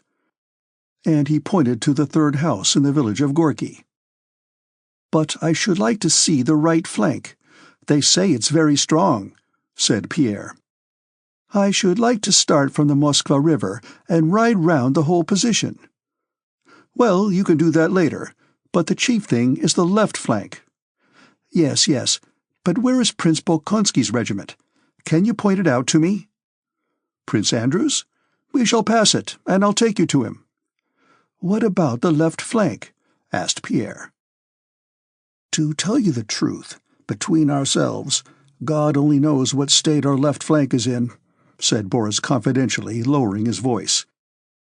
"It is not at all what Count Bennigsen intended. He meant to fortify that knoll quite differently, but—" Boris shrugged his shoulders. "His Serene Highness would not have it, or someone persuaded him. You see—" But Boris did not finish, for at that moment Kesarov, Kutuzov's adjutant, came up to Pierre. "Ah, Kesarov," said Boris, addressing him with an unembarrassed smile. "I was just trying to explain our position to the Count. It is amazing how His Serene Highness could so foresee the intentions of the French." "You mean the left flank?" asked Kesarov. "Yes, exactly. The left flank is now extremely strong." Though Kutuzov had dismissed all unnecessary men from the staff, Boris had contrived to remain at headquarters after the changes. He had established himself with Count Bennigsen, who, like all on whom Boris had been in attendance, considered young Prince Drubetskoy an invaluable man. In the higher command there were two sharply defined parties: Kutuzov's party and that of Bennigsen, the chief of staff. Boris belonged to the latter, and no one else, while showing servile respect to Kutuzov, could so create an impression that the old fellow was not much good and that Bennigsen managed everything. Now the decisive moment of battle had come when Kutuzov would be destroyed and the power passed to Bennigsen, or even if Kutuzov won the battle, it would be felt that everything was done by Bennigsen. In any case, many great rewards would have to be given for tomorrow's action, and new men would come to the front. So Boris was full of nervous vivacity all day. After Kesarov, others whom Pierre knew came up to him, and he had not time to reply to all the questions about Moscow that were showered upon him, or to listen to all that was told him. The faces all expressed animation and apprehension, but it seemed to Pierre that the cause of the excitement shown in some of these faces lay chiefly in questions of personal success. His mind, however, was occupied by the different expression he saw on other faces, an expression that spoke not of personal matters, but of the universal questions of life and death. Kutuzov noticed Pierre's figure, and the group gathered round him. "Call him to me," said Kutuzov. An adjutant told Pierre of His Serene Highness' wish, and Pierre went toward Kutuzov's bench. But a militiaman got there before him. It was Dolokhov. "How did that fellow get here?" asked Pierre.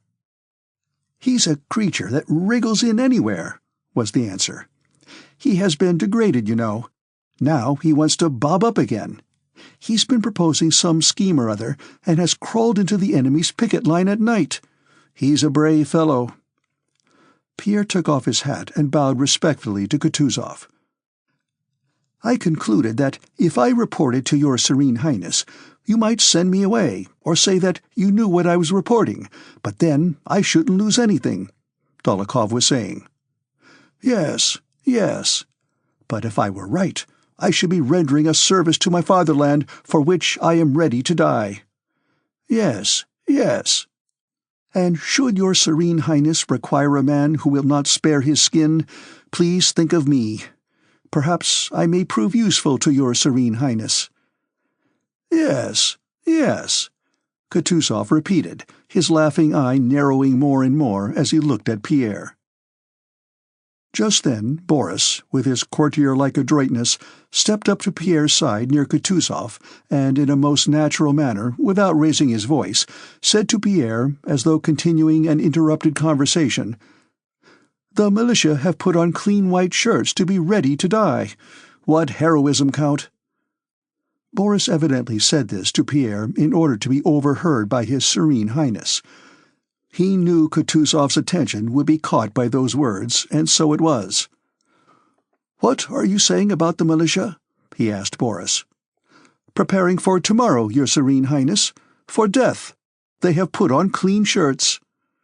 "Ah, a wonderful, a matchless people," said Kutuzov, and he closed his eyes and swayed his head. "A matchless people," he repeated with a sigh.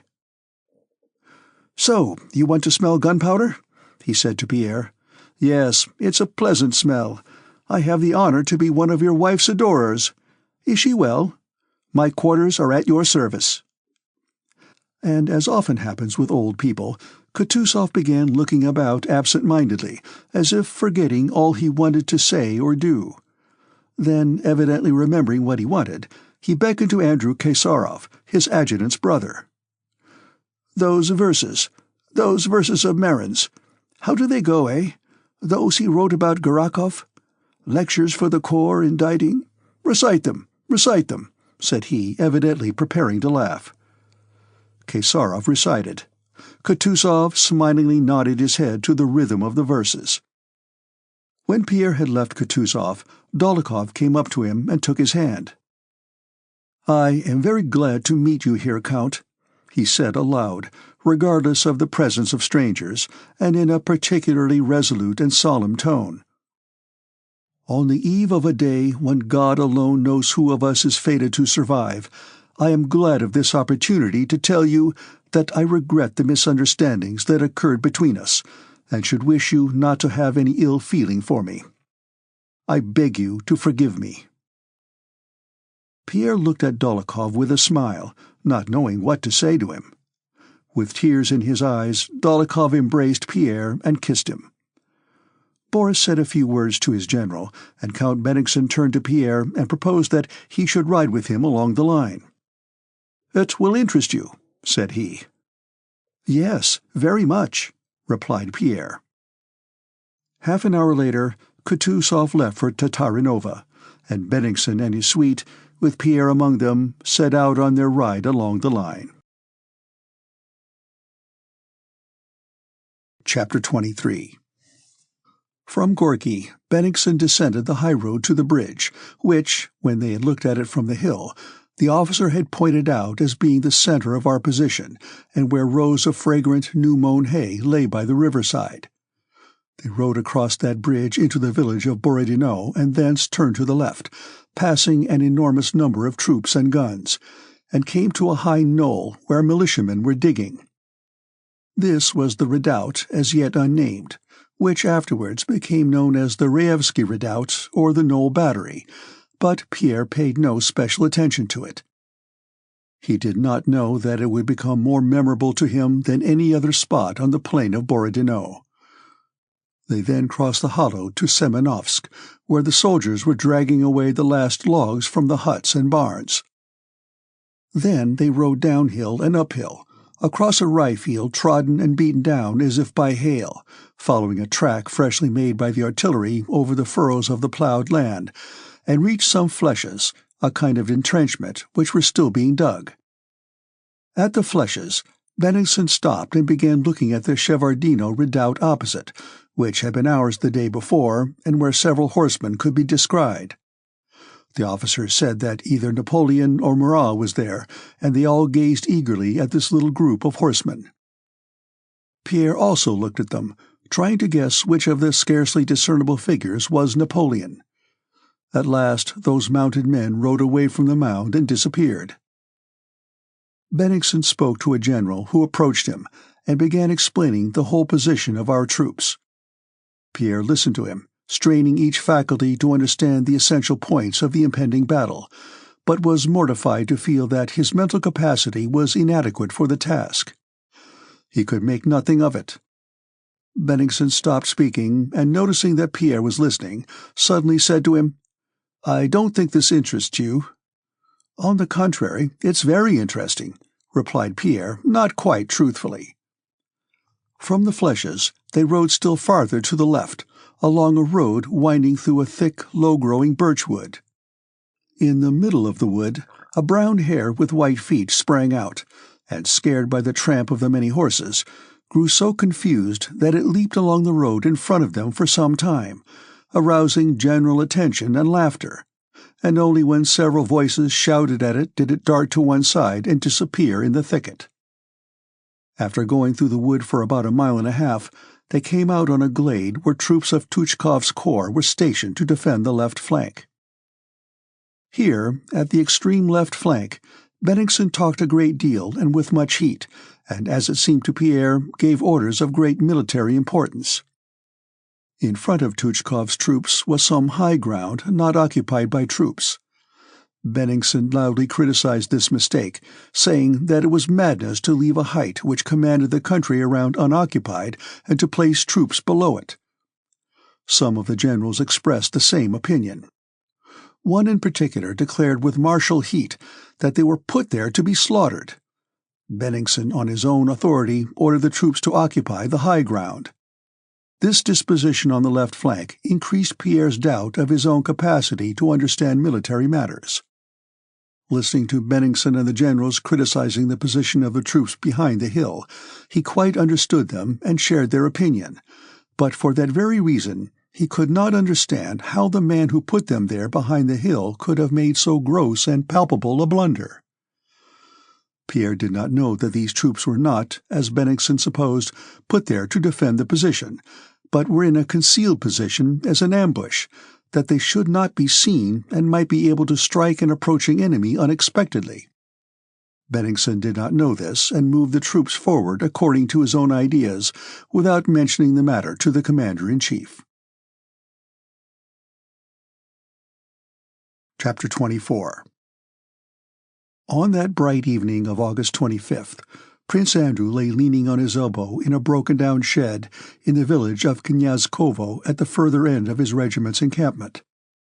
Through a gap in the broken wall he could see, beside the wooden fence, a row of 30-year-old birches with their lower branches lopped off, a field on which shocks of oats were standing, and some bushes near which rose the smoke of campfires, the soldiers' kitchens.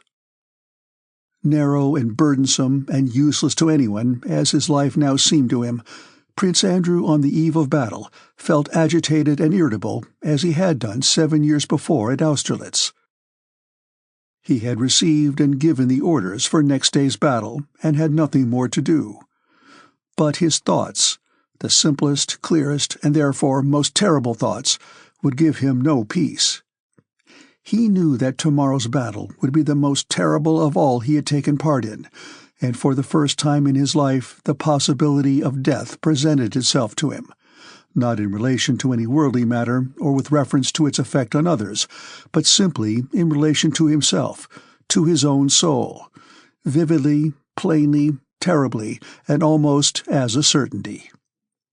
And from the height of this perception, all that had previously tormented and preoccupied him suddenly became illumined by a cold white light without shadows, without perspective, without distinction of outline.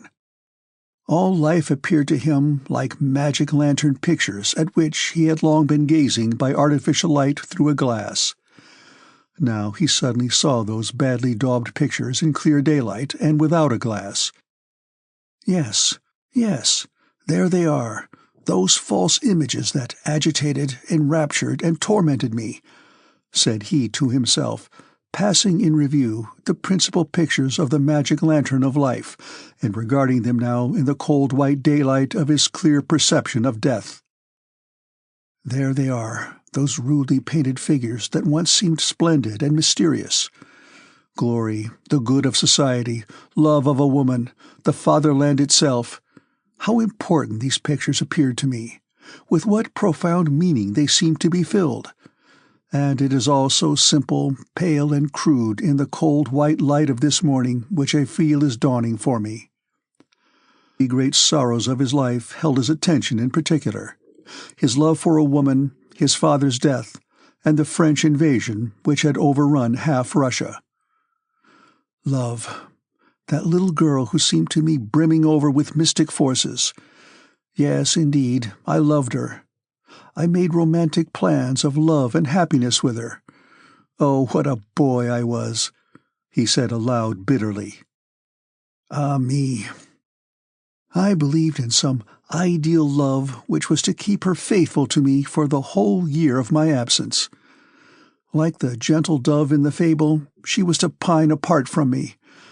But it was much simpler, really. It was all very simple and horrible.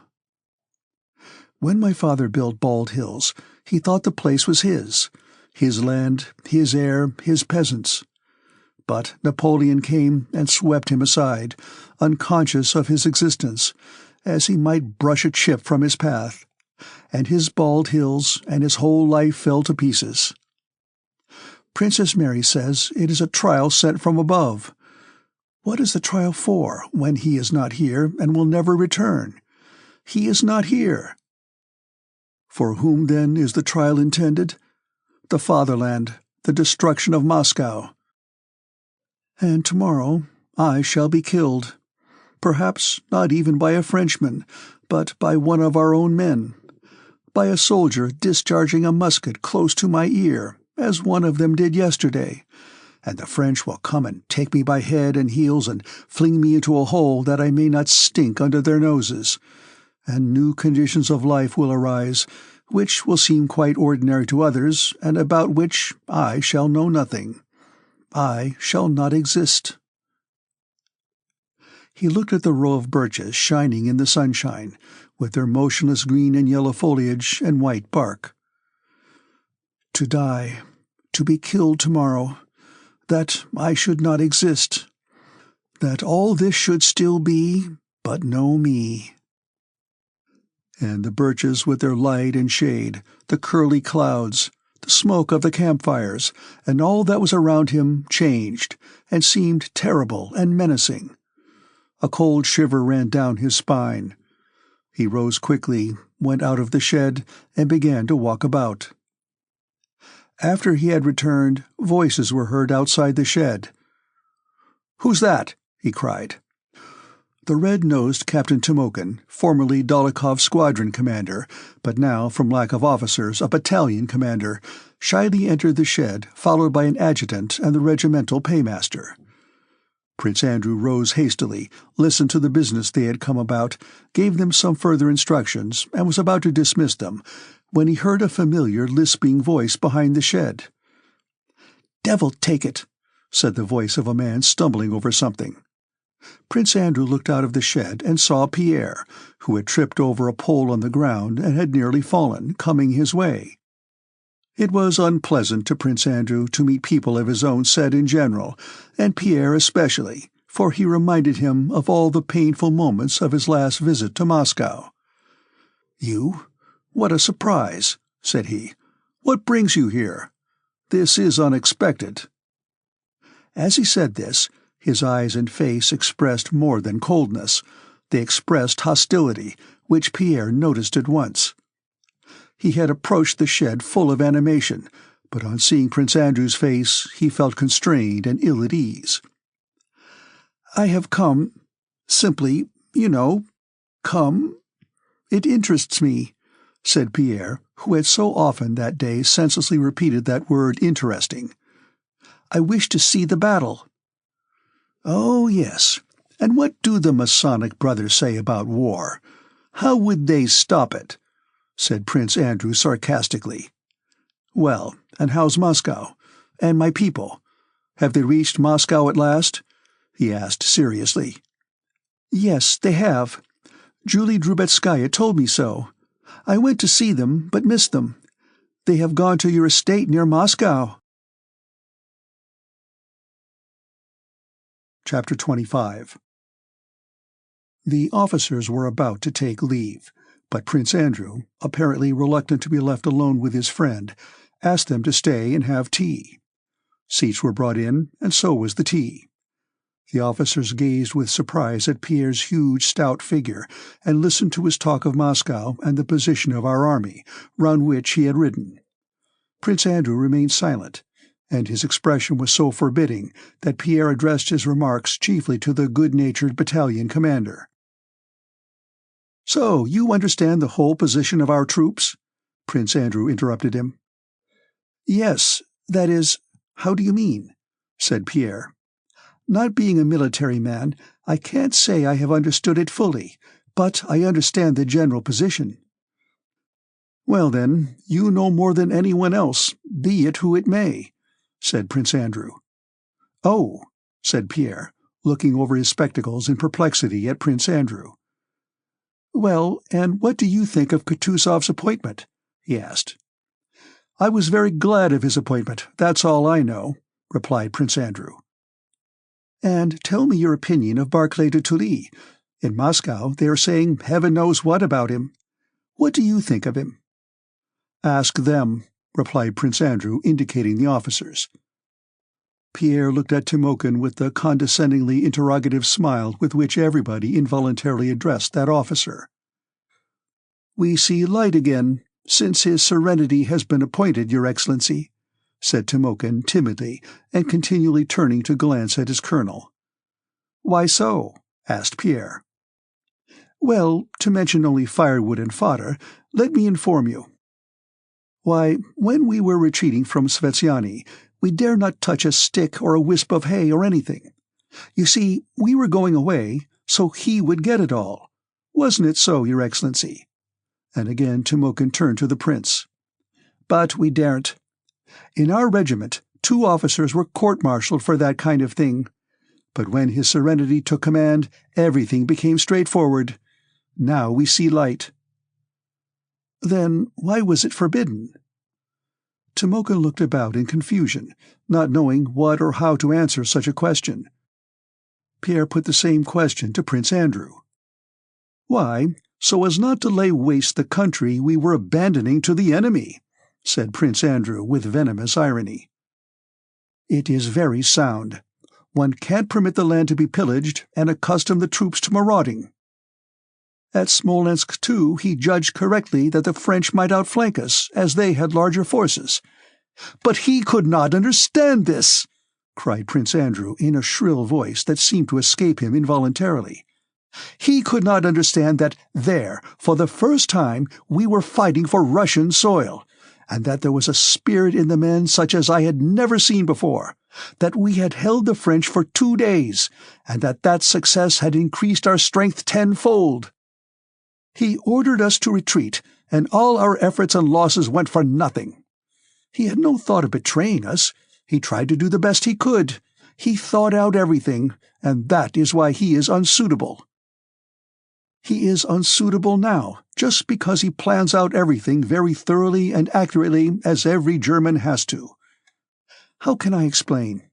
Well, say your father has a German valet, and he is a splendid valet and satisfies your father's requirements better than you could. Then it's all right to let him serve. But if your father is mortally sick, you'll send the valet away and attend to your father with your own unpracticed, awkward hands, and will soothe him better than a skilled man who is a stranger could. So it has been with Barclay. While Russia was well, a foreigner could serve her and be a splendid minister. But as soon as she is in danger, she needs one of her own kin. But in your club they have been making him out a traitor. They slander him as a traitor, and the only result will be that, afterwards, ashamed of their false accusations, they will make him out a hero or a genius instead of a traitor, and that will be still more unjust. He is an honest and very punctilious German." "And they say he's a skillful commander," rejoined Pierre. "I don't understand what is meant by a skillful commander," replied Prince Andrew ironically. "A skillful commander?" replied Pierre. "Why, one who foresees all contingencies, and foresees the adversary's intentions." "But that's impossible," said Prince Andrew, as if it were a matter settled long ago. Pierre looked at him in surprise. "And yet they say that war is like a game of chess," he remarked. "Yes," replied Prince Andrew, "but with this little difference, that in chess you may think over each move as long as you please, and are not limited for time. And with this difference, too, that a knight is always stronger than a pawn, and 2 pawns are always stronger than 1. While in war a battalion is sometimes stronger than a division, and sometimes weaker than a company. The relative strength of bodies of troops can never be known to anyone. Believe me," he went on, "if things depended on arrangements made by the staff, I should be there making arrangements. But instead of that, I have the honor to serve here in the regiment with these gentlemen, and I consider that on us tomorrow's battle will depend, and not on those others. Success never depends, and never will depend, on position, or equipment, or even on numbers, and least of all on position. But on what then? On the feeling that is in me and in him, he pointed to Timokhin, and in each soldier. Prince Andrew glanced at Timokhin, who looked at his commander in alarm and bewilderment.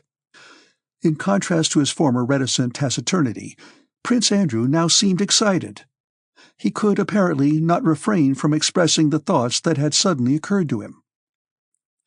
A battle is won by those who firmly resolve to win it. Why did we lose the battle at Austerlitz? The French losses were almost equal to ours, but very early we said to ourselves that we were losing the battle, and we did lose it. And we said so because we had nothing to fight for there. We wanted to get away from the battlefield as soon as we could. We've lost, so let us run, and we ran. If we had not said that till the evening, heaven knows what might not have happened. But tomorrow we shan't say it. You talk about our position, the left flank weak and the right flank too extended, he went on. That's all nonsense. There's nothing of the kind. But what awaits us tomorrow? 100 million most diverse chances which will be decided on the instant by the fact that our men or theirs run or do not run, and that this man or that man is killed, but all that is being done at the present is only play. The fact is that those men with whom you have ridden round the position not only do not help matters, but hinder. They are concerned with their own petty interests. At such a moment? Said Pierre reproachfully. At such a moment, Prince Andrew repeated. To them, it is only a moment affording opportunities to undermine a rival and obtain an extra cross or ribbon. For me, tomorrow means this. A Russian army of 100,000 and a French army of 100,000 have met to fight, and the thing is that these 200,000 men will fight, and the side that fights more fiercely and spares itself least will win. And if you like, I will tell you that whatever happens, and whatever muddles those at the top may make, we shall win tomorrow's battle. Tomorrow, happen what may, we shall win. There now, Your Excellency, that's the truth, the real truth, said Timokhin. Who would spare himself now? The soldiers in my battalion, believe me, wouldn't drink their vodka. It's not the day for that, they say. All were silent. The officers rose. Prince Andrew went out of the shed with them, giving final orders to the adjutant. After they had gone, Pierre approached Prince Andrew and was about to start a conversation when they heard the clatter of 3 horses' hoofs on the road not far from the shed, and looking in that direction, Prince Andrew recognized Voltzigen and Clausewitz, accompanied by a Cossack. They rode close by, continuing to converse, and Prince Andrew involuntarily heard these words. Der Krieg muss in Raum verlegt werden. Der Ansicht kann ich nicht genug preisgeben. The war must be extended widely. I cannot sufficiently commend that view, said one of them. Oh ja, said the other. Der Zweck ist nur den Feind zu schwachen. So kann man gewiss nicht den Verlust der Privatpersonen in Acht nehmen. Oh yes, the only aim is to weaken the enemy, so of course one cannot take into account the loss of private individuals. Oh no, agreed the other. Extend widely, said Prince Andrew with an angry snort when they had ridden past. In that extend were my father, son, and sister at Bald Hills. That's all the same to him. That's what I was saying to you. Those German gentlemen won't win the battle tomorrow, but will only make all the mess they can, because they have nothing in their German heads but theories not worth an empty eggshell, and haven't in their hearts the one thing needed tomorrow, that which Timokhin has. They have yielded up all Europe to him, and have now come to teach us. Fine teachers! And again his voice grew shrill. So, you think we shall win tomorrow's battle? Asked Pierre. Yes, yes, answered Prince Andrew absently. One thing I would do if I had the power, he began again. I would not take prisoners. Why take prisoners? It's chivalry. The French have destroyed my home and are on their way to destroy Moscow. They have outraged and are outraging me every moment. They are my enemies. In my opinion, they are all criminals. And so thinks Timokhin and the whole army. They should be executed. Since they are my foes, they cannot be my friends, whatever may have been said at Tilsit." "Yes, yes," muttered Pierre, looking with shining eyes at Prince Andrew. "I quite agree with you." The question that had perturbed Pierre on the Mozhaisk hill and all that day now seemed to him quite clear and completely solved. He now understood the whole meaning and importance of this war, and of the impending battle. All he had seen that day, all the significant and stern expressions on the faces he had seen in passing, were lit up for him by a new light. He understood that latent heat, as they say in physics, of patriotism which was present in all these men he had seen, and this explained to him why they all prepared for death calmly, and, as it were, light-heartedly. "Not take prisoners," Prince Andrew continued. "That by itself would quite change the whole war and make it less cruel. As it is, we have played at war. That's what's vile. We play at magnanimity and all that stuff. Such magnanimity and sensibility are like the magnanimity and sensibility of a lady who faints when she sees a calf being killed. She is so kind-hearted that she can't look at blood, but enjoys eating the calf served up with sauce. They talk to us of the rules of war, of chivalry, of flags of truce, of mercy to the unfortunate, and so on. It's all rubbish. I saw chivalry and flags of truce in 1805. They humbugged us, and we humbugged them. They plunder other people's houses, issue false paper money, and worst of all, they kill my children and my father, and then talk of rules of war and magnanimity to foes. Take no prisoners, but kill and be killed. He who has come to this as I have through the same sufferings—" Prince Andrew, who had thought it was all the same to him whether or not Moscow was taken as Smolensk had been, was suddenly checked in his speech by an unexpected cramp in his throat. He paced up and down a few times in silence, but his eyes glittered feverishly and his lips quivered as he began speaking. "If there was none of this magnanimity in war, we should go to war only when it was worth while going to certain death, as now. Then there would not be war because Paul Ivanovitch had offended Michael Ivanovitch. And when there was a war, like this one, it would be war. And then the determination of the troops would be quite different. Then all these Westphalians and Hessians whom Napoleon is leading would not follow him into Russia, and we should not go to fight in Austria and Prussia without knowing why. War is not courtesy, but the most horrible thing in life. We ought to understand that, and not play at war. We ought to accept this terrible necessity sternly and seriously. It all lies in that. Get rid of falsehood, and let war be war, and not a game. As it is now, war is the favorite pastime of the idle and frivolous. The military calling is the most highly honored. But what is war? What is needed for success in warfare? What are the habits of the military? The aim of war is murder.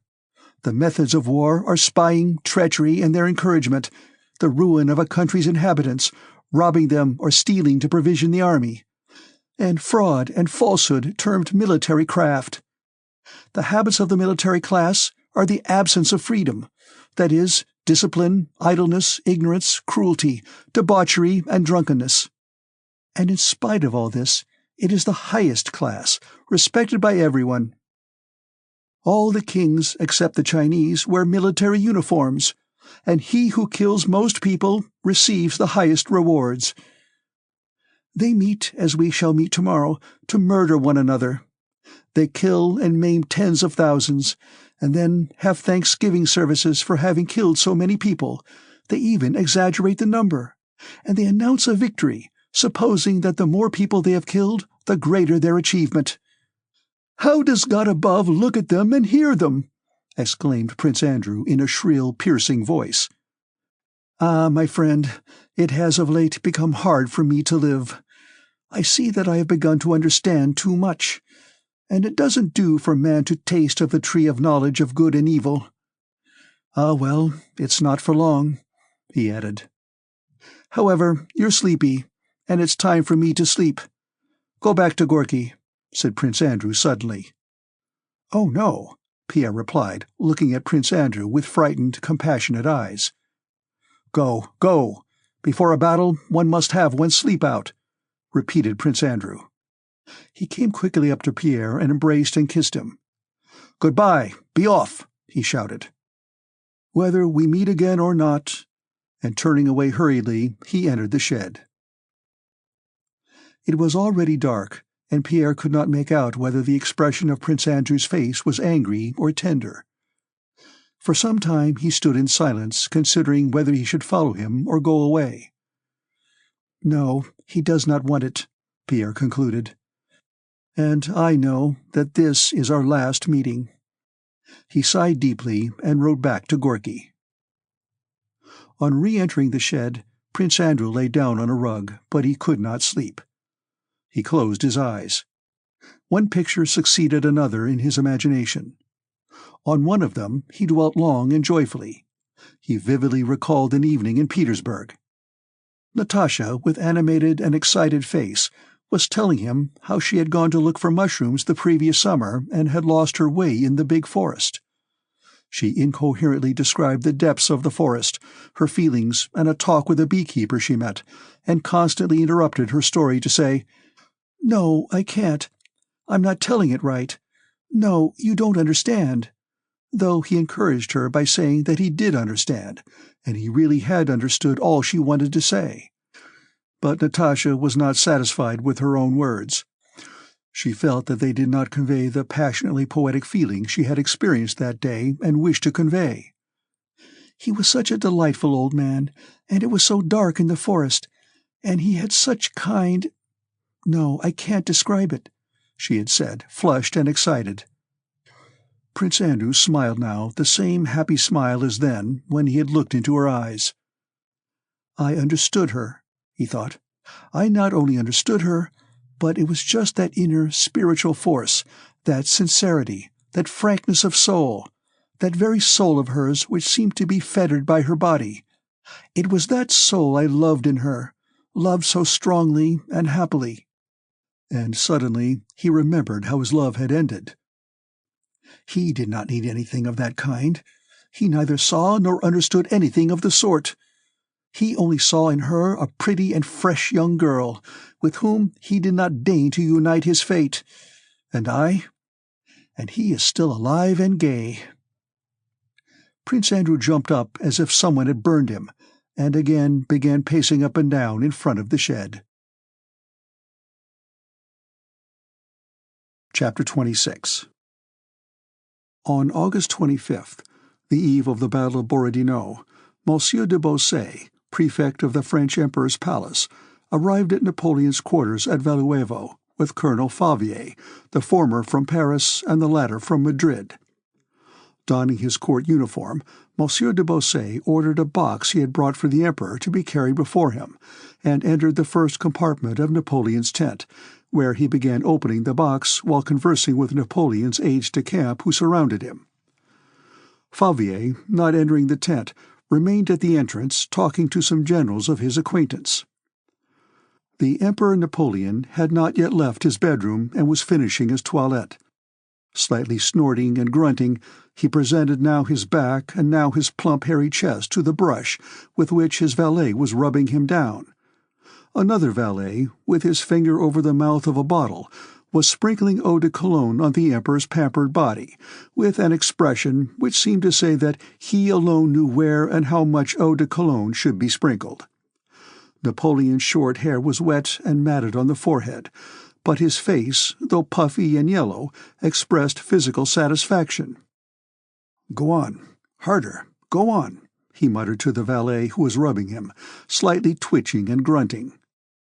An aide-de-camp, who had entered the bedroom to report to the Emperor the number of prisoners taken in yesterday's action, was standing by the door after delivering his message, awaiting permission to withdraw. Napoleon, frowning, looked at him from under his brows. "No prisoners," said he, repeating the aide-de-camp's words. "They are forcing us to exterminate them. So much the worse for the Russian army. Go on, "Harder, harder," he muttered, hunching his back and presenting his fat shoulders. "All right. Let Monsieur de Beausset enter, and Favier too," he said, nodding to the aide-de-camp. "Yes, sire," and the aide-de-camp disappeared through the door of the tent. 2 valets rapidly dressed His Majesty, and wearing the blue uniform of the guards, he went with firm, quick steps to the reception-room. De Beausset's hands, meanwhile, were busily engaged arranging the present he had brought from the Empress, on 2 chairs directly in front of the entrance. But Napoleon had dressed and come out with such unexpected rapidity that he had not time to finish arranging the surprise. Napoleon noticed at once what they were about, and guessed that they were not ready. He did not wish to deprive them of the pleasure of giving him a surprise, so he pretended not to see de Beausset, and called Favier to him, listening silently and with a stern frown to what Favier told him of the heroism and devotion of his troops fighting at Salamanca, at the other end of Europe, with but one thought, to be worthy of their emperor, and but one fear, to fail to please him. The result of that battle had been deplorable. Napoleon made ironic remarks during Favier's account, as if he had not expected that matters could go otherwise in his absence. "I must make up for that in Moscow," said Napoleon. "I'll see you later," he added, and summoned de Beausset, who by that time had prepared the surprise, having placed something on the chairs and covered it with a cloth. De Beausset bowed low, with that courtly French bow which only the old retainers of the Bourbons knew how to make, and approached him, presenting an envelope. Napoleon turned to him gaily and pulled his ear. "You have hurried here. I am very glad. Well, what is Paris saying?" he asked, suddenly changing his former stern expression for a most cordial tone. "Sire, all Paris regrets your absence," replied de Beausset, as was proper. But though Napoleon knew that de Beausset had to say something of this kind, and though in his lucid moments he knew it was untrue, he was pleased to hear it from him. Again he honored him by touching his ear. "I am very sorry to have made you travel so far," said he. "Sire, I expected nothing less than to find you at the gates of Moscow," replied de Beausset. Napoleon smiled, and, lifting his head absent-mindedly, glanced to the right. An aide-de-camp approached with gliding steps and offered him a gold snuff-box, which he took. "Yes, it has happened luckily for you," he said, raising the open snuff-box to his nose. "You are fond of travel, and in 3 days you will see Moscow. You surely did not expect to see that Asiatic capital. You will have a pleasant journey." De Beausset bowed gratefully at this regard for his taste for travel, of which he had not till then been aware. "Ha! What's this?" asked Napoleon, noticing that all the courtiers were looking at something concealed under a cloth. With courtly adroitness, de Beausset half-turned, and without turning his back to the Emperor, retired 2 steps, twitching off the cloth at the same time, and said, "A present to your Majesty from the Empress." It was a portrait, painted in bright colors by Gerard, of the son born to Napoleon by the daughter of the Emperor of Austria, the boy whom for some reason everyone called the King of Rome. A very pretty curly-headed boy with a look of the Christ and the Sistine Madonna was depicted playing at stick and ball. The ball represented the terrestrial globe, and the stick in his other hand a scepter. Though it was not clear what the artist meant to express by depicting the so-called King of Rome spiking the earth with a stick, the allegory apparently seemed to Napoleon, as it had done to all who had seen it in Paris, quite clear and very pleasing. "The King of Rome," he said, pointing to the portrait with a graceful gesture. "Admirable." With the natural capacity of an Italian for changing the expression of his face at will, he drew nearer to the portrait and assumed a look of pensive tenderness. He felt that what he now said and did would be historical, and it seemed to him that it would now be best for him, whose grandeur enabled his son to play stick and ball with the terrestrial globe, to show, in contrast to that grandeur, the simplest paternal tenderness. His eyes grew dim, he moved forward, glanced round at a chair, which seemed to place itself under him, and sat down on it before the portrait. At a single gesture from him, everyone went out on tiptoe, leaving the great man to himself and his emotion. Having sat still for a while, he touched, himself not knowing why, the thick spot of paint representing the highest light in the portrait, rose and recalled de Beausset and the officer on duty. He ordered the portrait to be carried outside his tent, that the old guard, stationed round it, might not be deprived of the pleasure of seeing the King of Rome, the son and heir of their adored monarch. And while he was doing Monsieur de Beausset the honor of breakfasting with him, they heard, as Napoleon had anticipated, the rapturous cries of the officers and men of the old guard who had run up to see the portrait. "Vive l'Empereur! Vive le roi de Rome! Vive l'Empereur!" came those ecstatic cries. After breakfast, Napoleon in de Beausset's presence dictated his order of the day to the army. "Short and energetic," he remarked when he had read over the proclamation which he had dictated straight off without corrections. It ran, "Soldiers, this is the battle you have so longed for. Victory depends on you. It is essential for us. It will give us all we need, comfortable quarters and a speedy return to our country. Behave as you did at Austerlitz, Friedland, Vitebsk, and Smolensk. Let our remotest posterity recall your achievements this day with pride. Let it be said of each of you, 'He was in the great battle before Moscow.'" "Before Moscow," repeated Napoleon, and, inviting Monsieur de Beausset, who was so fond of travel, to accompany him on his ride, he went out of the tent to where the horses stood saddled. "Your Majesty is too kind," replied de Beausset to the invitation to accompany the Emperor. He wanted to sleep, did not know how to ride, and was afraid of doing so. But Napoleon nodded to the traveller, and de Beausset had to mount. When Napoleon came out of the tent, the shouting of the guards before his son's portrait grew still louder. Napoleon frowned. "Take him away," he said, pointing with a gracefully majestic gesture to the portrait. "It is too soon for him to see a field of battle." De Beausset closed his eyes, bowed his head, and sighed deeply, to indicate how profoundly he valued and comprehended the Emperor's words. Chapter 27. On the 25th of August, so his historians tell us, Napoleon spent the whole day on horseback inspecting the locality, considering plans submitted to him by his marshals, and personally giving commands to his generals.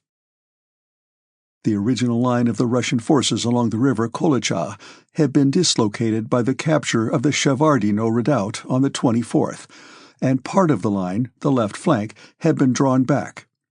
That part of the line was not entrenched, and in front of it the ground was more open and level than elsewhere. It was evident to anyone, military or not, that it was here the French should attack. It would seem that not much consideration was needed to reach this conclusion, nor any particular care or trouble on the part of the Emperor and his marshals, nor was there any need of that special and supreme quality called genius that people are so apt to ascribe to Napoleon. Yet the historians who described the event later, and the men who then surrounded Napoleon, and he himself, thought otherwise. Napoleon rode over the plain and surveyed the locality with a profound air and in silence, nodded with approval or shook his head dubiously, and without communicating to the generals around him the profound course of ideas which guided his decisions, merely gave them his final conclusions in the form of commands. Having listened to a suggestion from Davos, who was now called Prince d'Eckmühl, to turn the Russian left wing, Napoleon said it should not be done, without explaining why not. To a proposal made by General Campan, who was to attack the flèches, to lead his division through the woods, Napoleon agreed, though the so-called Duke of Elchingen, Ney, ventured to remark that a movement through the woods was dangerous and might disorder the division. Having inspected the country opposite the Shevardino redoubt, Napoleon pondered a little in silence, and then indicated the spots where 2 batteries should be set up by the morrow to act against the Russian entrenchments, and the places where, in line with them, the field artillery should be placed. After giving these and other commands, he returned to his tent, and the dispositions for the battle were written down from his dictation. These dispositions, of which the French historians write with enthusiasm, and other historians with profound respect, were as follows. At dawn, the 2 batteries established during the night on the plain occupied by the Prince d'Eckmühl will open fire on the opposing batteries of the enemy. At the same time, the commander of the artillery of the First Corps, General Pernetti, with 30 cannon of Campan's division and all the howitzers of Desaix's and Friant's divisions, will move forward, open fire, and overwhelm with shell fire the enemy's battery, against which will operate 24 guns of the artillery of the Guards, 30 guns of Campan's division, and 8 guns of Friant's and Desaix's divisions, in all 62 guns. The commander of the artillery of the Third Corps, General Fouché, will place the howitzers of the Third and Eighth Corps, 16 in all, on the flanks of the battery that is to bombard the entrenchment on the left, which will have 40 guns in all directed against it.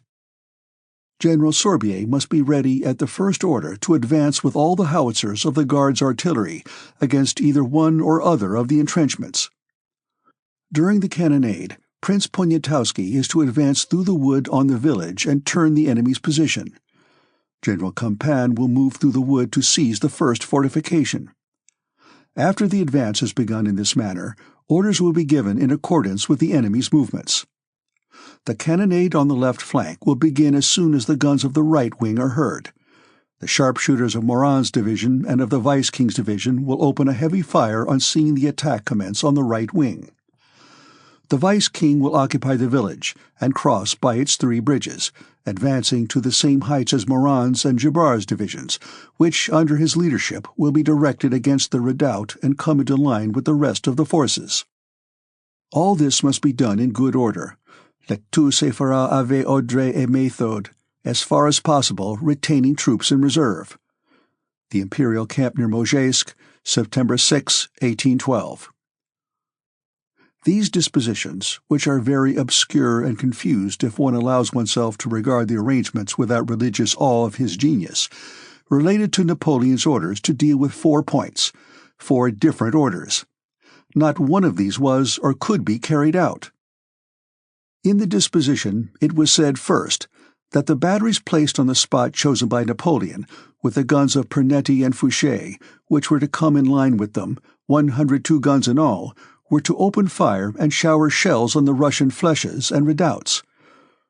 This could not be done, as from the spot selected by Napoleon, the projectiles did not carry to the Russian works, and those 102 guns shot into the air until the nearest commander, contrary to Napoleon's instructions, moved them forward. The second order was that Poniatowski, moving to the village through the wood, should turn the Russian left flank. This could not be done, and was not done, because Poniatowski, advancing on the village through the wood, met Tuchkov there barring his way, and could not and did not turn the Russian position. The third order was, General Campan will move through the wood to seize the first fortification. General Campan's division did not seize the first fortification, but was driven back, for on emerging from the wood it had to reform under grape-shot, of which Napoleon was unaware. The fourth order was, the Vice-King will occupy the village, Borodino, and cross by its 3 bridges, advancing to the same heights as Moran's and Girard's divisions, for whose movements no directions were given, which under his leadership will be directed against the redoubt and come into line with the rest of the forces. As far as one can make out, not so much from this unintelligible sentence as from the attempts the Vice-King made to execute the orders given him, he was to advance from the left through Borodino to the redoubt, while the divisions of Moran and Girard were to advance simultaneously from the front. All this, like the other parts of the disposition, was not and could not be executed. After passing through Borodino, the Vice-King was driven back to the Kolochab and could get no farther. while the divisions of Moran and Girard did not take the redoubt, but were driven back, and the redoubt was only taken at the end of the battle by the cavalry, a thing probably unforeseen and not heard of by Napoleon. So, not one of the orders in the disposition was or could be executed. But in the disposition it is said that, after the fight has commenced in this manner, orders will be given in accordance with the enemy's movements. And so it might be supposed that all necessary arrangements would be made by Napoleon during the battle. But this was not and could not be done. For during the whole battle, Napoleon was so far away that, as appeared later, he could not know the course of the battle, and not one of his orders during the fight could be executed. Chapter 28. Many historians say that the French did not win the Battle of Borodino because Napoleon had a cold, and that if he had not had a cold, the orders he gave before and during the battle would have been still more full of genius, and Russia would have been lost, and the face of the world have been changed. To historians who believe that Russia was shaped by the will of one man, Peter the Great, and that France, from a republic, became an empire, and French armies went to Russia at the will of one man, Napoleon, to say that Russia remained a power because Napoleon had a bad cold on the 24th of August may seem logical and convincing. If it had depended on Napoleon's will to fight or not to fight the Battle of Borodino, and if this or that other arrangement depended on his will, then evidently a cold affecting the manifestation of his will might have saved Russia. And consequently, the valet who omitted to bring Napoleon his waterproof boots on the 24th would have been the savior of Russia. Along that line of thought, such a deduction is indubitable as the deduction Voltaire made in jest, without knowing what he was jesting at, when he saw that the massacre of St. Bartholomew was due to Charles IX's stomach being deranged. But to men who do not admit that Russia was formed by the will of one man, Peter I, or that the French Empire was formed and the war with Russia begun by the will of one man, Napoleon, that argument seems not merely untrue and irrational, but contrary to all human reality. To the question of what causes historic events, another answer presents itself, namely, that the course of human events is predetermined from on high, depends on the coincidence of the wills of all who take part in the events, and that a Napoleon's influence on the course of these events is purely external and fictitious. Strange as at first glance it may seem to suppose that the massacre of St. Bartholomew was not due to Charles IX's will, though he gave the order for it and thought it was done as a result of that order, and strange as it may seem to suppose that the slaughter of 80,000 men at Borodino was not due to Napoleon's will, though he ordered the commencement and conduct of the battle and thought it was done because he ordered it. Strange as these suppositions appear, yet human dignity, which tells me that each of us is, if not more, at least not less than a man than the great Napoleon, demands the acceptance of that solution of the question, and historic investigation abundantly confirms it. At the Battle of Borodino, Napoleon shot at no one and killed no one. That was all done by the soldiers. Therefore, it was not he who killed people. The French soldiers went to kill and be killed at the Battle of Borodino, not because of Napoleon's orders, but by their own volition. The whole army, French, Italian, German, Polish, and Dutch, hungry, ragged, and weary of the campaign, felt at the sight of an army blocking their road to Moscow that the wine was drawn and must be drunk.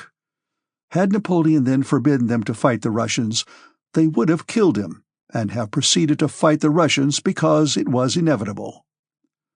When they heard Napoleon's proclamation offering them, as compensation for mutilation and death, the words of posterity about their having been in the battle before Moscow, they cried, "Vive l'Empereur!" just as they had cried, "Vive l'Empereur!" at the sight of the portrait of the boy piercing the terrestrial globe with a toy stick, and just as they would have cried, "Vive l'Empereur!" at any nonsense that might be told them. There was nothing left for them to do but cry, "Vive l'Empereur!" and go to fight, in order to get food and rest as conquerors in Moscow. So it was not because of Napoleon's commands that they killed their fellow men. And it was not Napoleon who directed the course of the battle, for none of his orders were executed, and during the battle he did not know what was going on before him. So the way in which these people killed one another was not decided by Napoleon's will, but occurred independently of him, in accord with the will of hundreds of thousands of people who took part in the common action.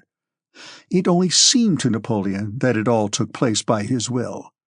And so the question whether he had or had not a cold has no more historic interest than the cold of the least of the transport soldiers.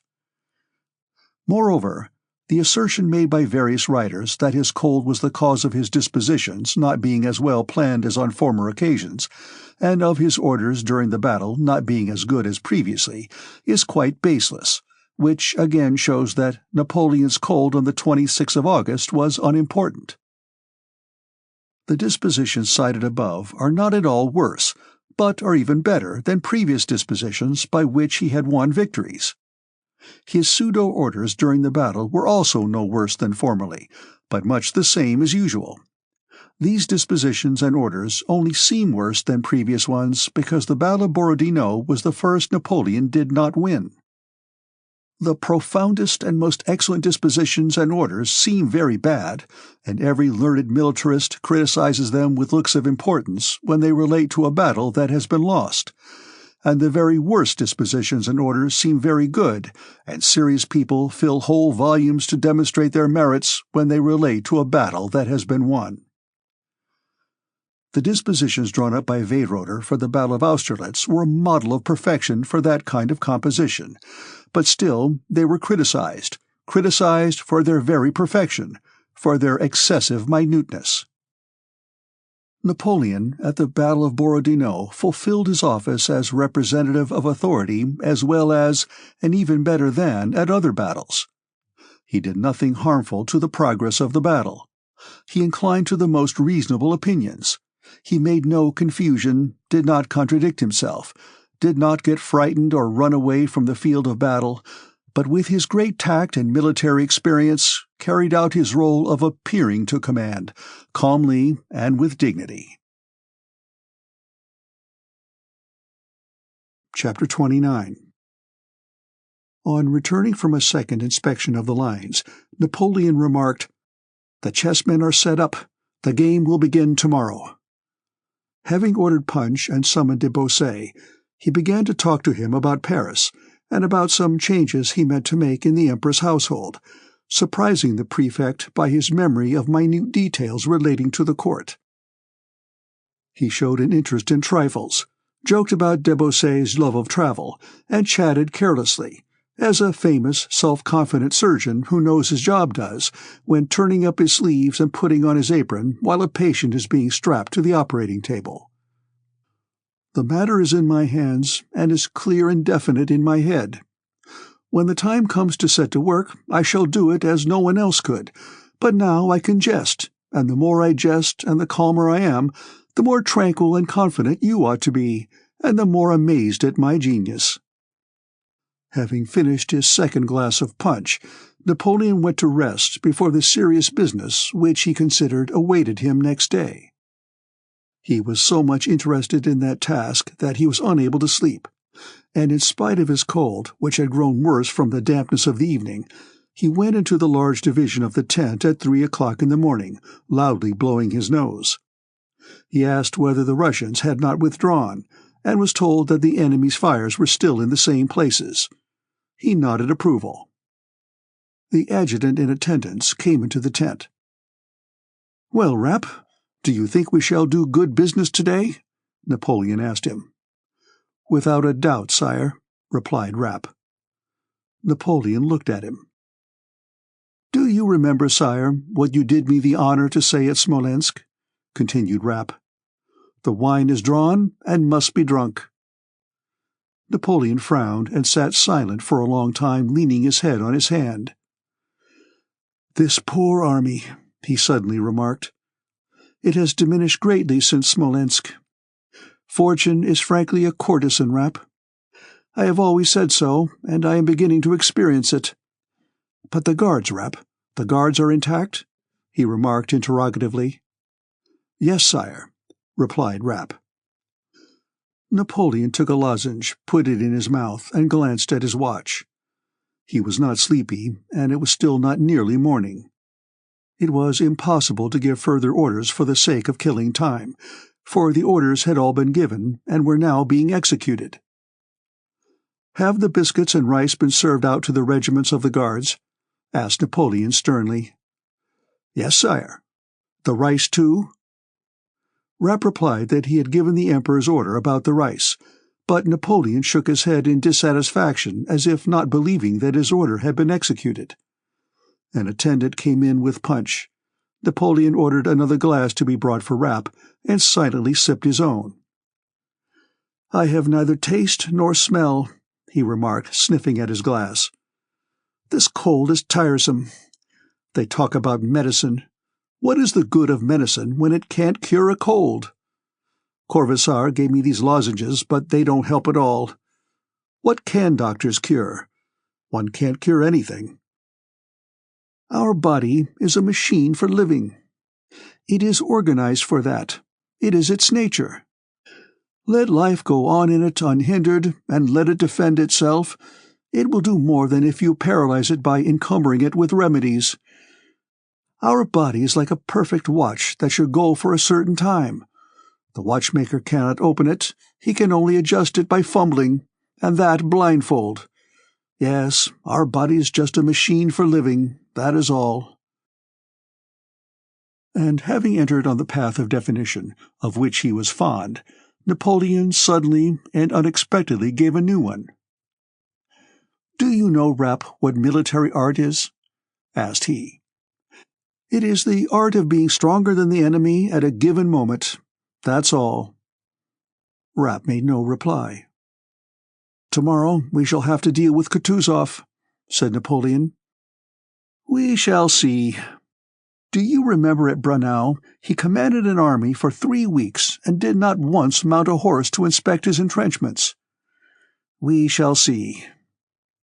He looked at his watch. It was still only 4 o'clock. He did not feel sleepy. The punch was finished, and there was still nothing to do. He rose, walked to and fro, put on a warm overcoat and a hat, and went out of the tent. The night was dark and damp. Scarcely perceptible moisture was descending from above. Nearby, the campfires were dimly burning among the French guards, and in the distance those of the Russian line shone through the smoke. The weather was calm, and the rustle and tramp of the French troops already beginning to move to take up their positions was clearly audible.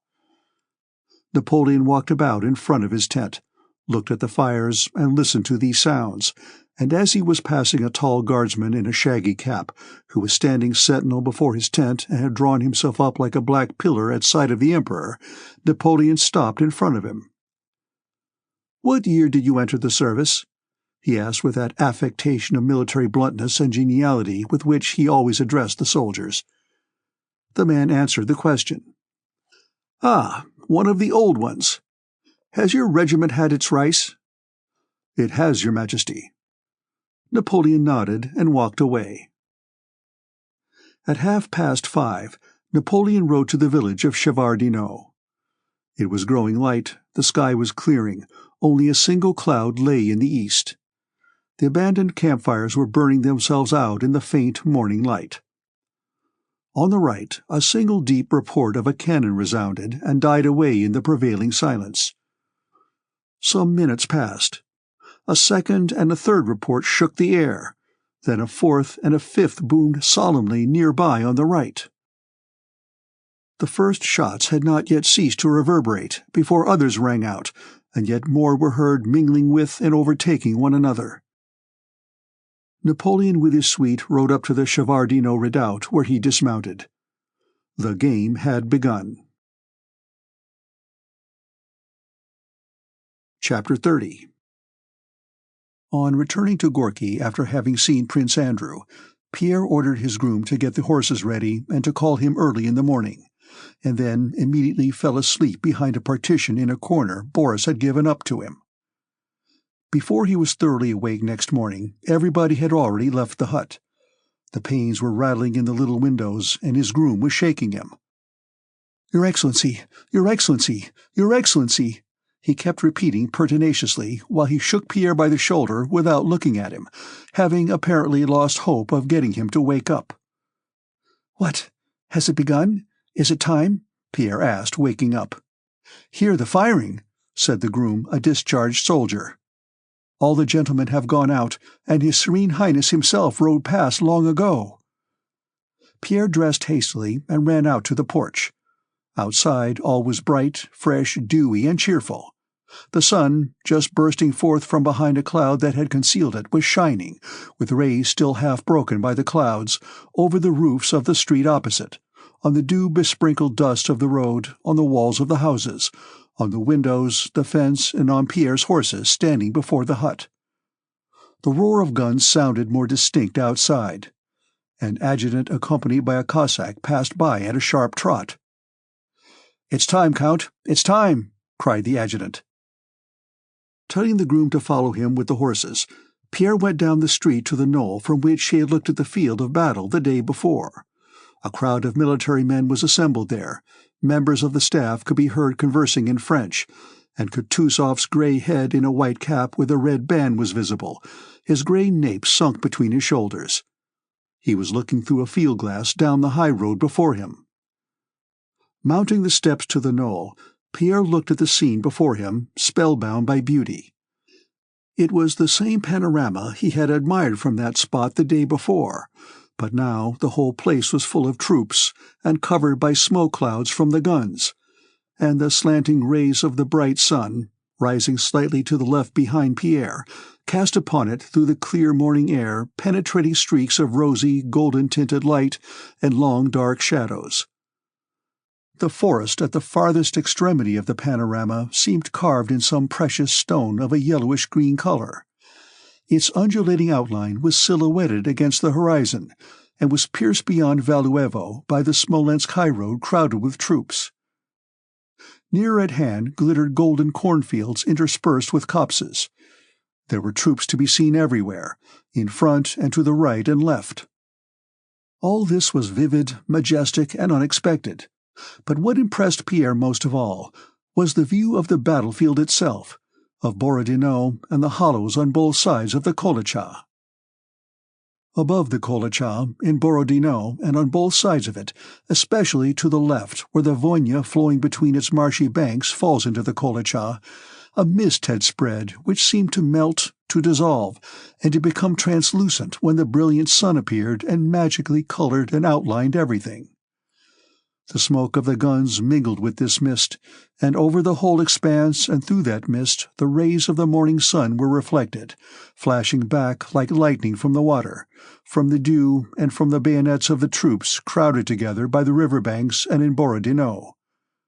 A white church could be seen through the mist, and here and there the roofs of huts in Borodino, as well as dense masses of soldiers, or green ammunition chests and ordnance.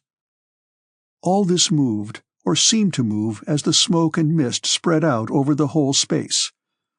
Just as in the mist-enveloped hollow near Borodino, so along the entire line outside and above it, and especially in the woods and fields to the left, in the valleys and on the summits of the high ground, clouds of powder smoke seemed continually to spring up out of nothing, now singly, now several at a time, some translucent, others dense, which, swelling, growing, rolling and blending, extended over the whole expanse. These puffs of smoke, and, strange to say, the sound of the firing produced the chief beauty of the spectacle. Puff! Suddenly a round compact cloud of smoke was seen merging from violet into grey and milky white, and boom came the report a second later. Puff, puff! And two clouds arose pushing one another and blending together, and boom, boom came the sounds confirming what the eye had seen. Pierre glanced round at the first cloud, which he had seen as a round compact ball, and in its place already were balloons of smoke floating to one side, and puff, with a pause, puff, puff. 3 and then 4 more appeared, and then from each, with the same interval, boom, Boom, boom, came the fine, firm, precise sounds in reply. It seemed as if those smoke clouds sometimes ran and sometimes stood still, while the woods, fields, and glittering bayonets ran past them. From the left, over fields and bushes, those large balls of smoke were continually appearing, followed by their solemn reports, while nearer still, in the hollows and woods, there burst from the muskets small cloudlets that had no time to become balls, but had their little echoes in just the same way. Track, tack, tack, tack, came the frequent crackle of musketry, but it was irregular and feeble in comparison with the reports of the cannon. Pierre wished to be there with that smoke, those shining bayonets, that movement, and those sounds. He turned to look at Kutuzov and his suite, to compare his impressions with those of others. They were all looking at the field of battle as he was, and, as it seemed to him, with the same feelings. All their faces were now shining with that latent warmth of feeling Pierre had noticed the day before, and had fully understood after his talk with Prince Andrew. "Go, my dear fellow, go, and Christ be with you," Kutuzov was saying to a general who stood beside him, not taking his eye from the battlefield. Having received this order, the general passed by Pierre on his way down the knoll. "To the crossing," said the general coldly and sternly in reply to one of the staff who asked where he was going. "I'll go there too. I too," thought Pierre, and followed the general. The general mounted a horse a Cossack had brought him. Pierre went to his groom who was holding his horses, and, asking which was the quietest, clambered onto it, seized it by the mane, and turning out his toes, pressed his heels against its sides, and feeling that his spectacles were slipping off, but unable to let go of the mane and reins, he galloped after the general, causing the staff officers to smile as they watched him from the knoll. Chapter 31. Having descended the hill, the general, after whom Pierre was galloping, turned sharply to the left, and Pierre, losing sight of him, galloped in among some ranks of infantry marching ahead of him. He tried to pass either in front of them or to the right or left, but there were soldiers everywhere, all with the same preoccupied expression, and busy with some unseen but evidently important task. They all gazed with the same dissatisfied and inquiring expression at this stout man in a white hat, who, for some unknown reason, threatened to trample them under his horse's hoofs. "Why ride into the middle of the battalion?" one of them shouted at him. Another prodded his horse with the butt end of a musket, and Pierre, bending over his saddle-bow and hardly able to control his shying horse, galloped ahead of the soldiers where there was a free space. There was a bridge ahead of him, where other soldiers stood firing. Pierre rode up to them. Without being aware of it, he had come to the bridge across the Kolocha between Gorky and Borodino, which the French, having occupied Borodino, were attacking in the first phase of the battle. Pierre saw that there was a bridge in front of him, and that soldiers were doing something on both sides of it, and in the meadow, among the rows of new-mown hay, which he had taken no notice of amid the smoke of the campfires the day before. But despite the incessant firing going on there, he had no idea that this was the field of battle. He did not notice the sound of the bullets whistling from every side, or the projectiles that flew over him, did not see the enemy on the other side of the river, and for a long time did not notice the killed and wounded, though many fell near him. He looked about him with a smile which did not leave his face. "Why's that fellow in front of the line?" shouted somebody at him again.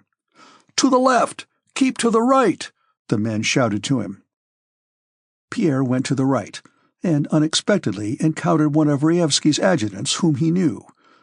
The adjutant looked angrily at him, evidently also intending to shout at him, but on recognizing him he nodded. "How have you got here?" he said, and galloped on. Pierre, feeling out of place there, having nothing to do and afraid of getting in someone's way again, galloped after the adjutant. "What's happening here? May I come with you?" he asked. One moment," replied the adjutant, and riding up to a stout colonel who was standing in the meadow, he gave him some message and then addressed Pierre. "Why have you come here, Count?" he asked with a smile. Still inquisitive?" "Yes, yes," assented Pierre. But the adjutant turned his horse about and rode on. "Here it's tolerable," said he, "but with Bagration on the left flank, they're getting it frightfully hot." "Really?" said Pierre. "Where is that?" "Come along with me to our knoll. We can get a view from there, and in our battery it is still bearable," said the adjutant. "Will you come?" "Yes, I'll come with you," replied Pierre, looking round for his groom. It was only now that he noticed wounded men staggering along or being carried on stretchers. On that very meadow he had ridden over the day before, a soldier was lying athwart the rows of scented hay, with his head thrown awkwardly back and his shako off. "Why haven't they carried him away?"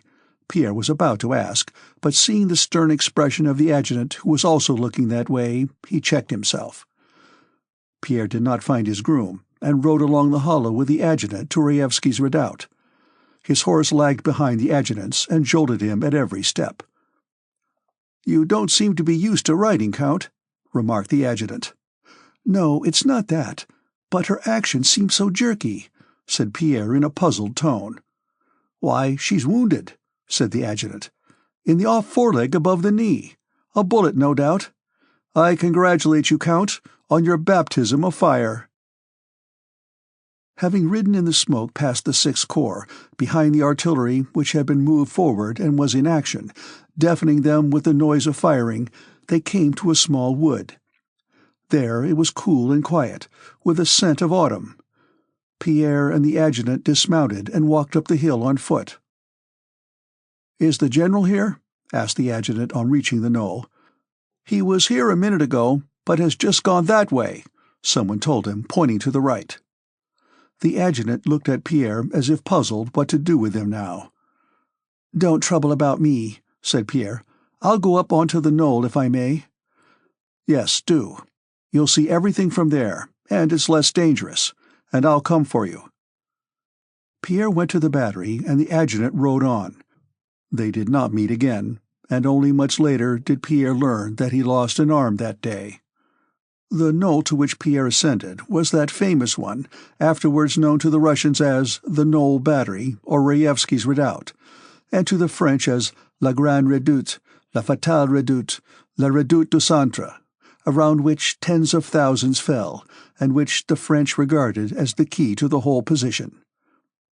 This redoubt consisted of a knoll, on 3 sides of which trenches had been dug. Within the entrenchment stood 10 guns that were being fired through the openings in the earthwork. In line with the knoll on both sides stood other guns which also fired incessantly. A little behind the guns stood infantry. When ascending that knoll, Pierre had no notion that this spot, on which small trenches had been dug and from which a few guns were firing, was the most important point of the battle. On the contrary, just because he happened to be there, he thought it was one of the least significant parts of the field. Having reached the knoll, Pierre sat down at one end of a trench surrounding the battery, and gazed at what was going on around him with an unconsciously happy smile.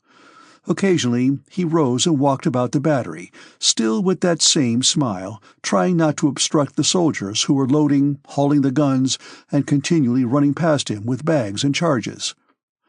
The guns of that battery were being fired continually one after another with a deafening roar, enveloping the whole neighborhood in powder smoke. In contrast with the dread felt by the infantrymen placed in support, here in the battery, where a small number of men busy at their work were separated from the rest by a trench, everyone experienced a common and, as it were, family feeling of animation. The intrusion of Pierre's non-military figure in a white hat made an unpleasant impression at first. The soldiers looked askance at him with surprise, and even alarm as they went past him. The senior artillery officer, a tall, long-legged, pock-marked man, moved over to Pierre as if to see the action of the farthest gun and looked at him with curiosity. A young, round-faced officer, quite a boy still and evidently only just out of the cadet college, who was zealously commanding the 2 guns entrusted to him, addressed Pierre sternly. "Sir," he said, "permit me to ask you to stand aside. You must not be here." The soldiers shook their heads disapprovingly as they looked at Pierre.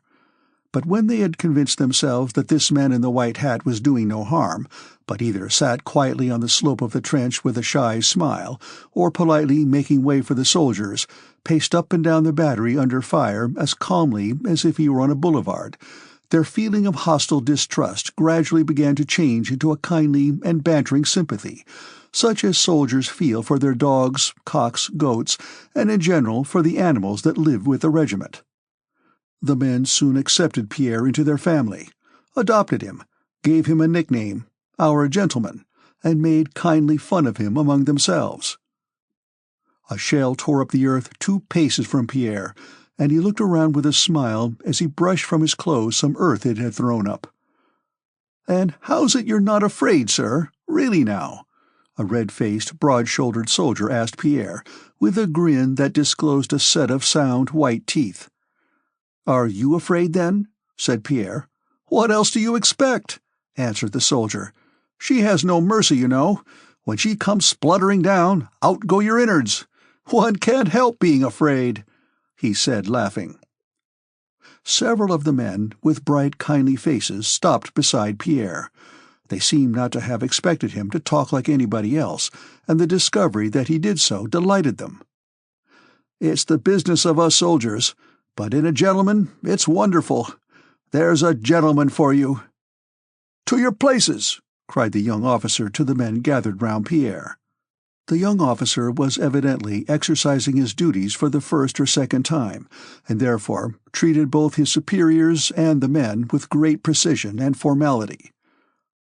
The booming cannonade and the fusillade of musketry were growing more intense over the whole field, especially to the left where Bagration's flèches were, but where Pierre was, the smoke of the firing made it almost impossible to distinguish anything. Moreover, his whole attention was engrossed by watching the family circle, separated from all else, formed by the men in the battery. His first unconscious feeling of joyful animation produced by the sights and sounds of the battlefield was now replaced by another, especially since he had seen that soldier lying alone in the hayfield. Now, seated on the slope of the trench, he observed the faces of those around him. By 10 o'clock, some 20 men had already been carried away from the battery. 2 guns were smashed, and cannonballs fell more and more frequently on the battery, and spent bullets buzzed and whistled around. But the men in the battery seemed not to notice this, and merry voices and jokes were heard on all sides. "A live one!" shouted a man as a whistling shell approached. "Not this way, to the infantry!" added another with loud laughter, seeing the shell fly past and fall into the ranks of the supports. "Are you bowing to a friend, eh?" remarked another, chaffing a peasant who ducked low as a cannonball flew over. Several soldiers gathered by the wall of the trench, looking out to see what was happening in front. "They've withdrawn the front line. It has retired," said they, pointing over the earthwork. "Mind your own business," an old sergeant shouted at them. "If they've retired, it's because there's work for them to do farther back." And the sergeant, taking one of the men by the shoulders, gave him a shove with his knee. This was followed by a burst of laughter. "To the 5th gun! Wheel it up!" came shouts from one side. "Now then, all together, like bargees!" rose the merry voices of those who were moving the gun. "Oh, she nearly knocked her gentleman's hat off!" cried the red-faced humorist, showing his teeth chaffing Pierre. "Awkward baggage," he added reproachfully to a cannonball that struck a cannon wheel and a man's leg. "Now then, you foxes!" said another, laughing at some militiamen who, stooping low, entered the battery to carry away the wounded man. "So, this gruel isn't to your taste? Oh, you crows! You're scared!" they shouted at the militiamen who stood hesitating before the man whose leg had been torn off. "There, lads! Oh, oh!" they mimicked the peasants. "They don't like it at all!" Pierre noticed that after every ball that hit the redoubt, and after every loss, the liveliness increased more and more. As the flames of the fire hidden within come more and more vividly and rapidly from an approaching thundercloud, so, as if in opposition to what was taking place, The lightning of hidden fire, growing more and more intense, glowed in the faces of these men. Pierre did not look at the battlefield, and was not concerned to know what was happening there. He was entirely absorbed in watching this fire which burned ever more brightly, and which he felt was flaming up in some way in his own soul. At 10 o'clock, the infantry that had been among the bushes in front of the battery and along the Kamenka streamlet retreated. From the battery they could be seen running back past it, carrying their wounded on their muskets. A general with his suite came to the battery, and after speaking to the colonel gave Pierre an angry look, and went away again, having ordered the infantry supports behind the battery to lie down, so as to be less exposed to fire. After this, from amid the ranks of infantry to the right of the battery came the sound of a drum and shouts of command, and from the battery one saw how those ranks of infantry moved forward. Pierre looked over the wall of the trench and was particularly struck by a pale young officer who, letting his sword hang down, was walking backwards and kept glancing uneasily around. The ranks of the infantry disappeared amid the smoke, but their long-drawn shout and rapid musketry firing could still be heard. A few minutes later, crowds of wounded men and stretcher-bearers came back from that direction. Projectiles began to fall still more frequently in the battery. Several men were lying about who had not been removed. Around the cannon the men moved still more briskly and busily. No one any longer took notice of Pierre. Once or twice he was shouted at for being in the way. The senior officer moved with big, rapid strides from one gun to another with a frowning face. The young officer, with his face still more flushed, commanded the men more scrupulously than ever. The soldiers handed up the charges, turned, loaded, and did their business with strained smartness. They gave little jumps as they walked, as though they were on springs. The storm cloud had come upon them, and in every face the fire which Pierre had watched kindle burned up brightly. Pierre, standing beside the commanding officer. The young officer, his hand to his shako, ran up to his superior. "I have the honor to report, sir, that only 8 rounds are left. Are we to continue firing?" he asked. "Grape shot!" the senior shouted, without answering the question, looking over the wall of the trench. Suddenly something happened. The young officer gave a gasp, and bending double, sat down on the ground like a bird shot on the wing. Everything became strange, confused, and misty in Pierre's eyes. One cannon-ball after another whistled by and struck the earthwork, a soldier, or a gun. Pierre, who had not noticed these sounds before, now heard nothing else. On the right of the battery, soldiers shouting, "Hurrah!" were running not forwards but backwards, it seemed to Pierre. A cannon-ball struck the very end of the earthwork by which he was standing, crumbling down the earth. A black ball flashed before his eyes and at the same instant plumped into something. Some militiamen who were entering the battery ran back. "All with grape shot!" shouted the officer.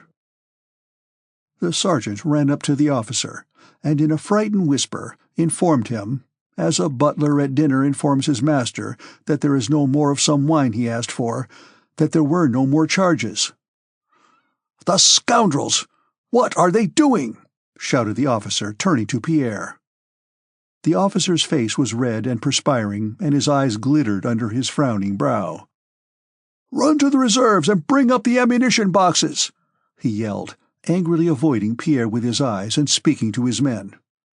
"I'll go," said Pierre. The officer, without answering him, strode across to the opposite side. "Don't fire! Wait!" he shouted. The man who had been ordered to go for ammunition stumbled against Pierre. Sir, this is no place for you," said he, and ran down the slope. Pierre ran after him, avoiding the spot where the young officer was sitting. One cannon-ball, another, and a third flew over him, falling in front, beside, and behind him. Pierre ran down the slope. "Where am I going?" he suddenly asked himself when he was already near the green ammunition wagons. He halted irresolutely, not knowing whether to return or go on. Suddenly, a terrible concussion threw him backwards to the ground. At the same instant he was dazzled by a great flash of flame, and immediately a deafening roar, crackling and whistling made his ears tingle. When he came to himself, he was sitting on the ground leaning on his hands. The ammunition wagons he had been approaching no longer existed.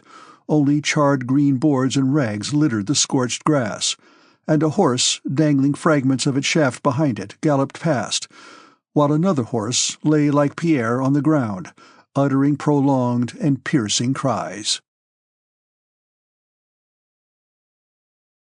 Chapter 32. Beside himself with terror, Pierre jumped up and ran back to the battery, as to the only refuge from the horrors that surrounded him. On entering the earthwork, he noticed that there were men doing something there, but that no shots were being fired from the battery. He had no time to realize who these men were. He saw the senior officer lying on the earth wall with his back turned, as if he were examining something down below, and that one of the soldiers he had noticed before was struggling forward, shouting, "Brothers!" and trying to free himself from some men who were holding him by the arm. He also saw something else that was strange. But he had not time to realize that the colonel had been killed, that the soldier shouting "Brothers" was a prisoner, and that another man had been bayoneted in the back before his eyes. For hardly had he run into the redoubt before a thin, sallow-faced, perspiring man in a blue uniform rushed on him with a sword in hand, shouting something. Instinctively guarding against the shock, for they had been running together at full speed before they saw one another, Pierre put out his hands and seized the man, a French officer, by the shoulder with one hand and by the throat with the other. The officer, dropping his sword, seized Pierre by his collar. For some seconds they gazed with frightened eyes at one another's unfamiliar faces, and both were perplexed at what they had done and what they were to do next. "Am I taken prisoner, or have I taken him prisoner?" each was thinking. But the French officer was evidently more inclined to think he had been taken prisoner because Pierre's strong hand, impelled by instinctive fear, squeezed his throat ever tighter and tighter. The Frenchman was about to say something, when just above their heads, terrible and low, a cannonball whistled, and it seemed to Pierre that the French officer's head had been torn off, so swiftly had he ducked it. Pierre too bent his head and let his hands fall. Without further thought as to who had taken whom prisoner, the Frenchman ran back to the battery, and Pierre ran down the slope, stumbling over the dead and wounded, who, it seemed to him, caught at his feet. But before he reached the foot of the knoll, he was met by a dense crowd of Russian soldiers, who, stumbling, tripping up and shouting, ran merrily and wildly toward the battery. This was the attack for which Ermolov claimed the credit, declaring that only his courage and good luck made such a feat possible. It was the attack in which he was said to have thrown some St. George's crosses he had in his pocket into the battery for the first soldiers to take who got there. The French who had occupied the battery fled, and our troops shouting "Hurrah!" pursued them so far beyond the battery that it was difficult to call them back. The prisoners were brought down from the battery, and among them was a wounded French general, whom the officers surrounded. Crowds of wounded, some known to Pierre and some unknown, Russian and French, with faces distorted by suffering, walked, crawled, and were carried on stretchers from the battery. Pierre again went up onto the knoll where he had spent over an hour, and of that family circle which had received him as a member, he did not find a single one. There were many dead whom he did not know, but some he recognized. The young officer still sat in the same way, bent double, in a pool of blood at the edge of the earth wall. The red-faced man was still twitching, but they did not carry him away. Pierre ran down the slope once more. "Now they will stop it. Now they will be horrified at what they have done," he thought, aimlessly going toward a crowd of stretcher-bearers moving from the battlefield. But behind the veil of smoke, the sun was still high, and in front, and especially to the left, near Semenovsk, something seemed to be seething in the smoke, and the roar of cannon and musketry did not diminish, but even increased to desperation, like a man who, straining himself, shrieks with all his remaining strength. Chapter 33. The chief action of the Battle of Borodino was fought within the 7,000 feet between Borodino and Bagration's flèches. Beyond that space there was, on the one side, a demonstration made by the Russians with Uvarov's cavalry at midday, and on the other side, beyond Utitsa, Poniatowski's collision with Tuchkov. But these two were detached and feeble actions in comparison with what took place in the center of the battlefield. On the field between Borodino and the flèches, beside the wood, the chief action of the day took place on an open space visible from both sides, and was fought in the simplest and most artless way. The battle began on both sides with a cannonade from several hundred guns. Then, when the whole field was covered with smoke, two divisions, Campans and Desailles, advanced from the French right, while Murat's troops advanced on Borodino from their left. From the Shevardino redoubt, where Napoleon was standing, the flèches were 2/3 of a mile away, and it was more than a mile as the crow flies to Borodino, so that Napoleon could not see what was happening there, especially as the smoke mingling with the mist hid the whole locality. The soldiers of Desailles' division advancing against the flèches could only be seen till they had entered the hollow that lay between them and the flèches. As soon as they had descended into that hollow, the smoke of the guns and musketry on the flèches grew so dense that it covered the whole approach on that side of it. Through the smoke glimpses could be caught of something black, probably men, and at times the glint of bayonets. But whether they were moving or stationary, whether they were French or Russian, could not be discovered from the Shevardino redoubt. The sun had risen brightly, and its slanting rays struck straight into Napoleon's face, as, shading his eyes with his hand, he looked at the flèches. The smoke spread out before them, and at times it looked as if the smoke were moving, at times as if the troops moved. Sometimes shouts were heard through the firing, but it was impossible to tell what was being done there. Napoleon, standing on the knoll, looked through a field-glass, and in its small circlet saw smoke and men, sometimes his own and sometimes Russians, but when he looked again with the naked eye, he could not tell where what he had seen was. He descended the knoll and began walking up and down before it. Occasionally he stopped, listening to the firing, and gazed intently at the battlefield. But not only was it impossible to make out what was happening from where he was standing down below, or from the knoll above on which some of his generals had taken their stand, but even from the flèches themselves, in which by this time there were now Russian and now French soldiers, alternately or together, dead, wounded, alive, frightened or maddened. Even at those flèches themselves it was impossible to make out what was taking place. There for several hours, amid incessant cannon and musketry fire, now Russians were seen alone, now Frenchmen alone, now infantry, and now cavalry. They appeared, fired, fell, collided, not knowing what to do with one another, screamed and ran back again. From the battlefield, adjutants he had sent out, and orderlies from his marshals, kept galloping up to Napoleon with reports of the progress of the action, but all these reports were false, both because it was impossible in the heat of battle to say what was happening at any given moment, and because many of the adjutants did not go to the actual place of conflict, but reported what they had heard from others. And also because while an adjutant was riding more than a mile to Napoleon, circumstances changed, and the news he brought was already becoming false. Thus an adjutant galloped up from Murat with tidings that Borodino had been occupied, and the bridge over the Kolocha was in the hands of the French. The adjutant asked whether Napoleon wished the troops to cross it. Napoleon gave orders that the troops should form up on the farther side and wait.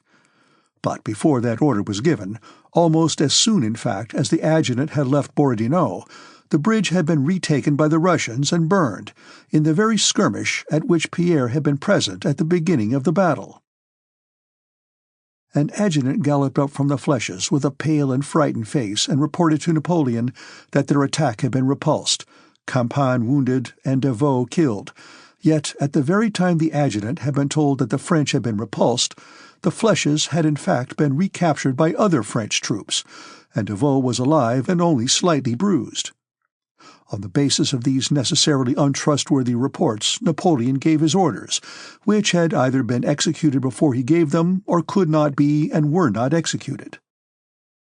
The marshals and generals, who were nearer to the field of battle but like Napoleon did not take part in the actual fighting, and only occasionally went within musket range, made their own arrangements without asking Napoleon and issued orders where and in what direction to fire, and where cavalry should gallop and infantry should run.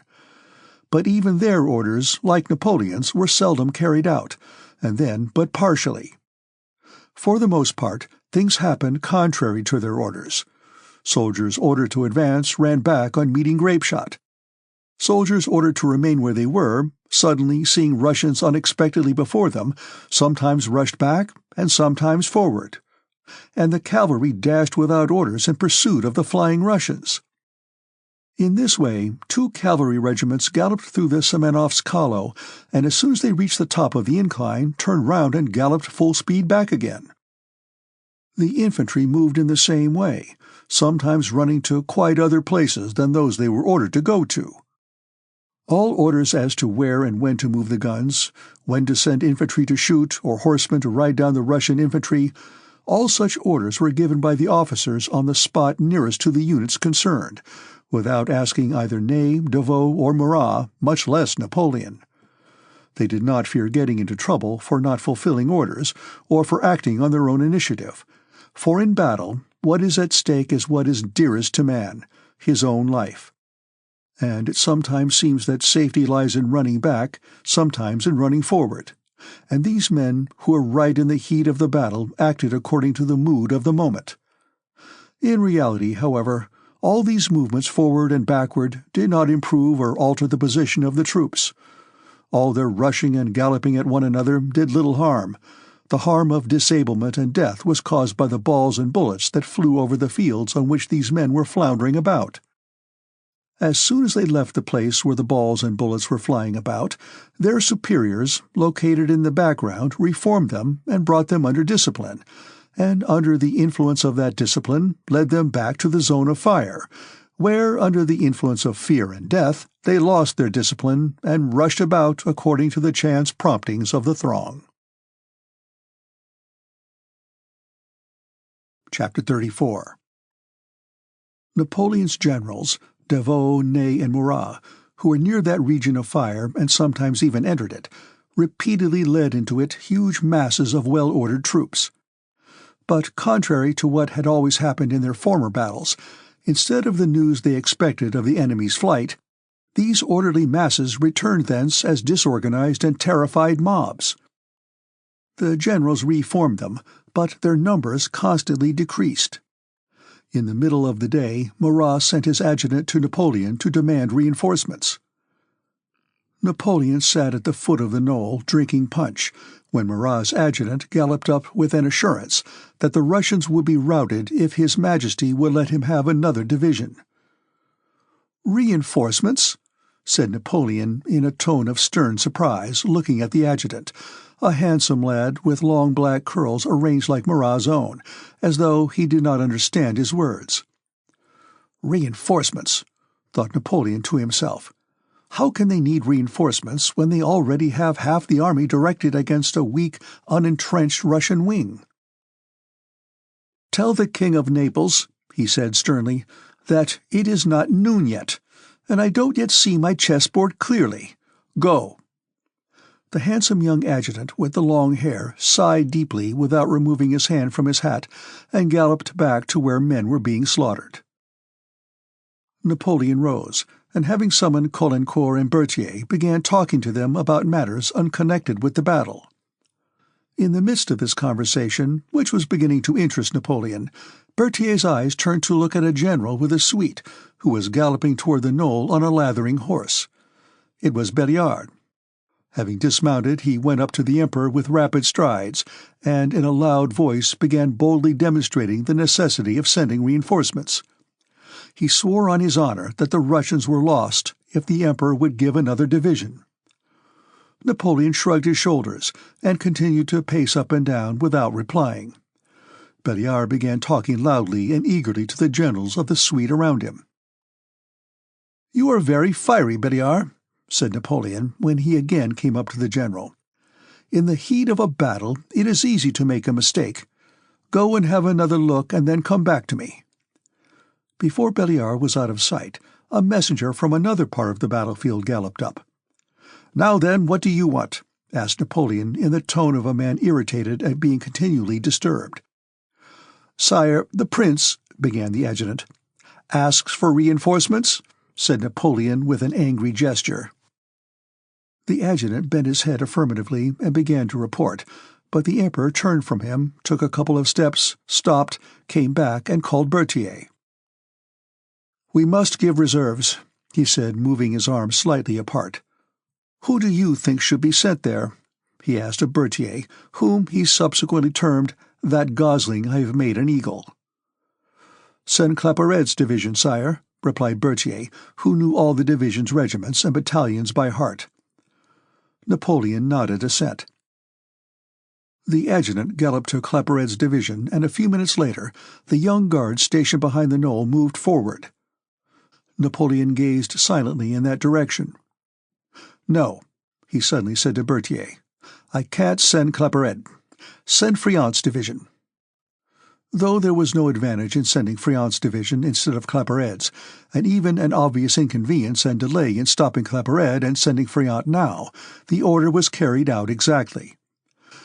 Napoleon did not notice that, in regard to his army, he was playing the part of a doctor who hinders by his medicines, a role he so justly understood and condemned. Friant's division disappeared as the others had done into the smoke of the battlefield. From all sides adjutants continued to arrive at a gallop, and as if by agreement all said the same thing. They all asked for reinforcements, and all said that the Russians were holding their positions and maintaining a hellish fire under which the French army was melting away. Napoleon sat on a camp-stool, wrapped in thought. Monsieur de Beausset, the man so fond of travel, having fasted since morning, came up to the Emperor and ventured respectfully to suggest lunch to His Majesty. "I hope I may now congratulate Your Majesty on a victory," said he. Napoleon silently shook his head in negation. Assuming the negation to refer only to the victory and not to the lunch, Monsieur de Beausset ventured with respectful jocularity to remark that there is no reason for not having lunch when one can get it. "Go away," exclaimed Napoleon suddenly and morosely, and turned aside. A beatific smile of regret, repentance, and ecstasy beamed on Monsieur de Beausset's face, and he glided away to the other generals. Napoleon was experiencing a feeling of depression, like that of an ever-lucky gambler, who, after recklessly flinging money about and always winning, suddenly, just when he has calculated all the chances of the game, finds that the more he considers his play, the more surely he loses. His troops were the same, his generals the same preparations had been made, the same dispositions, and the same proclamation court et énergique. He himself was still the same. He knew that, and knew that he was now even more experienced and skillful than before. Even the enemy was the same as at Austerlitz and Friedland, yet the terrible stroke of his arm had supernaturally become impotent. All the old methods that had been unfailingly crowned with success, the concentration of batteries on one point, an attack by reserves to break the enemy's line, and a cavalry attack by the men of iron, all these methods had already been employed, yet not only was there no victory, but from all sides came the same news of generals killed and wounded, of reinforcements needed, of the impossibility of driving back the Russians, and of disorganization among his own troops. Formerly, after he had given 2 or 3 orders and uttered a few phrases, marshals and adjutants had come galloping up with congratulations and happy faces, announcing the trophies taken, the corps of prisoners, bundles of enemy eagles and standards, cannons and stores, and Murat had only begged leave to loose the cavalry to gather in the baggage wagons. So it had been at Lodi, Marengo, Arcola, Jena, Austerlitz, Wagram, and so on. But now something strange was happening to his troops. Despite news of the capture of the flèches, Napoleon saw that this was not the same, not at all the same as what had happened in his former battles. He saw that what he was feeling was felt by all the men about him experienced in the art of war. All their faces looked dejected, and they all shunned one another's eyes. Only a de Beausset could fail to grasp the meaning of what was happening. But Napoleon, with his long experience of war, well knew the meaning of a battle not gained by the attacking side in 8 hours after all efforts had been expended. He knew that it was a lost battle, and that the least accident might now, with the fight balanced on such a strained center, destroy him and his army. When he ran his mind over the whole of this strange Russian campaign, in which not one battle had been won, and in which not a flag or a cannon or army corps had been captured in 2 months, when he looked at the concealed depression on the faces around him and heard reports of the Russians still holding their ground, a terrible feeling like a nightmare took possession of him, and all the unlucky accidents that might destroy him occurred to his mind. The Russians might fall on his left wing, might break through his center, he himself might be killed by a stray cannonball. All this was possible. In former battles, he had only considered the possibilities of success, but now innumerable unlucky chances presented themselves, and he expected them all. Yes, it was like a dream in which a man fancies that a ruffian is coming to attack him, and raises his arm to strike that ruffian a terrible blow which he knows should annihilate him, but then feels that his arm drops powerless and limp like a rag, and the horror of unavoidable destruction seizes him in his helplessness. The news that the Russians were attacking the left flank of the French army aroused that horror in Napoleon. He sat silently on a camp stool below the knoll, with head bowed and elbows on his knees. Berthier approached and suggested that they should ride along the line to ascertain the position of affairs. "What? What did you say?" asked Napoleon. "Yes, tell them to bring me my horse." He mounted and rode towards Semenovsk.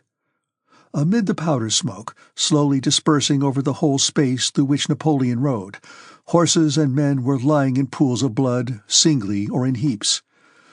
Neither Napoleon nor any of his generals had ever before seen such horrors, or so many slain in such a small area. The roar of guns, that had not ceased for 10 hours, wearied the ear and gave a peculiar significance to the spectacle, as music does to tableaux vivants. Napoleon rode up the high ground at Semenovsk, and through the smoke saw ranks of men in uniforms of a color unfamiliar to him. They were Russians. The Russians stood in serried ranks behind Semenovsk village and its knoll, and their guns boomed incessantly along their line and sent forth clouds of smoke. It was no longer a battle, it was a continuous slaughter, which could be of no avail either to the French or the Russians. Napoleon stopped his horse and again fell into the reverie from which Berthier had aroused him. He could not stop what was going on before him and around him, and was supposed to be directed by him and to depend on him. And from its lack of success, this affair, for the first time, seemed to him unnecessary and horrible. One of the generals rode up to Napoleon and ventured to offer to lead the Old Guard into action. Ney and Berthier, standing near Napoleon, exchanged looks and smiled contemptuously at this general's senseless offer. Napoleon bowed his head and remained silent a long time. "At 800 leagues from France, I will not have my guard destroyed," he said, and turning his horse, rode back to Shevardino.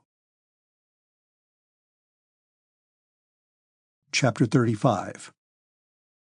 On the rug-covered bench where Pierre had seen him in the morning sat Kutuzov, his grey head hanging, his heavy body relaxed.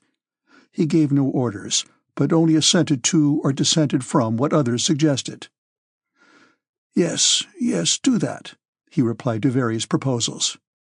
"Yes, yes, go, dear boy, and have a look," he would say to one or another of those about him, or, "No, don't, we'd better wait." He listened to the reports that were brought him, and gave directions when his subordinates demanded that of him. But when listening to the reports, it seemed as if he were not interested in the import of the words spoken, but rather in something else. in the expression of face and tone of voice of those who were reporting. By long years of military experience, he knew, and with the wisdom of age understood, that it is impossible for one man to direct hundreds of thousands of others struggling with death, and he knew that the result of a battle is decided not by the orders of a commander-in-chief, nor the place where the troops are stationed, nor by the number of cannon or of slaughtered men, but by that intangible force called the spirit of the army. And he watched this force and guided it in as far as that was in his power. Kutuzov's general expression was one of concentrated, quiet attention, and his face wore a strained look, as if he found it difficult to master the fatigue of his old and feeble body.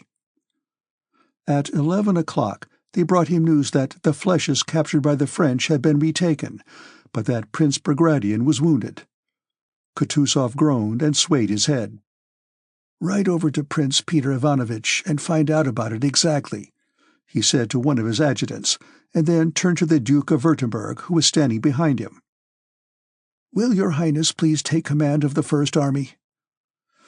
Soon after the Duke's departure, before he could possibly have reached Semenovsk, his adjutant came back from him and told Kutuzov that the Duke asked for more troops.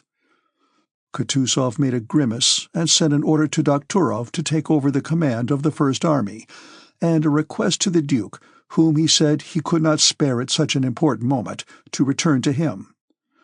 When they brought him news that Murat had been taken prisoner, and the staff officers congratulated him, Kutuzov smiled. "Wait a little, gentlemen," said he. "The battle is won, and there is nothing extraordinary in the capture of Murat. Still, it is better to wait before we rejoice." But he sent an adjutant to take the news round the army. When Sherbinin came galloping from the left flank with news that the French had captured the flèches and the village of Semenovsk, Kutuzov, guessing by the sounds of the battle and by Sherbinin's looks that the news was bad, rose as if to stretch his legs, and taking Sherbinin's arm, led him aside. "Go, my dear fellow," he said to Ermolov, "and see whether something can't be done." Kutuzov was in Gorky, near the center of the Russian position. The attack directed by Napoleon against our left flank had been several times repulsed. In the center, the French had not got beyond Borodino, and on their left flank Uvarov's cavalry had put the French to flight. Toward 3 o'clock the French attack ceased. On the faces of all who came from the field of battle, and of those who stood around him, Kutuzov noticed an expression of extreme tension. He was satisfied with the day's success, a success exceeding his expectations, but the old man's strength was failing him. Several times his head dropped low as if it were falling, and he dozed off. Dinner was brought him. Adjutant General Voltsogen, the man who, when riding past Prince Andrew, had said, "The war should be extended widely," and whom Bagration so detested, rode up while Kutuzov was at dinner. Voltsogen had come from Barclay de Tolly to report on the progress of affairs on the left flank. The sagacious Barclay de Tolly, seeing crowds of wounded men running back and the disordered rear of the army, weighed all the circumstances, concluded that the battle was lost, and sent his favorite officer to the commander-in-chief with that news. Kutuzov was chewing a piece of roast chicken with difficulty, and glanced at Voltsogen with eyes that brightened under their puckering lids. Voltsogen, nonchalantly stretching his legs, approached Kutuzov with a half-contemptuous smile on his lips, scarcely touching the peak of his cap. He treated His Serene Highness with a somewhat affected nonchalance, intended to show that, as a highly trained military man, he left it to Russians to make an idol of this useless old man, but that he knew whom he was dealing with. Der alte Herr, as in their own set the Germans called Kutuzov, is making himself very comfortable, thought Voltsogen, and, looking severely at the dishes in front of Kutuzov, he began to report to the old gentleman the position of affairs on the left flank as Barclay had ordered him to, and as he himself had seen and understood it. "All the points of our position are in the enemy's hands, and we cannot dislodge them for lack of troops. The men are running away, and it is impossible to stop them," he reported. Kutuzov ceased chewing, and fixed an astonished gaze on Volkshogen, as if not understanding what was said to him. Volkshogen, noticing the old gentleman's agitation, said with a smile, "I have not considered it right to conceal from your Serene Highness what I have seen. The troops are in complete disorder." "You have seen? You have seen?" Kutuzov shouted. Frowning and rising quickly, he went up to Volkshogen. How dare you?" he shouted, choking and making a threatening gesture with his trembling arms. "How dare you, sir, say that to me? You know nothing about it. Tell General Barclay from me that his information is incorrect, and that the real course of the battle is better known to me, the Commander-in-Chief, than to him." Volkshogen was about to make a rejoinder, but Kutuzov interrupted him. "The enemy has been repulsed on the left and defeated on the right flank. If you have seen amiss, sir, do not allow yourself to say what you don't know. Be so good as to write to General Barclay and inform him of my firm intention to attack the enemy tomorrow," said Kutuzov sternly. All were silent, and the only sound audible was the heavy breathing of the panting old general. "They are repulsed everywhere, for which I thank God and our brave army. The enemy is beaten, and tomorrow we shall drive him from the sacred soil of Russia," said Kutuzov, crossing himself, and he suddenly sobbed as his eyes filled with tears. Volkshogen, shrugging his shoulders and curling his lips, stepped silently aside, marveling at the old gentleman's conceited stupidity.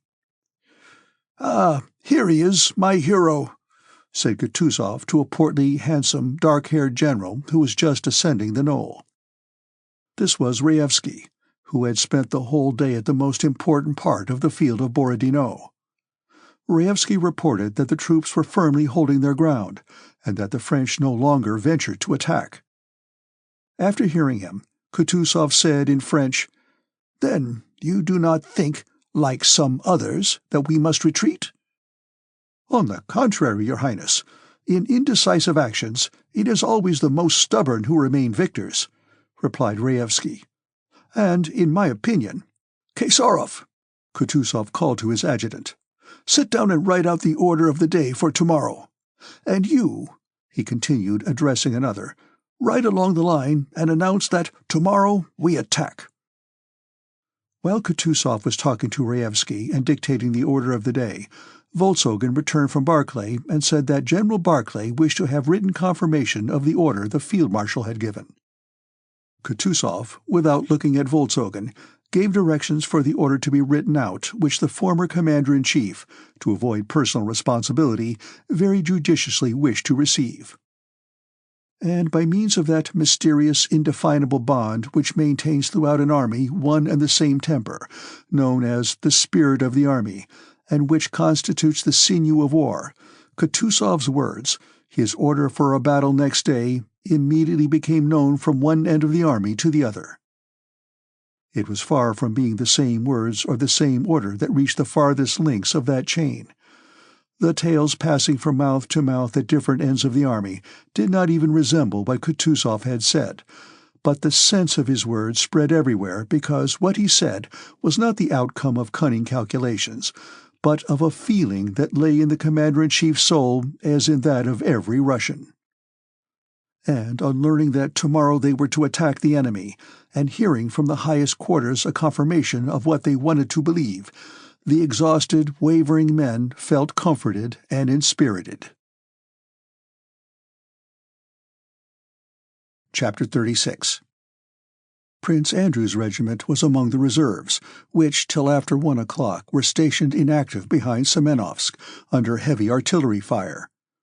Toward 2 o'clock, the regiment, having already lost more than 200 men, was moved forward into a trampled oatfield in the gap between Semenovsk and the Knoll Battery, where thousands of men perished that day, and on which an intense, concentrated fire from several hundred enemy guns was directed between 1 and 2 o'clock. Without moving from that spot or firing a single shot, the regiment there lost another third of its men. From in front, and especially from the right, in the unlifting smoke the guns boomed, and out of the mysterious domain of smoke that overlaid the whole space in front, Quick hissing cannonballs and slow whistling shells flew unceasingly. At times, as if to allow them a respite, a quarter of an hour passed during which the cannonballs and shells all flew overhead, but sometimes several men were torn from the regiment in a minute, and the slain were continually being dragged away and the wounded carried off. With each fresh blow, less and less chance of life remained for those not yet killed. The regiment stood in columns of battalion, 300 paces apart, but nevertheless the men were always in one and the same mood. All alike were taciturn and morose. Talk was rarely heard in the ranks, and it ceased altogether every time the thud of a successful shot and the cry of stretchers was heard. Most of the time, by their officer's order, the men sat on the ground. One, having taken off his shako, carefully loosened the gathers of its lining and drew them tight again. Another, rubbing some dry clay between his palms, polished his bayonet. Another fingered the strap and pulled the buckle of his bandolier, while another smoothed and refolded his leg bands and put his boots on again. Some built little houses of the tufts in the plowed ground, or plaited baskets from the straw in the cornfield. All seemed fully absorbed in these pursuits. When men were killed or wounded, when rows of stretchers went past, when some troops retreated, and when great masses of the enemy came into view through the smoke, no one paid any attention to these things. But when our artillery or cavalry advanced, or some of our infantry were seen to move forward, words of approval were heard on all sides. But the liveliest attention was attracted by occurrences quite apart from and unconnected with the battle. It was as if the minds of these morally exhausted men found relief in everyday, commonplace occurrences. A battery of artillery was passing in front of the regiment. The horse of an ammunition cart put its leg over a trace. "Hey, look at the trace, horse! Get her leg out! She'll fall! Ah, they don't see it!" came identical shouts from the ranks all along the regiment. Another time, general attention was attracted by a small brown dog, coming heaven knows whence, which trotted in a preoccupied manner in front of the ranks with tail stiffly erect, till suddenly a shell fell close by, when it yelped, tucked its tail between its legs, and darted aside. Yells and shrieks of laughter rose from the whole regiment. But such distractions lasted only a moment, and for 8 hours the men had been inactive, without food, in constant fear of death, and their pale and gloomy faces grew ever paler and gloomier. Prince Andrew, pale and gloomy like everyone in the regiment, paced up and down from the border of one patch to another, at the edge of the meadow beside an oat-field, with head bowed and arms behind his back. There was nothing for him to do, and no orders to be given. Everything went on of itself. The killed were dragged from the front, the wounded carried away, and the ranks closed up. If any soldiers ran to the rear, they returned immediately and hastily.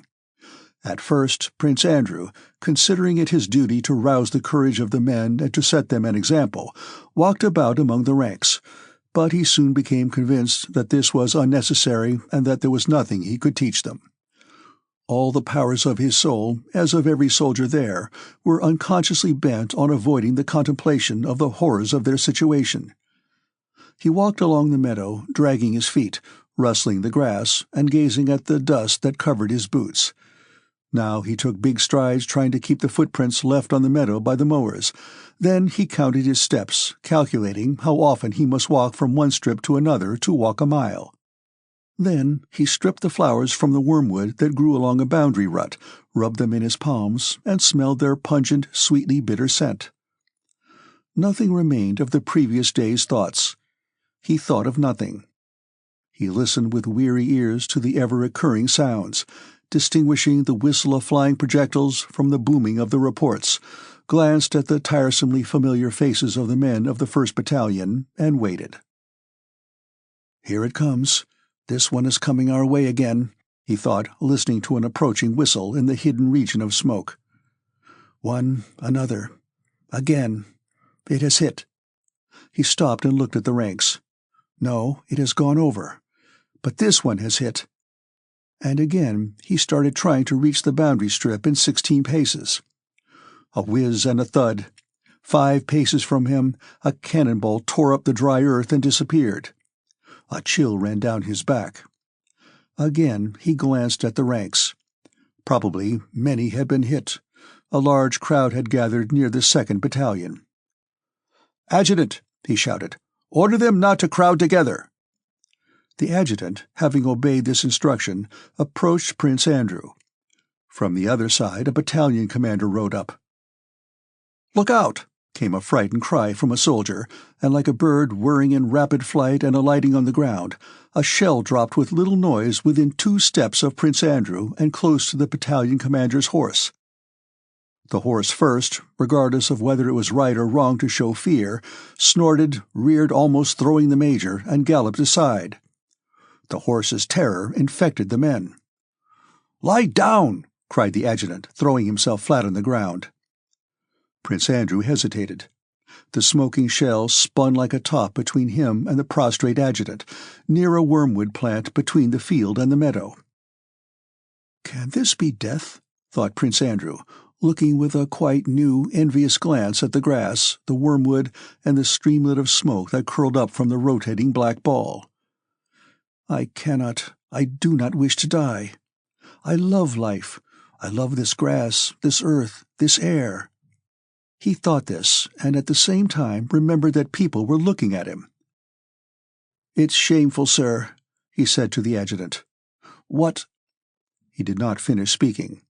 At one and the same moment came the sound of an explosion, a whistle of splinters as from a breaking window frame, a suffocating smell of powder, and Prince Andrew started to one side, raising his arm, and fell on his chest. Several officers ran up to him. From the right side of his abdomen, blood was welling out, making a large stain on the grass. The militiamen with stretchers who were called up stood behind the officers. Prince Andrew lay on his chest with his face in the grass, breathing heavily and noisily. "What are you waiting for? Come along!" The peasants went up and took him by his shoulders and legs, but he moaned piteously, and exchanging looks, they set him down again. "Pick him up! Lift him! It's all the same!" cried someone. They again took him by the shoulders and laid him on the stretcher. "Ah, God! My God! What is it? The stomach? That means death. My God!" voices among the officers were heard saying. "It flew a hair's breadth past my ear," said the adjutant. The peasants, adjusting the stretcher to their shoulders, started hurriedly along the path they had trodden down to the dressing station. "Keep in step! Ah, those peasants!" shouted an officer, seizing by their shoulders and checking the peasants, who were walking unevenly and jolting the stretcher. "Get into step, Fedor! I say, Fedor!" said the foremost peasant. "Now, that's right," said the one behind joyfully when he got into step. "Your Excellency." "Eh, Prince?" said the trembling voice of Timokhin, who had run up and was looking down on the stretcher. Prince Andrew opened his eyes and looked up at the speaker from the stretcher into which his head had sunk deep, and again his eyelids drooped. The militiamen carried Prince Andrew to the dressing station by the wood, where wagons were stationed. The dressing station consisted of 3 tents with flaps turned back, pitched at the edge of a birch wood. In the wood, wagons and horses were standing. The horses were eating oats from their movable troughs, and sparrows flew down and pecked the grains that fell. Some crows, scenting blood, flew among the birch trees, cawing impatiently. Around the tents, over more than 5 acres, blood-stained men in various garbs stood, sat, or lay. Around the wounded stood crowds of soldier stretcher-bearers with dismal and attentive faces, whom the officers keeping order tried in vain to drive from the spot. Disregarding the officers' orders, the soldiers stood leaning against their stretchers and gazing intently, as if trying to comprehend the difficult problem of what was taking place before them. From the tents came now loud angry cries and now plaintive groans. Occasionally dressers ran out to fetch water, or to point out those who were to be brought in next. The wounded men awaiting their turn outside the tents groaned, sighed, wept, screamed, swore, or asked for vodka. Some were delirious. Prince Andrew's bearers, stepping over the wounded who had not yet been bandaged, took him, as a regimental commander, close up to one of the tents and there stopped, awaiting instructions. Prince Andrew opened his eyes and for a long time could not make out what was going on around him. He remembered the meadow, the wormwood, the field, the whirling black ball, and his sudden rush of passionate love of life.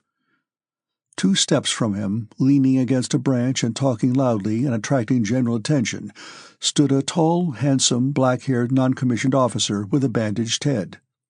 He had been wounded in the head and leg by bullets. Around him, eagerly listening to his talk, a crowd of wounded and stretcher-bearers was gathered. "We kicked him out from there so that he chucked everything. We grabbed the king himself," cried he, looking around him with eyes that glittered with fever. "If only reserves had come up just then, lads, there wouldn't have been nothing left of him. I tell you surely." Like all the others near the speaker, Prince Andrew looked at him with shining eyes and experienced a sense of comfort. "But isn't it all the same now?" thought he. "And what will be there? And what has there been here? Why was I so reluctant to part with life? There was something in this life I did not and do not understand." Chapter 37. One of the doctors came out of the tent in a blood-stained apron, holding a cigar between the thumb and little finger of one of his small blood-stained hands so as not to smear it. He raised his head and looked about him, but above the level of the wounded men. He evidently wanted a little respite. After turning his head from right to left for some time, he sighed and looked down. "All right, immediately," he replied to a dresser, who pointed Prince Andrew out to him, and he told them to carry him into the tent. Murmurs arose among the wounded who were waiting. "It seems that even in the next world only the gentry are to have a chance," remarked one. Prince Andrew was carried in and laid on a table that had only just been cleared and which a dresser was washing down. Prince Andrew could not make out distinctly what was in that tent. The pitiful groans from all sides and the torturing pain in his thigh, stomach, and back distracted him. All he saw about him merged into a general impression of naked, bleeding human bodies that seemed to fill the whole of the low tent, as a few weeks previously, on that hot August day, such bodies had filled the dirty pond beside the Smolensk road. Yes, it was the same flesh, the same chair a cannon, the sight of which had even then filled him with horror as by a presentiment. There were 3 operating tables in the tent. 2 were occupied, and on the 3rd they placed Prince Andrew. For a little while he was left alone, and involuntarily witnessed what was taking place on the other 2 tables. On the nearest one sat a Tartar, probably a Cossack, judging by the uniform thrown down beside him. 4 soldiers were holding him, and a spectacled doctor was cutting into his muscular brown back. "Oh, oh, oh," grunted the Tartar, and suddenly lifting up his swarthy, snub-nosed face with its high cheekbones, and baring his white teeth, he began to wriggle and twitch his body and utter piercing, ringing, and prolonged yells. On the other table, round which many people were crowding, a tall, well-fed man lay on his back with his head thrown back. His curly hair, its color, and the shape of his head seemed strangely familiar to Prince Andrew. Several dressers were pressing on his chest to hold him down. One large, white, plump leg twitched rapidly all the time with a feverish tremor. The man was sobbing and choking convulsively. 2 doctors, one of whom was pale and trembling, were silently doing something to this man's other gory leg. When he had finished with the Tartar, whom they covered with an overcoat, the spectacled doctor came up to Prince Andrew, wiping his hands. He glanced at Prince Andrew's face and quickly turned away. "Undress him. What are you waiting for?" he cried angrily to the dressers. His very first, remotest recollections of childhood came back to Prince Andrew's mind when the dresser with sleeves rolled up began hastily to undo the buttons of his clothes and undressed him. The doctor bent down over the wound, felt it, and sighed deeply. Then he made a sign to someone, and the torturing pain in his abdomen caused Prince Andrew to lose consciousness. When he came to himself, the splintered portions of his thigh-bone had been extracted, the torn flesh cut away, and the wound bandaged. Water was being sprinkled on his face. As soon as Prince Andrew opened his eyes, the doctor bent over, kissed him silently on the lips, and hurried away. After the sufferings he had been enduring, Prince Andrew enjoyed a blissful feeling such as he had not experienced for a long time. All the best and happiest moments of his life, especially his earliest childhood, when he used to be undressed and put to bed, and when leaning over him his nurse sang him to sleep, and he, burying his head in the pillow, felt happy in the mere consciousness of life, returned to his memory, not merely as something past, but as something present. The doctors were busily engaged with the wounded man, the shape of whose head seemed familiar to Prince Andrew. They were lifting him up and trying to quiet him. "Show it to me. Oh, oh, oh, oh, oh." His frightened moans could be heard, subdued by suffering and broken by sobs. Hearing those moans, Prince Andrew wanted to weep. Whether because he was dying without glory, or because he was sorry to part with life, or because of those memories of a childhood that could not return, or because he was suffering and others were suffering, and that man near him was groaning so piteously, he felt like weeping childlike, kindly, and almost happy tears.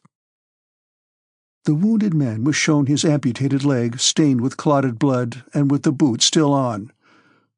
"Oh, oh, oh," he sobbed like a woman. The doctor, who had been standing beside him, preventing Prince Andrew from seeing his face, moved away. "My God, what is this? Why is he here?" said Prince Andrew to himself. In the miserable, sobbing, enfeebled man, whose leg had just been amputated, he recognized Anatole Kurágin. Men were supporting him in their arms and offering him a glass of water, but his trembling, swollen lips could not grasp its rim. Anatole was sobbing painfully. "Yes, it is he.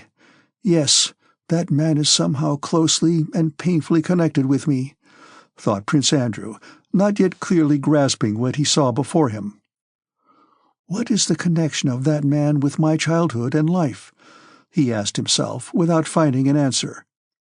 And suddenly a new unexpected memory from that realm of pure and loving childhood presented itself to him.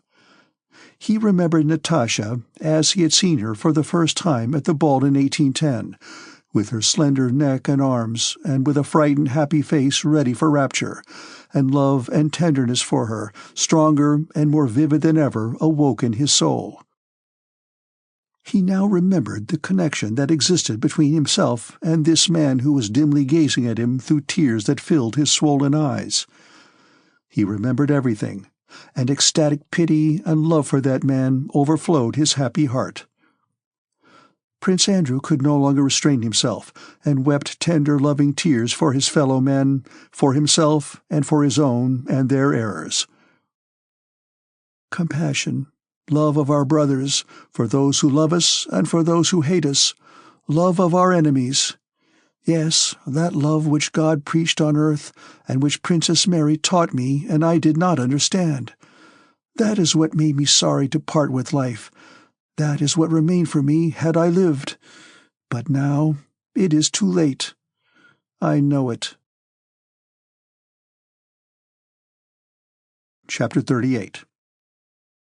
The terrible spectacle of the battlefield covered with dead and wounded, together with the heaviness of his head and the news that some 20 generals he knew personally had been killed or wounded, and the consciousness of the impotence of his once mighty arm, produced an unexpected impression on Napoleon, who usually liked to look at the killed and wounded, thereby, he considered, testing his strength of mind. This day the horrible appearance of the battlefield overcame that strength of mind, which he thought constituted his merit and his greatness. He rode hurriedly from the battlefield and returned to the Shevardino knoll, where he sat on his camp-stool, his sallow face swollen and heavy, his eyes dim, his nose red, and his voice hoarse, involuntarily listening with downcast eyes to the sounds of firing. With painful dejection, he awaited the end of this action, in which he regarded himself as a participant, and which he was unable to arrest. A personal human feeling for a brief moment got the better of the artificial phantasm of life he had served so long. He felt in his own person the sufferings and death he had witnessed on the battlefield. The heaviness of his head and chest reminded him of the possibility of suffering and death for himself. At that moment he did not desire Moscow, or victory, or glory. What need he for any more glory? The one thing he wished for was rest, tranquility, and freedom. But when he had been on the Semenov's heights, the artillery commander had proposed to him to bring several batteries of artillery up to those heights to strengthen the fire on the Russian troops crowded in front of Knyazkovo. Napoleon had assented, and had given orders that news should be brought to him of the effect those batteries produced. An adjutant came now to inform him that the fire of 200 guns had been concentrated on the Russians, as he had ordered, but that they still held their ground. "Our fire is mowing them down by rows, but they still hold on," said the adjutant. "They want more," said Napoleon in a hoarse voice. "Sire?" asked the adjutant, who had not heard the remark. "They want more," croaked Napoleon, frowning. "Let them have it." Even before he gave that order, the thing he did not desire, and for which he gave the order only because he thought it was expected of him, was being done. And he fell back into that artificial realm of imaginary greatness, and again, as a horse walking a treadmill thinks it is doing something for itself, he submissively fulfilled the cruel, sad, gloomy, and inhuman role predestined for him. And not for that day and hour alone were the mind and conscience darkened of this man, on whom the responsibility for what was happening lay more than on all the others who took part in it. Never to the end of his life could he understand goodness, beauty, or truth, or the significance of his actions which were too contrary to goodness and truth, too remote from everything human, for him ever to be able to grasp their meaning. He could not disavow his actions, belauded as they were by half the world, and so he had to repudiate truth, goodness, and all humanity. Not only on that day, as he rode over the battlefield strewn with men killed and maimed by his will, as he believed, did he reckon as he looked at them how many Russians there were for each Frenchman, and, deceiving himself, find reason for rejoicing in the calculation that there were 5 Russians for every Frenchman. Not on that day alone did he write in a letter to Paris that the battlefield was superb, because 50,000 corpses lay there. But even on the island of St. Helena, in the peaceful solitude where he said he intended to devote his leisure to an account of the great deeds he had done, he wrote, "The Russian war should have been the most popular war of modern times. It was a war of good sense, for real interests, for the tranquility and security of all. It was purely pacific and conservative. It was a war for a great cause, the end of uncertainties and the beginning of security. A new horizon and new labors were opening out, full of well-being and prosperity for all. The European system was already founded. All that remained was to organize it. Satisfied on these great points, and with tranquility everywhere, I too should have had my Congress and my Holy Alliance. Those ideas were stolen from me. In that reunion of great sovereigns, we should have discussed our interests like one family, and have rendered account to the peoples as clerk to master. Europe would in this way soon have been, in fact, but one people, and anyone who travelled anywhere would have found himself always in the common fatherland. I should have demanded the freedom of all navigable rivers for everybody, that the sea should be common to all, and that the great standing army should be reduced henceforth to mere guards for the sovereigns. On returning to France, to the bosom of the great, strong, magnificent, peaceful, and glorious fatherland, I should have proclaimed her frontiers immutable, all future wars purely defensive, all aggrandizement anti-national. I should have associated my son in the empire. My dictatorship would have been finished, and his constitutional reign would have begun. Paris would have been the capital of the world, and the French the envy of the nations. My leisure, then, and my old age, would have been devoted, in company with the Empress and during the royal apprenticeship of my son, to leisurely visiting, with our own horses and like a true country couple, every corner of the empire, receiving complaints, redressing wrongs, and scattering public buildings and benefactions on all sides and everywhere. Napoleon, predestined by Providence for the gloomy role of executioner of the peoples, assured himself that the aim of his actions had been the people's welfare, and that he could control the fate of millions, and by the employment of power confer benefactions. Of 400,000 who crossed the Vistula, he wrote further of the Russian war, half were Austrians, Prussians, Saxons, Poles, Bavarians, Württembergers, Mecklenburgers, Spaniards, Italians, and Neapolitans. The imperial army, strictly speaking, was 1/3 composed of Dutch, Belgians, men from the borders of the Rhine, Piedmontese, Swiss, Genevese, Tuscans, Romans, inhabitants of the 32nd Military Division, of Bremen, of Hamburg, and so on. It included scarcely 140,000 who spoke French. The Russian expedition actually cost France less than 50,000 men. The Russian army, in its retreat from Vilna to Moscow, lost in the various battles 4 times more men than the French army. The burning of Moscow cost the lives of 100,000 Russians, who died of cold and want in the woods. Finally, in its march from Moscow to the Oder, the Russian army also suffered from the severity of the season, so that by the time it reached Vilna, it numbered only 50,000, and at Kalisz less than 18,000. He imagined that the war with Russia came about by his will, and the horrors that occurred did not stagger his soul. He boldly took the whole responsibility for what happened, and his darkened mind found justification in the belief that, among the hundreds of thousands who perished, there were fewer Frenchmen than Hessians and Bavarians. Chapter 39. Several tens of thousands of the slain lay in diverse postures and various uniforms on the fields and meadows belonging to the Davidoff family and to the crown serfs, those fields and meadows where, for hundreds of years, the peasants of Borodino, Gorky, Shavardino, and Semenovsk had reaped their harvests and pastured their cattle.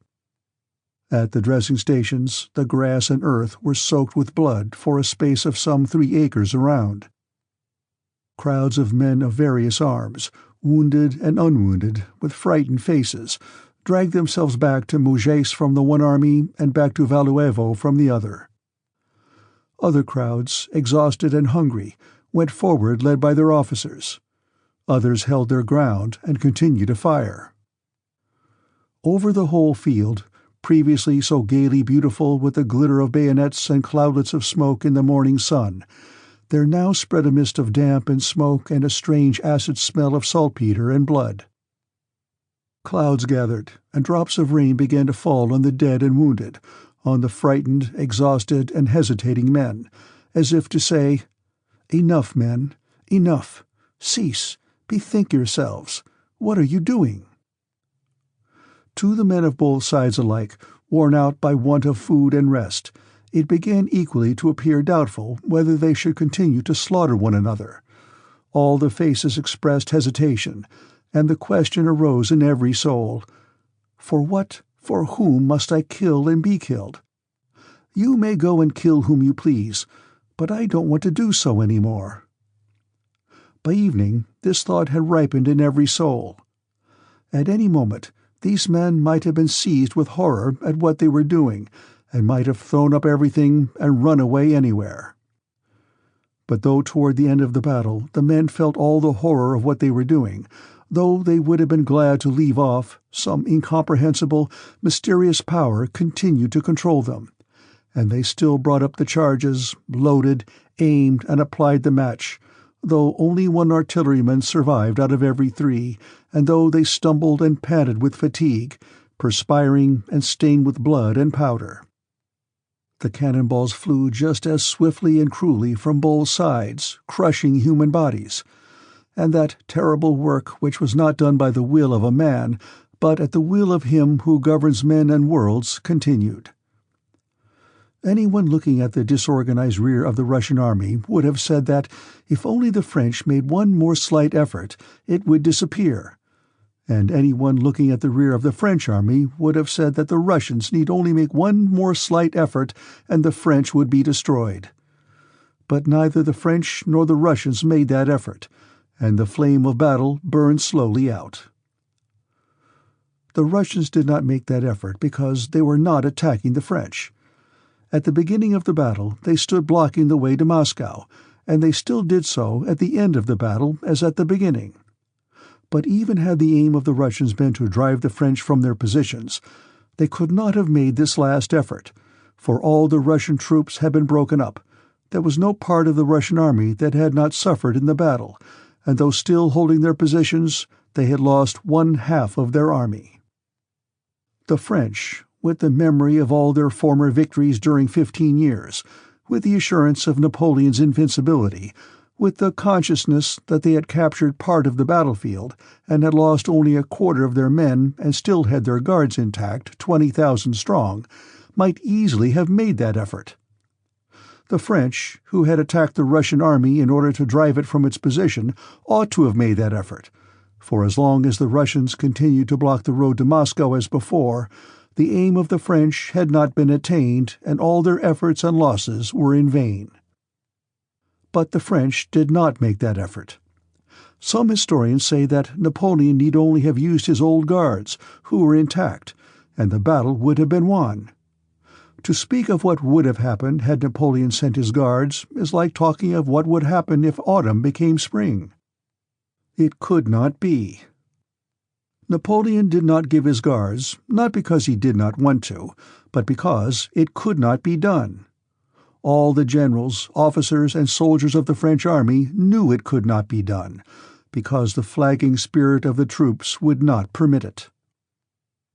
It was not Napoleon alone who had experienced that nightmare feeling of the mighty arm being stricken powerless, but all the generals and soldiers of his army, whether they had taken part in the battle or not, after all their experience of previous battles, when after 1/10 of such efforts the enemy had fled, experienced a similar feeling of terror before an enemy who, after losing half its men, stood as threateningly at the end as at the beginning of the battle. The moral force of the attacking French army was exhausted. Not that sort of victory which is defined by the capture of pieces of material fastened to sticks called standards, and of the ground on which the troops had stood and were standing, but a moral victory that convinces the enemy of the moral superiority of his opponent and of his own impotence was gained by the Russians at Borodino. The French invaders, like an infuriated animal that has in its onslaught received a mortal wound, felt that they were perishing but could not stop, any more than the Russian army, weaker by 1/2, could help swerving. By impetus gained, the French army was still able to roll forward to Moscow, but there, without further effort on the part of the Russians, it had to perish, bleeding from the mortal wound it had received at Borodino. The direct consequence of the Battle of Borodino was Napoleon's senseless flight from Moscow, his retreat along the old Smolensk road, the destruction of the invading army of 500,000 men, and the downfall of Napoleonic France, on which at Borodino for the first time the hand of an opponent of stronger spirit had been laid.